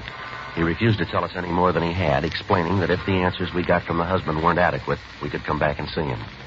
6:48 p.m. We returned to the victim's house and we talked with Lieutenant Lee Jones. He told us that the crew from the crime lab had been unable to find the murder weapon, but that they had been able to lift several good fingerprints from the kitchen. He went on to say that these had been checked with those of the victim and they were not the same. Little other physical evidence in the house and a plaster cast had been made of it. We asked Lieutenant Jones to take the fingerprints of the neighbor who had found the body and check them with the impressions left in the victim's house. 9:46 p.m. The coroner arrived and removed the body and attached the paper seal to the front door. Frank and I went back to the office and checked the name of the victim and her husband through the record bureau. We found that Bernard Lawrence had been arrested 4 years previously on a wife-beating charge, but that he'd been released when his wife refused to prosecute. We checked the name Earl Brudig. He had no record. 10:54 p.m. We drove over to the garage where the victim's husband was employed. The place was closed, but there was a card on the door giving an emergency address. Frank and I drove out to the house, a low, rambling ranch-style building. The garage owner, Arnold Norton, met us at the door. Yeah? Mr. Norton? That's right. What can I do for you? Police officers would like to talk to you. Yeah, I guess it's okay. I don't know what it's about, but I guess it's okay. What do you want? Might be better if we talked inside. You mind if I see your identification? No, sir. Here's my ID card. This is my partner, Frank Smith. My name's Friday. Uh-huh. Yeah, come in. Thank you. Just a minute, I'll turn off the TV. We don't like to bother you, Mr. Norton. Shouldn't take us too long. Doesn't matter. It's just a fight movie. I've seen it before. I get a kick out of seeing him again. Uh-huh. What is it you want to know? Yeah? Barney's been with me for about 7 years. Why? You have a home address for him? I suppose so. Look, can you tell me what this... Routine investigation. We like to. Yeah, I'm not quite sure how I'm in the way Barney gets along to lay anything on him. You must have heard him discussing... I went through the same thing before, I got myself right in the middle before. I don't want it to happen again. I don't understand. When they got the divorce, all the time lawyers coming around asking questions, trying to get me to take sides. I'm not going to do it. If Barney's trying to bring the thing up again, he's the one to tell me, not have you fellas come around. But I'm not going to get in the middle again. I've known both of them for a long time. I think a lot of them. Ethel and Barney and me have been pretty close in the years. But I've had it. All the questions about how much Barney makes, what were his working hours, who'd he see, did he run around with any girls? No. I'm not going to answer any more questions. Well, this isn't a civil matter, Mr. Norton. This has nothing to do with the divorce? No, sir.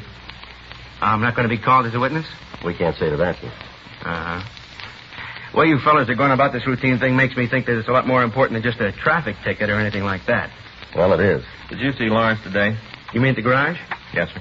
Yeah, he came to work at 8, just like he always does. He was there all day? 8 to 5, that's what he works. Does he have occasion to leave the garage at all during the day? I don't understand what you mean. Well, does he have to leave to go pick up parts, anything like that? Yeah, once in a while he does. We got a fellow who does that kind of thing, but when he's out on a call and Barney needs something fast, he maybe runs down the street and gets it. Mm-hmm. Did he leave the garage this afternoon? Yeah, he had to go down and pick up some rebuilds. You know what time he left? It'd be hard to pin it down to an exact time. I don't much keep tabs on Barney. He comes and goes as he pleases. Pretty important that we get an idea of when he was gone. Well, I can check it with the other boys in the shop. I should be able to find out when he left. I know he got back about 4:30, though. You're pretty sure about the time? Yeah, he came back and did his job on a rush one that we had, and he took off at 5. How was he acting when he came back? What do you mean? Did he seem upset about anything? No, not particularly. He seemed pretty happy, though.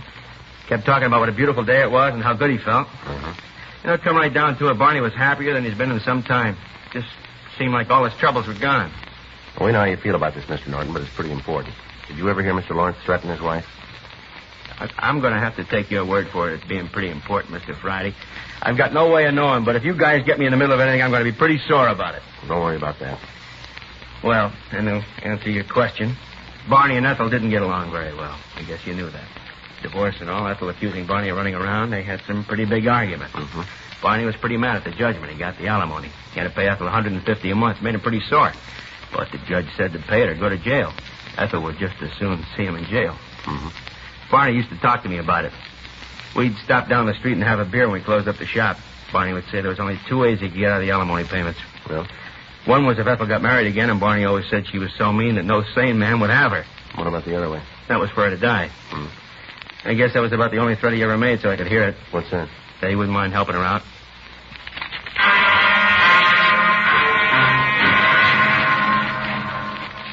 $11:47 p.m. We drove over to the address we'd gotten for Bernard Lawrence. It was a modern apartment building in the Wilshire district. We rang the bell to his apartment, but we got no answer. Frank and I talked to the manager of the building, and he let us into the suspect's apartment. In a preliminary search of the place, we found nothing to tie the man in with his wife's death. However, from the clothes and the other personal effects in the place, we were reasonably sure that he'd returned to the apartment.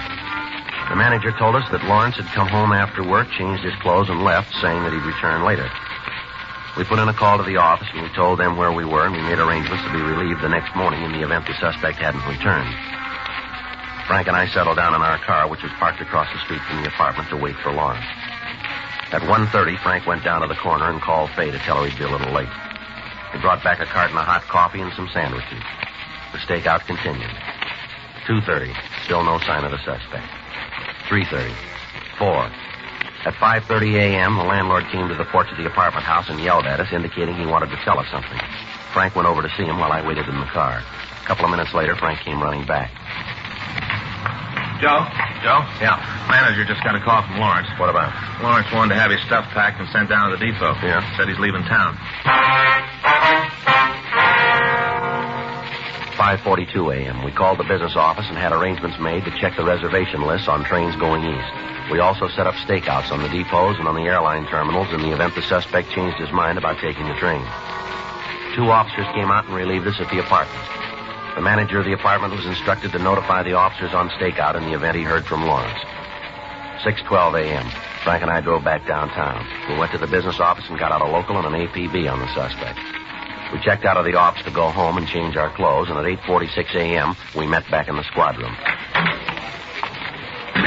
Well, you made it fast, huh, Joe? Yeah, carton of coffee there if you want some. No, thanks. I'll get something to eat on the way in. No? Any word? No, not yet. Lawrence still hasn't showed up at the apartment. There's nothing from the depot stakeouts. Oh, man, I'd sure like to get some sleep. Well, I'm with you there. You know, Faye's sure sore. What about last night? Yeah. Had it all planned that we were going to a movie tonight. Always plans it on my day off. Well, you know, we have dinner and go down to the neighborhood. Kind of nice. She looks forward to it. What's that got to do with last night? Well, this is my day off, right? Yeah. Yeah, that's what it says in the schedule. And I'm working, right? Yeah. Well, I worked all last night, too. Huh? Yeah. Going to be no movie tonight. I don't follow you. Well, I'm going to sleep. As soon as I get home, I'm going to climb right into the shower, dry off, into bed. Going to sleep the clock around. Yeah. That's why. Mm-hmm. We got to talk to Skipper this morning. Is he in yet? Yeah, he's down at Chief Brown's office. Mm-hmm. You fill him in? Yeah, a little bit. He goes along with us. Mm-hmm. Well, let's check R&I. I want to look at that arrest report on Lawrence, see if any of his friends are listed. We might be able to get a lead on him. Better find out if he made that call he was supposed to have made when he was gone from work. Huh? Yeah. The way it looks, he's still in town. Well, that doesn't do us a lot of good unless we know where. No, we can go out and talk to the fellow that found the body. He might be able to come up with something. Better put a stake out on the garage where Lawrence worked, too. He might show up there. Right. I'll get Norton on the phone. Tell him to let us know if he hears anything. Yeah.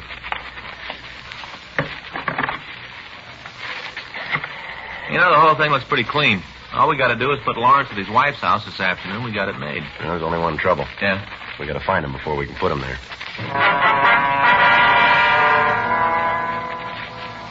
After putting in the call to the garage where the suspect was employed and arranging for a stakeout on the place, Frank and I checked the arrest record that had been made out 4 years previously and obtained a list of his friends and relatives. We contacted each one of them, but they could give us no information on Lawrence. That morning, we met with Captain Lorman, and we went over the evidence with him. The fingerprints found at the scene of the murder had been eliminated when they were compared with those of the neighbor, Earl Brudig. Other physical evidence netted us nothing. The murder weapon still had not been found. The only piece of evidence that we had to attempt to identify the killer was the plaster cast of the footprint found by the side of the house. However, Lee Jones said that it would be of little use other than to identify the size of the shoe. It was a size 10 with a leather sole and a leather heel. There were no distinguishing marks on the impression. 2 days went by, and we still hadn't found Lawrence. We talked to the men he worked with, but none of them could supply us with any information as to his possible whereabouts. We checked the bars he was known to frequent without result. Apparently, the suspect had disappeared without a trace. On Saturday, June 14th, 3 days after the murder, Frank and I got back to the office after lunch. You want to check the book? Yeah. Where can I find Joe Friday? I'm him. I'm Barney Lawrence. Well, we've been looking for you. I want you to get off my back. Leave me alone. Do you mind telling us where you've been for the past 3 days? It's none of your business. The only reason I'm here now is I want to tell you to stop going around asking a lot of questions, causing me embarrassment. What do you mean by that? You know what I mean. I don't mind telling you I'm pretty sore about the things you said behind my back. You probably didn't think I'd find out about them. But I did, and I'm telling you to stop. You ought to take it easy, Lawrence. You keep your nose out of this, cop. I'm talking to him. I got a few things for you, too, before I leave. Yeah? I don't think you're going to leave. What's that supposed to mean? Just what it sounded like. You're under arrest. For what? Suspicion of murder. You figured I killed Ethel? You look good for it. Then you better get a pair of glasses, cop. I'm walking out of here, and if you're smart, you won't try to stop me. I wouldn't try it, Lawrence. Lawrence? Now, hold it. If you haven't done anything wrong, you got nothing to worry about. Now, come on back here. You know something? What's that? I've always wanted to hit a cop. Come on, Lawrence. On your feet. Keep your hands off me, cop. Just keep your hands off me. All right, now sit down. Right here. Sit down. Go ahead. We're investigating a murder. Someone beat your wife to death. We're trying to find who did it. Well, it wasn't me. You got a funny way of showing it.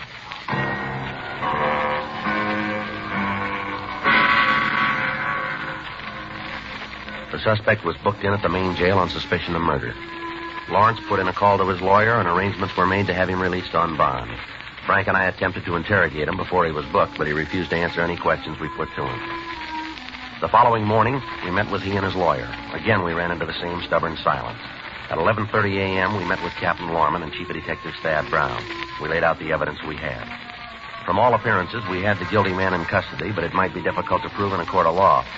The one thing we'd been unable to establish was Lawrence's presence in the house at the time of the murder. It was decided that without being able to prove this, we would have little chance of getting a complaint from the district attorney's office. Frank and I started re-questioning the neighbors. None of them could tell us any more than they already had.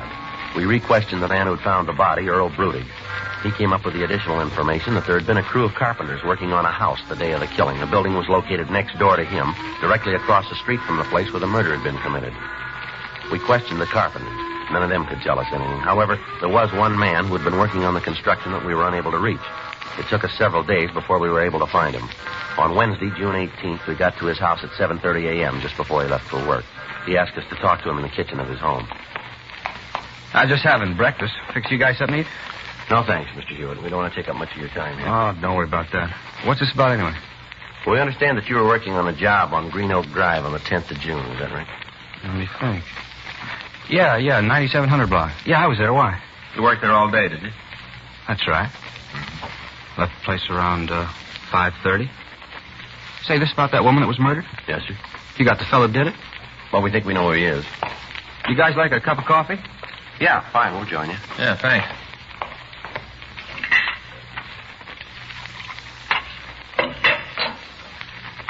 Either of you use sugar?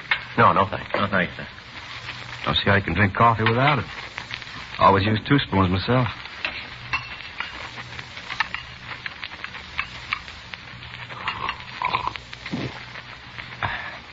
That's good. Well, say, if you know who did the killing, how come he isn't in jail? We need a little more evidence before we can take him to court. That's why you're talking to me, huh? That's right. A couple things you might be able to straighten us out on. Why me? Well, we've talked to the other men in the crew. Seems like you're the only one left. Comes right back to me, huh? That's right. Yeah.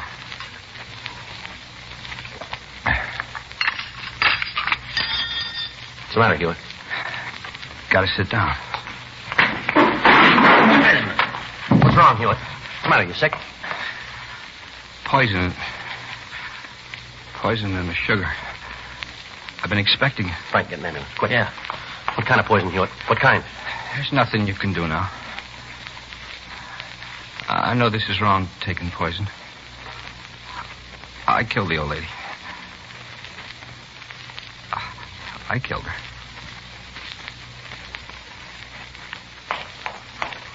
Ambulance on the way, Joe. No hurry. He's dead.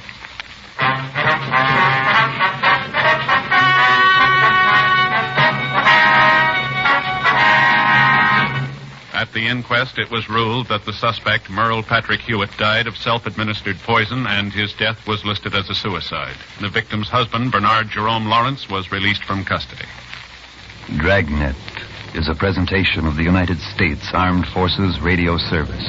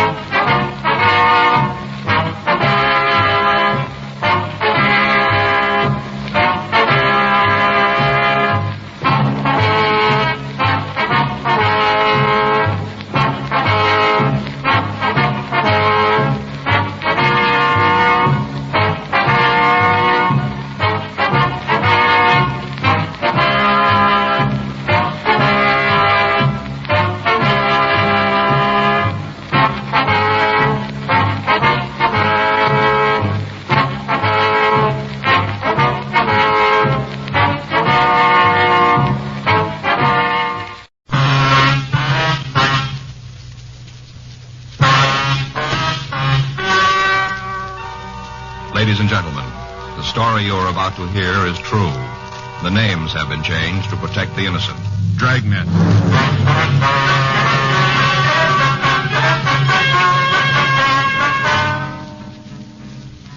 You're a detective sergeant.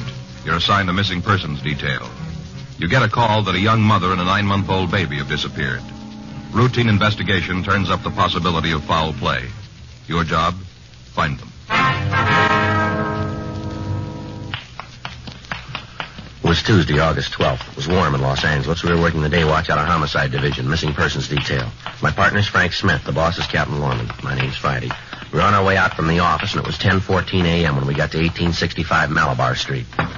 Manager's apartment. Better try it again, huh? Yeah. Just a minute. I'm moving as fast as I can. Sounds like she's got trouble. Yeah. Yeah? Miss Fleischer? Yeah, what do you want? Police officers, ma'am. We'd like to talk to you. Come in. I got to take care of that kid. Thank you very much. Thanks, ma'am. Sit down. I'll be right back. All right, thank you. Sounds like colic to me. All right. Yeah, sounds like colic. Wonder if she's got a hot water bottle. What? Hot water bottle. Put it on the kid's stomach. Makes him feel better. Oh. Both of ours had the colic. Pour out 3 hot water bottles. On 2 kids? No, Joe. We lost the stopper on one of them. Baby's teething, having a rough time. Oh. This is my partner, Frank Smith. My name's Friday. We'd like to ask you some questions about one of your tenants. Oh, which one? Mrs. Shipley. We understand she had apartment 207. Yeah, she did. What about her? You know where we can get in touch with her? You got any idea? When'd you see her last? Guess it must have been a month ago. Possible you might be able to give us an exact date on that? Well, if I could have done that, I told you right out. I got nothing to hide. Well, we didn't mean to say that you had, Well, ma'am. it sounded like it. Sounded an awful lot like it. I'm going to be honest with you. Yes, ma'am. When Harriet first moved in here, we got along fine. She was all the time wanting me to tell her how to take care of the baby when it came. Yes, ma'am. Go Got ahead. along just fine. Used to have our little cup of coffee in the afternoon. Chummy. Then all of a sudden, it all got different. Well, how was that? Just did. Her husband was overseas. In the Army. I guess Harriet missed him pretty much. Anyway, she was always saying how she did. Wished he could be here when the baby was born. Got terrible depressed. I see. Moody, you know. Yes, ma'am. I did what I could to cheer her up. Used to go up there and we'd sit and talk. Taught her how to knit. Gave her some needles and yarns, a little present. I thought maybe it'd give her something to think about. Kind of take her mind off her and her husband. Didn't do no good. Well, how long had her husband been away, do you know? 4 months this time. He's over in Japan, I think, Army. Mm-hmm. Harriet used to go out once in a while, go down to the show. Seemed like just about every picture she saw made her sadder. I guess that's why she did it. Just got so sad she couldn't take it anymore. Oh, what's that? Tried to kill herself. Shipley? Yeah. I got the kids in bed one night and went up there. I hadn't heard nothing from her that day, so I went up to see how she was. Good thing I did, too. Found her right there in the living room. She'd cut her wrists. Right away, I called for the doctor, and all the ambulances and police came running around. Took her to the hospital. Big deal. Guess I found her in time, though. They pulled her through. Mm-hmm. I walk up there and find her dying. That far from death's door, and when she comes home from the hospital, what thanks do you think I get? I wouldn't know. Go ahead. Nothing. Not a single solitary word do I get. She's mad. Says I should have left her alone, let her done it. Come in here when she got back and read me off in words that I ain't used to hearing. Uh-huh. I got 5 kids, mister. They take a lot of time, and I ain't got enough to go running around after nobody who don't thank a person for saving their life like that.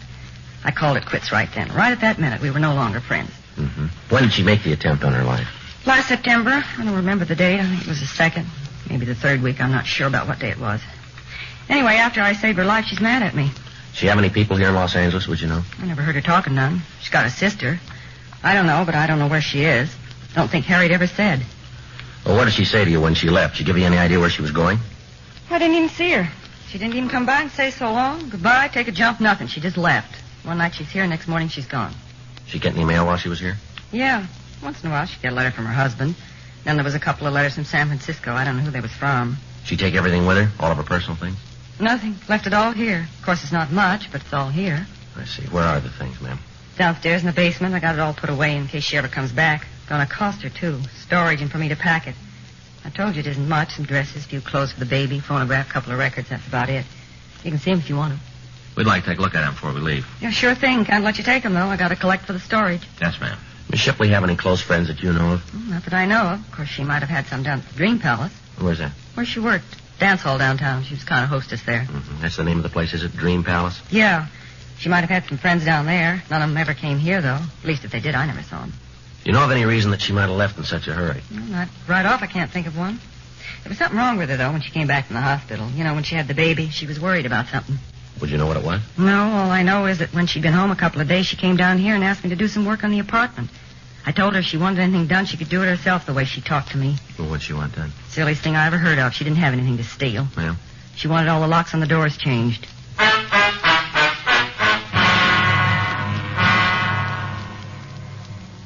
"10:46 a.m. In the company of the apartment manager, Barbara Fleischer, Frank and I went down to the basement and looked through the missing woman's effects. Other than the phonograph, several cardboard boxes of used baby clothes, and cheap woman's dresses, we found nothing. There were no snapshots or letters to aid us in ascertaining where she might have gone. We asked Mrs. Fleischer to notify us in the event that she heard from the Shipley woman. We put in a call to Georgia Street Receiving Hospital and verified the story about the attempted suicide. 11:15 a.m. We checked the phone book for the address of the Dream Palace Dance Hall. It was on the 2nd floor of a large building at the corner of 7th and Margot Streets. On the front of the building were several faded photographs of contest winners with the cups that they'd won and the name of the proprietor, Ernest Lasny. We went upstairs. It was a large barn-like room with crepe paper birds hanging over the lights. In the rear of the place, at one of the tables, we found Lasnik. He was just eating his lunch. Mr. Lasnik? Yeah? What do you want? I'd like to ask you some questions. We're police officers. My name's Smith. It's my partner, Sergeant Friday. Hi. How are you? I won't shake hands. Got butter all over them. Sit down. Thank you. Care for a sandwich? No, thank you. No, you do go right ahead. There's all the makings, bread, butter, salami, pickles. Help yourself. No, thanks, Mr. Lasnik. You don't mind if I go ahead, huh? Bunch of kids coming in at 3:30. I'd like to get the place cleaned up before they get here. No, sir, you go right ahead. All right. What do you want to see me about? It's about one of your employees, sir. Yeah? Which one? Girl named Harriet Shipley. Oh, yeah, I remember. Hey, she don't work here anymore. She doesn't work here anymore? No. Got any idea where she is? No, not the slightest. I ain't seen Nadine in about maybe 6 months. No, sir, you don't understand. We're inquiring about a Harriet Shipley. Yeah, I know. I told you. I ain't seen her in 6 months. What's this about Nadine? That's her club name. Oh. See, lots of girls don't like to use their real names. In case a fellow wants to get chummy away from here, It's easier if we don't know the girl's real name. Harriet used Nadine. I understand. We got a bunch of them. When one of the girls leaves, we put the name back in a hat. New girl picks it. Had 14 Nadine since we opened. 27 Altheas. Yes, sir. Do you have any idea where the Shipley girl is? No. Might check her husband. He might know. We understand he was in the Army. Yeah, that's right. He is. Overseas. He should know where his wife is. I'll ask him. Well, we'll probably do that, sir. We thought maybe we could turn her up ourselves. There's been a missing report filed on her. Missing, huh? Who told it? Sir? Who told about her being missing? The report was filed by her mother-in-law. Well, I wish I could help you fellas out. The last time you saw the Shipley girl, she say anything about leaving town? No. Wouldn't be surprised, though. Why do you say that? Well, poor kid was scared to death. Told me she wanted to get away. Do you know what she was frightened about? Yeah, Cliff Bender. That's what she was afraid of, Cliff. Well, who's he? Well, look, I'll tell you the whole thing. Be easier that way. One favor I gotta ask you. Yes, sir? You won't tell Cliff I told you. If you come up here, he could tear the place apart easy. You gotta promise me you won't tell him. All right, sir, you go ahead. Yeah. Well, Nadine, Harriet, well, she came to work for me about a year and a half ago. Came in and told me she'd had some experience in a dance place in the Midwest. I don't remember the name right off. Probably come to me. Yes, sir? Well, I told her I'd try her, sort of probation. Yes, sir? Well, it worked out fine. End of the week, I put her on permanent. She did real well. A lot of guys got to come in just to dance with her. Wouldn't have nobody else, just Nadine, or Harriet. Well, that's how she met Cliff. He come in one night, fell for her, and they started to go together. I told him I didn't like the idea of girls going out with the customers. Not good business. Didn't make any difference to them, though. They kept right on seeing each other. That's this Bender fellow. Yeah. Well, anyway, one night the soldier come in. He was took right away with Nadine. Asked her for a dance. Kept buying tickets all night so he could dance with her. Come back the next night. Same thing. All night long he danced with Nadine. That's Harriet. Yeah, that's right. Called her Nadine. I told you about yes, it. Sir. Made Cliff plenty sore, but there wasn't anything he could do about it. She wanted to be with a soldier. It wasn't too long before she told him he was going to get married. Well, word got around about that. Really made Cliff hacked. Real hacked. Yes, sir. Yeah. Well, him and the soldier, Shipley, had a fight downstairs one night after we closed. Guess Cliff waited for him and Nadine to come down. Anyway, it was a real brawl. Cops and everything. Cliff really cleaned up on the soldier. Didn't do any good to him. What do you mean? Nadine told Cliff to stay away from her. Keep far away. Told him that her and the soldier was going to get married and that they were through. She meant Cliff and her. Well, the soldier and Nadine got married a couple days later, and she quit her job. Right after that, I heard he went overseas, and Cliff was around trying to break things up. Didn't do no good, though. Nadine loved the soldier, and she planned to stay with him. Yes, sir. Well, I tried to talk to Cliff. Tell him to stay out of it. Leave the girl alone. What was that? I told him to leave the girl alone. I see. Didn't do any good. He was sure hacked.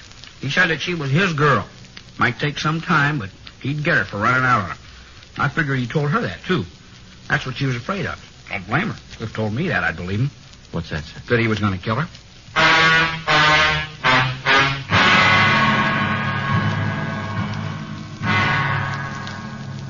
12:26 p.m. After we'd gotten the names and addresses of the employees of the Dream Palace who knew the missing girl, Frank and I went back to the office. We had the names checked through the record bureau, but we found that only one of the 14 people on the list had arrest records. That one was a Cliff Bender, who had been picked up on a charge of suspicion of burglary. However, according to the information on the report, he'd been released because of lack of evidence. We checked the log about the fight Lasnik had mentioned. We found that an FI card had been filed, but that no arrest had been made. We went over to room 45 and we talked with Sergeant Egenweiler and Sergeant Rubles, the officers who'd handled the burglary case. They told us that in their contacts with Bender, he was sullen and uncooperative. They told us that he'd been seen in the company of known criminals. They also told us that in their opinion, they considered the man dangerous. We checked his last known address, but we found that he'd moved in July, leaving no forwarding address. While Frank and I checked out the rest of the missing girl's friends and acquaintances, Sergeant Graham and Cliff Bailey tried to check on Bender. We talked to everybody on the list we'd gotten from Ernest Lasnik, but none of them could give us any idea where we might find the Shipley girl. Most of them, however, told us about the threat that Bender had made against her life and expressed the opinion that he was responsible for her disappearance. The next day, Wednesday, August 13th, Frank and I went by communications, then we checked back into the office. I tell you the mother-in-law of that missing girl called again this morning? No, you didn't. Yeah, she wanted to know how we were doing, what progress we've been able to make. Well, what'd you tell her? Well, I filled her in on what we found. I didn't tell her about Bender, though. Just said we thought we'd be able to find the girl. Mm-hmm. You talked to her when she made the original report, didn't you, Joe? Yeah. What'd you think? Well, how do you mean? Well, isn't there something there that's a little off base to you? I don't know what you're trying to get at. Well, it just seems to me that she doesn't care if we find her daughter-in-law or not. All she cares about's the kid. Well, yeah, I kind of got that idea myself, the way she talked. Doesn't seem that she and the girl got along too well, does it? No. Just seems like there's something she isn't telling us. I don't know what it is. I asked her this morning if she'd heard from her son, if he knew anything about where his wife might be. What'd you say to that? Well, she told me she didn't want to bother him, make him worry. Wouldn't even tell me his mailing address. Said she didn't want him alarmed unless there was a reason. Well, the way I see it, his wife being gone is reason enough. Yeah, that's the way it seems to me, and I told her that. She said our job was just to find the girl and the baby, and that's all. Cooperation like that isn't going to make it any easier, is it? We can only do so much if she isn't going to help us. No, it doesn't make a lot of sense. Her filing the report and then holding out information. I may better get over and talk to her again. See if we can get the whole story. How about Graham and Bailey? You heard from them? No, there's a note in the book. They got a lead on Bender. Graham said they were going to run it down for us this morning. All right. What time you got now? 9:43. I'm going to talk to the skipper. Make arrangements to put a picture of the Shipley girl on suspects wanted this afternoon. Might be able to turn something, huh? Sure, a lot of loose ends. Yeah, I get it. Missing persons Friday. Yeah, Graham. Mm-hmm. Where? What'd she say? Mm-hmm. Yeah, well, that's about the same. What? Yeah. Well, you want to call a crime lab? Right. No, we'll meet you out there right away. Right, bye. Only found where Bender was living. What do you mean, what? Checked out last June, about the same time the Shipley girl disappeared. Landlady hasn't seen him since. Guys came up with something else. Yeah? A couple of shirts for a baby. Uh-huh. Bloodstains all over them.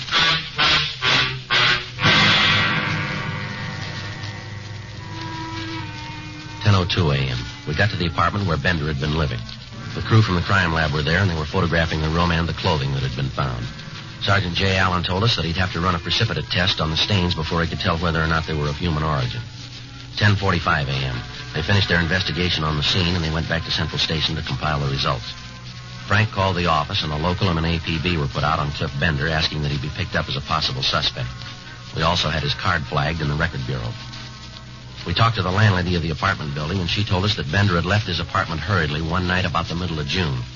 She was unable to tell us the exact date, but she did go on to say that she'd been getting a check for the rent each month. We asked her if she could show us either one of the checks or an envelope that had come in.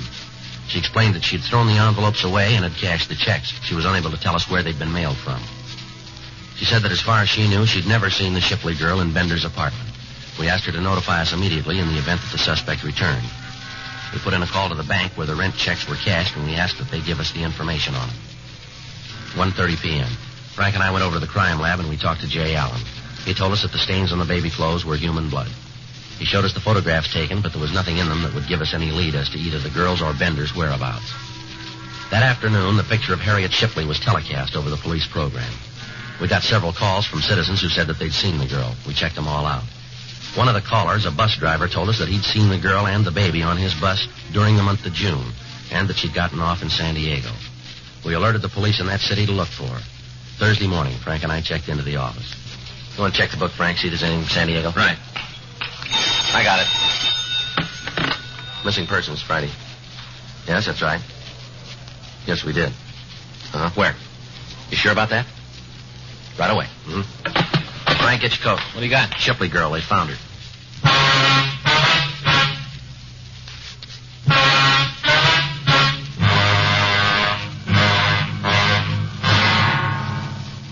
The call had come from a nurse at the State Mental Hospital in Camarillo. She told me that they had a patient who resembled the photograph of the missing girl as televised on our police program. Frank and I left the office and drove out to the hospital. We talked to the nurse and to the doctor who was taking care of the sick girl. From personal effects and the scars on her wrists, we were reasonably sure of the identification. The doctor told us that the girl had been committed on July 17th by her sister under the name Harriet Lavin.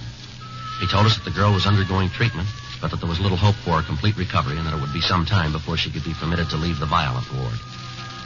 We tried to talk to her, but we were unable to get any coherent answers. We asked about the baby, but the authorities were unable to give us any information. We got the name and address of the sister who'd committed the Shipley girl, and we drove down to San Diego to talk to her. It was a small place in a wartime housing development. The paint was peeling off the plyboard walls, and the front yard was overgrown with weeds. The woman who answered the door identified herself as Pauline Lavin. Sure, what do you want to know? Don't make no difference now. You go back and tell her it's too late. Way too late. Tell who, ma'am? Mrs. Shipley, Harriet's mother-in-law. You go back and tell her she done it good. There ain't nothing left to do to Harriet. It's all been done. You can tell her that. Well, we don't work for Miss Shipley, ma'am. We're trying to find out what happened to your sister and the baby. Who asked you to find out in the first place? It was her, wasn't it? Wasn't she the one? She filed a report. Well, that's what I mean. Well, you go back and tell her there's nothing more she can do to Harriet or the baby or Big Jerry. Nothing at all she can do. Where is the baby, ma'am? He's not here. Do you know where he is? Yes, but I'm not going to tell you. I'm not going to tell anybody. I promised Harriet I wouldn't tell, and I'm going to keep the promise. Miss Lavin, we don't want to hurt your sister. We're just trying to get to the truth. Now, maybe you better tell us what you know. Are they doing this for old Miss Shipley? No, ma'am. All right, then. I'll tell you, but not for her. I wouldn't give her the right time of day. She's the one that did it, the whole thing. You can lay it right at her feet. All right, you want to tell us about it? Since they got married, she's given the kids trouble. Right from the first she heard about it. Said that Harriet wasn't good enough for her son. Said Harriet was cheap. Didn't make any difference to the kid. They got married anyway. They were in love, so they got married. Mm-hmm. As soon as Big Jerry went overseas, she started on Harriet to get an annulment. All the time writing her letters telling her how cheap she was. That if she really loved Jerry, she'd get an annulment. And she found out about the baby, so she started saying how they should get a divorce. Does Harriet's husband know about this, would you know? Sure. All along he knew it. He didn't like it. Told his mother to stay out of their lives. Kept telling her, but it didn't do any good. None. Then Harriet got the wire. The one that told about Big Jerry being dead. Almost killed her. I thought it was going to. They was really in love. It isn't often you see something like them two. Real love. The kind you live, not the kind you talk about. Mm-hmm. One night, right after she got the wire, she got a phone call from San Francisco. From old Miss Shipley. She told Harriet that she was going to the court to take the baby away from her. Said she could prove Harriet wasn't a good mother and she didn't deserve to have the baby. Was Harriet living here at the time? No. Well, she'd come down every weekend, but she wasn't living here. There was a guy up in L.A. that was giving her trouble. A fellow named Bender, I think. He was with her when she tried to kill herself. He ran out so he wouldn't get mixed up in it. He was always giving Harriet trouble, so she left one night to get away from him and old Mrs. Shipley. She came down here and said that she just wanted to be left alone with her baby. That's not a lot to ask, is it? Just to be left alone? No, ma'am. It was for old Mrs. Shipley. She just wouldn't let Harriet alone. Kept after her saying how she was going to take away the baby. How Harriet was an unfit mother. Kind of got in her mind. Finally, there wasn't much else she was thinking about but how to keep her baby. She went out walking one night. Took the baby with her. Rained. Rained real hard. I guess the baby took cold. Anyway, the next day he came down with a bad fever. A couple of days later, he was dead. Not even a year old, and he was dead. You want to go on? Harriet sat around for a week. Didn't say anything. Didn't do nothing, just stare at the wall. Didn't even cry. Just sat and looked at the wall. And all of a sudden, she just fell apart. I called the doctor. He said it was a breakdown and said I should have her committed. I signed the papers, and that's where she is. I went up to see her. She didn't even know me. I'm her sister, and she didn't even know me. So you just tell old Miss Shipley how she did good. You just tell her what she did to my sister. Tell her how the baby's dead and she's finally got what she wanted because now Harriet hasn't got the baby. Nobody's got him. Nobody's got him. Nobody. Come on, Frank. Yeah.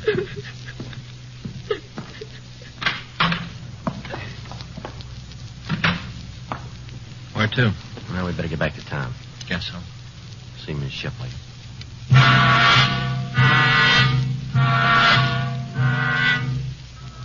We got back to Los Angeles at 9:30 p.m. We went directly to the hotel where Mrs. Shipley was staying. The desk clerk told us that she left word that she was not to be disturbed.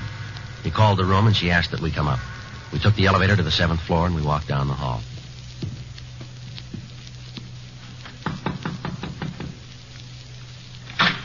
Good evening, Sergeant Friday. Officer Smith, come in. Thank you. Thank you, ma'am. We're just having a drink. May I fix you one? No, thank you. How about you, Mr. Smith? No, thank you. You don't mind if I go ahead? No, ma'am. Not at all. Just sit down and I'll be right with you. Thank you. Desk clerk said it was important. Yes, ma'am. You found my daughter-in-law? Yes, ma'am. And the baby? Where is he? Is he still with us? No, ma'am, he's not. Where is he? Your daughter-in-law's pretty sick, Miss Shipley. Oh? Yes, ma'am. She's in the state hospital up at Camarillo. Camarillo? Yes, ma'am. That's a mental hospital, isn't it? That's right. Well, I'm sorry to hear about Harriet, but I knew she wasn't very stable. Why didn't you tell us your son was dead, Mrs. Shipley? I didn't think it had any bearing on the thing. What difference does it make? You don't seem to be very interested in this, why? I'm going to be honest with you, Sergeant. I'm not. Not in the least interested in what she does or where she is. I never did feel she was the right girl for my son, never. When the baby was born, I tried to go along with it. I tried to be nice to her, and she wouldn't have it. She wouldn't even be friendly. She poisoned my son, turned him against me. She's a terrible woman. Just terrible. Whatever's happened to her is just exactly what she's got coming. Naturally, I'm sorry it's the way it is, but there's nothing I can do. All I'm interested in right now is my grandchild. I want him. And if I have to go to court to get him, then I'll do it that way. That won't be necessary, ma'am. Where is he? I'd like to go and get him now that Jerry's wife can't take care of him. He's dead, ma'am. If this is some kind of a joke that you're making up to help my daughter-in-law keep him, it won't work. It's no joke. It's the truth. He died in a hospital in San Diego. It's not right. It's not right that he's dead. She did this. Harriet. She did it to get even with me. I know she did. We're sorry, Miss Shipley. First my husband, then Jerry. I haven't got anybody. I'm all by myself. Isn't anybody in the world who cares? Nobody. No, we're sorry, Miss Shipley. I wish there was something we could do. No, you're not. You're like the rest of them. But it's Harriet. She is the one. Nobody else to consider in this mess. Just her. What about the baby?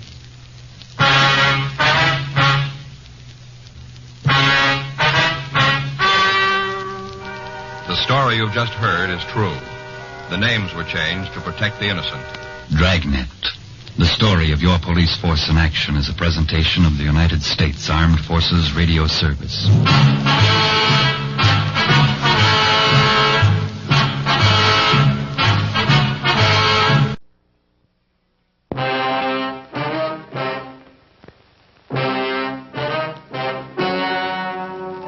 Ladies and gentlemen, the story you are about to see is true. The names have been changed to protect the innocent.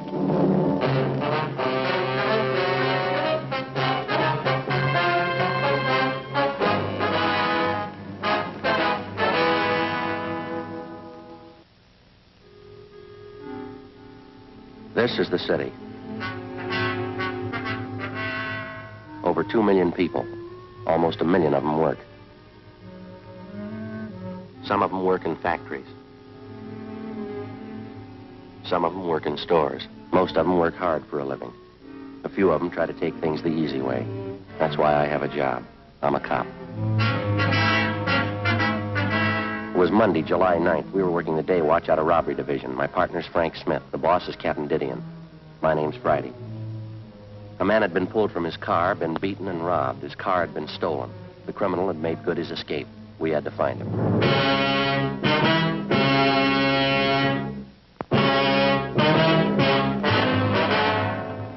Stacy Hollywood. That'll be the yardage department. Yes, ma'am, I'll connect you. Yes, sir, can I help you? We're police officers, ma'am. Yes, sir. Like to see one of your employees, a Harvey Kimbrough. Just a moment, I'll page him for you. Thanks very much. Got a match, Frank? Yeah, sure, Joe. Here. Thank you. You know, when I was a kid, I never could figure out what that was. What's that? The auto call. Calls employees to the telephone. Rings all over the store. Yeah, I know. Office. Yes, Mr. Kimbrough. There are 2 policemen waiting to see you on the 8th floor. Thank you, please. All right. No. That was Oh, Mr. God. Kimbrough. He's on his way out. Thank you very much. Did I give you the crime report on this thing? No, I think you kept it, didn't you? Oh, yeah, I got it. Yes, sir, can I help you? Hey, you want one of these, Joe? What are those? Pepto Pals. Good, try 'em. What are they for? Coat the stomach. Real good for stomachache. Yeah, but I haven't got a stomachache. Oh. Hey, Joe, I sure like that Ann Baker. Yeah? Of course, you know me. I liked her right off the first time I saw her down at that department store. Yeah, she's a nice girl. Well, now you can begin to think about settling down, huh, Joe? You know, like Fay and me. Gonna get yourself a little house, start sinking those roots, Joe. You know, they're putting up a lot of nice tract houses these days. Do you think maybe you're rushing a little bit? I just met her. How old are you, Joe? 32. Yeah. Yeah, well, how old were you when you got married? 35, but I feel I waited too long, Joe. I don't want that to happen to you. Well, according to your figures, I still have 3 years to go. Yeah, but Ann's such a pretty girl. You could do a lot worse. I just don't want you to forget about it. Not a chance with you around. The gentleman here, Stella? Yes, that's right. Are you Harvey Kimbrough? Yes, sir. What if we could step over here and talk, please? Yes, sir.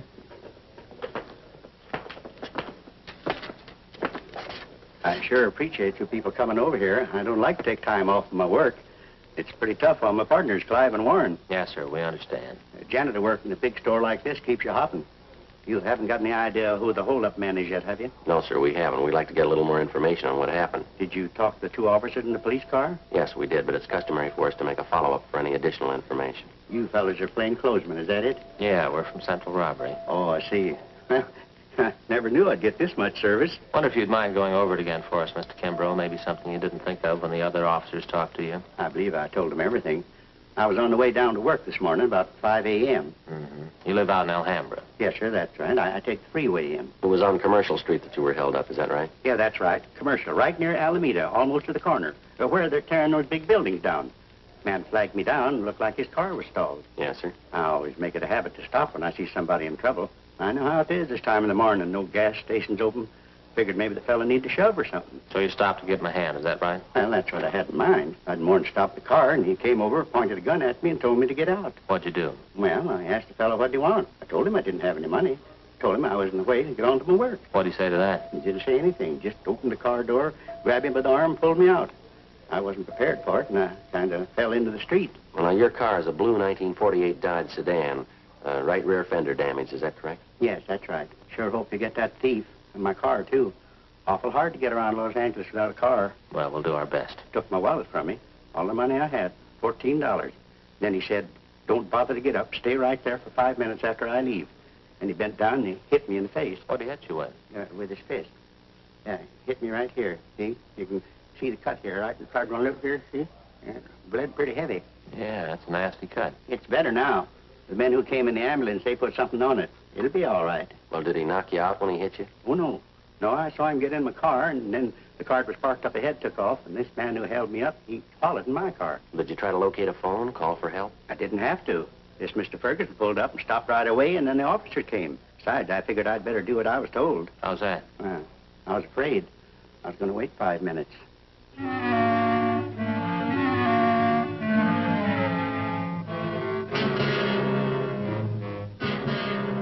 Frank and I left the department store, picked up our car in the parking lot next door, and drove out to the San Fernando Valley, the 800 block on Satacoy Avenue. A card on the front door told us we could find Sidney Ferguson in the garage. Boy, look at that fist, Joe. Yeah. Looking for something? Yes, sir. We're looking for a Sidney Ferguson. Surely, I'm Sidney Ferguson. Police officers, Mr. Ferguson. Oh, about that holdup this morning down on Commercial Street? Yes, sir. This is my partner, Frank Smith. My name's Friday. Oh. Happy to know you. Hi. Oh, excuse my wet hand. I've been cleaning out my tanks. Sure. You fellas work out of the city hall? Yes, we do. You wouldn't happen to know a John O'Grady down there in Narcotics Division? I went to high school with John. No, I don't believe I know him. Frank? O'Grady? Yeah. Tall fella, kind of blonde, wavy hair? Yeah, that's right. Good-looking fella. Yeah, I think I've seen him around. Good friend of mine. Say, wasn't that a shame this morning, that Kimbrough fella? Yeah, it was a rough one. Well, the reason we came out to see you is we thought maybe you could give us some additional information on it. Oh, I'll be glad to give you all the help I can. I'd like to see you get that hold-up man. You mind giving us a rundown on what happened this morning? No, not at all. Let's see, it was about 5 o'clock this morning. I'm not usually up that time of the morning, but I was on my way back from Monterey Park. I generally try to make it down there once or twice a week. I get down to see Bruce Duffy, an aquarist friend of mine I have down there. We swap fish. Yes, sir. Well, I was on my way back coming down Commercial Street when I saw this fellow sitting on the side of the curb. It looked like he was hurt to me. I see. Now, I wouldn't have noticed probably. It was pretty dark, but those two cars pulled out, one right after the other, seemed to be in a big hurry. And you pulled up to give Kimbrough a hand? Yeah, I did. Of course, when I got close enough, I could see the guy had been kicked in the teeth. He was bleeding pretty bad. I offered to give him a hand, take him to the hospital, but he said he didn't want to be late for work. Mm-hmm. Well, after the officers came and talked to him and the ambulance men treated him, I drove him up to Stacy's Hollywood. I dropped him off there. That's where he works, Yeah. The report says that you have the license number on the getaway car, but you couldn't find the paper you'd written it on when the officers interviewed you. Is that right? Yeah, I did. Yeah, if that doesn't beat them all. What's that? Well, I had the piece of paper a few minutes before the officers got there. I guess I was more rattled than that Kimbrough fella. And when I got home here this morning, there was a slip of paper right on the floor of my car. A little bit of a break, isn't it? Yes, sir, it is. Sure got a lot of fish.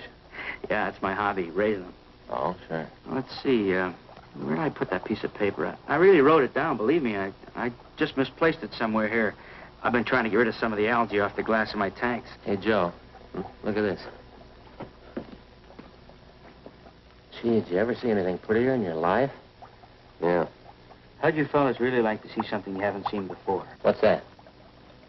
Take a look in this tank here. Aplochromis multicolor. That's a scientific name. commonly known as the Egyptian mouth breeder. Is that a fact? That's a little female there. See? She's one of the most sacrificing mothers in aquarium history. One of the strangest, too. How's that? Well, she lays her eggs in a small depression in the sand down there at the bottom of the tank. Well, how many eggs would that be? Usually 80 to 90. Now, here's the strange part. As the eggs are fertilized, she scoops them up into her mouth. She eats it. Oh, no. They remain in her mouth while they hatch. How long does that take? Over 14 days. How does she eat? That's just it. She doesn't. She doesn't touch food in any form for this 2-week period. Seems to just waste away. Well, what happens then? Finally, the eggs hatch after 14 days, and little fry comes swimming out of the mother's mouth. Yeah? And while the fry are growing up, first you can hardly see them, they're so tiny. While they're growing up, if anything frightens them, quick as a flash, back in the mother's mouth. Well, that's certainly amazing. Huh, Joe? Yeah. Is this as big as they ever get? Yes, sir. 1 inch to 1.5 inches. Hard to believe. Well, the bedders are almost as strange. Male builds a bubble nest up here on the surface. Say, isn't that funny? Here's that paper. Huh? The one with the license number on it. What if I could see that, please? Oh, sure, here you are. Thank you. Pretty sure of this number, Mr. Ferguson? Yes, sir, I am. I got a good look at it. Well, thank you very much. Oh, not at all. Wish Yeah. you could spend a little time. Seem kind of interested in tropical fish. Well, yes, sir, I'd like to sometime. Well, bye. Bye. Bye. Oh, say, Officer Smith. Yeah? Just a minute.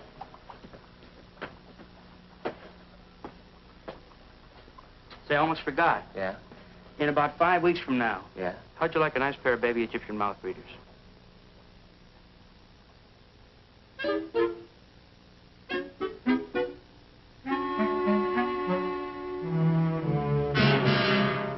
.45 a.m. Frank and I got in the car and headed back toward town. I called communications and had them check the license number Ferguson gave us through DMV. They called back and told us the car was a 1949 Chevrolet 4-door sedan. The registered owner was a Jack B. Grant, 19112 Beacon Street in the southwest part of Los Angeles. It was a large, old-fashioned residence that had been converted into a rooming house. We checked with the landlady, a Mrs. Ida Fisher. How do you do, man? Police officers, do you happen to have a Jack Grant registered here? Yes, he's been with me here about 8 months, but he's not in now. What time did Grant leave this morning, Mrs. Fisher? Well, it was pretty early. Must have been around 4 a.m. when I heard him go out. Came back in again this morning about 8 o'clock, parked his car, then he drove off with some other man. Would you happen to know who the other man was? No, I wouldn't. I just saw him drive off. Where does Grant park his car, ma'am? Around the back in the garage. Mind if we take a look at it? No, that's all right. Just go on back there down the drive. Well, thank you very much. Now, there's 2 cars parked there. The black Ford belongs to Mr. Spencer. Yes, ma'am, thank you. And the 1949 Chevrolet, that's Mr. Grant. Thank you. Thank you very much, ma'am.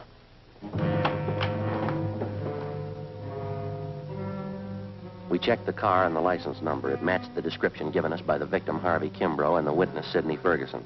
Together with Mrs. Fisher, we checked Jack Grant's room. We found nothing of importance. His clothing and personal effects were all there, nothing to indicate that he wouldn't be back. We told the landlady that we were placing the house under surveillance, and if Grant should return, not to say that we'd been there. She agreed and offered further assistance. She said she'd signal us by raising and lowering her front window curtain when Grant returned. We parked down the street, called the office, and advised them we were on stakeout. 2 men were sent out, and they covered the back entrance. Frank and I covered the front. By 6 o'clock that night, Grant had failed to show. 9 p.m., still nothing. 11 p.m. What time did they say that relief team was coming out? Around 11 sometime. Chandler and Ricketts, huh? I don't know, I guess so. Oh, boy, I'm stiff. Feels like needles all over my body. It's been about 12 hours, hasn't it? Yeah, just about. Just like driving to San Francisco. You know, Fay makes me drive all the way. When I get out at the other end, I'm stiff as a board. There's a car pulling up down there. Oh, yeah. You see who it is? Yeah. Yeah, that's Ricketts.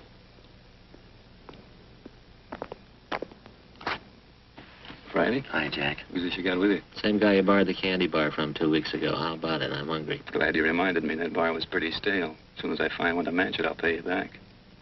It's the house over there, huh? Yeah, Jack, the green and white one. No sign of him at all, huh? No, nothing. No? You guys want to take off? Yeah. I guess you can make out all right, Ricketts. You got Chandler with you. Friday, I feel sorry for you drawing this guy for a partner. Well, after 7 years, he kind of grows on you. I'd like to check out with the landlady before we take off. Her name's Ida Fisher, Jack. Right, Joe. Let's go, Joe. Joe.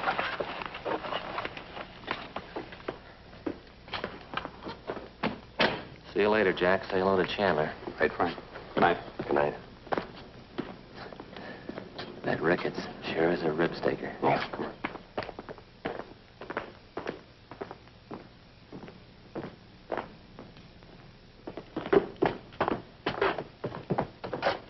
Light's still on in the living room. Guess she's sweating it out with us. Yes, Sergeant Friday? Sorry to bother you again, ma'am. Oh, that's all right. Mr. Grant still hasn't come in. I wonder if it'd be all right if we took another look at his room. I don't see why. Watch it! Mr. Grant, where are you going? Mr. Grant! It's Grant, out the back! Frank, you all right? I didn't know he had a gun. He made me hide him. Lady, will you call an ambulance, please? He's not dead, is he? Lady, will you call that ambulance? Hurry.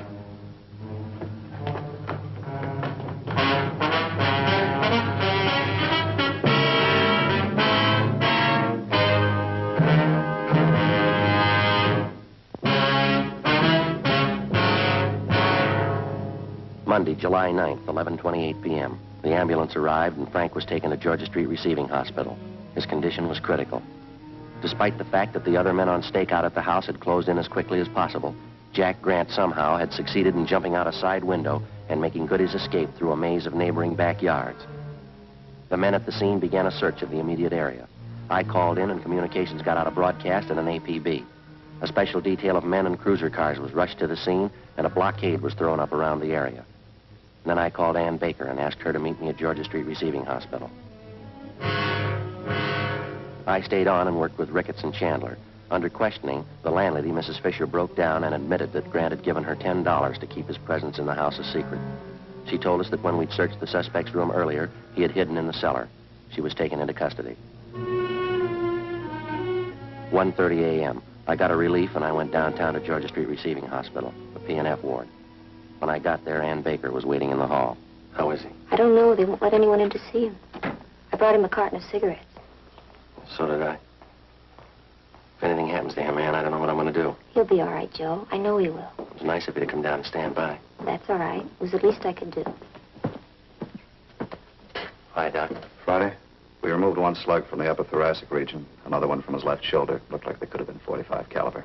They've been marked for evidence. How's he doing? As well as could be expected. What does that mean? It's hard to tell. Depends on how it goes the next 4 hours. Can I go in and see him? No, we're not admitting anyone in there. Under sedatives, lost quite a bit of blood, pretty weak. Do you need anybody for transfusions? No, it's all taken care of. His relatives been notified? Yes, sir. His wife and kids are visiting back in Sioux Falls. I sent him a wire. They'll break the news to her. Yeah, well, that's about all we can do for now. Wonder if I just couldn't sneak in and leave this carton of cigarettes for him. Afraid it's going to be some time before Officer Smith can use them. Just leave them. The nurse will take care of them. Thanks, Doc. Was there anything I can get for him? Anything he needs? No, we're doing everything we can for him. You don't think I could just look in for a minute? No, I'm sorry. Well, there must be something I can do. You got a good prayer handy?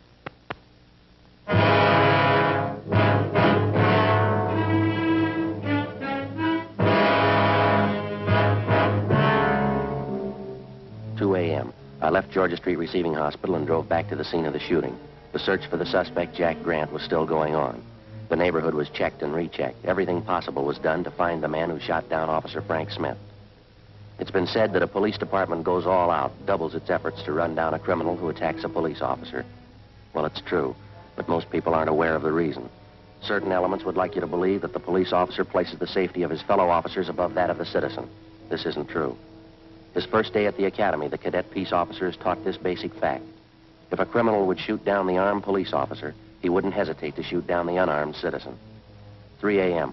I finally located Lieutenant Jack Ricketts at the corner of Coronado and Beacon Streets, 7 blocks from the scene of the shooting. How is he?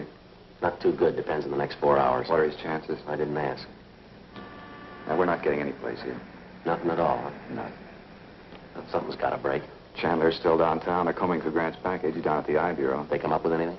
Nothing. Not since the last time I checked, about 40 minutes ago. Any ideas? Fresh out. You? Well, he couldn't have gotten far. Not this soon, he couldn't. Bus depots, train terminals, airports all covered. The highway patrol's been alerted. Nothing so far. He's got to be someplace close, Jack. He's got to be. Yeah, I think he's holed up in town, too. But where? Yeah. He's in a jam. He's had good publicity. A lot of his friends are going to hide that welcome mat. Well, maybe that narrows it down a little. Maybe. Let's find him.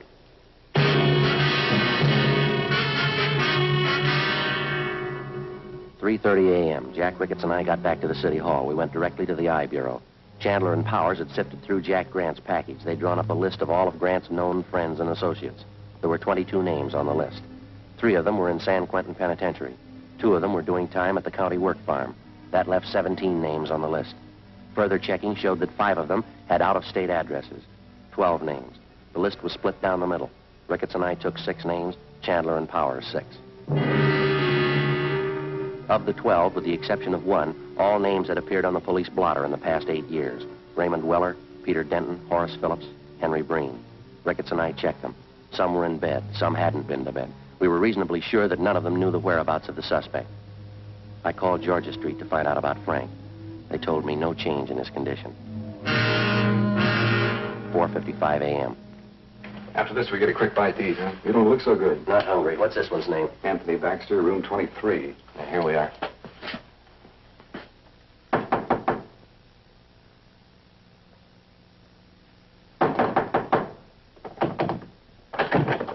Yeah? Police officers. You Anthony Baxter? Yeah? Want to talk to you. Find out how to get a guy out of bed. You always sleep with your clothes on? Get back in the room. Well, what's going on? You know what, Jack Grant? Why? You a friend of Jack Grant's? Why? Jack Grant a friend of yours? I'm not going to tell you anything till I know why. You want to talk here or downtown? I've got a right to know what it's about. Get your hat and coat. You just want to know if I know Jackie Grant, is that all? You want to get that hat and coat? I know Grant. Where is he? I don't want to get mixed up in anything. You're mixed up in it already. You know him. That's the trouble with you guys. Guy tries to walk the straight and narrow, and you guys come around and try to put him in a corner. Where's Grant? I've been in jail, and I did my time. You haven't got anything on me. Baxter, let's get this straight. We're not after you. We want Grant. We didn't come up here to push you around. We don't want you to push us around. Now, where is he? I'm going to tell you something. I don't like being talked to this way, and I'm not going to stand for it. I got certain rights, and I'm going to stand on them. Now, you listen to me. A friend of mine's lying in the hospital because of your pal, Jack Grant. He put 2 bullets in him. Now, I'm tired and I'm out of patience. Where is he? Where is he? All right, Joe. It's all right. Yeah. So last time around, Baxter, tell us what Grant is. Come on, quick. Hotel Philbert, room 605. All right, let's go downtown. What for? I haven't done anything. I've already told you everything I know. That's right. We don't want you to tell anybody else.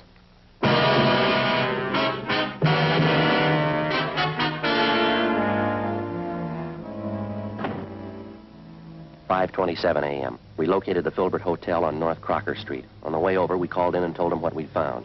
Chandler and Powers met us outside the hotel. They took up their position. Ricketts and I checked with the desk clerk and confirmed that the suspect was in room 605. He was registered under an alias. We took the elevator to the 6th floor. Room 605 was directly across from the elevator.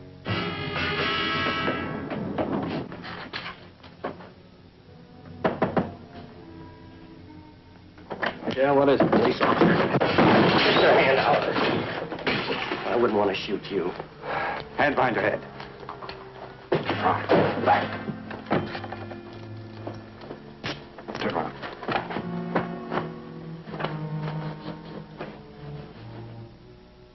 "5:42 a.m. Ricketts and Chandler took the suspect into custody. It was 6:03 a.m. when I got to the Georgia Street Receiving Hospital, the P&F ward. Ann was still waiting. Sergeant? Hi, Doc. How is he? You can go in. Don't stay too long. All right, thank you. All right. You look all in. No, I'm all right. You want me to go with you? Yeah, would you? Sure.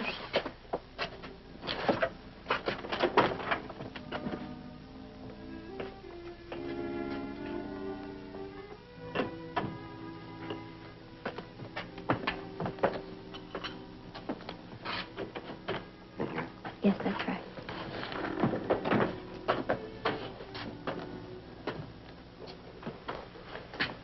Hi, Frank. Hi. You look tired. How you feeling? I'll do. How'd it go? We got Grant. You look tired. You been working straight through on it? Yeah. Anything I can get you? No. I just gotta take it easy a few days. You know, rest up. Get well. Yeah. I'll be well in a few days. Sure you will. Just a little rest. Hey, Joe, have you given any more thought to what I was talking to you about yesterday? What? You know, about you and Ann. You don't need any rest. Huh? You're well.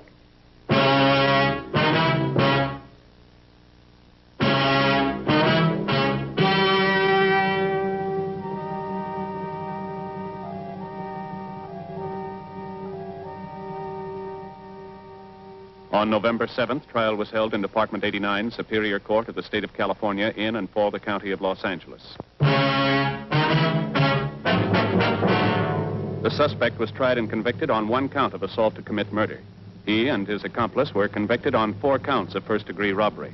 Assault to commit murder is punishable by imprisonment in the state penitentiary from 1 to 14 years. First-degree robbery by imprisonment in the state penitentiary from 5 years to life. The landlady, Ida Fisher, was placed on probation.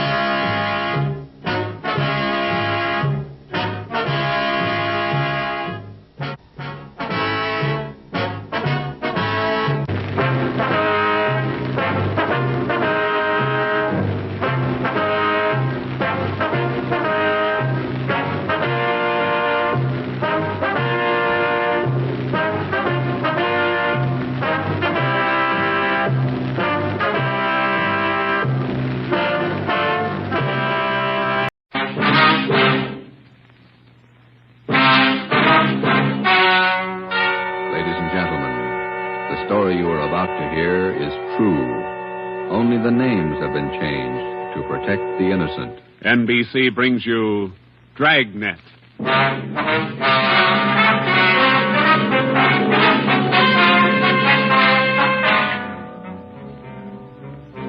You're a detective sergeant. You're assigned to robbery detail. A ruthless fiend roams the streets of your city masquerading as a police officer. For months, helpless citizens have been robbed, beaten senseless, and kidnapped. The criminal is a twisted genius, vicious, cunning. Your job is to get him. Dragnet, the documented drama of an actual crime, investigated and solved by the men who unrelentingly stand watch on the security of your home, your family, and your life. The next 30 minutes, in cooperation with the Los Angeles Police Department, you will travel step by step on the side of the law through an actual case from official police files, from beginning to end, from crime to punishment. Dragnet is the story of your police force in action. It was Wednesday, June 4th. It was warm in Los Angeles. We were working the night watch out of robbery detail. My partner's Ben Romero. The boss is Ed Backstrand, chief of detectives. My name's Friday. I was on my way back from communications, and it was 11:13 p.m. when I got to room 27A. Robbery detail. Oh, hi, Joe. Hi, Ben. You get that message to call home? Yeah, bad news. What's the matter? That doggone kid of mine, chicken pox. Oh, again?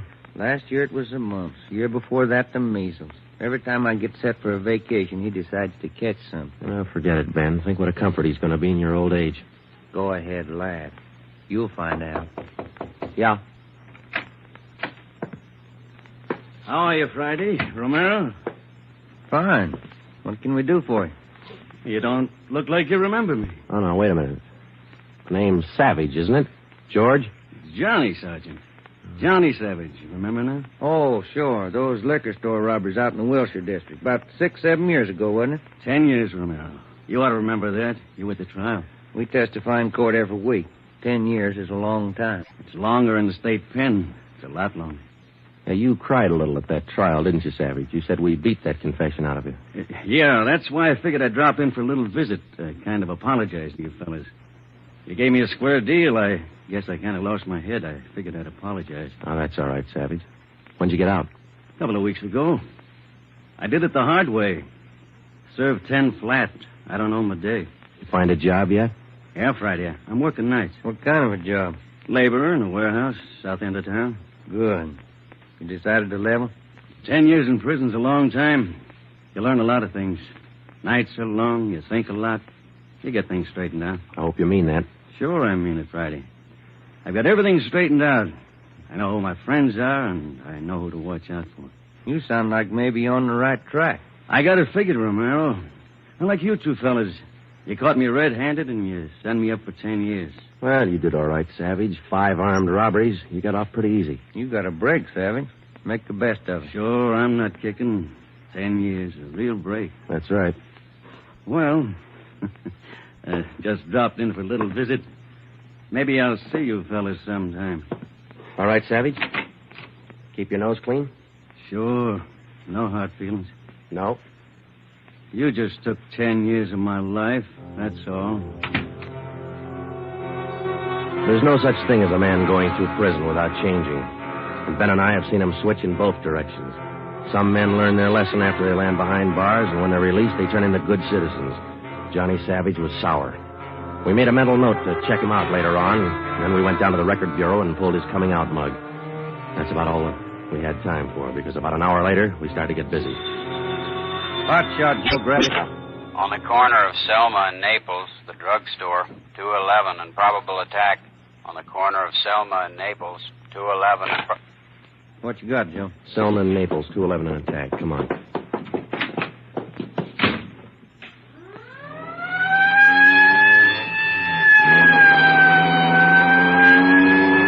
Here we are, Joe. Over there on the far corner. Yeah. All right. Come on. We got the story from the victim, the store owner, Mr. Thomas. For the most part, it was the usual rundown of an early morning holdup. There was only one exception. Oh, I've had young hoodlums try to hold me up before, but there was nothing like this one. How you mean, Mr. Thomas? Well, he came in here just before closing, and ordinarily I'd have kept an eye out because that's the time to look for him. But this fella came to the door and said he was a policeman, so I let him in. He looked like a cop. Boy's right up to me and the wife behind the counter and pointed a gun. And she screamed, and he hit her in the face with the butt of the gun. Sergeant, it was horrible. That's the way it started, and that's the way it kept going. Because most of the victims and most people don't realize that as a citizen, they have the right to check on police officers' identification when in doubt. After we got the story from Mr. Thomas and checked the store in the neighborhood, Ben and I headed back to the office. Attention, all units. At the end of North Baxter Road near Hillcrest, victim of 211 and slugging. Car 7172, take the call. Code 3. Attention, all That's units. 4 blocks away from the last one. Let's roll on it, huh, Ben? Right, I'll hit the siren. You get the light. By the time Ben and I got up to the end of North Baxter, the men from car 71 were already there. The victim was telling his story. His face looked like it had been through a meat grinder. Now, we're just shifting the car into second to make the hill when I hear this siren behind me, and I see this red light flashing in the side view mirror. Well, naturally, I pulled over to the curb, and I was just reaching for my driver's license when the cop runs up, yanks me out of the car, and starts clubbing me in the face with the butt of his gun. Did you get a look at him? Think you can describe him? No, I'm afraid not. He swung me around and kept me staring into that red light on his car all the time he was beating me. After a while, everything just went black. When I woke up, my wallet was gone, all my money's... 45 minutes later, Ben and I were interviewing the third victim, a young housewife out in the Wilshire district. Same trademark. I tried to tell him much.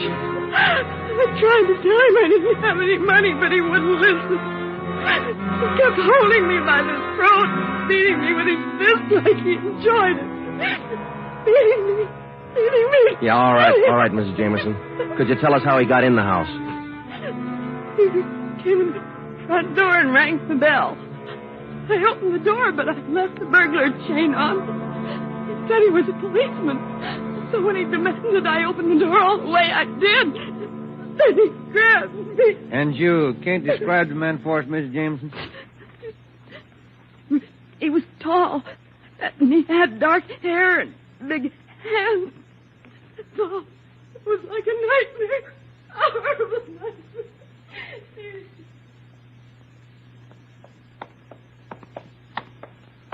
Tall, dark hair, big hands. Your guess the same as mine, Joe? Maybe. Let's wait and see. Come on, let's check with the boss. Hi, Mike. Hi. He's waiting for you. In there. Come on, Ben. Chief of Detective's office. Hannon. Sit down. Yeah, Skipper. All right, you two, let's have it.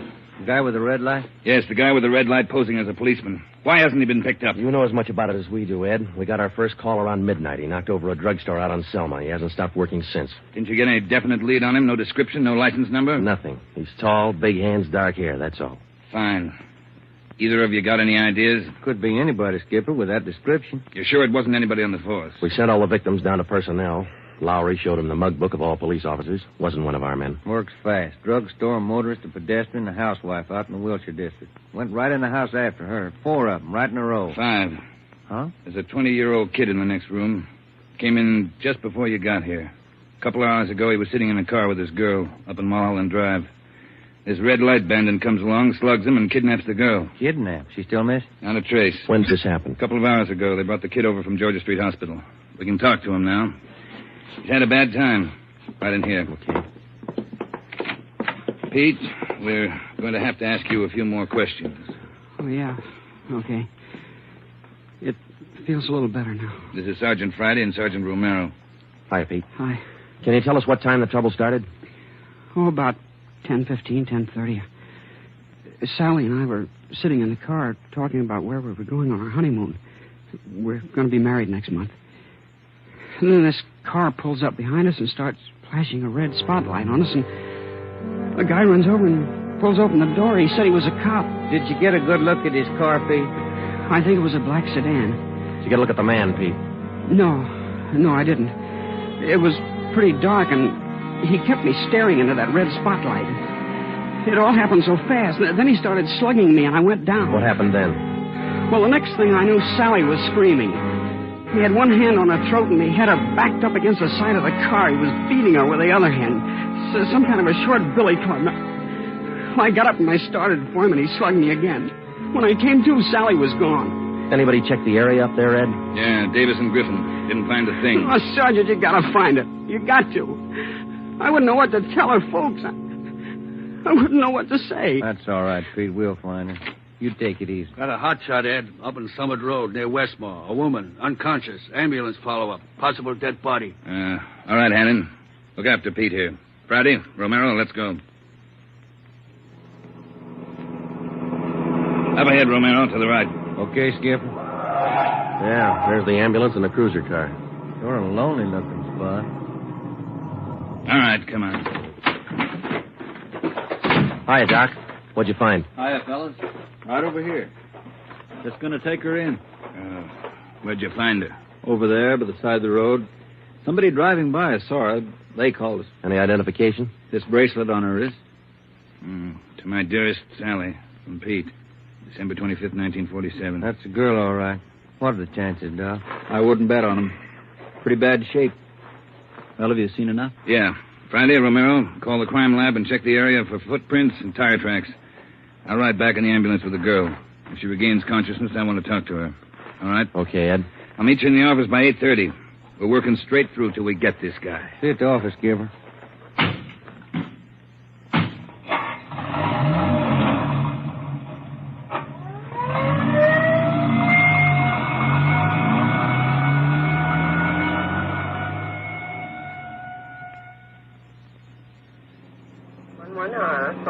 What time you got, Ben? 7 minutes to 4. Long night. Hey, that car up there ahead. Let's take a look at it, huh? Black sedan. Hey, look, he's flashing a red spot on that convertible. Come on.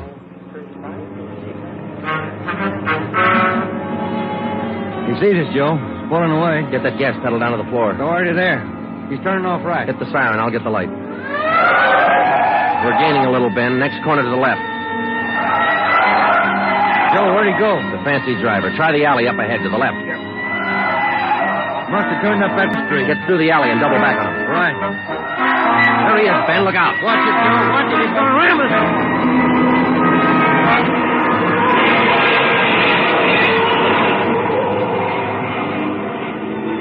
We got hit just in front of the rear bumper. Our car was forced into the curbing and it turned over. He was real lucky. He kept right on going. But this time, Ben and I were sharing the luck. All we got out of it was a couple of nasty cracks in the head and a few bruises, but it was enough to keep us in a hospital under observation for a day. By this time, Ed Backstrand was fuming. So were the newspapers. During the day we spent in the hospital, the red light bandit went on a real blitz. He pulled 6 more jobs, 1 liquor store, 2 residential holdups, and 3 car robberies. 5 of the 6 victims were slugged and beaten. Davis and Griffin had taken over for Ben and me, and by the time we were back on the job, they'd built up a lead for us. We've been working with Wilkerson up in auto theft, Joe. He's used 4 stolen cars already. We got the makes and numbers on each one of them. How about the dark sedan he was driving when he rammed us? The boys picked it up this morning out on Sepulveda. We're checking it for prints now. Oh, that's fine, Dave. You got any description on the guy yet? No luck there, Joe. He works too fast. Nothing at all? The same as you had. Tall, black hair, big hands. Loves to use them. Friday, Romero, got a minute? Okay, Skipper. Check you later, Hyundai. Sure thing, boys. Sit down. How do you feel? Pretty fair, Ed. Little stiff here and there. All right, did Davis fill you in? Up to date. Okay, I just called the doctor who's handling Sally Wilder, Pete's girlfriend. You remember? Oh, yeah. She's been in pretty bad shape since we found her up there on Summit Road. This morning she took a turn for the better. She's conscious, and her doctor thinks she might be able to talk to us a little bit. Good. When? About an hour. I cleared it with the doctor and with her family. You'll only be able to stay a couple of minutes, so make the most of them. That's all. All right, Ed. We'll check with you later. Say, Joe, Ben, here's some mail came for you fellas while you were gone. Oh, thank you, Mike. We're going over to the county hospital. We ought to be back in a couple hours. Okay. Say, there's been a couple of phone calls, too. Yeah, anything important? I don't think so. The guy just called to say hello. Said his name was Johnny Savage. He just called to say hello. I presume you men are aware of the girl's critical condition. Yeah, that's right, Dr. Froman. We saw her before she was taken here at the hospital. Yes. You understand, of course, that you'll be able to see her for only a few minutes, and please try your best not to excite her, huh? Right, Doctor. Sally isn't able to talk. Bad mouth and face injuries, so your questions will have to be answered simply yes or no, and nod of the head. Okay, we got you. We only have a few questions, and we want to know if she can identify the man who beat her from these pictures we've got here. All right, Sergeant. This way, please. Thank you.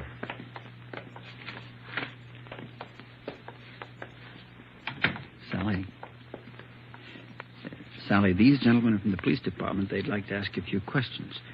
Now, there's no need to be nervous or afraid. Just simply nod your head yes or no. Now, that's fine. All right, Sergeant. Sally, did you see the man who attacked you? Yes. She says yes. Did you get a good look at his face? You did. All right, Sally, now you can answer these 3 together. Just yes or no.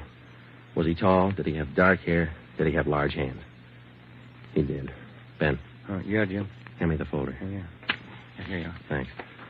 Now, there's just one more thing, Sally. I'm going to show you some pictures now. Take all the time you want before you make up your mind about each one. If you recognize any one of these men as the person who attacked you, just nod your head, all right? Oh, that's fine. Good. Here's the first one. No? All right. Here's the next one. No. How about this one? No? All right. Here's another. Do you recognize him? This was the man? Are you sure, Sally? Thank you. That's all. Let's go. Did you find what you wanted, Sergeant? Yes, Doctor, we did.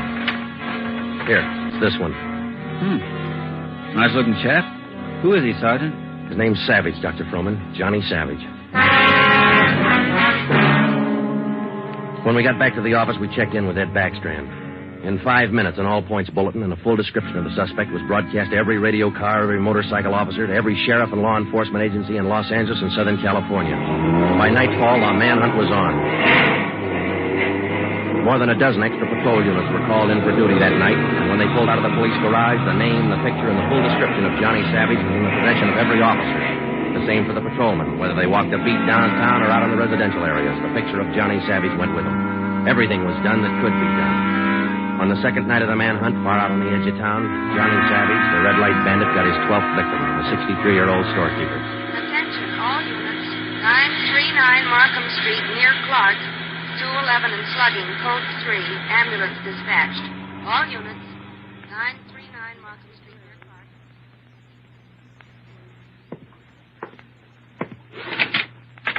Here it is, Skipper. Time. What'd you get? Wilkerson lifted the prints off that black sedan that rammed Joe and me. Yeah? They belonged to Johnny Savage. Yeah, good. That storekeeper last night. It is Savage, all right. The victim identified him from his mug. All right. We got enough in this Savage guy to put him on ice for life. All we have to do now is to get him. Now, look, the way we figure it, Ed, this red light bandit is using stolen cars with cold plates, so there's no way of tracking down the cars at regular commercial garages. He's got to be renting private garages someplace around town. All right, let's get the neighborhood patrolman on the job. Advertise it. All over town. the city ordinance, isn't it? People who rent private garages are bound by law to register the car and license number with the police. Start a campaign if you want, but find those cars. Right. Wait a minute. Hello, Backstrand. Yeah? When? I see. Yeah, thanks. What is it, Ed? It was the hospital. About the girl, Sally. Sally Wilder? What about her? She died 5 minutes ago. That night, everybody went back on the job as usual. The cruiser cars, the patrolmen, the motorcycle officers, and about a dozen decoy cars. Armed policewomen riding alone in cars or parked in lonely spots with a police officer escort. Our car, 80K, was still in the garage for repairs, so they assigned us another one. And we started to make the rounds. Everything was usual. Except one thing. We weren't tracking down just a thief anymore or a sadist who liked to put people's faces in. We were out to get a murderer.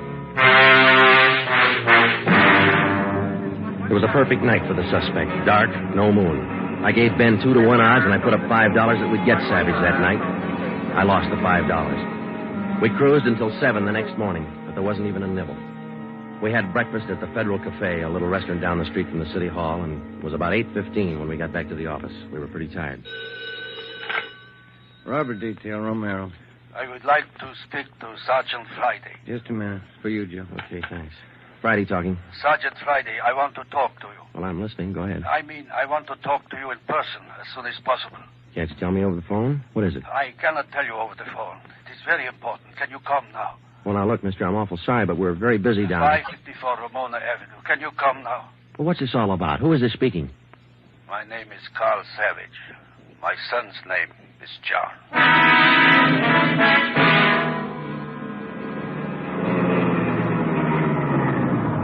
Here it is, Joe. Neat-looking little place. Yeah.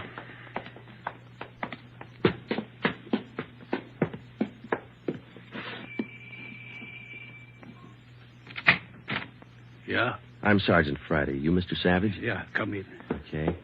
This is my partner, Sergeant Romero. How do you do? I will be brief, gentlemen. I am the father of John Savage.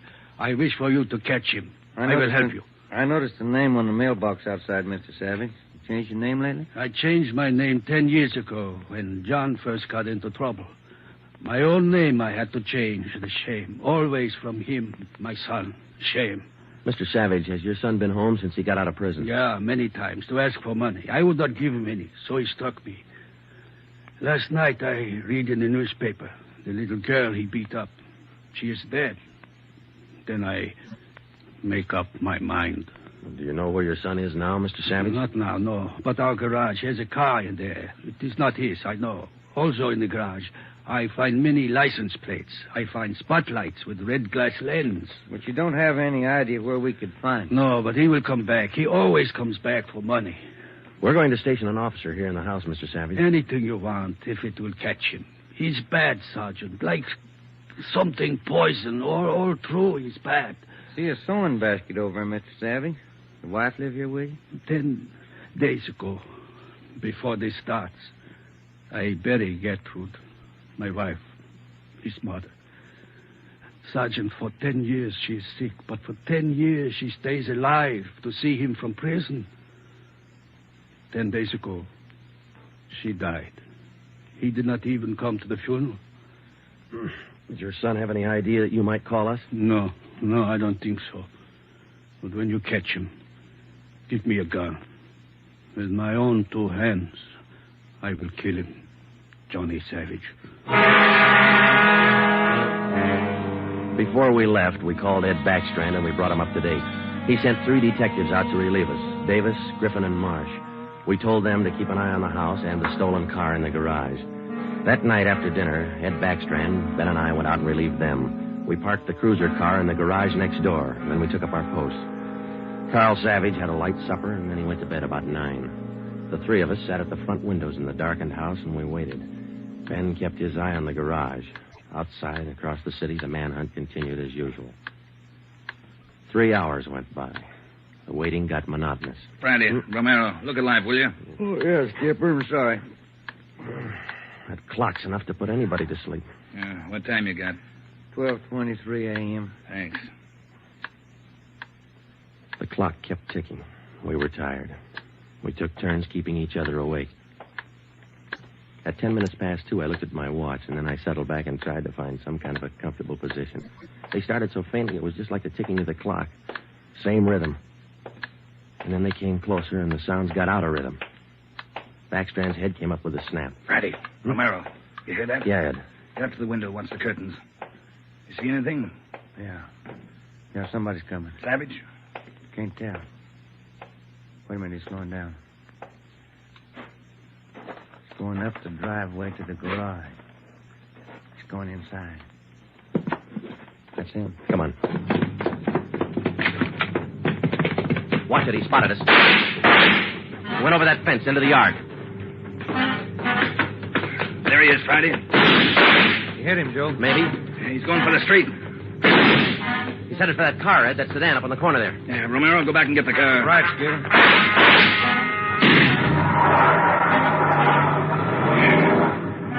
Must have parked up the block before he came around. Where's Romero? I don't know. Oh, here he comes now. All right, let's go. Get that radio on, Joe. It's already on, Ed. All right, give him a call.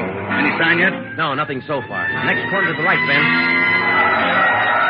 Unit 80K to Control 4. 80K to Control 4. Control 4 to Unit 80K. Go ahead. Clear and keep frequency 4 open. This is an emergency. 80K, roger. Frequency 4, open and clear. Attention, all units on frequency 4. Stand by. 80K, go ahead. Yeah, there he is, Friday, up ahead. Dark blue sedan. Control 4. We are in pursuit of a possible red light bandit. Suspect is driving a dark blue 1949 sedan. License number in the 7 column. 61 Robert 784. Use caution. Suspect is armed. Code 3. Attention, all units. Attention, all units. Unit 80K now pursuing possible red light bandit. Suspect is driving a dark blue 1949 sedan. License number in the 7 column. 61 Robert 784. Use caution. Suspect is armed. Code 3. Your location, 80K. Control 4. We are headed east on Wilshire Boulevard, crossing La Brea. Attention, all units. Suspect is headed east on Wilshire Boulevard, crossing La Brea. Watch it, Romero. Don't lose him. I see him, Skipper. Control 4. Still pursuing red light bandit. Headed east on Wilshire, now crossing Rossmore. Attention, all units. Suspect is still headed east on Wilshire, now crossing Rossmore. Suspect is armed. Use caution. Code 3. That truck pulling out up ahead. Hit the siren, will you, Skipper? Yeah. Hold on, it's a tight squeeze. Leaning on, Romero. A lot of traffic up ahead. He's got to slow down. Control 4. Suspect headed east on Wilshire, crossing Western Avenue, closing in. There he goes. Took a right down Sherman Alley. The dead end. Yeah. Control 4. Suspect turned south into Sherman Alley, closing in on suspect. Attention, all units. Suspect has turned south into Sherman Alley. Suspect is trapped. Converge on Sherman Alley. There he is, Skipper. Pulling up ahead. He's jumping out. All right, take the mic, will you, Ed? Here. Come on, Ben. I'll direct the other cars in. If you need help, holler. Right, Skipper. All right, which way to go, Ben? Down between those buildings. Come on. Starting up the back fire escape. All right, keep him busy. All right, Savage, come on down. He wants to go the rough way. One more chance, Savage. Come on down. No use, Joe. He's heading up for the roof. Come on. He climbs like a monkey. Come on, let's get him. Here, I'll give you a hand. Here's the roof. All right, where'd he go? I don't know. Let's spread out. All right, Savage, you're through. Throw your gun out. Come out with your hands up. Watch it, Joe. He's running for the edge. He's going to jump. I'll get him. All right, guy back here. You lousy copper, you dirty, lousy cop. I'll take you out. You're through, Savage. You're through.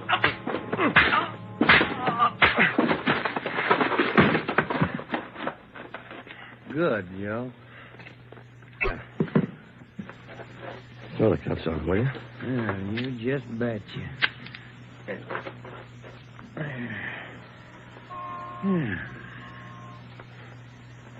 You want to smoke? Yeah, I can sure use one. Thanks. Quiet up here. Yeah. I was just thinking. Well? Carl Savage, this guy's father. Mm-hmm. What about him? Nothing.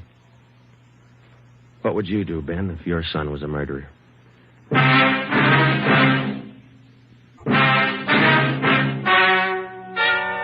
The story you have just heard is true.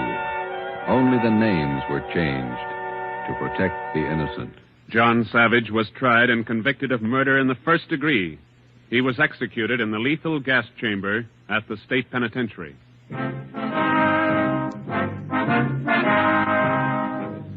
You have just heard the sixth in a new series of authentic cases from official files. Technical advice for Dragnet is furnished by the Los Angeles Police Department. Tonight's program is dedicated to Patrol Officer Robert Steele of the Montana State Highway Patrol, who on the morning of November 2nd, 1947, gave his life so that yours might be more secure.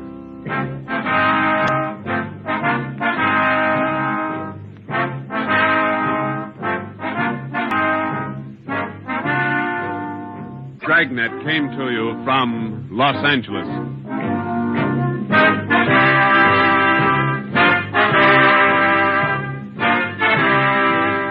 This is NBC, the national broadcasting company.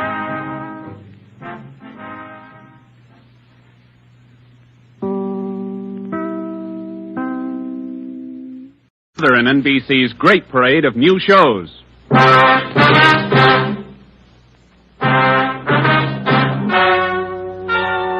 Ladies and gentlemen, the story you are about to hear is true. Only the names have been changed to protect the innocent. NBC brings you Dragnet.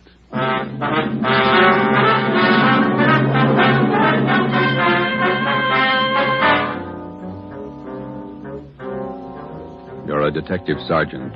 You're assigned to robbery detail. An armed gang of blitz bandits has started to work in your city. Their pace is fast, 4 and 5 robberies each night. The criminals are not amateurs. They're well armed, dangerous. Your job, get them. Dragnet, the documented drama of an actual crime, investigated and solved by the men who unrelentingly stand watch on the security of your home, your family, and your life. For the next 30 minutes, in cooperation with the Los Angeles Police Department, you will travel step by step on the side of the law through an actual case from official police files. From beginning to end, from crime to punishment, Dragnet is the story of your police force in action. It was Thursday, October 23rd. It was windy in Los Angeles. We were working the day watch out of robbery. My partner's Ben Romero. The boss is Ed Backstrand, chief of detectives. My name's Friday. I was on my way back from the statistician's office, and it was 11:42 a.m. when I got to room 27A. Robbery detail. How'd it work out, Joe? Any good prospects? Well, I don't know how good they are, but I got a handful. How many'd you get? Well, let me see. 15, 18, 22. Ethel down in the stats office ran them on the IBM for me. There they are. Let's see. It's a gang of 3 men working on foot. Blitz robberies. They only take cash. M.O. is tie-ups. Work from 8 to 10 at night. One of the gang's tall, the other 2 short. And these are the men the machine sorted out? Under that heading, yeah. If our information's wrong, then so's the machine. Got a good bunch of candidates here. Descriptions match up with what we got. They seem to. Check the names on that list, Ben. Some of the smartest thieves in the country. Yeah. Tommy Willis, Ray Grappa, Kemp Satelli, Manny Roberts, George Cross, Mario Koski. Reads like June graduation at San Quentin. Yeah. George Cross and Tommy Willis are in town. We know that. And Koski, he was around a couple of weeks ago. And what about the rest? It's a big field. Have to check them out, I guess. Might as well start at the beginning. Did you go through the overnight reports yet? Yeah. No restaurants, no liquor stores. That makes 5 days the gang's laid off. Well, they can afford to, can't they? 18 robberies in 24 days, that's a pretty good haul. This stop-and-go strategy of theirs, Joe, it's got me. Yeah. They work hard for a week in one area, and then they lay low. If they just keep going, we might have a better try at them. Hey, Joe. Yeah, Chandler. Fellow out here to see you, Joe. Name's Decker. Decker. Henry Decker? Didn't say. Want to see him? Yeah, send him in. Right.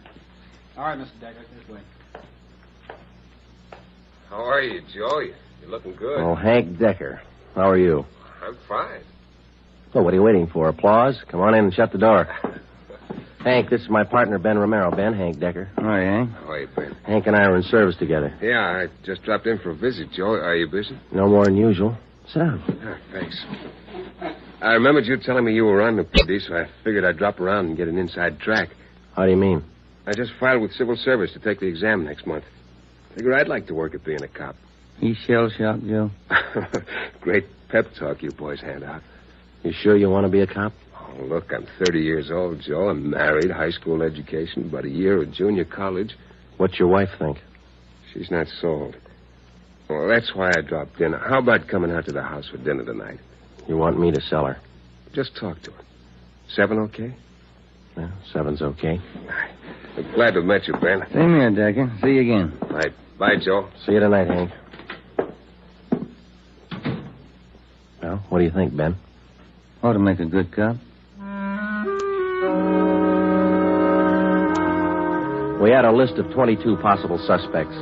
By 5 o'clock, Ben and I had checked out 2 of them who might possibly have had a hand in the blitz robberies of the 18 liquor stores and restaurants in the past 24 days. Number 1 man was Thomas Willis, Caucasian, age 29, 5 feet 11 inches, 175 pounds, dark hair, blue eyes. Number 2 man was Mario Koski, Caucasian, 5 feet 6 inches, 170 pounds, dark hair, dark eyes, large scar under his chin, running across his throat, up to and behind his left ear. According to our informants, and after questioning some of their associates, either Willis or Koski or both could have taken part in the blitz holdups. We showed their mugs to the victims, but none of them could give us definite assurance that either Willis or Koski were in the holdup gang. At 7 that night, I went out to Hank Decker's house for supper. Met his wife, Linda, his 4-year-old twin boys. We talked about the Army, played with the kids for a while. Before we sat down to eat, we put the boys in bed. Hank was in the kitchen carving the roast. His wife closed the door to the kids' room, and we started downstairs for the kitchen. What do you think of our 2 atom bombs? They're fine kids, Miss Decker. Hank told me that you were worried about him wanting to join the force. I was 12 years old when my father was shot down. He was a policeman in Des Moines. He was only 37 when he died. I wouldn't know what to do if anything like that happened to Hank. What do you want me to say? But does Hank really want it? Can't you talk him out of it? You're his wife. Can you? No, I think it's his choice, Miss Decker. He's going to have to make up his own mind. I'm sorry.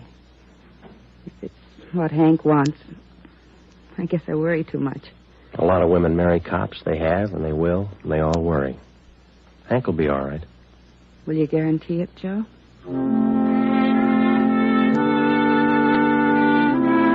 During the next month, I heard from Hank Decker only once. He was studying hard.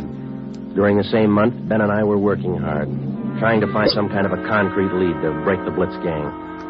There had been no subsequent holdups which seemed to tie in directly with the gang or its operations. From the list of possible suspects which Ben and I made up, 18 names had been eliminated for one reason or another. Either they were in jail at the time of the robberies, out of the Los Angeles area, or out of the state. But 4 names remained: George Cross, Tommy Willis, Mario Koski, Julian Brock. During the latter part of the month, George Cross was booked on a minor charge, and we questioned him at that time. He showed no knowledge of the holdups. Nearly 2 months after the robberies were committed, Ben and I were still without a solution as to the whereabouts of the gang. Never known a blitz gang like this way before, Joe. Once they get wound up, they usually go until they're caught. Yeah. Did you get out those telegram checks to the east yet? Last night before I went home. Sent out all 3. Willis, Koski, and Brock. I'd like to find just one of them. Chicago might have something. That's Koski's old hangout. Willis, too. What about Brock? He's from Kansas City, isn't he? Yeah. I got a wire, too. Might have an answer from one of them tomorrow. That's a slow job. We'll have to wait it out. Guess so. No follow-up from the victims we talked to. I'll get it. Robbery Friday. Oh, hiya, Joe. Hank Decker. Congratulate me. What for? Just passed my written exam. Got the letter this morning. How about that? That's fine. When do you take your physical? Oh, not till the end of the month. Next week I take the oral and agility tests. Then the physical. If I get by them, I'm in. Well, you're going to have a full month at the police academy after the test. There's a lot of work, Hank. Oh, it can't be any worse than these tests. It's a tough 30 days out there on the Hill. Law, court procedure, evidence, combat fire, target practice. You'll have to wade through all of them. You ever going to have anything encouraging to say? Yeah, when you graduate. I won't count on it. How's your job going? Slow. How's your wife feel now? About taking the job? Uh-huh. A little better. She said to say hello. Okay. Keep us posted, huh? I'll do that, Joe. Right. Bye. Hank passed his written test. Sure anxious. Brandy, Romero, got a minute? Yeah, Skipper. Come on, Joe. You got something, Ed? Yeah, those blitz robberies you're handling. Not having much luck. We were. Gangs disappeared. Not a trace of them so far. They leave town? Well, we're not sure, Ed. We don't even have a good description. We're guessing most of the way. What are your guesses? You've had a couple of months to make them. 12 of the holdup victims we talked to told us definitely that there were 3 men in the gang, 2 of them short, 1 of them tall. We've just been working from there. All 3 of them have dark complexions. Started with 22 possibilities and got it weeded down to 4. No, wait a minute, 3. Yeah. Tommy Willis, Mario Koski, Julian Brock. Willis and Koski are Eastern Hoods. Brock's from the Middle West. And where are they now? Haven't showed their faces around town. We're checking some of the cities in the east. That's about all we got, Skipper. Not much for 2 months' work. Thieves can't be that smart. Right now they are. We've sounded out every lead we had, Ed. We're doing our best. Either of you ever hear of a man by the name of Al Mishakov? No, I don't think so. Chicago gunman in the old days, wasn't he, Ed? That's right. I thought he was doing time in Joliet. Paroled last year. Got a tip he was spotted on East Broadway night before last. You figure it might tie in with our job? I don't know. Find out. If I remember right, Mishakov's brother used to be pretty friendly with Mario Koski. I helped send both of them up 13 years ago. Same rap, robbery. Was that all you heard, Ed? Somebody spotted Mishakov? That's all. If you can track him down, you might get some kind of a lead. That's more than you got now. That night and for the next 2 nights following, Ben and I had dinner downtown instead of going home, and then we spent the rest of the night covering the lower end of the city in search of Al Mishakov. We got more than a dozen leads on where to find him from some of our informants, but none of the leads paid off. We kept missing him. No one knew where he was staying. No one knew, or no one would tell us. Worst thing about this job, Joe, leg work. We must be averaging 10 miles a night. My feet say 20. Almost midnight. Here's McCarthy's place. Let's try it. Right. Let's go down to the end of the bar, Ben. Yeah. Hiya, Ben. Good to see you come in. What's new? Oh, not much, Bert. Meet my partner, Joe Friday. Hiya, Friday. What do you fellas have? Looking for a guy, Bert. His name's Al Mishakov, Chicago. You heard anything? He was in here earlier tonight. Couple of guys with him. Are you sure? What do you look like? 6 feet, about 45, I guess. Big build. Sounds like him, all right, Joe. Is he staying in the neighborhood, Bert? Down here, I don't think so. Most of those big-timers stay uptown someplace. You looking for Mishakov? I'd like to talk to him. How long ago was he in? Oh, about 8 o'clock. A couple of guys with him. They were talking about driving out to the airport. Something about Las Vegas. There's an 840 plane for Vegas, isn't there, Ben? I think so. 840, 850. I can't recall which. Bert, do you remember the exact time they left? Exactly. No. Say, there's one of the fellas that was with Mishakov down there in the middle of the bar. Which one, Bert? There. One with a sandy hair, big chin. See him? Yeah. Want to talk, Joe? Come on. And Judge, you know what he said? He said when he was in Vegas last week. Pardon me. Killing. Yeah, that's. Pardon me. I'd like to talk to you a minute. Yeah, who are you? Police, Sergeant Friday. Oh, have a drink, Sergeant. No, thanks. I said I wanted to talk to you. Square John, huh? Wait a minute, George. Square John wants to talk to me. Come on outside. We can talk better out there. I ain't done nothing. What's the pitch? I got a right to know. Let's go. Outside. Maybe I don't want to go outside. I think you better. Come on. All right. Quit shoving, you dumb cop, shoving people around. What are you trying to do? All right, down this way. Car's parked up the next alley, Joe. Hey, look, what's this all about, huh? I got a right to know. You were seen with Al Mishakov tonight. Where is he? Who? Al Mishakov. You want us to spell it? I don't think you can spell your own name. Nobody's asking you to play smart. Where's Mishakov? Out of town. What do you care? Here's the car. All right, inside, you. No. Look, you got me wrong. I ain't done nothing. Where's Mishakov?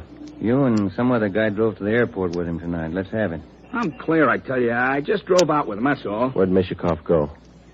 Vegas. Took the plane for Vegas. When? About 8:30, 8:45. What's up, anyway? Who's the guy traveling with Mishakov? Nobody. Who's the guy traveling with Mishakov? Koski. I just met him tonight. Mario Koski, is that the guy? Yeah, I'm leveling. I ain't done nothing. Ben, get to a phone, call the office, contact Las Vegas police. Ask them to pick up Koski and Mishakov. When we got back to the office, we questioned the man we had picked up for almost 2 hours. His name was John Delmar, an ex-convict. He'd been paroled from Folsom Prison 2 months before after serving 3.5 years for burglary. He said Mishakov was looking for a man to work with him and Koski. He didn't specify the work. Delmar said he refused the offer, but they parted on friendly terms. He said Koski and Mishakov told him that they were going to Las Vegas for a few days, then return to Los Angeles. But when Ben and I checked back with the Las Vegas police the next morning, they reported that nobody answering the description of either Koski or Mishikoff was seen arriving or leaving the airport. We checked with the airlines and sent inquiries to law enforcement agencies throughout the entire area. No sign. 3 weeks went by. Still no sign. Nothing in the overnights, Joe. No, not a thing. Oh, yeah, same here. Reno, Sacramento, San Francisco. Nobody's seen them. Ain't got to come out sometime. We can wait. Yeah, we can wait. Gets on your nerves. Let's check with Backstrand. Maybe he's got a job for us in the meantime. You're getting as eager as your friend Hank Decker, Joe. Incidentally, how'd things turn out for him? He passed all his exams, putting in his month's training at the academy now. He should do all right. Oh, yeah. Hi, Mark. Skipper busy? Not in his office. Won't be until afternoon. What's the matter? He's got a lecture at the police academy this morning. Thanks, Mike. Come on, Ben. Ben and I drove out to the police academy near Elysian Park. We went out to check with Ed Backstrand on the Blitz robberies, not to listen to his lecture. When we walked into the classroom, he was just finishing up, so we sat in the back of the room and listened. It was a pretty good speech. Because of the alertness of the arresting officer, his talent for memorizing detail, and his knowledge of how a criminal acts under a given set of circumstances, the arrest was made.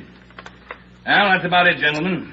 Thank you for your attention. Now, when I ran the speech over at home, my wife said it wasn't a very good talk, but at least it came out on time.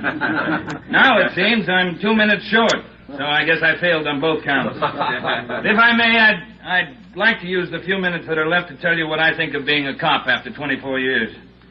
For one reason or other, you men have chosen the career of a police officer. Well, let me tell you right now, without any qualifications, it's a thankless job. Maybe you can't see it now. Maybe you think I'm exaggerating. But when you graduate next week and get that uniform on, your whole lives are going to change. You're going to lose friends, a lot of them. They'll want parking tickets fixed, some other favors. You'll have to turn them down, so you'll be a heel, a fathead. When you're on the beach, you're going to meet the cream of society and the scum, the lowest. Sometimes you won't be able to tell the difference. Some of you will have to work with thugs, stupid gangsters, dope addicts, cheap women. All the human garbage you can find in a big city. You'll come home at night and take a shower to wash off the dirt, but you still won't feel clean. That's the job. When you buy a box of candy and bring it home for your anniversary, the neighbors will say you chiseled it. When you save up a few dollars and buy a new car or some furniture for the house, that's graft. People are going to want favors. They'll offer you things, a free beer or a new dress for your wife. If you take it, you're a chiseler. If you don't, you're a tough cop. Well, here's a piece of advice. Take nothing from anyone, no matter how good a friend he is. Pay for everything you get and don't ask favors. Treat everybody alike, no matter what they look like or what they believe in. You don't play favorites. There are going to be times when a few men in the department get out of line. The newspapers will play it up because it makes good reading, and the average John public will love it. Because that's the only way he can pay you back for that traffic ticket you gave him. Being a good cop is a hard job, but it's a good one. Let me warn you just once more. It's one of the most thankless jobs on earth. That's all, gentlemen.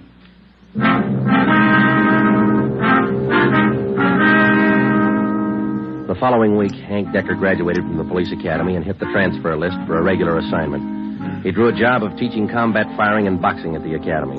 He didn't like it, so he put in a request for a transfer and waited.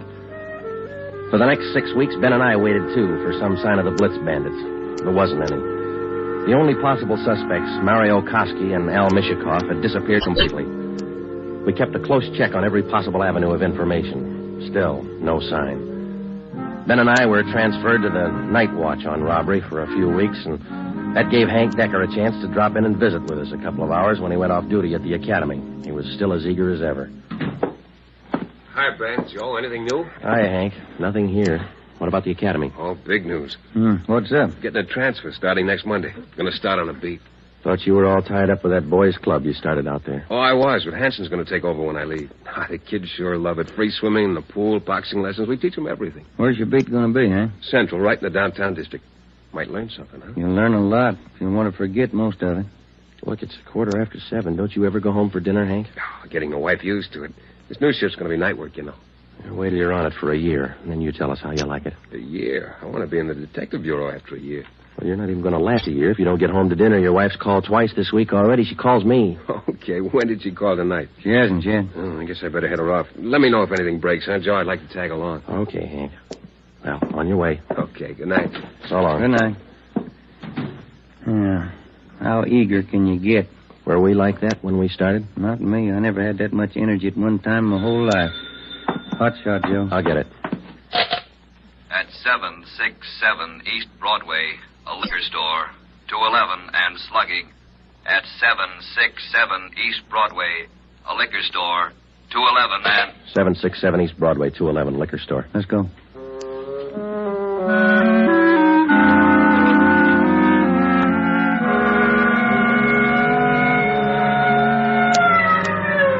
.767 East Broadway, King's Liquor Store. We pushed our way through the small crowd outside the door and into the shop. 2 patrolmen in uniform were already interviewing the proprietor. He had 2 large gashes on his head just above the right temple. He was trembling and badly shaken, but he managed to give us a good description of the hold-up men. Yeah, I can tell you what they look like. 3 of them. One short, one tall, husky, another short, fat. You remember what they were wearing? Coats. All 3, dark coats. One of the short men, he had a big scar here on the throat, like this. After the 3 men robbed the store, they slugged me and tied me up. Turner, this man's hurt. You call an ambulance? On the way, Sergeant. That's fine.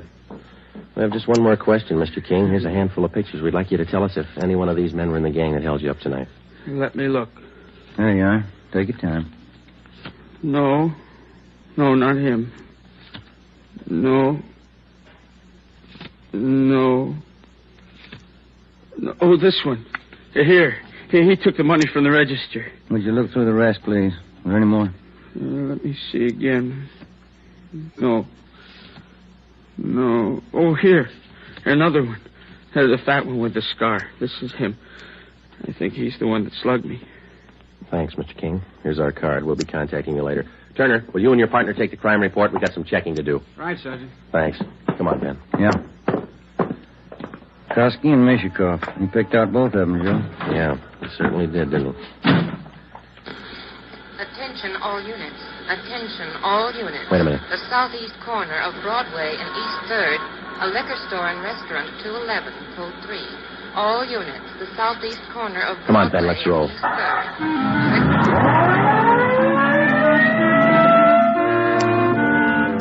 When we got to the liquor store and restaurant at Broadway and East 3rd, Ben and I knew for certain that Kosky and Mishikoff were back in the city and working hard. Their M.O. matched down to almost the smallest detail. We put a call through to communications, and the entire Central Division was alerted. Then we called Chief Backstrand and told him the news. He assigned a special detail from the Metropolitan Unit to patrol the area until further notice. But at 9:23 p.m., before they pulled out of the police garage, the Blitz bandits added 2 more liquor stores and 1 more restaurant to their list of victims. Early the next morning, Ben and I met with Chief Backstrand in his office. You got a make on that 3rd man yet? We ran his description through R&I early this morning, Ed. Closest candidate's a guy by the name of Julian Brock. Done time here in New York. Any tie-up with Kosky or Mishikoff? Mama Sheet says he knows Kosky pretty well. And that's good enough. Now, how do you think you're going to get these thieves? We've got the alert out, Chief. Special detail from Metropolitan Division's been briefed. Communications all set. All right. Here's a tip for you. Tell the men if there's a hold-up call that only the car in the area of the hold-up will handle it. These thieves are no amateurs. They may try some decoy trick. Tell the men to stay in the area they're assigned to until they receive a call. Jake? We'll take care of it, Ed. You going to be on hand tonight? And when do you figure on starting? We'll have the full detail out by 6:30. Play it safe and start at 4. Why chance missing them?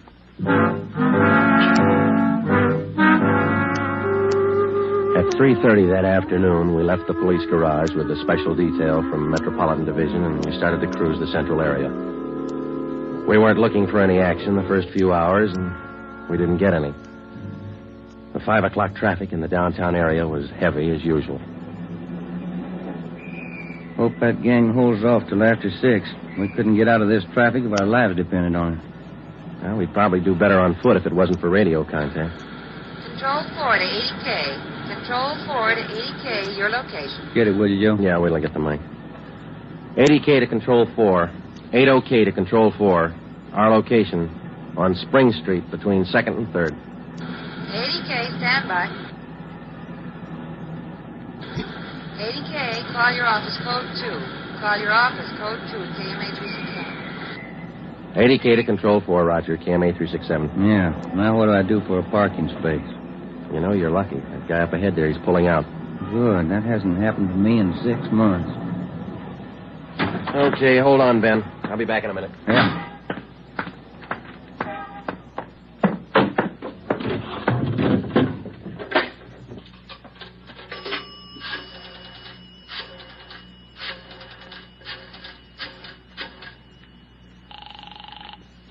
City Hall. 2511. 2511. Robbery, Chandler. This is Friday, Bill. You want us? Yeah, just a minute, Joe. Chief wants to talk to you. Hello, Friday. Yeah, Ed. Cruiser car just brought in a guy answering the description of Mario Koski. Yeah? Get over here right away and question the guy. If it is Koski, we can all go home early. Ben and I went back to the office and questioned the man who gave his name as Conrad Larkin. He was Koski's approximate height and weight, same color hair, same color eyes. The resemblance to Koski's picture was evident. We questioned him thoroughly about the Blitz robberies, and then we checked out his fingerprints. The coincidence was hard to overlook, but we were satisfied. The man was not Mario Koski. There was a phone message on my desk to call Hank's wife. I called her, and then we checked with Chief Backstrand again and started for the police garage. It was 10 minutes past 6. Hey, Ben, Joe, wait a minute, will you? Oh, hi, Hank. What's all the excitement? I heard about those jobs last night, the Blitz gang. How about tagging along tonight? What's the steer? You suit yourself, Hank. When are you due home for dinner? I told the wife I'd eat out tonight.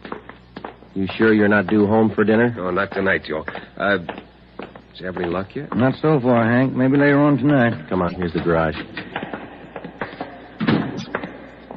How close did you come to the gang last night? Not close enough. 2 steps ahead of us all the way. They sure must work fast. 5 jobs in a row. All right, Hank, let's don't rub it in, huh? Hey, Ben, watch it, will you? Yeah. Woman driver. How about it, Joe? You think I can make the outfit? You talk to Ed Backstrand. He might get you a transfer after a while. Yeah, I might try it. Joe, look across the street. There's a guy coming out of the bar. Where? In front of the bar. He's standing there. Guy in the dark coat, you see? Yeah. 2 other guys behind him. Who is it? I can't be sure. Ben, you better pull up. Koski. Looks just like his picture. All right. Come on. All right, hold it, mister. We want to talk to you. Run for it, Al Cutler! Watch it, Joe! Hank, get down! Get down! 2 of them down, Ben. Other went up alley. Let's go. Did they get Hank? Yeah. All right, hold it right here. All right, Koski. Throw out your gun and come out with your hands up. All right, let's return the fire. Come on.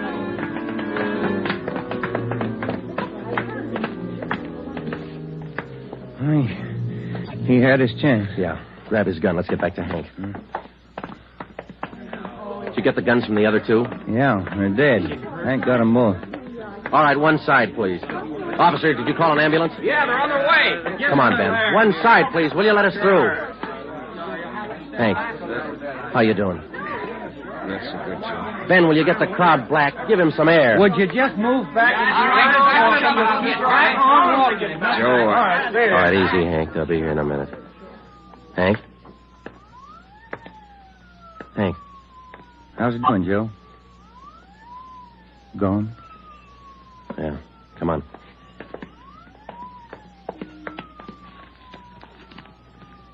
What have you got, Joe? Phone message from Hank's wife. For you? Yeah. You returned the call? Before we left the office. What was it? She wanted me to remind Hank. He was due home for dinner at 7 o'clock.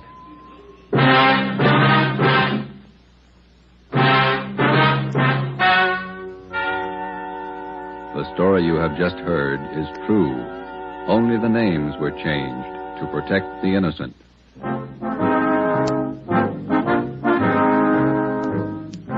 You have just heard the 12th in a new series of authentic cases from official files. Technical advice for Dragnet is furnished by the Los Angeles Police Department. Tonight's program is dedicated to Patrolman James Frank Goggin of the Cleveland Police Department, who, on the morning of January 13th, 1939, gave his life so that yours might be more secure.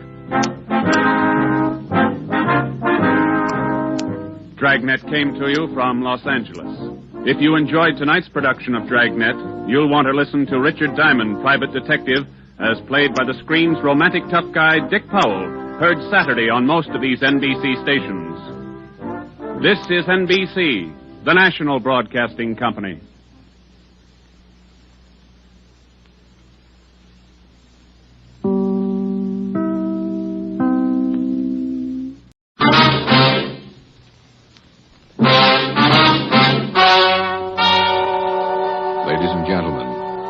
The story you are about to hear is true.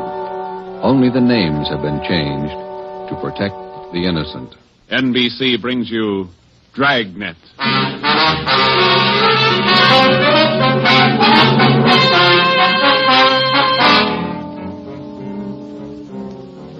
You're a detective sergeant. You're assigned to homicide. Somewhere in the tangled web of your city, there's a killer on the loose. A young woman has been brutally murdered. The weapon, a steel bludgeon. Your job is to get him. Dragnet, the documented drama of an actual crime, investigated and solved by the men who unrelentingly stand watch on the security of your home, your family, and your life. For the next 30 minutes, in cooperation with the Los Angeles Police Department, you will travel step by step on the side of the law through an actual case from official police files. From beginning to end, from crime to punishment. Dragnet is the story of your police force in action.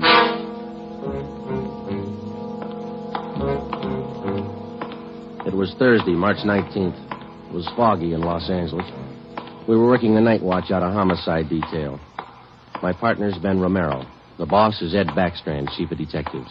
My name's Friday.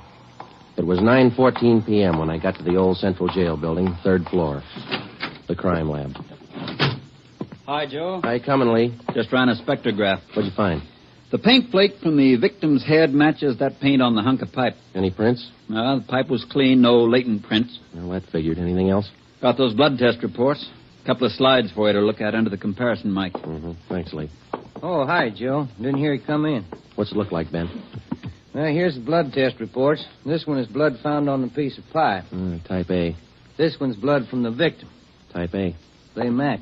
That's right, boys. Doesn't mean too much, though. Did you look at these slides under the microscope? No, not yet. Well, this is your clincher. Wait till I get the light.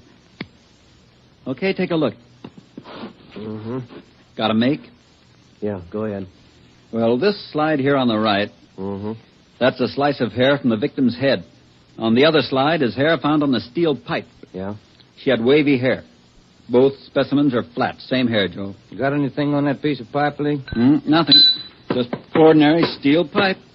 14 inches long. What else you got? The plaster impressions of those footprints we found by the body. Here they are. Crepe soles? Tennis shoes, new ones, size 9, good impression. Ground was soft. Man about 150 pounds, according to the length of stride, roughly about 5 feet 10 inches tall. Yeah, new shoes, all right. You can still read the manufacturer's label. That's right, made by the Sport King Company. Well, that's something to follow up. Yeah, sure, you could start with the tennis courts. Only about 1,000 or so in L.A. Maybe you'd rather track down the brand. These particular tennis shoes are the biggest sellers in the country. Yeah. Where'd you like to start, Minneapolis or Pullman, Washington? What about that glove? Yeah, you might look for a missing glove. Yeah. They go well with the shoes, just about as common. White cotton work gloves with a blue top.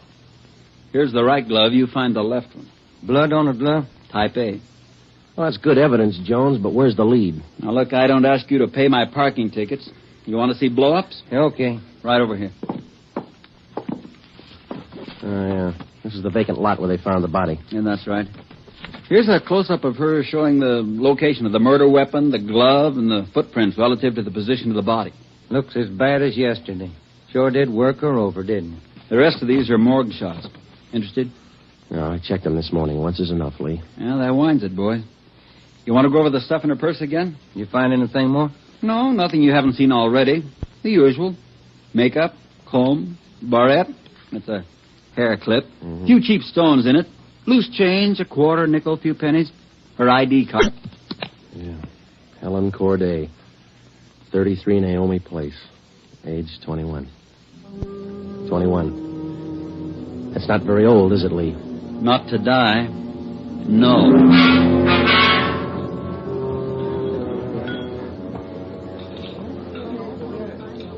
Helen Corday. Who could kill Helen Corday? Why? Why do you say that, Mr. Meyer? People kill for money. They kill for love. Helen Corday had none of these. No boyfriend? Not in here. No, she was a good worker. 5 different waitresses the union sends me 1 month. 5! Did the union send Helen to you? Oh, sure. All the girls come from the union, but none like Helen. Oh, she was sweet, honest, and courteous. Mr. Meyer, did you know anything about her personal life? Only that she was a good worker. Everything else she took home with her from this place. Did she ever mention any men to you? Anyone at all?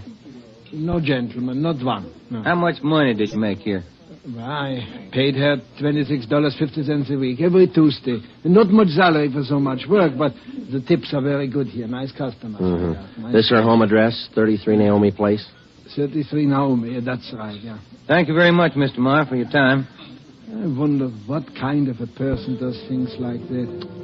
Who could kill Helen Corday? Everybody liked Helen. Helen Corday? I never liked her.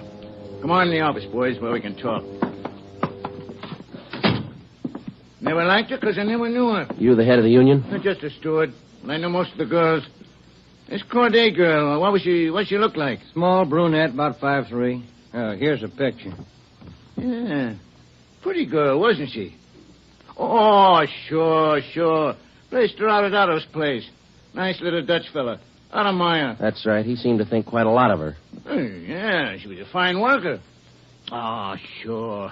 Always right up on her dues. Paid all the assessments right on time. Thought you said you didn't know her. Well, not right off I didn't, but when you showed me that picture there, placed her right away. You know anything about her personal life? Yeah, wait a minute. Why all these questions? Helen Corday was murdered last night. Oh. Who did it? You know anything about her personal life? Well, you can see my position, Sergeant. 1,200 girls. Check them in, check them out. Just names to me till I see a picture of them. You wouldn't know if she had any boyfriends here in the union? Waiters, busboy? That I wouldn't know. Like I tell you, Sergeant, I never knew Helen Corday. Sure, I knew Helen Corday. Gus plays a nice piano, huh, Sergeant? Yeah. I read about it in the paper this morning. How long you been selling pianos here at this place? About as long as I knew Helen. 3 years. How'd you find me? Helen's landlady. We talked to her yesterday. She told us she worked here at this piano store. Oh. It's funny, isn't it? What's funny? See Gus over there? That fellow demonstrating the piano? A few weeks ago, I made a deal with him to give Helen piano lessons. I figured it would help her with her singing lessons. Wanted to be a singer, you know. Did Helen know that fellow, Gus? No, she never met him. Who gave her the singing lessons, Miss Olson? She took from Ostrander. Paul Ostrander out on Melrose. A lot of movie people used to take from him. What do you know about her personal life? How do you mean? Does she have any boyfriends? Well, yes. You don't seem sure, Miss Olson. Well, it's just that I don't know. I never asked Helen. But she did have a few dates with Paul Ostrander. I don't think she was serious. How about Ostrander? Gee, I don't know, Sergeant. I don't want to involve anybody. You want to help us find the killer, don't you? Yes, but if you're thinking Paul Ostrander did it, no, I'm sure he didn't kill her.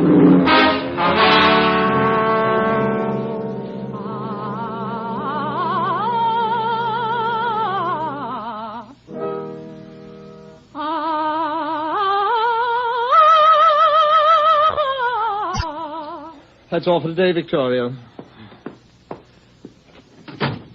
No, gentlemen, I did not kill Helen Corday. You gave her singing lessons, Mr. Ostrander. You knew her pretty well? Yes, I gave her voice coaching for about 1.5 years. Helen showed a little promise. Not a great voice, a bad vibrato. You knew her pretty well? Why do you say that? Mr. Ostrander, didn't you used to take her out once in a while? No, I didn't know Helen socially at all. We know you had dates with her. That's not true. That's all was when she came here to the studio for lessons. You better tell the truth, Mr. Ostrander. We can prove that you've been out with her. Afraid of the publicity, is that it? Certainly that's it. I have a successful business here. I've spent years building it. Anything like this would ruin me. Then you have been out with her. Only a few times. Nothing serious. I had nothing to do with her murder. Now, that's the truth. Don't you know that withholding information about a thing like this can go kind of hard for you? Yes, I know that. What else could I do? Mr. Ostrander, somewhere in this city right now, there's a guy who beat a young girl to death. He crushed her skull with a piece of steel pipe. We need every bit of information we can get to track him down. I know that, Sergeant. You could have come to us. We wouldn't run to the newspapers with it. If the information's confidential, that's the way we treat it. Most of the time, it's the people who run to the newspapers first. Then they come to us. That's right, Mr. Ostrander. People are their own press agents. Sergeant, I'd like to know what right you have to invade my privacy and lecture me on my civic duty. All right, I'll tell you what right, Ostrander. We want the man who murdered Helen Corday. I got as much right as he had at 12:14 this morning. Come on, Joe. Yeah. Thanks, Mr. Ostrander. Sorry if I invaded your privacy.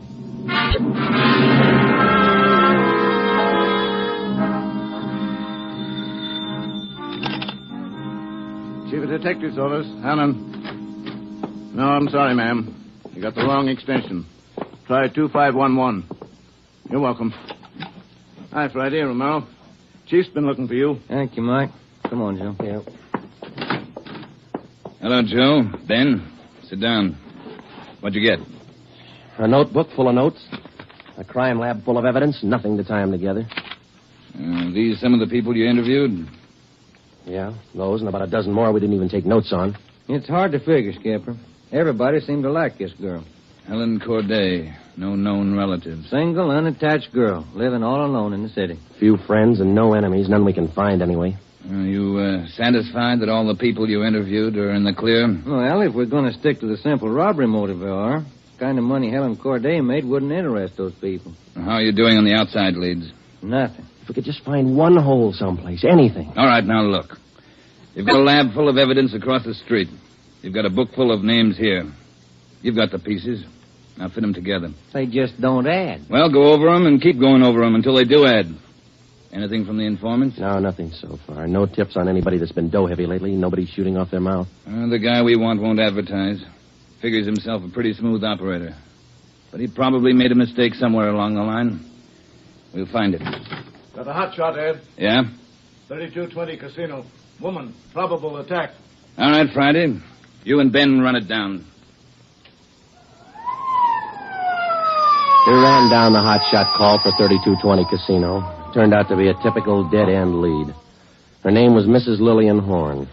For the past 5 years, Mr. Horn had been paid regularly on Wednesdays.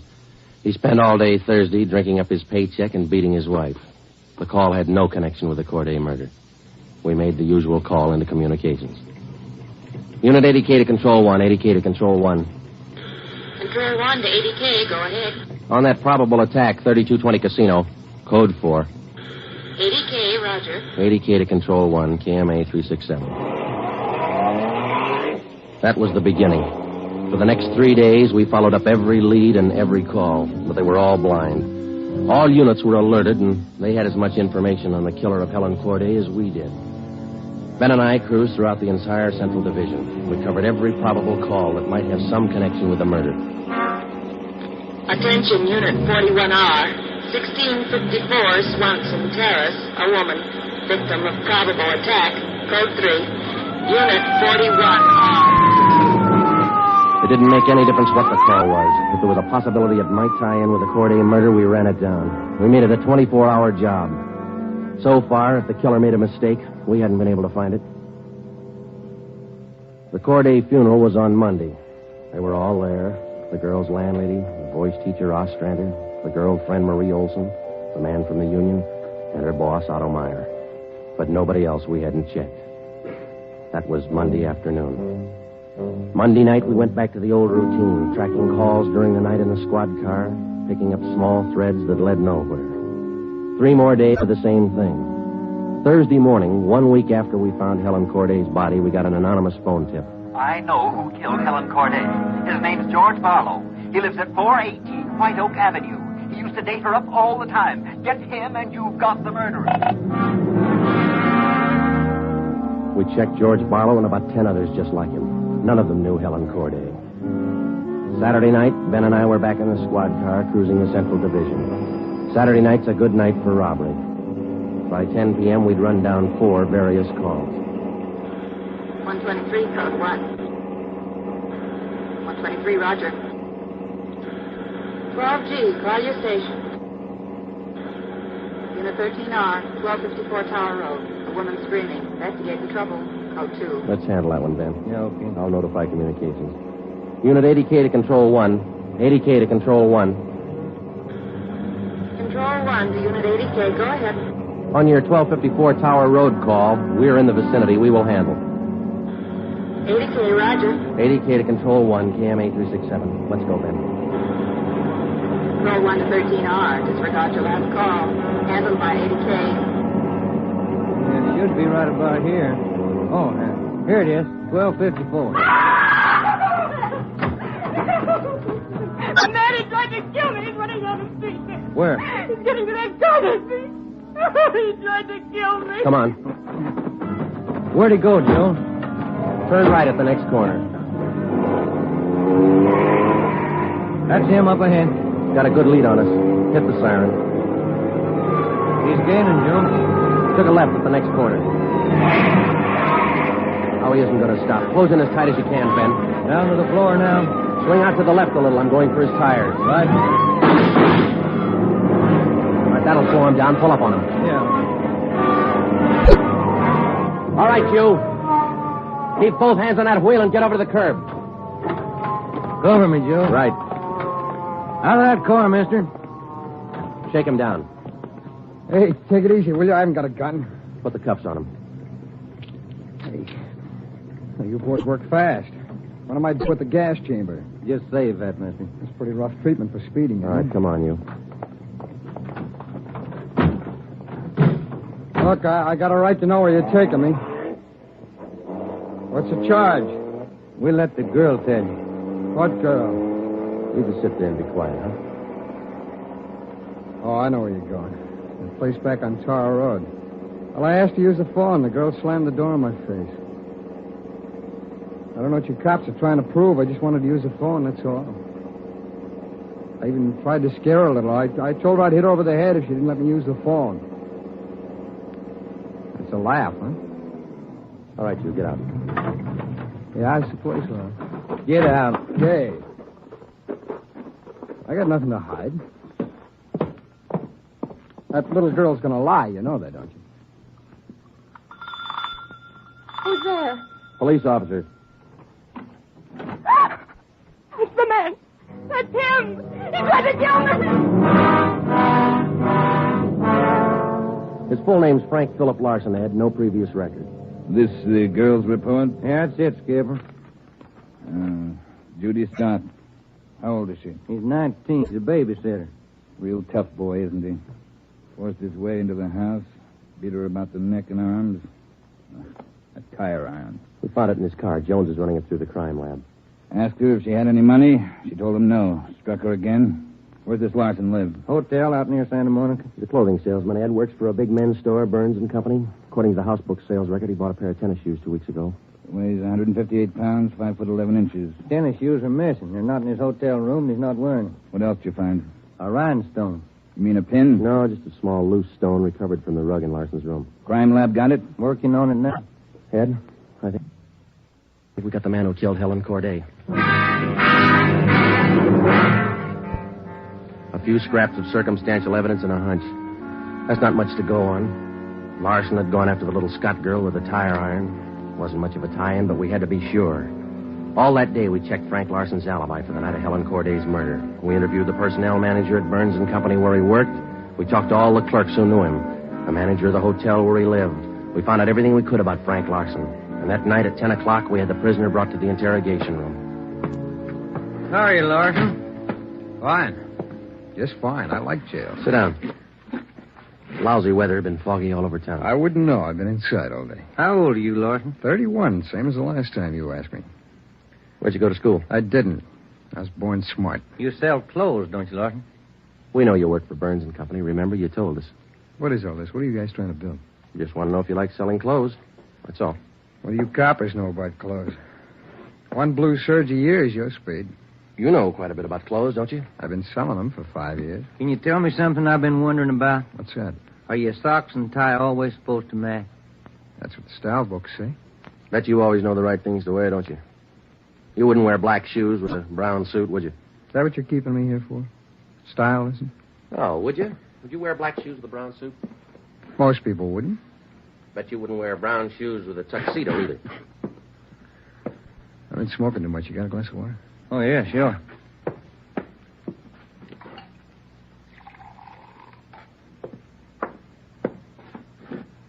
There you are, Larson. Thanks. That's good and cold. How about it? Would you ever wear brown shoes with a tux? Nobody would. That's a navy blue flannel you got on there, isn't it? Yeah. It's a good-looking suit. Stop around sometime. Get you a good deal. Suit like that flannel there you're wearing. You'd never wear tennis shoes with an outfit like that, would you?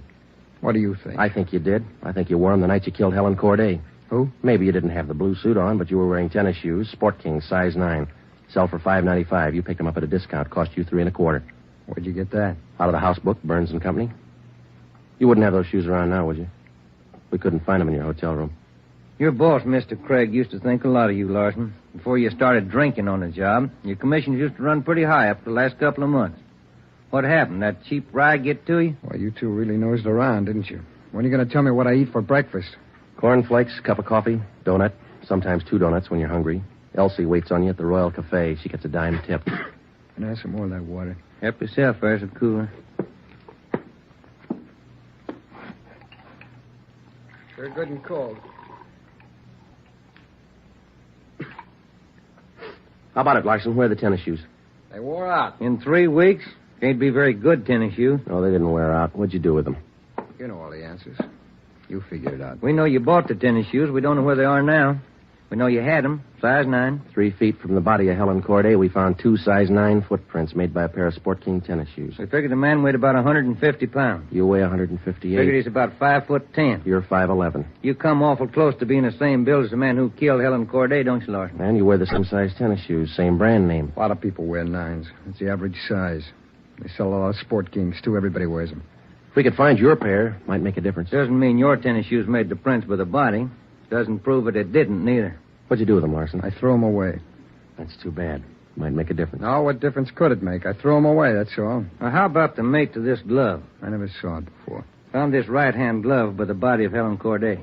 Just an ordinary cotton work glove. Everybody wears them. If we could find the missing left glove, why, it might make a difference. Size medium. That's average, too, isn't it, Larson? I never sold work gloves. I wouldn't know. No, but you bought work gloves, haven't you? Not a pair of those. Mean like this, don't you? We only got one. What kind of work gloves did you buy? I didn't buy any. You just said you did. I never said I bought any work gloves. You bought tennis shoes, though, didn't you? I told you I bought the tennis shoes.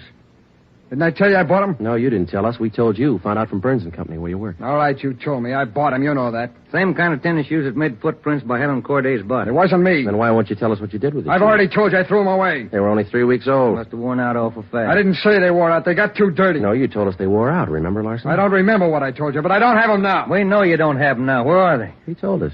They got too dirty. Right, Larson? Yes. Yes, that's what I said. Anyhow, you haven't got them now. No, I haven't got them now. All right, now, just for the record, Larson, which was it? Did they get too dirty or did they wear out? Whatever I said before. You said both before, Larson. All right, I said both. You haven't got anything on me. We got that little Scott girl statement from last night. She says you tried to kill her. She's lying. I told you she'd lie, didn't I? I only wanted to use the phone. She says you hit her with a tire iron. Did you hit her with that iron? No, I only tried to scare her. I didn't hit her with anything. Then how'd you get those marks around her neck and arm? Police doctor says they were made by that tire iron. I don't care what your doctor says. I didn't hurt her. Now, what do you mean, Larson? You didn't hurt her or you didn't hit her with that tire iron? Neither one. I just wanted to use her phone. How'd you know she had a phone? I didn't know she had a phone. I just went up to find out. To find out what? To find out if I could use her phone. Thought you said you didn't know if she had a phone. I don't know anything the way you twist everything around. Sorry, Larson. We only want the truth. How about a cigarette? Yeah, I could use one. Here's a light. Larson, where were you Wednesday night, March 18th? How many times are you going to ask me that same question? Just want to make sure we got it right. I told you this morning. I went to a show. I got out about 11, had a beer, and I went home. What time did you get home? About 11:30. Did you stay home? I went to bed. What'd you see at the show? I never remember the names. You ought to try to remember this, and it's pretty important. Well, it was the Deluxe Theater. It was Spencer Tracy and something. What was on when you walked in? The news. I never go in the middle of a picture. Neither do I. Spoils them for me. Yeah, that's right. The girl in the box office doesn't remember seeing you go in. She know. It was Keno night. There was a big crowd. Did you win anything? I never do. Anybody hit the jackpot? I don't remember. They give away a lot of money at those neighborhood theaters. I always remember who hits the jackpot. Well, all right, you do. I don't. Do you remember if anybody won the jackpot? I told you, no. Did they have a jackpot at that show? I guess they do. I don't know. You knew it was Keno night. You should know if they had a jackpot. Maybe they had a jackpot. I don't know. I went out for a smoke. You said the cartoon was on when you walked in. Why do you always twist what I say? I told you the news was on when I went in. You remember anything about the newsreel? It was 10 days ago. How do I know what was in it? I only know it was a newsreel, that's all. You're lying, Larson. We checked your alibi. The manager of the theater had to cut the newsreel Wednesday night because the show was running long with Keno night. You didn't go to the show Wednesday night, did you? All right, maybe I didn't. I don't remember. What's the difference? The difference is you could have been in that vacant lot the same night, the night Helen Corday was murdered. I didn't kill her. You can't prove I did. Interrogation room, Friday. Hiya, Jones. It did, huh? You're positive. Yeah, okay. Thanks, Lee. Sure you don't want to tell us what you did with those tennis shoes? I'm not going to go back over all that. I've told you guys all I'm going to tell you. You know how the Corday girl was murdered? How would I know? I don't know anything about it. She was on her way home from work, as usual, about midnight. Of course, you were home in bed about that time. But you didn't go to the show that night, Larson. On her way home, Helen Corday always took a shortcut across a vacant lot. She was about halfway through the lot when the murderer tried to grab her purse. She screamed and he struck her. Hit her several times with a piece of steel pipe 14 inches long. He beat her to death with that piece of steel pipe. Then he dropped the pipe in the right-hand cotton work glove. He left 2 footprints, size 9, Sport King tennis shoes. I know all that. Well, here's something you don't know. When the killer scooped the paper money out of that girl's purse, he accidentally took along a loose rhinestone. A stone that fell out of a cheap barrette in the bottom of her bag. He carried that stone home with him. When he reached in his pocket to pull out the money he stole from her, the rhinestone fell on the floor. So? We found that rhinestone on the rug in your hotel room. Well, I haven't lived in that hotel room all my life. Maybe the tenant before me dropped it there. No, not this one. We checked the cement that held it in that barrette. It matches the glue on the stone. No, Larson, that rhinestone came from the hair clip that Helen Corday wore before she was murdered. And that's enough to take you to the district attorney with. What am I supposed to say? We want you to tell us the truth. Why did you kill Helen Corday? Yeah. You want the sandwiches and coffee now, Sergeant? Bring them in, Mike. Looks like we're going to be here a long time. Yeah, I brought you ham, cheese, and liverwurst. And some fruit. Coffee's black. Cream and sugar on the side. Thank you, Mike. Yeah, it looks good. What kind you want, Larson? Ham, cheese, or liverwurst? Oh, you're not hungry? Okay. Sandwich, Joe? No, thanks. I think I'll have an apple, huh? Yeah. Okay. I fixed you a plate there, Larson. Coffee's right here. It's a fine apple. Nice and fresh. This a Washington apple? I don't know. Is that coffee hot enough? No, it's fine. Where'd Mike pick these up? Well, across the street. Eddie's? No, Oh, it tastes good. Well, drink your coffee anyway, Larson. It's getting cold. All right! I didn't want to kill her. She screamed and I hit her. All I wanted was her purse. That's all I wanted. She wouldn't give to me. She had to fight back, so I hit her. I didn't want to kill her. All she had to do was give me the purse, and I wouldn't have hurt her. I was drinking, and I didn't know what I was doing. I was drunk. I didn't mean to kill her.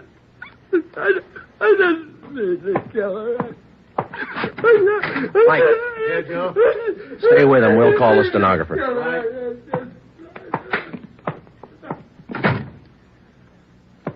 See you tomorrow, Joe. Good night. Yeah. Sour racket, huh?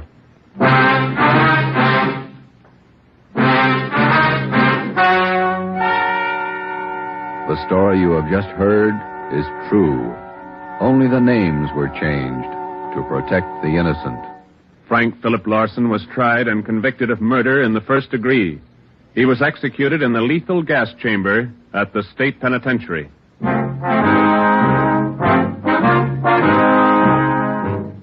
You have just heard the 5th in a new series of authentic cases from official files. Technical advice for Dragnet is furnished by the Los Angeles Police Department. Tonight's program is dedicated to Police Officer Charles A. Brady of the Chicago, Illinois Police Department, who on the night of September 2nd, 1945, gave his life so that yours might be more secure.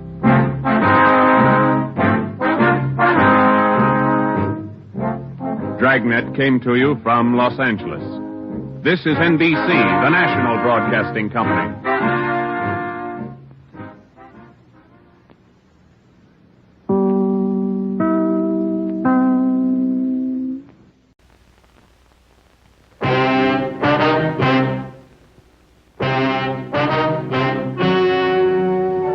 Ladies and gentlemen, the story you are about to see is true. The names have been changed to protect the innocent.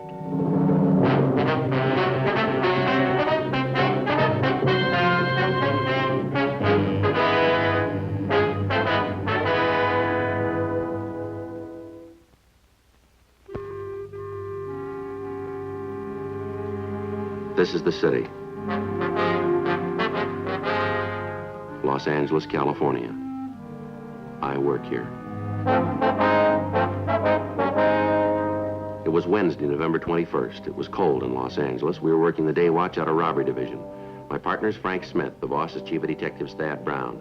My name's Friday. During the past 2 months, a series of robberies and beatings had occurred in the South Los Angeles area. All of the victims were women. We had an M.O. and a vague description. Now all we needed was the suspect.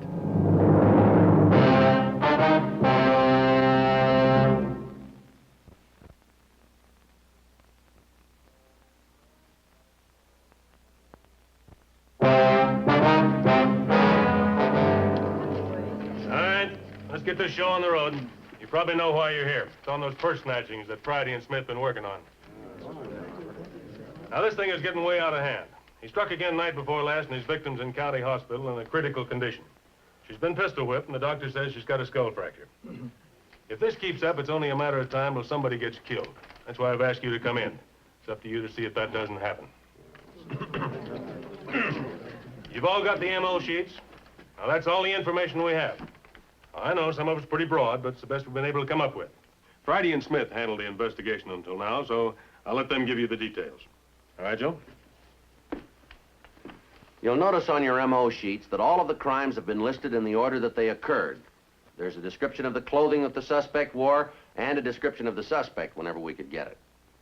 You'll also notice that in a lot of cases, there's quite a difference in the physical description of the suspect. However, we've been able to put them all together, and we've come up with a composite drawing that should look something like him. The one thing that's fairly consistent is the description of the clothing the suspect wears. It's almost always dark. He usually has on a hat. He's been known to wear a top coat. The hat and the coat are also of dark material. Now, if you'll take a look at the map here, you'll notice that we've pinpointed all the jobs that we know about to give you a little clearer picture of his operation. Can you all see this here? Sure. Yeah. The first one took place on 73rd Street. The rest of the pins show the jobs from then on. They move all the way up to Vernon. Now, he's also worked Western Avenue and Manchester Boulevard. He'll hit any street where there's a streetcar or a bus line. He works between the hours of 5:30 and 11 p.m. And the approach is almost always the same. Frank Smith will tell you about that. All right, Frank? The victim gets off a streetcar or a bus, starts to walk home. And as soon as the woman reaches an area that's not well lighted, or that hasn't got much traffic, the suspect walks up behind her and grabs her. After that, he tries to take her purse. If she offers any resistance, he slugs her. Because of the fact that 2 of the victims have seen a gun in his hand, we know he's armed. The gun's been described as a revolver. Does the suspect have a car, Joe? Well, we assume that he has. A couple of times people have seen him running through their yards. It's a pretty safe bet that he's got a getaway car parked on a side street. Now, at least we know he leaves the area immediately. Then nobody's actually seen a vehicle. That's right. We've had a couple of calls, but they didn't check out. Now, the plan here is to use police women as decoys and try to bait him into the open. That's the reason the women officers were called to this meeting. You figured to work the main arterials? Yeah. There'll be 2 officers assigned to each policewoman. We've been able to obtain 5 in all. That means that 10 officers will be assigned to them. Other officers will be in the area somewhere. One of the things to look for is a vehicle that trails a streetcar or a bus. Now, are there any other questions? How do we get our assignments? The skipper has a list, Lomi. All of the officers who are to work with a policewoman are noted. The others are given the areas that they're supposed to patrol. What about the other calls coming in? Who's going to handle them? Those officers not assigned to a policewoman. There'll be units from the division on the operation, too. They'll lend us a hand. But remember this. If you're assigned to a policewoman decoy, don't leave her under any circumstances. Now, is that clear? Don't leave the policewoman. If we run into any problems, who do we call? Well, Smith and I'll be in the area. You can get in touch with us. What happens if we pick up a suspect? Well, use your own judgment. If you think it's a routine pickup, take him to robbery and he'll be processed here. Any other questions? No. Well, I guess that covers it. You all know about the cancellation of days off. Sorry it has to hit just before Thanksgiving, but that's the way it's got to be.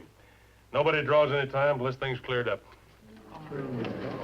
Yeah, and Murphy, it won't do any good to have your wife call me. You're still going to have to work. Well, that's about it. Operation starts tonight and goes until the suspect's in custody.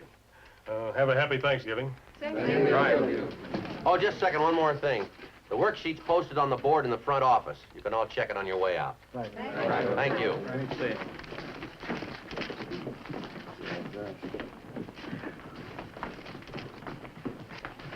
Well, you need anything else to carry this off? Yeah, we could use a little luck. No reason for you to be different. Huh? Suspect's had his share.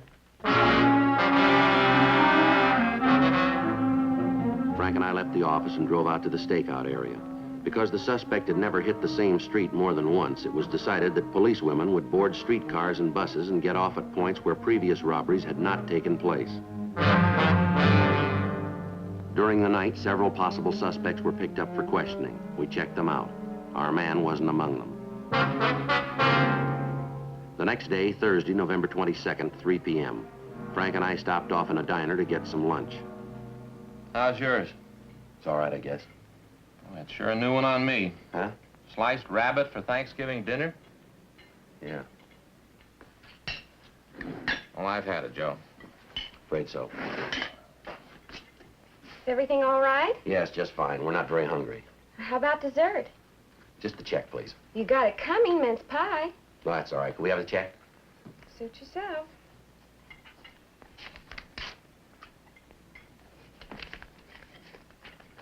You can keep it. Thanks. And happy Thanksgiving. Yeah. Happy Thanksgiving. 2 nights went by. Saturday, November 24th, 11:30 p.m. Well, it's beginning to look like this wasn't such a hot idea. Yeah, I'm afraid you're right. You think you got wise to the operation? Could be. I don't see how, though. I got some. Thanks, Joe. I got a light, though. Want to bet? Well, I thought I did. I got mine. Thanks. Well, I know about you, but how about the family? They have a nice Thanksgiving? They didn't. No? No, she had the in-laws down. Boy, that guy can eat. Armand, huh? Yeah. According to Fay, he finished off a 22-pound turkey. Well, he must have had some help. Yeah, he did. Kirk ate as much as he did. Kirk? My nephew. Oh, yeah. You've heard me talk about him, Joe, little Kirk. That's Armand's kid. In more ways than one. He sure got his old man's appetite. 1K80, 1K80. Meet Unit 1K87 at the 300 block, East 51st Street. 300 block, East 51 Street. Go to. 1K80 Roger, KMA 367. One of the policewomen decoys had gotten off the streetcar at Main and 51st. She'd walked east and a man had approached her. He demanded money. When the officers following the policewoman arrived at the scene, he was taken into custody and we were contacted. Apparently, the suspect had been drinking. We took him down to the police building for interrogation. All right, what's your name? I don't like your attitude, young man. Well, we don't care about that. You just give us your name. I don't believe I feel like telling you. You got a wallet? There's nothing in it at the moment. I happen to be in a state of financial embarrassment. All right, come on, fella. Empty your pockets on the table. All right. But understand, after this, I plan to register an official protest concerning these methods of yours. Yeah, sure. We know all that. Just get your wallet up, will you? All right, young man. Take out the money. I told you before, there's nothing in it. I'm not at the moment in a solvent state. In other words, no juice. Well, suppose you empty it anyway.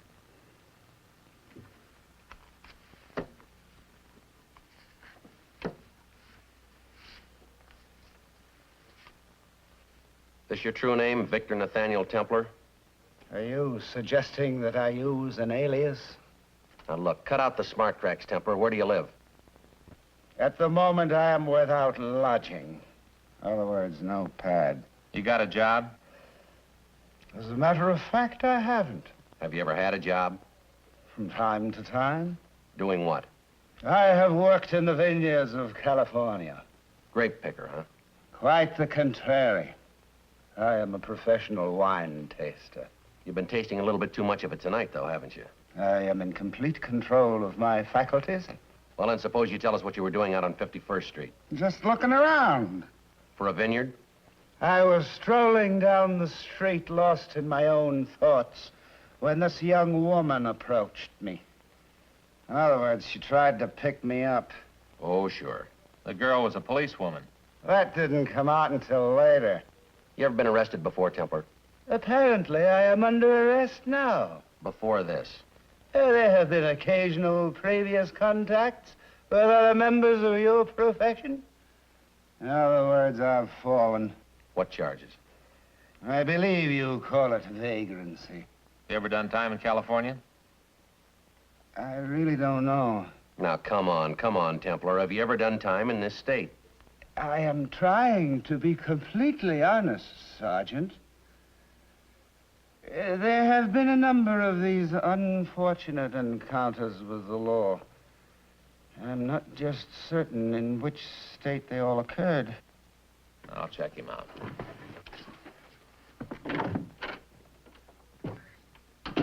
I'm surprised you don't feel ashamed of yourself. How's that? I mean your procedure here tonight. Using a policewoman to lure a poor, innocent man into all this embarrassment. How long you been in Los Angeles, Templar? Well, I really don't know. I'm not very good at dates. Uh-huh. I'm quite certain that I came here sometime this year. Is that as close as you can come? I'm afraid so. Time is relative, you know, Sergeant. Yeah, it sure is. If you haven't got a job, how do you live? It's a hand-to-mouth existence at best. I'll bet. And by the way, when this matter is all cleared up, and you and your cohorts have given me the apology I deserve. Yes? May I ask that you put a little something in that wallet of mine? Something that wasn't there before? Well, now, you just got a real big picture of that, haven't you, Templar? Joe? Yeah. See you a minute. You stay put. You will find me here when you return. I checked our friend through R&I. He's been tagged 92 times for drunk in L.A. 92 times? Yeah. Doesn't sound like our man, though. Why not? Last 3 months, he's been in Camarillo. Monday, November 26th, 10:31 a.m. We talked to the superintendent of the state hospital at Camarillo. He told us that Victor Templar had been released only 10 days earlier. He had spent 3 months undergoing treatment for alcoholism. The operation continued.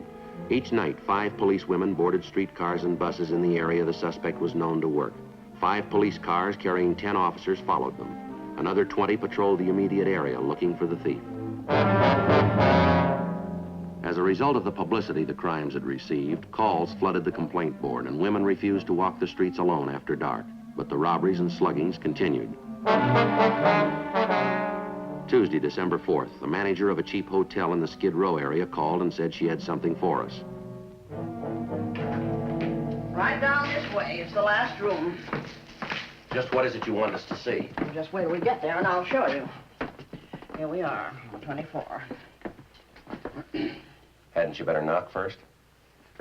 Well, he ain't in, can't you see? Yes, ma'am. What kind of a head do you think I have? I read all your magazines. Besides, I saw that he wasn't in before I ever called you guys. Put your muscles behind this, will you?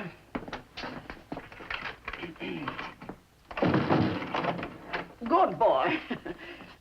Well, come on in now. It was when I was cleaning up this morning. My regular girl took sick, so I had to do it myself. That's when I found him in the closet. Yes, ma'am. Yes, up on the back shelf there. You better take that chair over. The minute I spotted them, I felt I should call the police. They're way in the back. Way in the back. There. You see them? Yes, ma'am. What do you got? A couple of women's purses. I'll be careful of fingerprints. Yes, ma'am. I might as well tell you. I kind of touched them this morning. I know I hadn't ought to, but I just didn't stop to think. There's an awful lot of junk in them. Oh, you opened these purses, did you? Well, I just kind of peeked. Struck me so darn peculiar them being there. Uh-huh. There ain't no money in them, just cards and papers and stuff like that. Whose room is this? Well, he gave his name as Jerry Kilgallen when he registered. Might not be his real one, though. Yes, ma'am. You take the room alone? Absolutely. This is a hotel for men. We don't allow no women in here. You find some identification, Joe? No, these aren't any of our victims. We'll have to check them out, though. Sure.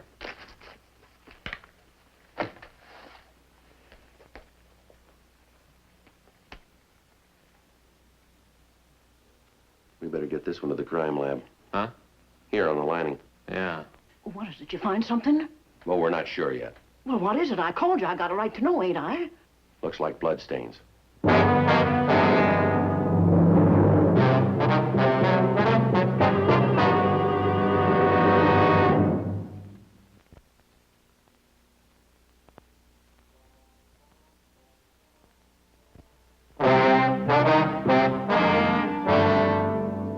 The hotel manager gave us Jerry Kilgallen's description and the registration card he'd signed. Frank called it into R&I. They had no record on him. The crime lab checked the purses and ran a precipitate test on the one with the stains. They reported that the stains had been caused by human blood. Kilgallen's hotel was staked out and he was taken into custody. Under interrogation, he admitted that he'd stolen the purses from women in a downtown department store. He gave us the date and the time of the thefts, and they checked out with previous crime reports. He also told us that when he had snatched the second purse, he'd cut his hand on the clasp and that the blood stains were his own. A blood type test tended to verify his story. We were satisfied that Kilgallen was not responsible for the other robberies and beatings, and he was booked on a charge of suspicion of grand theft person. That night, Frank and I took up our place in the operation, cruising a part of the stakeout area. At approximately 8:45 p.m., we got a call, 211 and slugging. All units converged on the area. A block-by-block search was made. All suspicious individuals were stopped, checked, and questioned. Additional officers were called in to aid in the hunt. Every alley, every street was gone over. Her name was Joan Gorham. Have you caught him yet? No, ma'am, not yet. You feeling all right? I could sure use a cigarette. When he got my purse, he took everything except my sunglasses. They were in my pocket. Guess they got broken. Put 'em on 'cause my eye's such a mess. Thank you.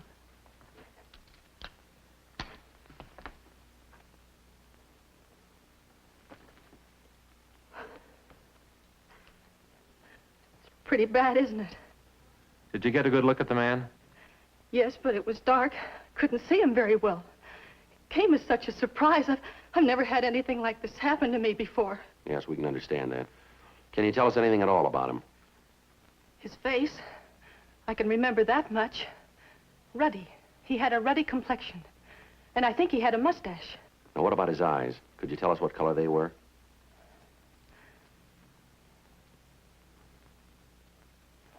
I don't know.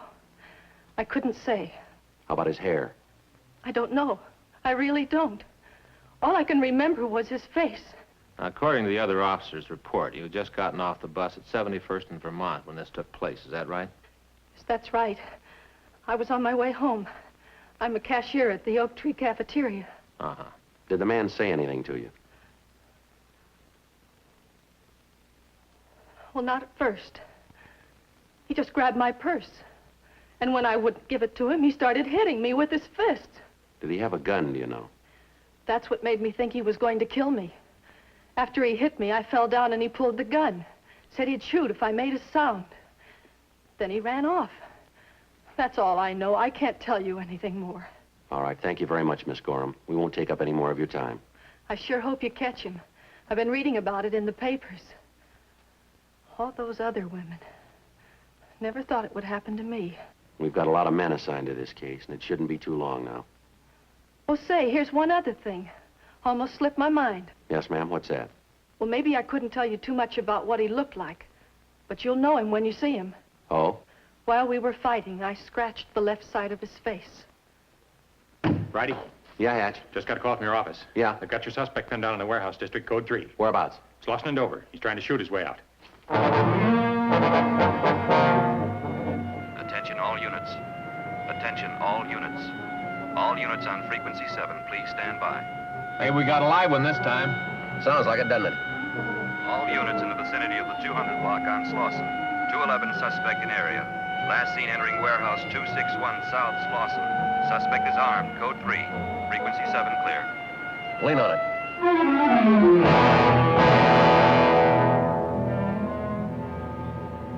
That's our guy, all right. Finally made his mistake, Joe. Tried to slug a policewoman. Rafferty and I were following him. He spotted us, made a break. She okay? Yeah, fine. She had a hold on him, but he broke away, ducked into an apartment house. By the time we got the blockades up and the area covered, he'd worked his way down here into the warehouse district. Uh-huh. Started firing at a black and white unit out on Slauson, and then he broke in here. We gave him a chance to walk out. He picked this instead. Tried to take that uniform man with him. Who is he? Name's Barney Swanson. Suspect emptied his gun into him. How's he doing? Seems to be holding his own. Ambulance is on the way. Right, thanks.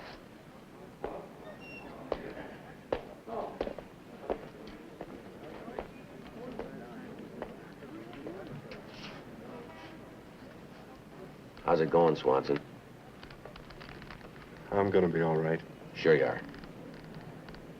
You from downtown? That's right. Friday, Central Robbery. Hope to be down there with you someday. How many years you got? 4. Studying for the exam now. Did you have much trouble making it? No, not too much, Barney. Just hit those books as hard as you can. You'll make it all right. Anything we can get you? No, I'm doing fine. If I can just keep enough of this stuff in me till they plug up the holes. There comes your chauffeur. Never been in the P&F ward before. They tell me it's pretty good. All you gotta do is eat and go, Brick. Say, could you do me a favor? Sure. Call my wife. Don't give her the whole picture, though. Just tell her I cut my finger. All right. What's the number? It's funny. I can't think of it. Just moved into a new housing unit out in the valley. Great guy I am to be wearing a badge. Can't even remember my own phone number.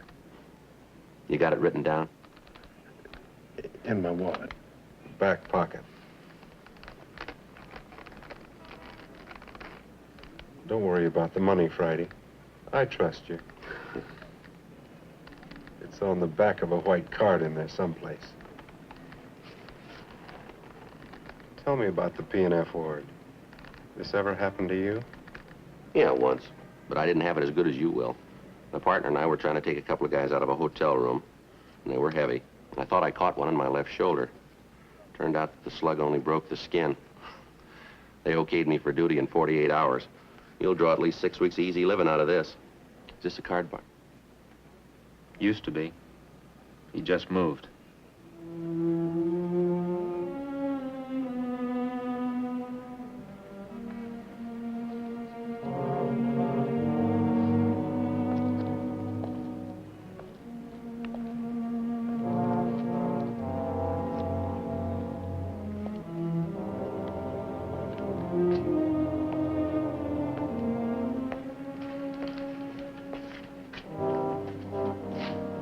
Rotten shame.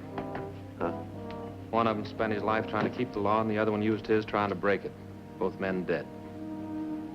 It's a big difference. Only one man died tonight.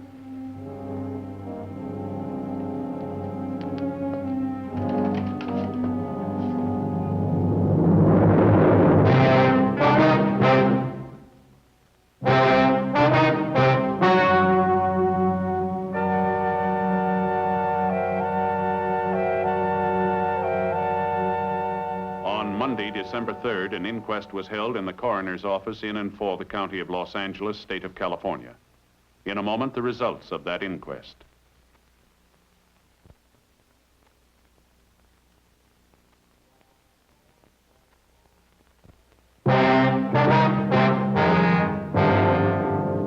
After an examination of the evidence and hearing the testimony, the coroner's jury ruled that the suspect's death was justifiable homicide.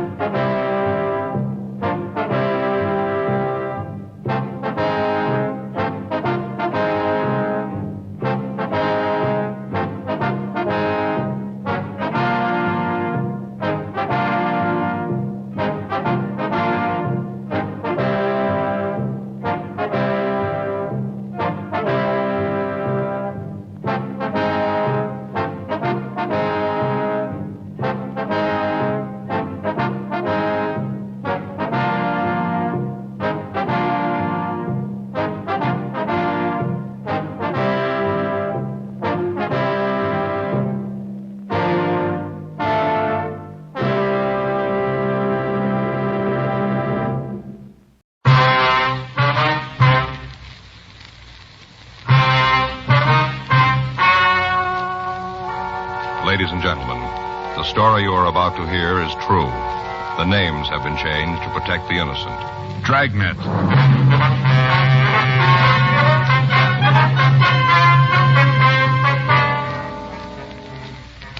You're a detective sergeant. You're assigned a robbery detail. A pair of thieves has been terrorizing the merchants in your city. They're described as a man and a woman. From their actions, you know they're capable of murder. Your job, stop them.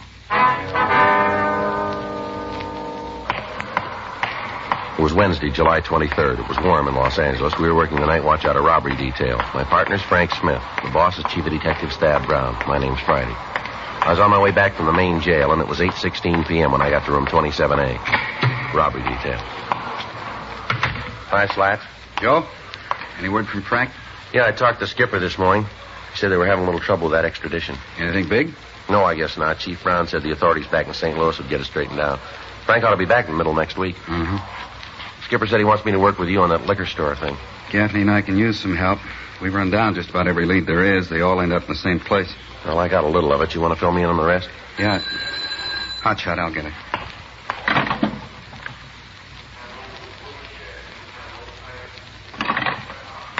Well, you can get it firsthand. Yeah? They just scored again.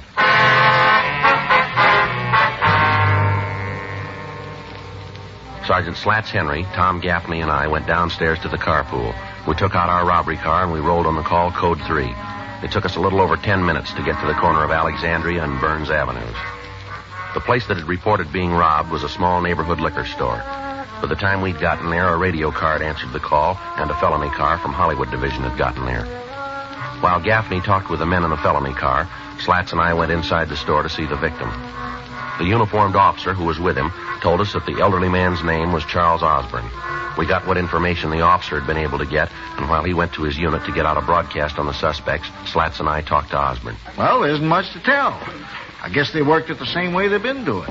Just the way how it tells in the papers. The same. Mm-hmm. There were two of them, were there? Yeah, the man and the woman, two. Might be better if you told us just exactly what happened. Well, just pick up any paper. It's all there. They've been doing the same thing for a couple of weeks. I don't understand it. I don't. What's that, Mr. Osborne? Well, these two just walk into any store and take what they want. You guys don't seem to be able to stop them. You go great guns after they've held up somebody, then you're great. But where are you when they're doing the robbing, huh? Where are you then? Where? Well, if you'll just calm down here and tell us what happened, we might be able to do something about it. Oh. Well, they come in just like always. About what time was that? Well, it must have been around 8. I was a little too busy to look at my watch. Mm-hmm. You want to go ahead? Well, there was two of them, man and the woman. Yes, sir. Man and the woman stood over there at the door. Woman walked right up here at the counter, right up, stood there. First off, I thought she had a cold or something. Wasn't long that thought held on, though. No, sir, not long at all. Yes, sir. Turned out to be a mask. Handkerchief, you know, right across here. Right here across her face. About that time, of course, I realized there was something was wrong, you know. Anybody walks into a store with a mask on, they don't mean no good. Oh, none. Yes, sir. Did you get a good look at the pair before they put the masks on? No, sir, not at all. No. They had them kind of up over their mouths when they come in, kind of like they was going to cough or something. Then they took their hands away, and I could see that the handkerchief was tied right on. Tied. Yes, sir. You want to go ahead? Well, this woman come over to the counter and asked me for a bottle of Canadian whiskey. Just as calm as can be. I for it right out. I walked over, you see, there. Yeah, that's where I keep the Canadian stuff, and got a bottle. I see. Got it right down, and I turned around, and there she was, just standing there with a mask on. Had it tied right around, tied. Yes, sir. What happened then? Well, I asked them what the big idea was. I thought that maybe they was playing a little joke, you see. They was, but it was on me. Woman told me to put the bottle in the paper bag and put the money in the bag, too. Told me to open the register and just put all the money right in the bag. Did you see if they were armed? No wonder you haven't caught them. Sir? You got a life-size picture of me giving them the money if they wasn't armed. You got that kind of idea? No, sir. We just want to know if they had guns. Well, of course they had guns. Did you see them? Well, naturally. Right out in the open? No. Wait a second. Come right down to it. I didn't actually see them. The fella, he was at the door over there. He had his hand in his pocket. She had her hand in a purse, see? Like this. Mm-hmm. You see? Mm-hmm. Like this, kind of. Come right down to it, I didn't really see them, no.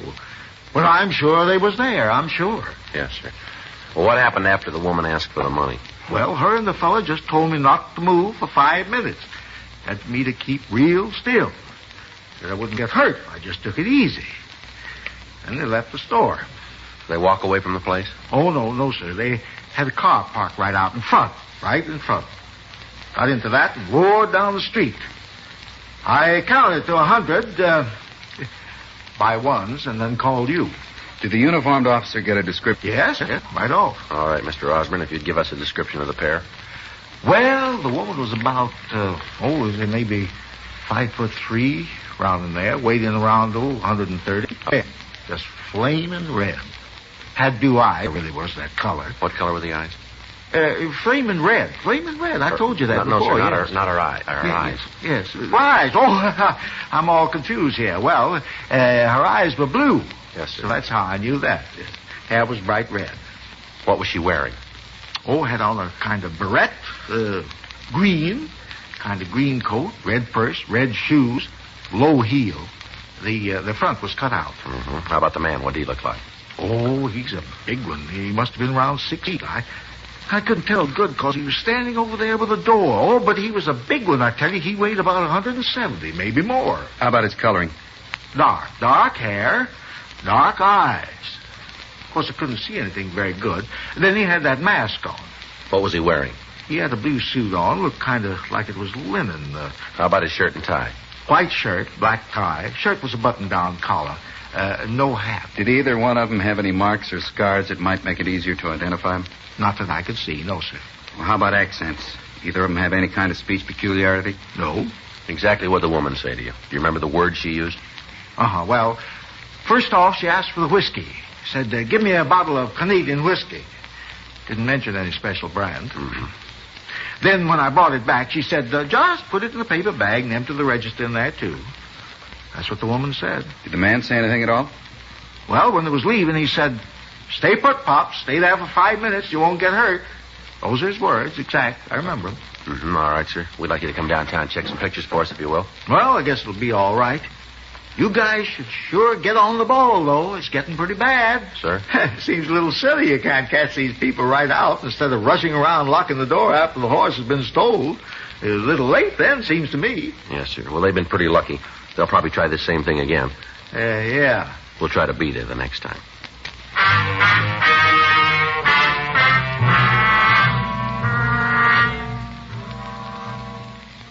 A search of the immediate area failed to turn up anything that might lead to the identity of the thieves. A broadcast had been gotten out to all cars in the city giving the description of the couple, the automobile they were driving, and the clothes they were wearing. The pair was set for the past 3 weeks. In that they planned to work, they'd steal a car. Then, on the night that they started their operation, they'd pick one of the city's main arterials and start at one end of it. They'd hit 3 or 4 stores in the area in a period of half an hour. The stolen car would be parked on a side street, and the couple would make good their escape. All of the routine efforts had been made to identify them. Due to the fact that a woman was involved in the operation, the State Adult Authority for Women had been contacted for the names of recent parolees. But when these had been checked out, we netted nothing. Because of the circumstances of the M.O., we felt that the first break in the case would come through the woman. The stats office had made several runs, and the possibles had been checked out. Results, nothing. 5 minutes after we'd left the first victim, we got a call. The pair had hit again, further down on Alexandria Avenue. All right, let us through here, please. Officers, let us through. Please. You the cop? Yes, sir, that's right. I'm the fellow that was robbed. I'm him. Slats, you want to see if you can try to clear the front of the place? Right. Okay. All right, sir, if you'd like to tell us what happened here. Terrible. Most terrible thing that ever happened to me. Yes, sir. I got to have a little something to calm my nerves. Gotta. Well, can I get you anything, sir? Don't have to, son. I got all right here. Whole store full of it. Just a minute. Yes, sir. A little brandy, that's what I need. Mother's sure going to think I took the little nip just to have it. Going to have to explain the whole thing to her. Imagine me being robbed. Yes, sir. Now, if you tell us what happened here. Yeah. Say, excuse me, you like a little of this? No, sir. Yeah. Well, these two came in here not more than 5 minutes ago. Man and woman.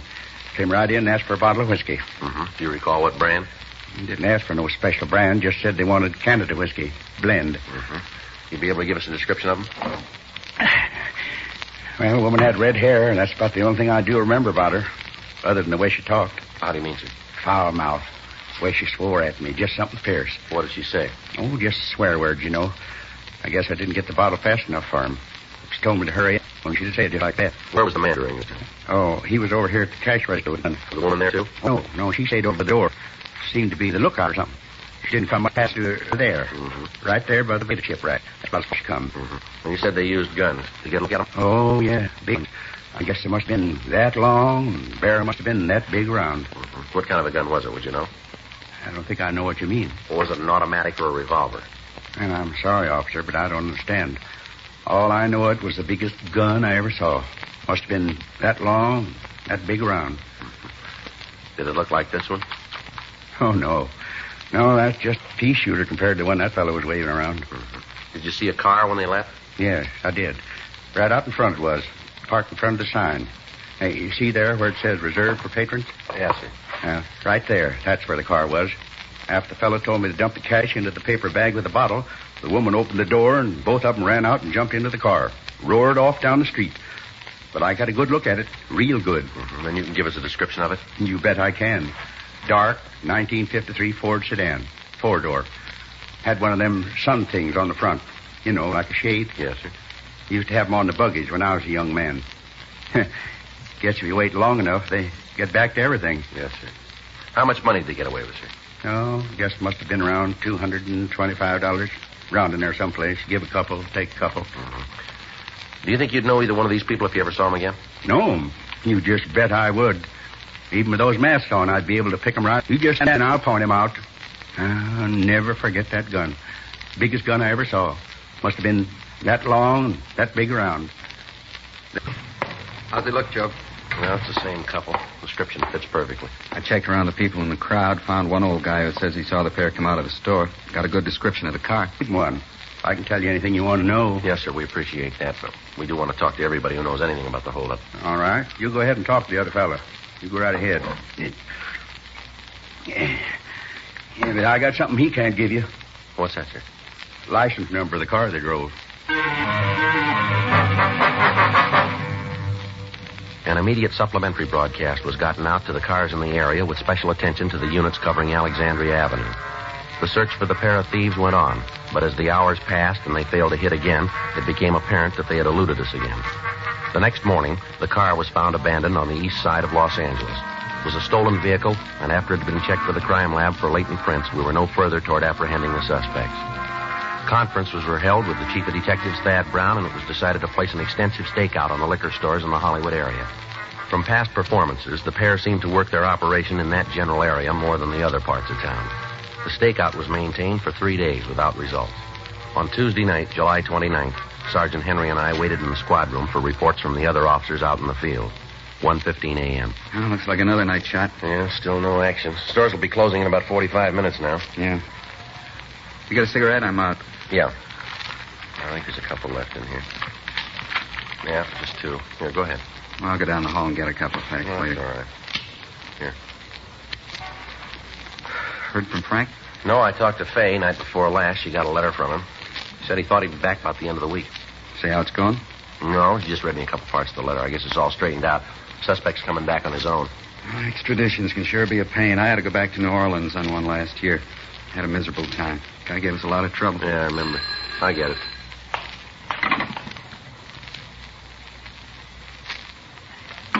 Now, let's go. They just hit again. In the stakeout area? No, out in Highland Park. They're way out on this one. What do you mean? Well, the victim decided to give him a little trouble. Yeah? The male suspect broke off the bottom of a whiskey bottle and worked the victim over. Mm-hmm. Almost killed him.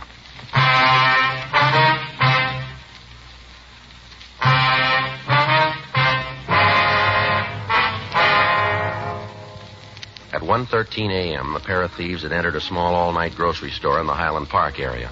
They'd gone through the usual part of their M.O., asking for the bottle of Canadian whiskey and then the money. However, when they asked the victim to turn over the money to them, he had told them to get out of the store. The male member of the team had grabbed the bottle, hit it against the counter, breaking off the bottom, and then struck the victim several times about the head and shoulders. When we'd gotten the call, the man had been removed to Georgia Street Receiving Hospital, where he was in a critical condition. An immediate search of the area had failed to turn up anything that might lead us to the apprehension of the man and woman. A citywide broadcast was gotten out on the pair, and arrangements were made for their description to be broadcast on the police television program. Newspapers carried the stories and joined with us in asking for full cooperation from the public. For the next 3 days, we received several calls with information on the suspects, but when all of these were checked and sifted, we were right back where we started. The stakeouts were maintained on the liquor stores, but the suspects failed to hit again. On Monday, August 4th, we got a call from the county hospital telling us that the latest victim was in condition to be interviewed. Slats Henry and I drove over to see him. He was unable to tell us anything more than the dozen victims before him had told us. 3:15 p.m. We went back to the office. Want to check the book? Yeah, I'll get it. Yeah, there's a message here that a Reese McKay called. He left a number. Say what he wanted? No, he just wants us to call. This table, we gotta put something under this leg. It sure wobbles, doesn't it? Been that way for years. Yeah. I'd like to speak to Mr. Reese McKay, please. My name's Friday, Los Angeles Police Department. No, Police Department. Yes, surely. It's the attorney's office. Yes, sir? Mm-hmm. This is Sergeant Friday. Yes, sir. Certainly. When was this? Mm-hmm. All right, sir. No, we'll be right over. Yes, sir. Thank you very much. Oh, might be something. What'd he say? Woman was in his office this afternoon. Yeah? Said something about being involved in a robbery.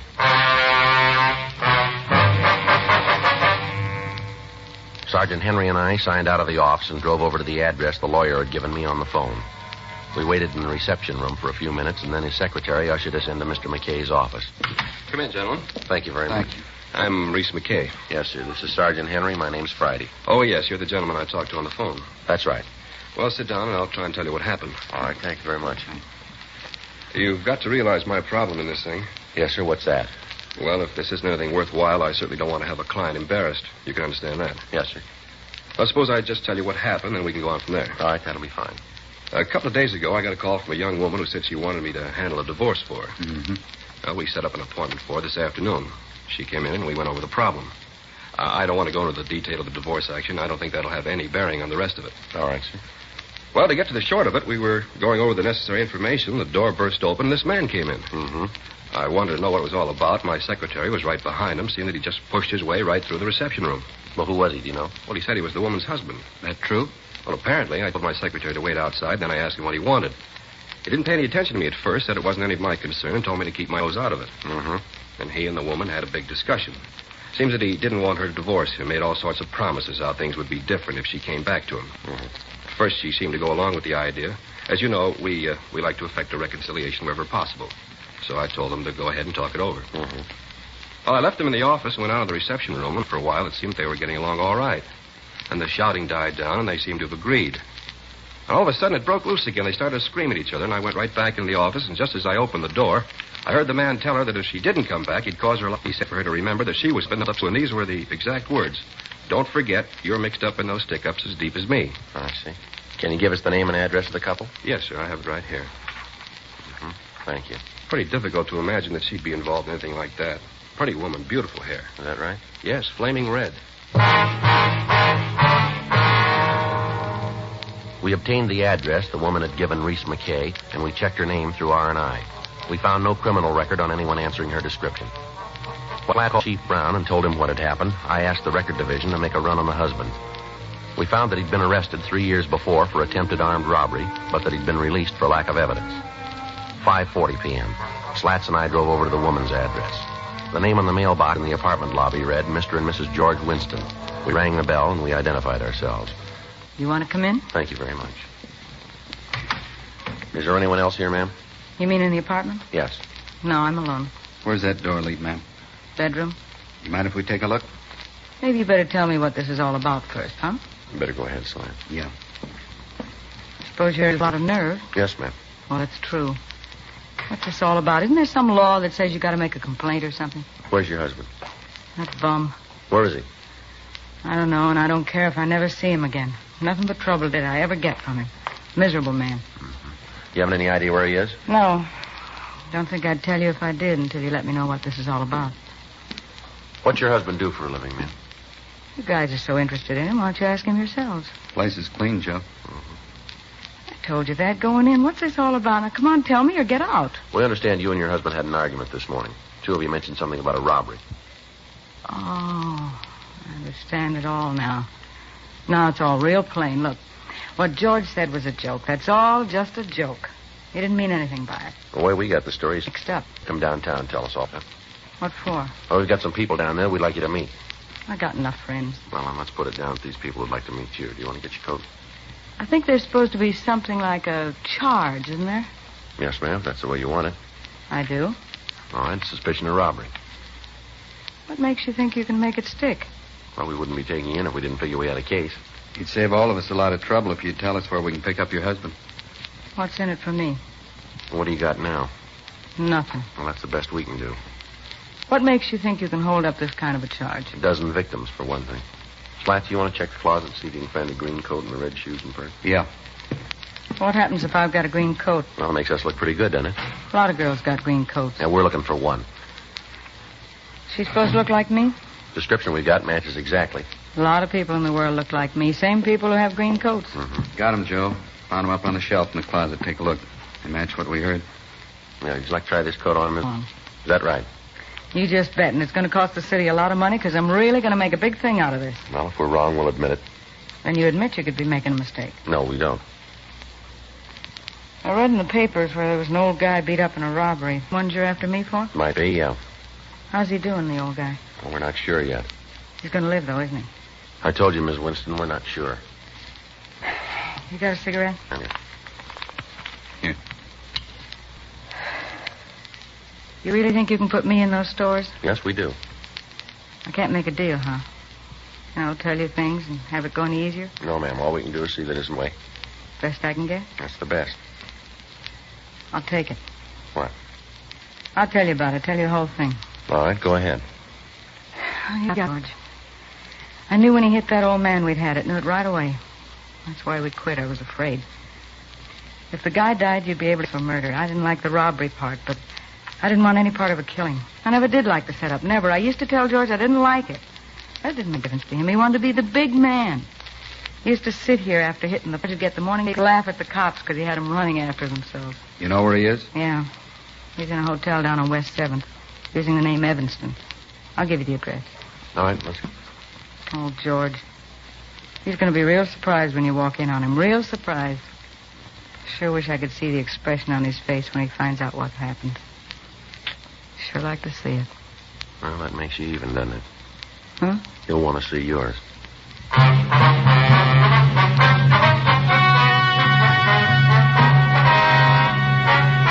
Geraldine and Roland Winston were tried, agree 5 counts, as prescribed by law. Robbery in the first degree is punishable by imprisonment for a period of not less than 5 years in the state penitentiary. You have just heard Dragnet, authentic story of your police force in action, and starring Jack Webb, a presentation of the United States Armed Forces Radio Service.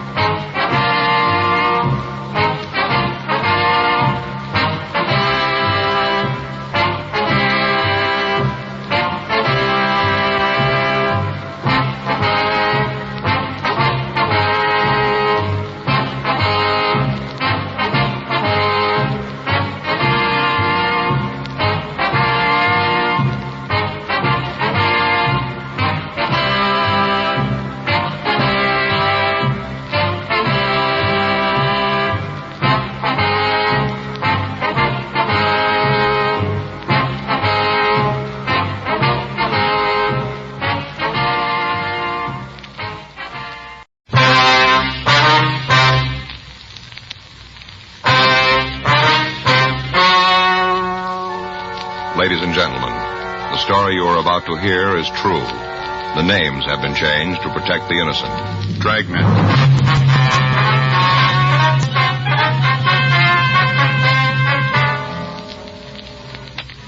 You're a detective sergeant.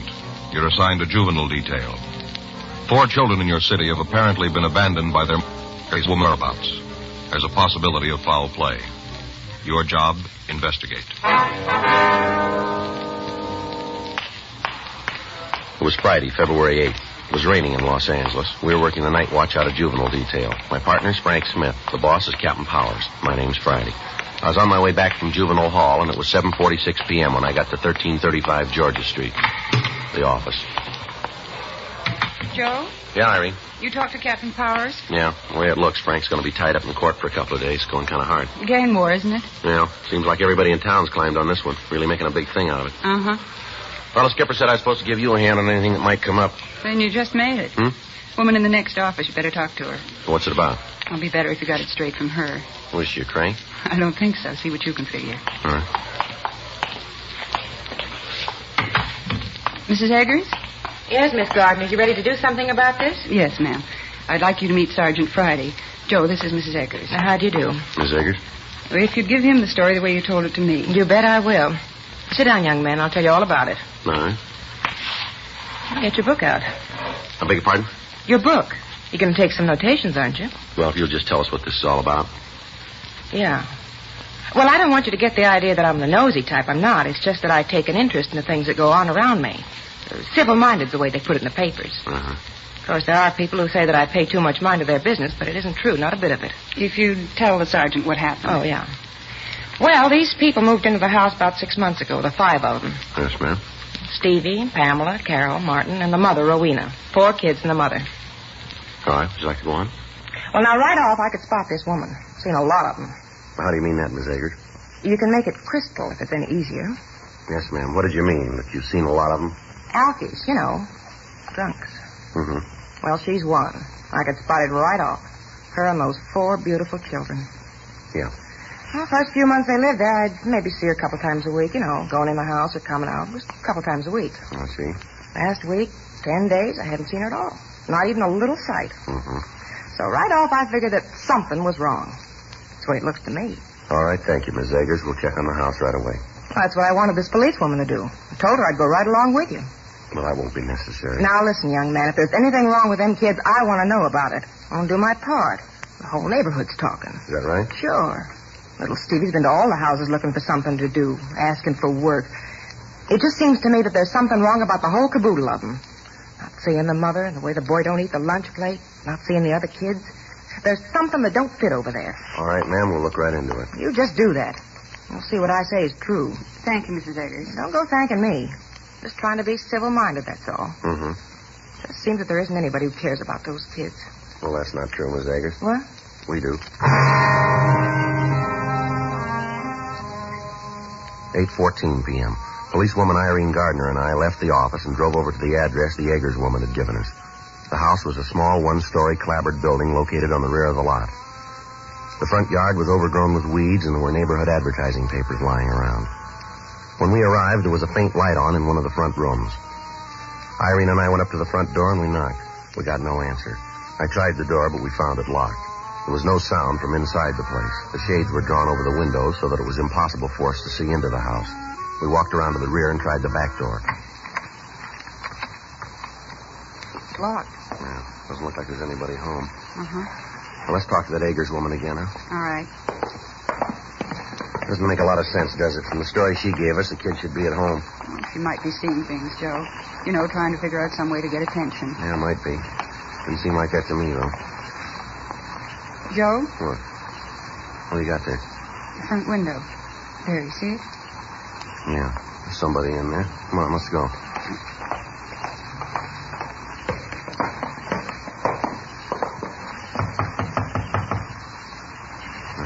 Try it again. Yeah. Not answering. Come on, open up in there. We know you're in there. Come on.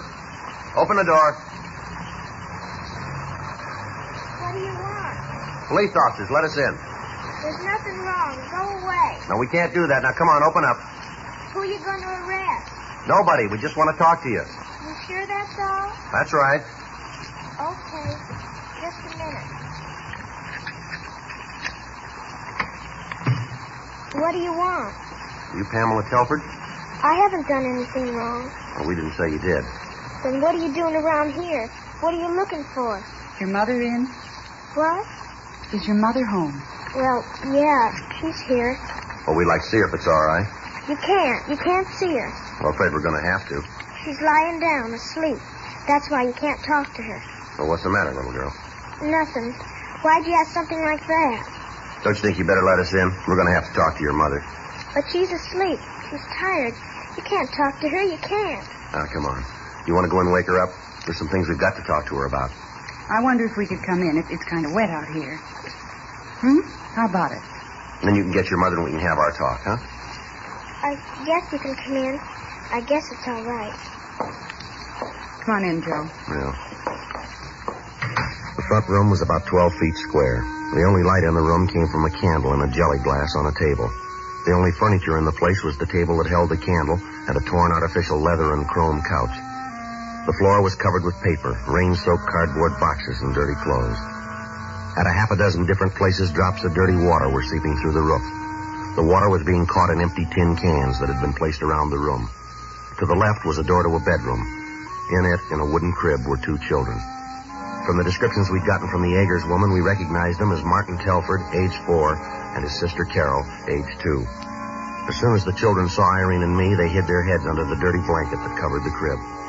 There was nothing else in the room except a dirty mattress lying on the floor in one corner. From the appearance of the bedding, it hadn't been laundered or changed in at least 3 weeks. On the other side of the house, a small kitchen was piled high with dirty dishes, pieces of rotting food, and empty tin cans. The plumbing in the house had apparently been out of order for several weeks. While Irene and I looked over the house, the girl who'd met us at the door, Pamela Telford, followed us. When we got back to the front room, she started to cry. All right, you want to tell us where she is? Come on, Pamela. It's not as bad as all that, is it? Here's a handkerchief. Here you are. Now, where's your mother? She's out looking for a job. Well, it's kind of late for that, isn't it? I don't know. That's what she's doing, though. Out looking for a job. Well, now, why'd you tell us that she was here tonight? Because I didn't know what you wanted. I thought you were trying to arrest her. Well, why'd you think that? Because that's what she said. Your mother said that? Yes. She told us that policemen arrested people. She told us about it. How you did it once to her. Your mother's been arrested? Yes. Do you know why? Because she was. Well, what for, do you know? She got sick. She got sick and they put her in jail. Mm-hmm. That's why I told you she was asleep. I thought that you'd go away and leave us alone. It's sure cold in here. Yeah. Do you have any heat in the house, Pamela? There's a heater in the bedroom. Oh, I'll turn it on. Good. It doesn't work. What? The heater doesn't work. Marty was playing one day and he broke the little rods in it. It doesn't work anymore. Oh, we should be able to get some heat out of it. No, you won't. There isn't any gas. They turned it off. Well, I think maybe you youngsters better come downtown with us, don't you think? Why? Well, it'll be warm down there, a lot more comfortable for you. We can't go. We gotta wait here. That's all right, Pamela. We'll leave word for your mother where you are. Maybe that's your mother now, huh? No, it's Steve. Who are you? He's a policeman. What do you want? There's nothing wrong here. Nothing for you to come butting in for. We want to see your mother, son. She hasn't done anything. Why don't you cops leave her alone? All the time you're after her, never leave her alone. You're kind of rough for a little guy, aren't you? That's none of your business. I know my rights. I know I'm good. Well, look here, son. We're going to take you downtown and give you a good meal, just until we can talk to your mother, that's all. Then you're going to bring us back? Well, we'll see. How about Marty and Carol? You taking them too? Yeah. Going to give them something to eat? Yes, that's right. Okay, we'll go with you. Just for the night, though, that's all. Just for the night. You understand? Yeah. Oh, and another thing. Yes, what's that? We're paying our own way. I've got money. Anything you give us, we're going to pay for. Well, you won't have to do that, son. Well, I'm going to. We don't need charity. We're getting along all right. Everybody has a little rough luck now and then. Everybody. Mom tries. She really does. She's been looking for a job for a long time. Uh-huh. All right, Steve, you want to help get the others ready to leave? I'm not sure we can go. Well, I'm afraid you're going to have to, son.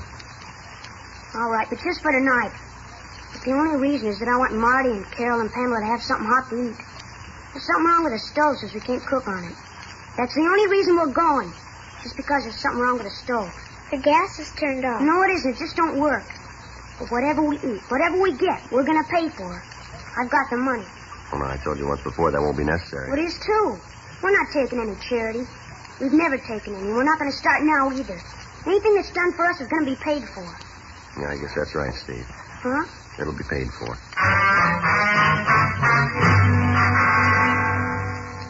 8:56 p.m. Men from the crime lab arrived and photographed the entire house. The pictures were held for evidence. A search of the house showed that there was no food for the children. In a cardboard box in the bedroom under a pile of toilet articles, we found a photograph of a man and a woman taken at what appeared to be a beach photographer. Irene and I checked through the rest of the house, but we found nothing that would indicate where the mother of the 4 Telford children had gone. The youngsters were taken to juvenile hall, bathed, given clean clothes, and fed. At first, Steve Telford refused to eat anything until he was assured that his 2 sisters and his brother were being given the same kind of food. After the boy had finished eating, Irene and I talked to him. His previous uncooperative attitude had changed, and he seemed anxious to help us find his mother. This is the longest she's ever been gone. I began to think there might be something wrong. Well, when'd you see her last, Steve? This is Friday, isn't it? Yes, February 8th. Uh-huh. It was last Tuesday, then. You mean this week, son? No, a week ago. A week ago Tuesday. Well, what did she say when she left? Just like always. She said she wasn't feeling very good and she was going out and try to look for work. What kind of work does she do? Well, she's a waitress. A good one, too. Mm-hmm. That's the trouble, I guess. She's so good. What do you mean? Well, there are only a couple of places that Mom says are any good. Well, you know, where she want to work. I don't believe I understand what you mean, Steve. Well, Mom always said that she wasn't just a hash slinger. That's what she called it. Oh, I see. She said that she was a waitress and she couldn't go to work just any place. Mm-hmm. Where'd you work last? A big place out in Beverly Hills. Forgot the name right now. How long did your mother work there? Oh, she had some trouble, and she had to quit. What do you mean, trouble? Well, she got sick, and the man who was the boss got mad at her. And I guess he said a lot of things that Mom didn't like. So Mom told him that he couldn't talk to her like that, and then she quit. Your mother ever tell you what was wrong with her? Steve? No, she didn't. Did you see a doctor about it? You might as well know it. She drank. What's that? Well, Mom drank a lot. Sometimes she'd drink too much, and then she'd get sick. That's what was wrong. Mm-hmm. Where's your father, Steve? He died before Carol was born. Right before. I want you to take a look at a picture for us, will you? Look at it and tell us if you know who the man in it is. All right. There you are. That's Mom. Mm-hmm. You know who the man is? No. I don't think I ever saw him before. Did your mother have any men friends? No, I don't think so. At least she never told me about him. She always said that the kids were enough for her, that we were all that mattered. She used to say that when she got a steady job, we were all going to live good. She used to tell us how one day the phone would ring and all our troubles would be over. Just like that. One day we've had a little trouble, and the next, everything was going to be all right. Mm-hmm. Well, she really believed it, too. Just all of a sudden, the phone was going to ring and all our troubles would be over. Mm-hmm.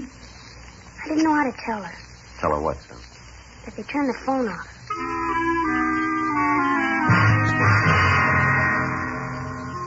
We had the name Rowena Telford checked through R&I. We found that the boy's story was true. The woman had been arrested once on a charge of 4127A LAMC, being drunk in a public place. Irene put in a call to the Waitresses Union and asked them to check to see if the woman was working any place in town. They came back with the information that the last job she'd held had been 6 months before, and that she'd been fired for insubordination and for being drunk. We showed the picture of the man and woman that we'd found at the Telford home around the department in the hopes that one of the officers might recognize the place where it was taken. None of them did. The next morning, we had several copies made, and we began a search of the bars along 5th Street. We asked each bartender if he'd ever seen the man or the woman. In the first 4 places we checked, we got yes answers to the query about the woman, but none of the people we talked to could tell us anything about the man in the picture. 2 more days passed without results. In the meantime, a warrant had been issued ordering the arrest of Rowena Telford, charging her with child neglect. A local and an APB were gotten out on her. On the 3rd day after we'd started our search for the missing woman, we talked with a bartender who was able to give us the name of the man in the picture. He described the man as a fry cook in one of the smaller restaurants down on 5th Street. We checked the restaurant, but we found that he'd been fired on Monday, the 28th of January. A check of his home address gave us no indication as to where he might be. Irene and I went back to the office and checked the name through R&I. Joe? Yeah? You come up with anything? Check the name. He's registered as an ex-convict. Uh-huh. Where'd he fall? Back in Pennsylvania. Did time for ADW. Well, we better talk to him, huh? Right now he looks awful good. Why'd you say that? What he was arrested for. Yeah. He tried to beat a woman to death.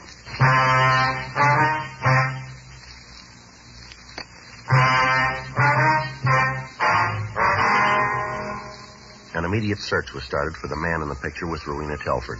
From friends of his, we found that we might be able to locate him at a hamburger stand down at Santa Monica. Tuesday, February 12th. Policewoman Irene Gardner and I drove down to the beach. Should be it up there, huh? Yeah. Go ahead. Thanks. It's warm in here. Yeah. Yeah? You'd like to see Willis Thatcher? What for? Police officers. You're Thatcher, aren't you? Yeah, what do you want with me? A couple questions we'd like to ask you. Sure, I got nothing to hide. No reason to give you any trouble. What do you want to know? You know a woman named Rowena Telford? Why do you ask that? It's a simple question, Thatcher. Can you give us the right kind of an answer? How about it? Yeah, I know her. Why? What's she done now? When'd you see her last? I don't know, a couple of weeks ago. Narrow that down, will you? Why? Listen, anything she did, I had no part of. We understand you were pretty friendly with her. That's not true. Sure, maybe I had a couple of dates with her, not more than a couple. That's it. And anybody in the world could put up with her for more than that. Why do you say a thing like that? You ever know her? No, we're looking for her. You? No, I've never met her. That's how come you can ask that kind of question. And if you knew her, if you spent any time with her, you had to know what I mean. Well, suppose you tell us. She's a lush. A real lush. All the time boozing it up. It wasn't so bad that she got loaded, but she was real loud when she was tanked up. Real loud. Is that right? Sure, check around. Ask her friends. Talk to them. They'll all tell you the same story, every one of them. First off, she'd have a couple of drinks. Next thing you know, any fella with her be trying to get out of a place without getting his head knocked off. She was always starting trouble. Sit down, order a drink. The next thing you know, some guy was asking you outside. Well, I ain't built to go outside too often. I get hurt bad when I fight. Mm-hmm. Does she have any other boyfriends? You don't listen very good, do What's you? that? I told you, and anybody around here had much to do with it. As far as I know, there wasn't nobody who went with her. How'd you seem the last time you saw her? All right. She had a little hangover. She always had one of those. Seemed depressed about anything? Not that she talked about. Mm-hmm. Did you say anything up in town? Not to me. Listen, how about giving me a break and telling me what this is all about? What do you have to run for? These fights you told us about. Do you ever have any arguments with Ms. Telford? I don't think that's any of your business. We're writing it down that it is. Now, how about an answer? Well, we had a couple of beefs. I told you couldn't go around with her and not have a little trouble. Did you ever hit her? We're back to that, huh? What do you mean? You know the record, the time I did. You figure maybe I did something to Rowena, isn't that it? You think I hurt her? We're asking you. Well, you're way off the road. I ain't gonna try to con you. Sure, maybe I had a lot of reasons to want it better. I used to think a lot of Rowena. Awful lot. But that's all over. All I want to do is leave you alone. Stay away from me. I didn't ever hit her. I didn't hurt her, no matter what you think. All right. Believe it. I guess it sounds funny. I ain't trying to fool anybody. I'm ready to admit it. I'm a bum. Mm-hmm. She didn't have to keep telling me, not all the time. I knew it. Yeah. Nobody likes to be called a bum. Mm-hmm. Even if you know it's true. 1:47 p.m. We drove the suspect over to his rooming house and we checked the premises. We found nothing that would definitely tie him in with the disappearance of the Telford woman. After leaving his room, we took him downtown where he was held for further investigation on a charge of suspicion of murder. We checked communications, but what had been word of missing woman. Her name and description had been checked through the files in Missing Persons Bureau without results. 3:40 p.m. Frank came by the office and said that the trial he was attending was dragging on and it would be a couple more days before he'd be back on duty with me. A petition was filed on behalf of the children charging violation of Section 273A PC, unfit home, asking that he make ward to the court. Policewoman Irene Gardner put in a call to the next-door neighbor of the Telford woman, but we found that there'd been no trace of the missing woman since we'd removed the children. 5:12 p.m. We finished up the log for the day and we were leaving the office. I got it. Juvenile Friday. Yeah, that's right. Yeah, what's that? Yeah. Mm-hmm. Yes, sir, we'll be right there. Right, thank you. What do you got? Bar over on East 6th. Yeah? Rowena Telford just walked in.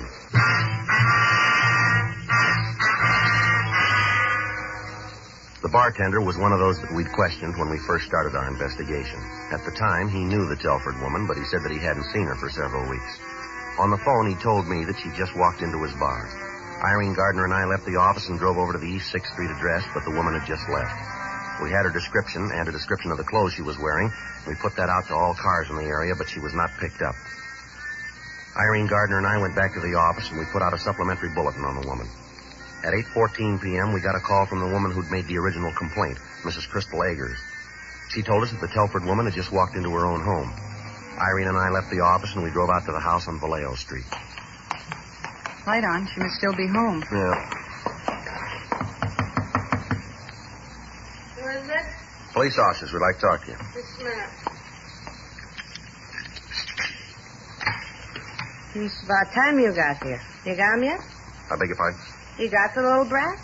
They all run off, all of them. Get my hands on them, and they're going to get what for. Where are they? We have them downtown, Miss Telford. Why don't you bring them home? This is where they belong. I get my hands on them. Oh, what I'm going to give that little Steve. Do you mind if we come in? No, come right ahead. You got to kind of excuse the way the house looks. I've been away for a couple of days. You can see how the kids can mess the place up. I'm Sergeant Friday. This is Miss Gardner. Oh, how you do? Would you like to sit down? No, that's all right. How come you didn't bring them back? They're being held in juvenile hall, Miss Telford. For what? Well, when we found them, they were suffering from malnutrition. This place here, it's not fit for youngsters. Oh, you just took them out and put them in a home, the way it is? Yes, ma'am, that's the way it is. Well, you've got your nerve. You really have. What? You coming in here and breaking up a home like this. You ought to be ashamed of yourself. We have a warrant for your arrest. Me? Yes, ma'am. Now, you listen. You've got no right to come in here and break up my... I know all about you cops. All pussyfooting around trying to make everybody think you're so good. I know you for what you are, and I'll tell you this. Yes, ma'am, what's that? You better get those kids back here fast. You hear me? You get them back here fast, because if you don't, I'm going to sue you and her and the city for every dime it's got. I'll take this to any court in the country I have to, but I'm going to get my kids back. You ain't half as good as you think you are. You want it plain, real plain, so you can understand it.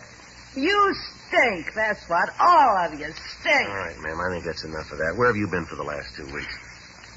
The terrible thing that ever happened to me. To anybody. He told me he loved me and said he was going to get married. That's what I said. And he was going to get married. I gave Stevie a couple of dollars and told him to take care of things. And then we left and drove all the way to San Diego without stopping. And then we had some lunch on the way to get married. We had a couple of drinks just to make the food taste better, that's all. And then all of a sudden I got sick again. And he walked out on me. Left me right there in the bar all by myself. And all the promises he made to me, all the things we was going to have. And all of it, just a lot of lies.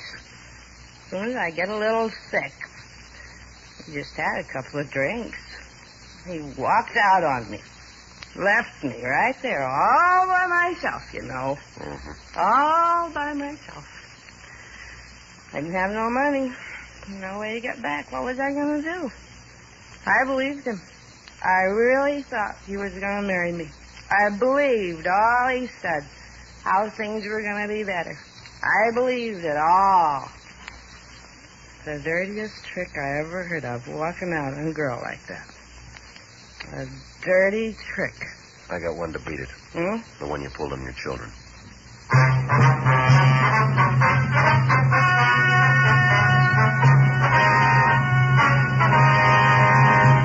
Rowena Esther Telford was tried and convicted of violation of Section 273A PC, endangering the life and safety of a minor, which is punishable by imprisonment in the county jail for a period of not more than 1 year. The 4 Telford children were made wards of the juvenile court and were placed in foster homes. You have just heard Dragnet, the authentic story of your police force in action, and starring Jack Webb, a presentation of the United States Armed Forces Radio Service.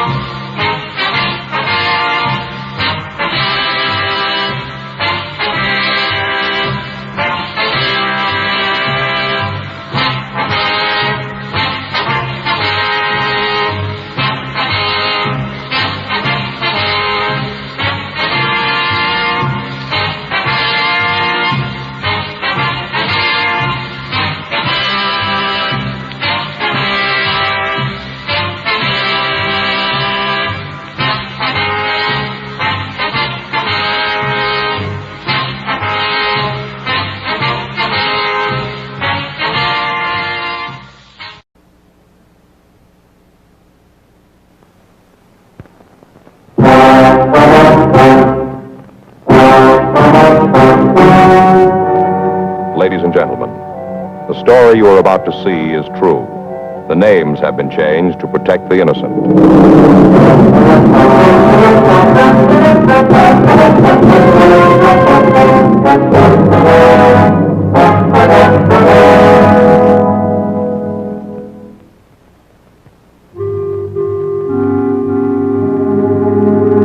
This is the city. Los Angeles, California. I work here.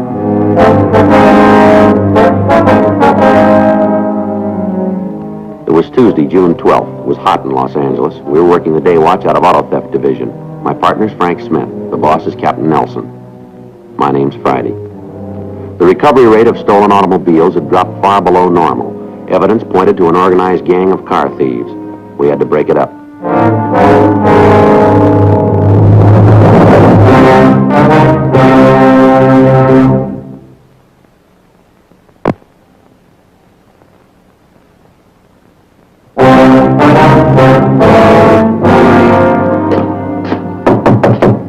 Yeah, who is it? Joe Friday. You alone, Joe? Just my partner. Anybody else? No, just us. Get in, quick! Can't be too careful. Why? What's the matter? Landlady. Oh? Yeah, she saw me doing the washing. She said she'd throw me out of here if she ever caught me at it again. Oh. You know, a high-class apartment would have an automatic washer. But not this old bat. Sure. It's going out pretty good. You want to see me about something, Joe? Yeah, just a couple of questions. I'm not in the fire, am I? Not with us. You still working at the garage? Night shift. Checking at 4. This got something to do with my job? Oh, we figured maybe you could give us a hand. That's a switch. What are you looking for? A lot of cars going someplace lately. We're trying to find out where and who's driving them. Thought maybe you might have heard a rumble. You got anything? Wouldn't do any good if it goes outside. We won't open the door. There's supposed to be 3 people in on it. What do you know about them? 2 men and a woman. They say the 2 fellas are heavy. Any names? Nope. They're playing it close to the chest. Even the rumble's not solid. Uh-huh. A couple of days ago, I talked to a guy down at the garage.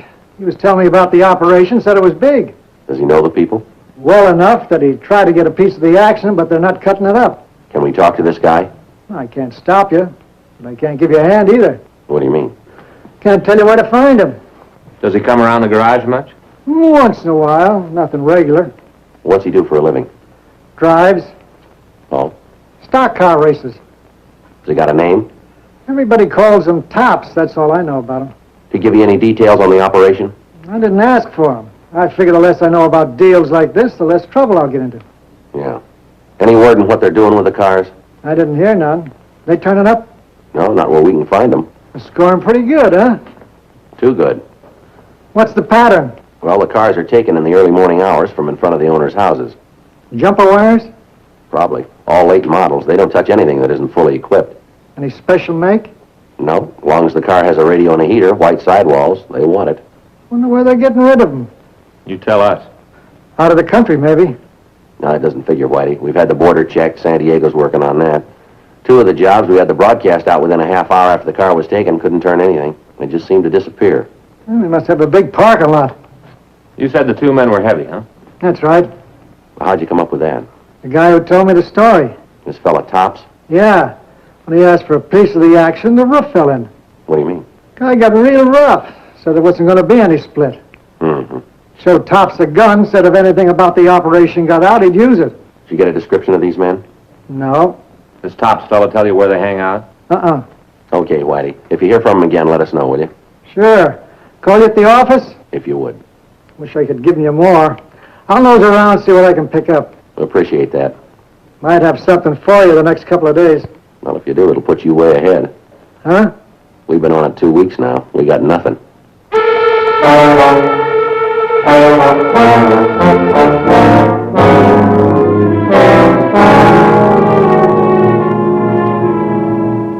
The first theft had occurred on Saturday, May 26th. Since then, 24 more automobiles had been stolen. In each theft, the same M.O. occurred. Possible outlets for stolen cars have been kept under 24-hour surveillance. The stats office had made runs on each theft and the general M.O. When the list was returned to us and checked, we were no closer to the suspects. Frank and I ran the name and the description of the man known as Tops through the moniker file. There was no record on such a person. 2 more days passed. Another car was stolen. People in the vicinity were questioned without result. Saturday, June 16th. Auto theft, Smith. Yeah. Oh, yeah. Can you hold him there? We'll be right out. Yeah, thanks. Joe. Whitey just called from the garage. What about? Tops. He just walked in. Frank and I left the police building and drove over to where Wilbur Evanston was employed. Whitey had told Frank on the phone that we could find Tops in the office at the rear of the garage. Your name Tops? Yeah, that's right. Police officers. What's this all about? Just want to talk to you, that's all. Well, I ain't done nothing. No reason to roust me around. You're not being roused. What's your real name? Roger Grayson. What do you do for a living? When I can get a car, I race. Stock cars? Yeah. Where? Around, different tracks. You live here in L.A.? Some of the time. What do you do when you're not racing? I make a buck here and there. How? Oh, different jobs, you know, whatever I can pick up. You working now? No. Figure to go back east next week. Think I can line something up. Maybe you've got a lot of time to kill, but I haven't. Why don't you tell me what this is all about so I can get out of here? You ever been arrested? Huh? You heard what I said. Have you ever been in jail? Yeah. What charge? They didn't make it stick. What was it? Grand theft. Auto or money? Auto. Did you do any time? I told you. They did make it stick. Where'd all this happen? Idaho. Was that your only arrest? A couple of times for bag. They hold you? No. Gave me a floater. Come on, you guys are after something. What is it? Do you know anything about some car thefts around town lately? You'll have to look someplace else. Let's go downtown. Might be easier to talk there. All right, what do you guys want to know? Whatever you can tell us. Okay. I was in this bowling alley one night. 2 fellas came in, had this gal with them. Fellas were both kind of gassed. Uh-huh. Sat down next to me. We were just watching the games. They started talking. I heard one of them mention something about cars. Yeah. My ears stood up. It's like saying something about a new camera around a photographer. As soon as I hear the word cars, I start to listen. Uh-huh. They were having a beef. One of them said something about unloading right away. The other guy said they should wait for a while, dump them all at once. Yeah. Well, they stood there and argued for a while. Then one of them seen I was listening.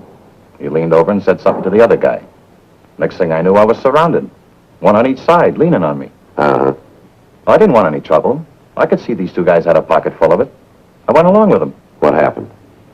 They asked me if I liked what I heard. What'd you say? I told them I didn't hear anything. Said I had very bad ears. Yeah. Well, they didn't believe it. Tried to push me around. Manager came over and they moved away. What happened then? Came back, told me if I said anything, they'd get me. One of them had a gun. He kind of pulled his coat back. I could see it in his belt. Uh-huh. Did you try and cut yourself in on the deal? No. We heard you did. Not true. I told Whitey that, but it never happened. Well, why'd you tell him it did? Trying to be a big man, I guess. Are these two fellas, they hang around this bowling alley all the time? First time I ever saw them there. Where is it? Hollywood Boulevard near Rossmore. You said something about a woman.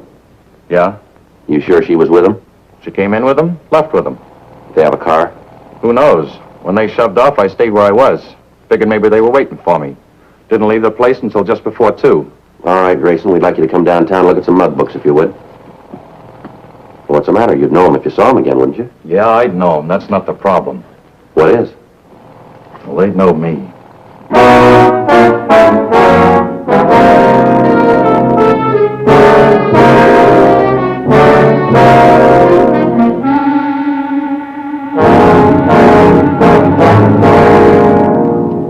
We took Roger Grayson down to the police building and had him check mug books. He was unable to identify the suspects. We ran his name through the record section and found that he'd had no arrests in the state of California. He was released. Local broadcasts and APBs were put out carrying the description of the suspects which Grayson had given us. Another week passed without result.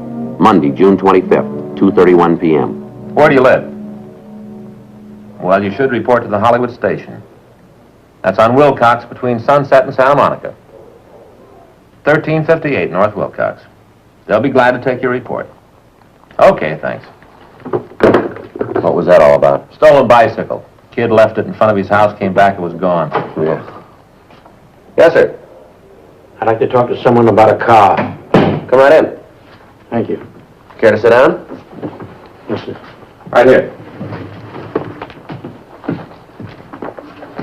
This is Frank Smith. My name's Friday. How do you do? I'm Joel Pennant. All right, Mr. Pennant, what can we do for you? I think I bought a stolen car.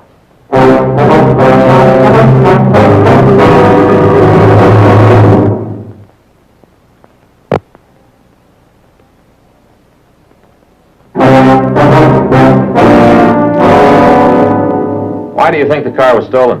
Well, there's something funny about it, the whole thing. Where's the car announcer? Outside, down the other street. Would you happen to have the license number? Yes, do you want it? Oh, we'd like to check it out, yes, sir. Yes, I got all the information. Pink slip and... Here it is, here, yes. Thank you, sir. I'll run the make on it. Okay. I hate to put you to so much trouble. That's perfectly all right, sir. It's our job. Sure make me feel silly if I was wrong about this. How'd you happen to buy the car? Well, I own a little place out in the valley, sort of restaurant and cabins for tourists. I see. It's quite a ways out. We don't do too much business, but it's a living, and we work pretty hard. Yes, sir. And this fella came in the day before yesterday. It was Saturday. And he sat down, had something to eat, and we started talking. Nothing important. Uh-huh. He said he was on his way back east looking for work. He had a lot of trouble, lost his job and all. Yeah. Well, he had this new car parked outside.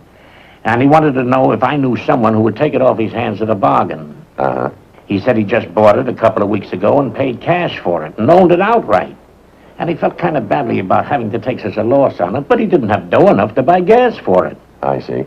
Well, I asked him how much he wanted for it, and he quoted me a price $200 under wholesale. Well, that looked like a pretty good deal to me, so I took him up on it. Just like that?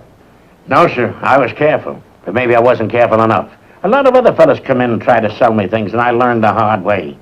So I asked him if he had any proof to show me that he really owned the car. Did he have any proof? Yes. He showed me the pink slip and told me where he bought the car. Brompton Auto Service, out in Hollywood. Did you contact them? Yes, I put a call through right away. What'd they say? Well, I talked to a couple of secretaries before I got the sales manager. He checked his records and told me the car had been purchased there. He even gave me the man's name who bought it. Uh-huh. It seemed like the guy was a square shooter, pink slip where he bought the car. Everything looked on the up and up. Yes, sir. So I turned a check over to him, and he gave me the car right away. I asked him if I could give him a lift someplace, and he said no, he was going to hitch a ride, and that he would cash the check Monday. That would be today. Yeah. So I went down to the bank to make a deposit before the check cleared. Yeah. It already had the check. The bank told me it was cashed the minute they opened the doors. And that got me worried, him being so anxious to get the money right away. How about it? It's stolen, all right. I had a feeling. I checked the reports in the M.O. Yeah. Sounds like the gang we're after. While the victim, Joel Pennant, looked through the mug books, Frank and I picked up the check the suspect had cashed. The name on the pink slip, Ralph Prescott, had been run through R&I. They had nothing on him. The check was sent to Larry Sloan in handwriting for analysis. There was no question that the pink slip was a phony. We checked the phone book for a listing on the Brompton Auto Service, but we found none. The victim had made a note of the phone number, and from it we were able to obtain the address where the telephone had been installed. It was a large office building on 7th Street. Frank and I talked to the superintendent, Mr. Tad J. Whitney. Al, this is where they were. Uh-huh. When did they move out, do you know? Well, sometime over the weekend. I'm not sure of the day. I'm off Saturday and Sunday. I see. How long they have the office? A couple of weeks. Said they wanted it for a month and paid it advance. Told me if things worked out, they'd take a lease. Yes, sir. Guess things didn't work out. Did they leave any forwarding address? No, not as far as I know. What can you tell us about them? Well, I talked to them a couple of times. They seemed nice enough. What kind of business were they in, did they say? Well, not in so many words. He said they were testing a new product and all their business would be on the phone. Did they pay for the office by check or cash? Cash. They use a name of any kind? I don't think I understand you. Well, did they call each other by name? Yeah, when they were looking the place over. Do you remember what names they used? Let me think a minute. Well, the way it comes to me now, one was called Wesley and the other was Ralph. No last names, though. No, I didn't hear them. What about the woman? Lerner. I remember that when they introduced her. Nicky Lerner. You haven't cleaned the office since they left? Well, no, we haven't gotten around to it yet. All right, fine. We'd like to have some men go over the place. Sure. I'll be glad to help any way I can. All right. Can you come downtown and look at some pictures for us? Of criminals? Well, of the possible suspects, yes. You mean to try to pick them out, huh? That's the idea. Well, will it take long? What I'm getting at is I don't have a car, and I usually take a bus home, and the buses don't run very often late in the evening. Well, we'll see that you get home, Mr. Whitney. Oh, no, I wouldn't want to put you to that trouble. It's pretty far out. No trouble at all? No, I'd rather you take me where I can get a bus. Whatever you say. Otherwise, I don't know what Emma would think. Might scare her half to death. How's that? If I was to come home in a police car.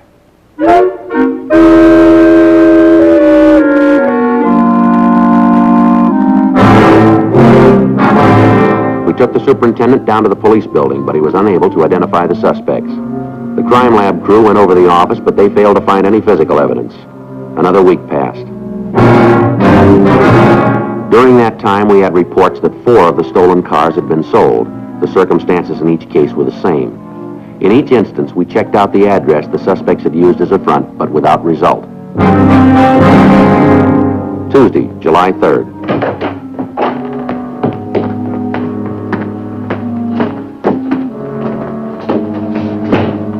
What are you doing tomorrow?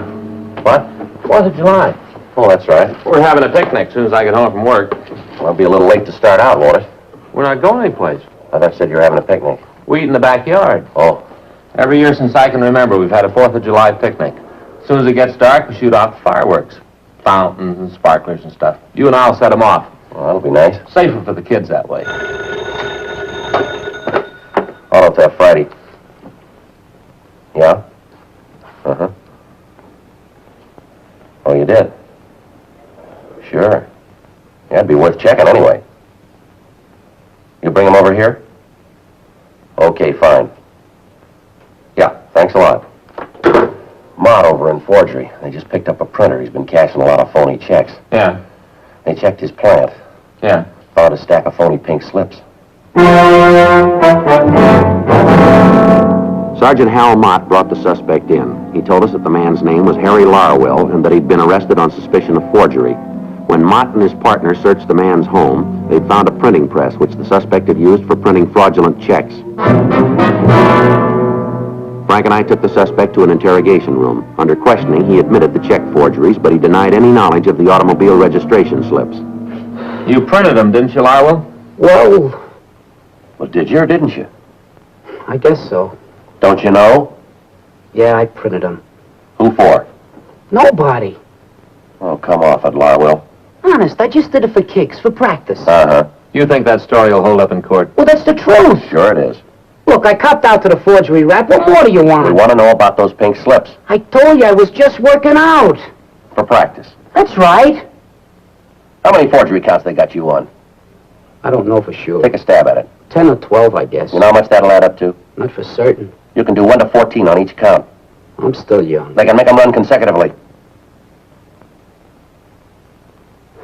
Now, come on, Larwell. Why'd you print the slips? Well, suppose I tell you, then what? That's not up to us. The judge will find out, won't he? We'll put it down that way. Well, a couple of guys I know. I did it for them. What guys? Wes and Ralph. Go on. It was their idea. They offered me a deal. $1,000 for 100 slips. Well, I needed the money. Yeah. After I made them up, Ralph said they only wanted 45 of them. We got into a beef about it. He won. What do you mean? I gave him 45 pinks. He gave me $500. You know where these fellows live? I couldn't pin it down to a street and number. You've got an idea. Apartment someplace out in Hollywood. The girl lived there, too? You mean Nikki? That's right. Sure. She's Ralph's wife. Must be with him. When'd you see him last? Yesterday. What about? Ralph called me on the phone. Wanted to set up a meeting. Uh-huh. We had a cup of coffee together. All three of you? Just Ralph and Wes. What'd they want? The rest of the pink slips. Said things were going so well they could use them all. Did you make a deal? Yeah, I was supposed to deliver the slips this morning. Your friends kind of interrupted me. Where were you going to meet him? Drugstore on Sunset. Corner of Oakwood and Sunset. What time? About 9:30. Guess I'm not going to make it. Oh, they won't be disappointed. Huh? We'll take your place.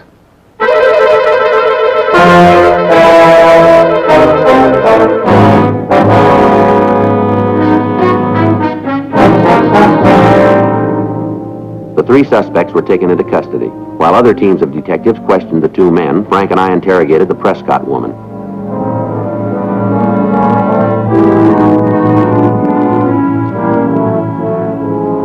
All right if I smoke? Sorry with us. Thanks. You ready to tell us about him, Miss Prescott? Anything you want to know? All right, let's start with the stolen cars. I'm afraid I'm going to need an ashtray. Right in front of you. The police think of everything, don't they? We try. Now about the cars. Is that what Ralph's been up to? It wouldn't surprise me. I'll bet it wouldn't. I never really trusted him, Wes either, for that matter. Mm-hmm. Of course, they never told me a thing about it. Oh, sure.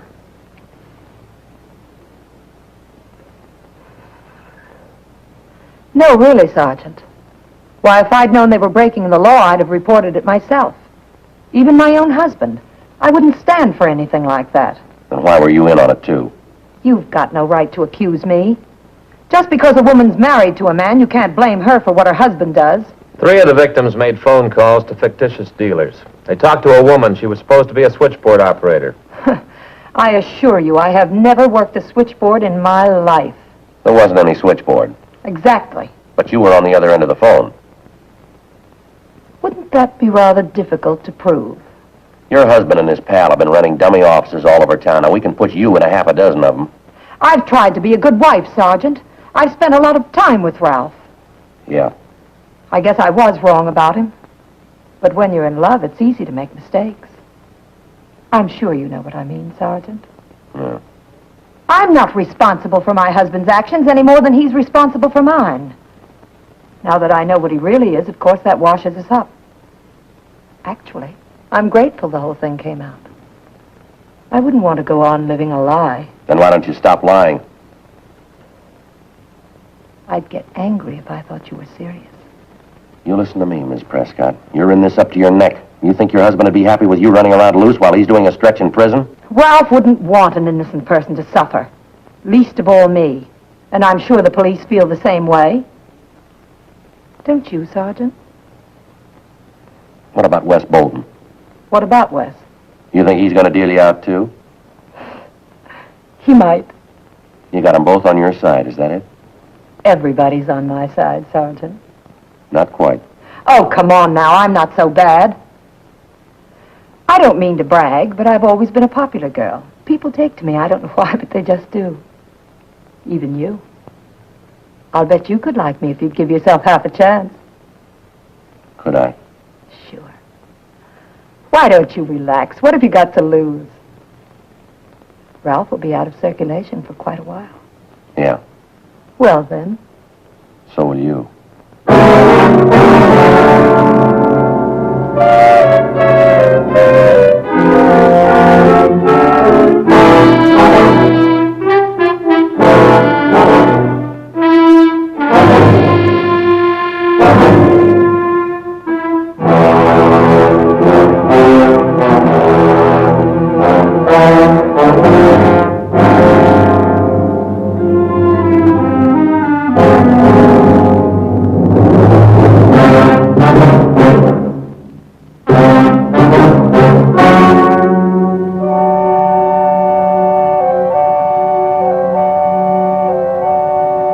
On November 9th, trial was held in Department 97, Superior Court of the State of California, in and for the County of Los Angeles.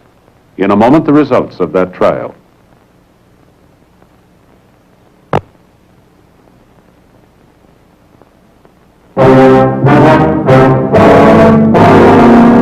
The suspects were tried and convicted of grand theft auto, 5 counts. Grand theft auto is punishable by imprisonment for a period of from 1 to 10 years in the state penitentiary.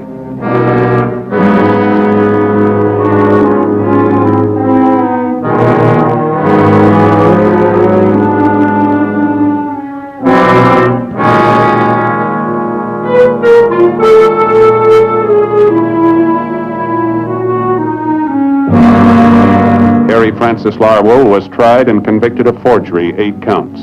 He is now serving his term in the state penitentiary, San Quentin, California.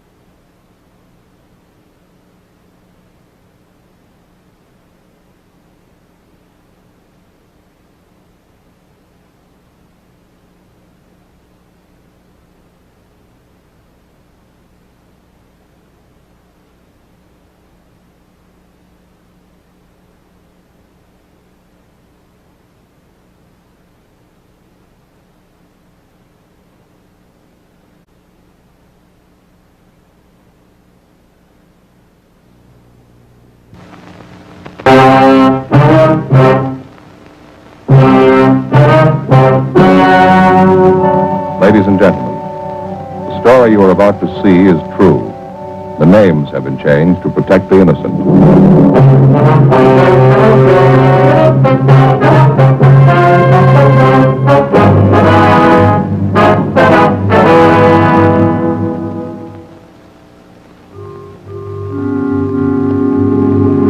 This is the city.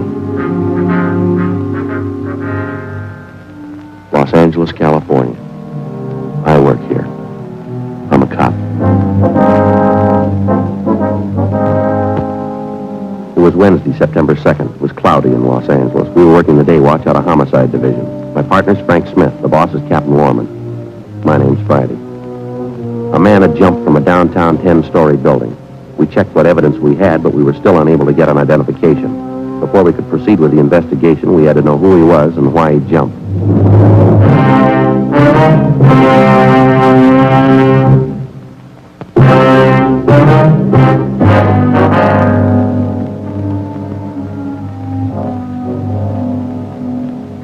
Joe, what's doing?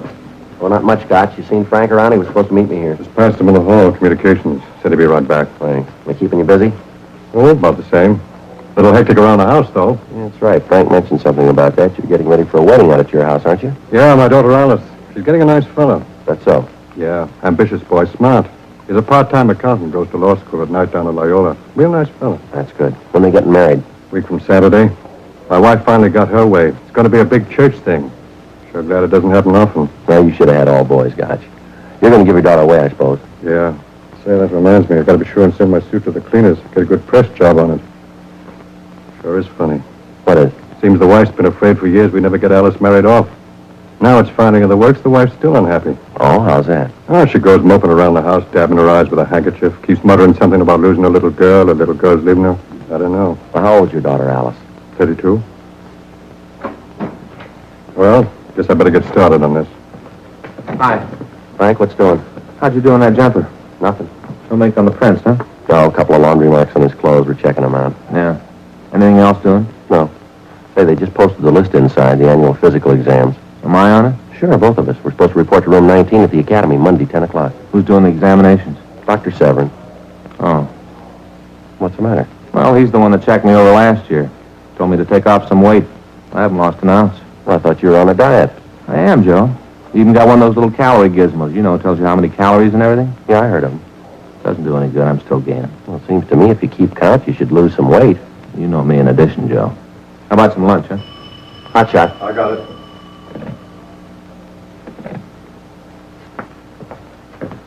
Well, here's one to roll on. I'll meet you out there. What is it? Stage Hotel, room 12. Yeah? Looks like murder.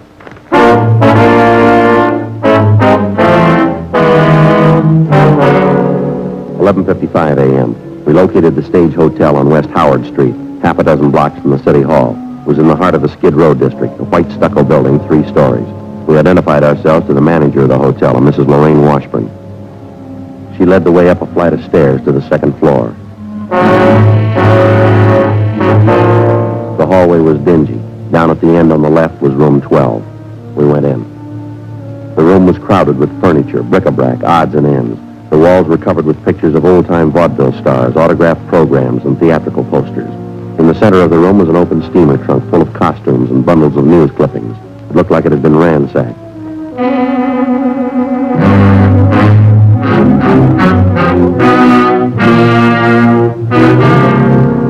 Tied to a chair was the body of a woman. She looked to be about 30 years of age, red hair. She'd been badly beaten about the face and head.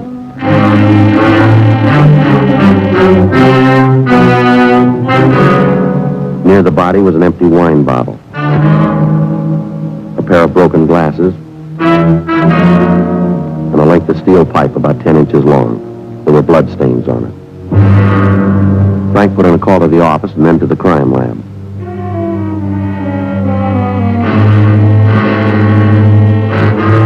The landlady identified the victim as Thelma Porter.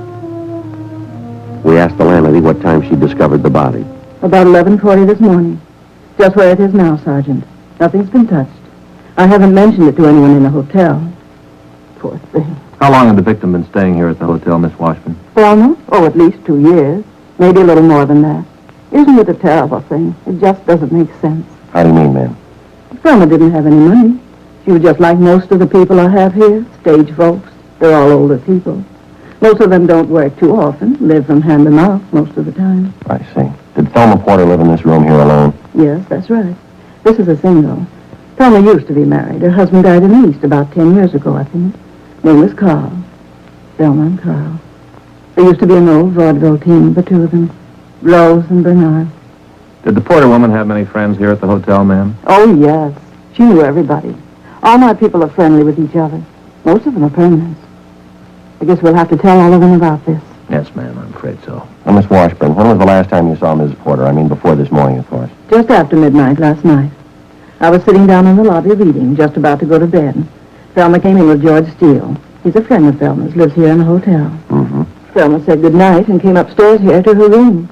George and I sat a bit and talked, maybe 10, 15 minutes. Then this morning I was taking the fresh linen around to the rooms. Knocked on Thelma's door, but she didn't answer. Finally opened up with the pass key.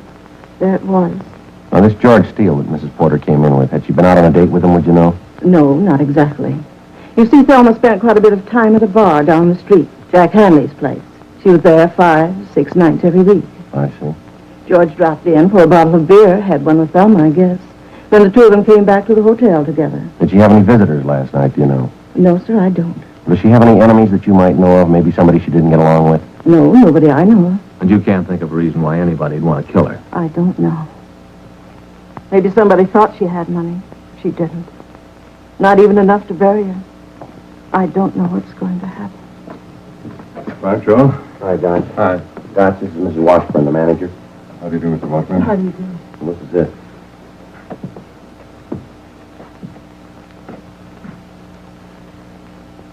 Crime lab crew on the way over? Yeah, they won't be here in a minute. Will you be needing me anymore, Sergeant? Can I go now? We've got a few more questions we'd like to ask you, ma'am, if you don't mind. Well, it's quite a shock, you know. Terrible thing to have happen. Yes, ma'am. Such a terrible thing. All mixed up. I'm going to have to explain. What's that, ma'am? Thelma. She was 3 weeks behind in her rent. I carried her on the books. The owner of the hotel's going to want the rent money. It's going to have to come from someplace. Well, how did Mrs. Porter live? Didn't she have any income at all? She worked occasionally, odd jobs. Then she'd have the unemployment insurance. Even that ran out on her 2 or 3 weeks ago. I see. There's no reason in the world for it, Sergeant, killing Thelma. She wasn't too young or very pretty. She wasn't worth anything. She didn't even have a decent coat to go out in. Yes, ma'am. That trunk over there, full of papers. That's all she had. What sense does that make? I don't know, ma'am. We haven't started checking yet. Her clothes, a couple of scrapbooks. Nobody'd kill her for that. Pile of old news clippings. I don't know. It's been done for less.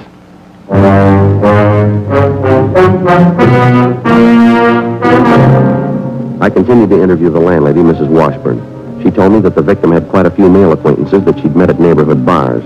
She gave me the names of all those she knew of. 12:45 p.m. Sergeant J. Allen and the crew from the crime lab arrived. The body and the murder room were photographed from all angles. Dean Bergman processed everything in the room for latent fingerprints. The place was gone over thoroughly for further physical evidence. The only thing that didn't seem to belong in the room was the apparent murder weapon, the 10-inch length of steel pipe found beside the body. 1:05 p.m. After we put in a call to the coroner's office, we started checking with the residents of the hotel. No one gave us any direct leads to the killing, but more than a half a dozen of them told us that Mrs. Porter had been in the habit of making vague remarks about what she kept in that steamer trunk in her room. She made a point of never opening the trunk for anyone, and she hinted constantly, even in public, that she kept something of value inside. 4:45 p.m. We started checking out the list of the murdered woman's friends, which Mrs. Washburn and the tenants had given us. It went slow. We got little or nothing from the first dozen names on the list. 9:50 p.m. We went back to the office. Well, we've had better days, that's for sure. It's a lousy start. It couldn't be going much slower. We must have logged 40 miles of legwork. Nothing to show for it. Yeah. Hi, God. Hi, how'd you do? Not much. How about you and McCready? We checked out 10 names on the list, the Porter woman's friends. The only thing they could tell us we already knew. That business about the steamer trunk, Mrs. Porter hinting around she had something valuable in it. Where does that leave us? We got a fair motive to go on. The crime lab called just before you came in. They get anything? No latent prints. They went over that steamer trunk, though, found 100 shares of some kind of mining stock sewed in the lining of the trunk. Worth anything? Not the paper it's printed on. Never was worth anything, according to the broker who checked it. I got the blow-ups. Want to take a look at them? Yeah, thanks. A wine bottle. It's a wine drinker. It looks like he stepped on their glasses and broke them. Sure brutal, isn't it?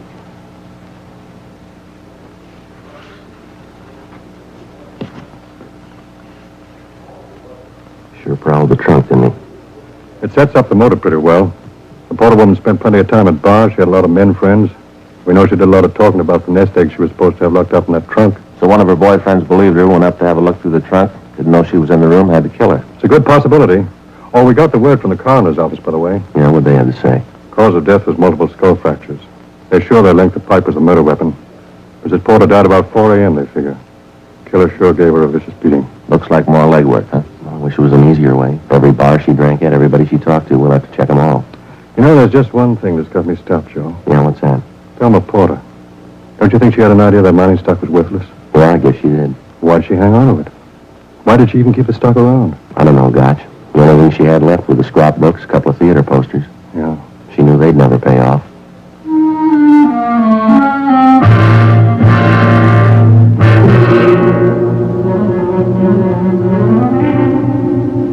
.15 p.m. Along with Gotch and McCready, we went back to the West Howard Street neighborhood and started checking down the list of people known to the dead woman.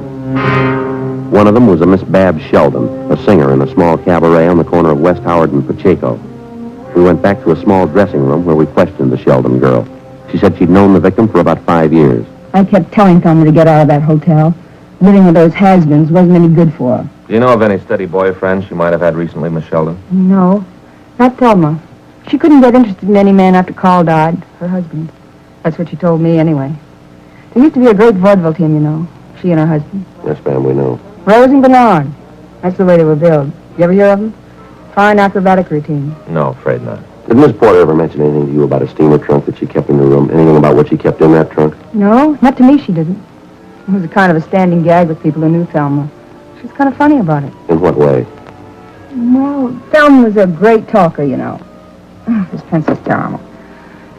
Thelma told everybody about her business. Talked the Blue Streak. Uh-huh. She'd talk about her life, her personal affairs, especially when she had a few drinks. But I don't think I ever heard her mention to anybody what she had in that trunk. She'd hint around about it, call her a gold mine, but she never once let anyone see what was in that trunk. Not once. I'll leave you one of our cards, Miss Sheldon. If you happen to hear anything else that might help us, we'd appreciate it if you'd give us a call. Such a terrible mess.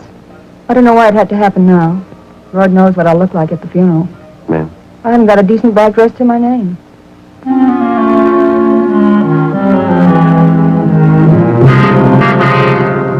1 a.m. We checked back into the office to a prearranged meeting set up with Gotch and McCready. Hi. Gotch? Anything? Pretty small. How about you? Might have something, can't tell. Where's McCready? Down in the carpool. There's a bar down on Main Street, left-hand side. Yeah. Porter woman used to go there quite a bit, according to the bartender. Most of the regular customers know her. Uh-huh. The bartender told us he overheard a conversation in one of the booths 4 or 5 nights ago. 3 winos. We got their names. What about them? Bartender says they were talking about Thelma Porter. Yeah. He says he heard one of the men say she keeps the trunk in her room. We can break it open.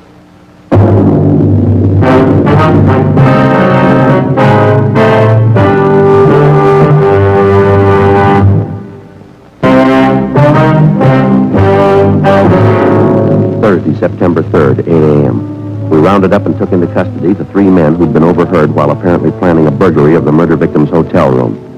Together with Sergeant Jack Gotch and Sergeant Jack McCready, Frank and I had little trouble locating the 3 men and bringing them in for questioning.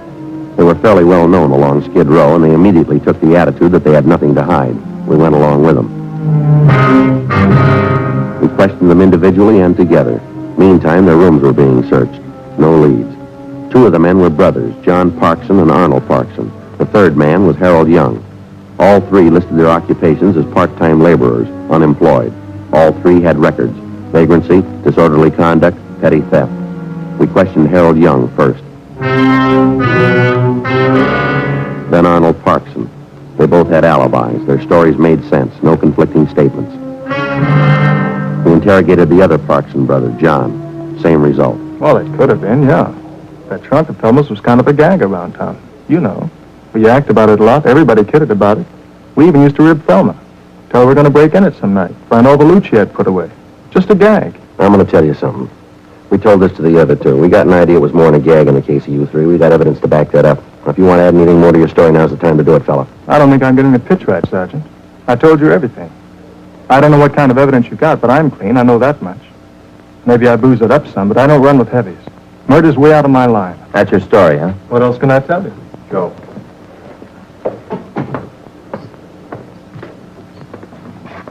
Yeah, any luck? Same as the other 2.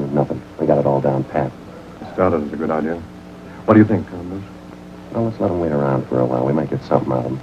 Just thinking, if we could get a bug in one of the offices, it might tip something. Maybe. It's a long way around. Well, there's nothing much else we can do. Think there's a chance? It's a small one. Let's don't count too much on it.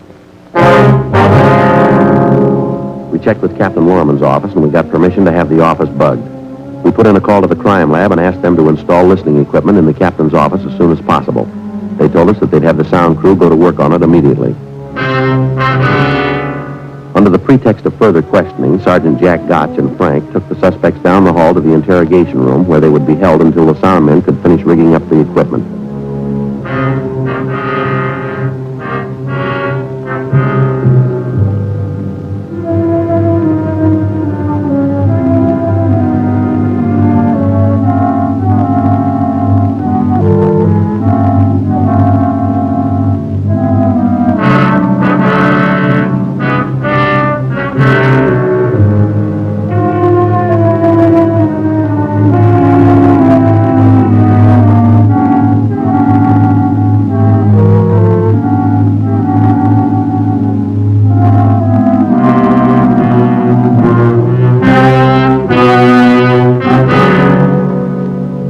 The listening equipment was installed in such a way that we would be able to hear the conversation in any part of the captain's office. Recording equipment and 2 sets of earphones were set up in the locker section off the squad room so that we could monitor the conversation between the 2 suspects. First, we had the 2 Parkson brothers, John and Arnold, placed alone in the captain's office. We listened to them talk between themselves for half an hour. They didn't say so directly, but we caught inferences that each brother doubted the other's innocence of the Thelma Porter killing. At 1:30 that afternoon, we took Arnold Parkson from the captain's office and had Harold Young take his place. Cops will be feeding us again. I think I'll tell them off when they come in here, keeping us waiting like this. Yeah, you'll tell them off. They'll keep us waiting much longer than I will. Will you stop using that comb? You know any lawyer? We'd get out of here in a hurry with a lawyer. It costs money. We don't need one. Just hope you're sure about it, Harry. Now what? You're not mixed up in it. The killing. What do you mean, am I sure of it? I told you. Just be sure, that's all. I don't want any part of it if you are. Yeah, well, you be sure, too. You and your brother. You always look at me when something happens. Doggos saying me and my brother. We've never been in any heavy stuff. Killings. No part of it. Listen, I'm going to tell you something. We shouldn't be talking about killings in here. Why not? Sometime the cops wire these rooms. Oh, you're out of your mind. You've been reading too much fiction. Yes, they do. They can hear everything you say. They didn't have time to wire anything. I've been here all day. I'm going to look around. I'm taking no chances. I don't want to get involved in anything.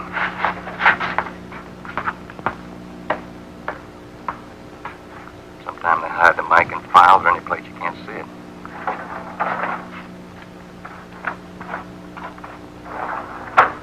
You're crazy. I'm not taking any chances. I'm going to check everywhere. Sometimes they put them on the chairs. What do they do, broadcast it? Where's the wire? They hide the mic on the edge of a desk. I've heard of that, too. Let's see. Better get in there.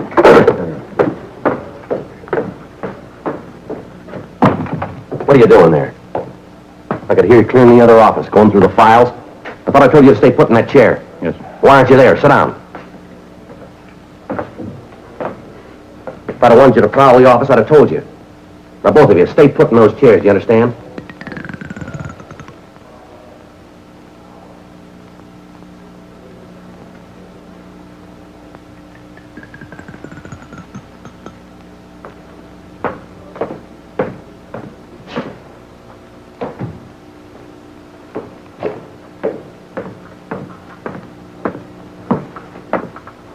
Pretty close, huh?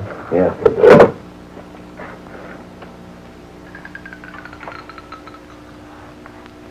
You got any more peanuts?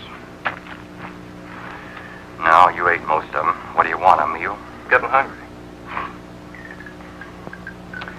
You know, I think I'll hit the road when we get out of here. L.A.'s no good this time of year.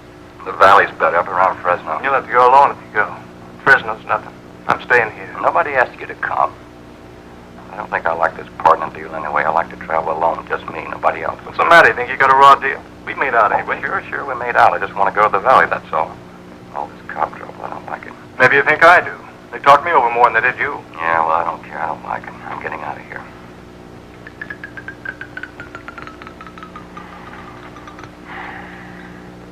What's the pitch, Harry? You got nothing to cover up for, have you?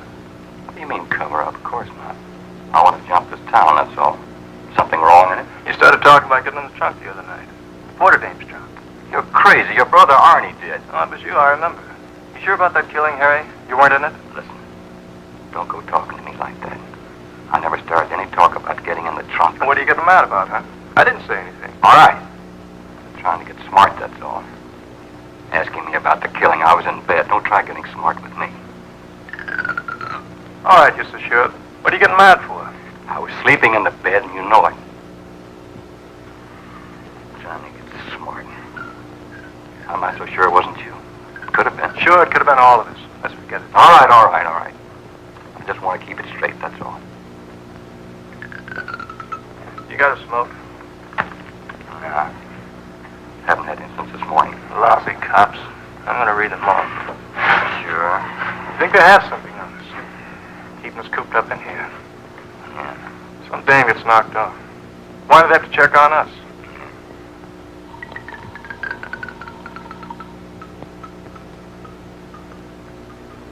Tell me. Tell you what we need is a lawyer. All this trouble over that dame. Yeah. That trunk of hers. All she could talk about, what she had in the trunk. Nothing in it anyway. Old papers. Huh? Old papers. How do you know nothing- what was in it?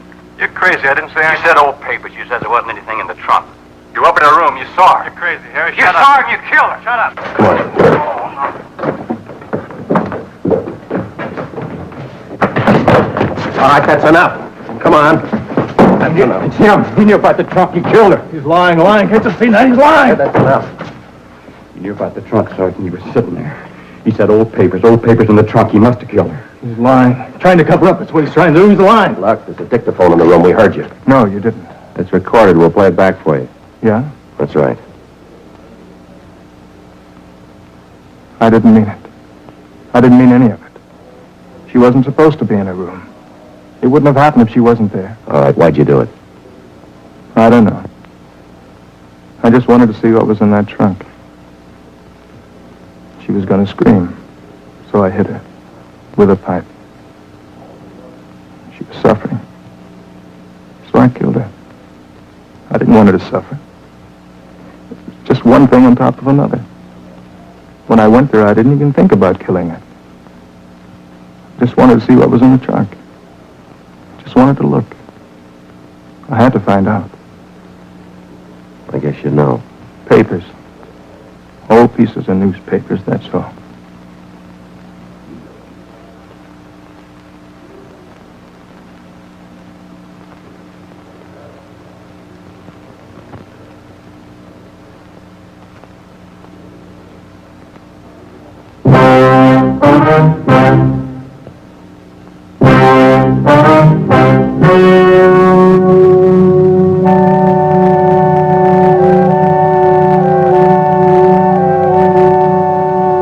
On December 7th, trial was held in Department 92, Superior Court of the State of California, in and for the County of Los Angeles. In a moment, the results of that trial.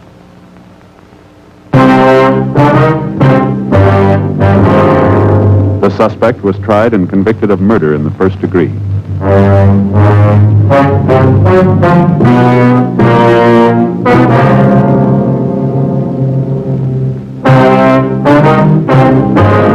Further investigation proved that Harold Young and Arnold Parkson were not implicated in the crime, and they were released from custody.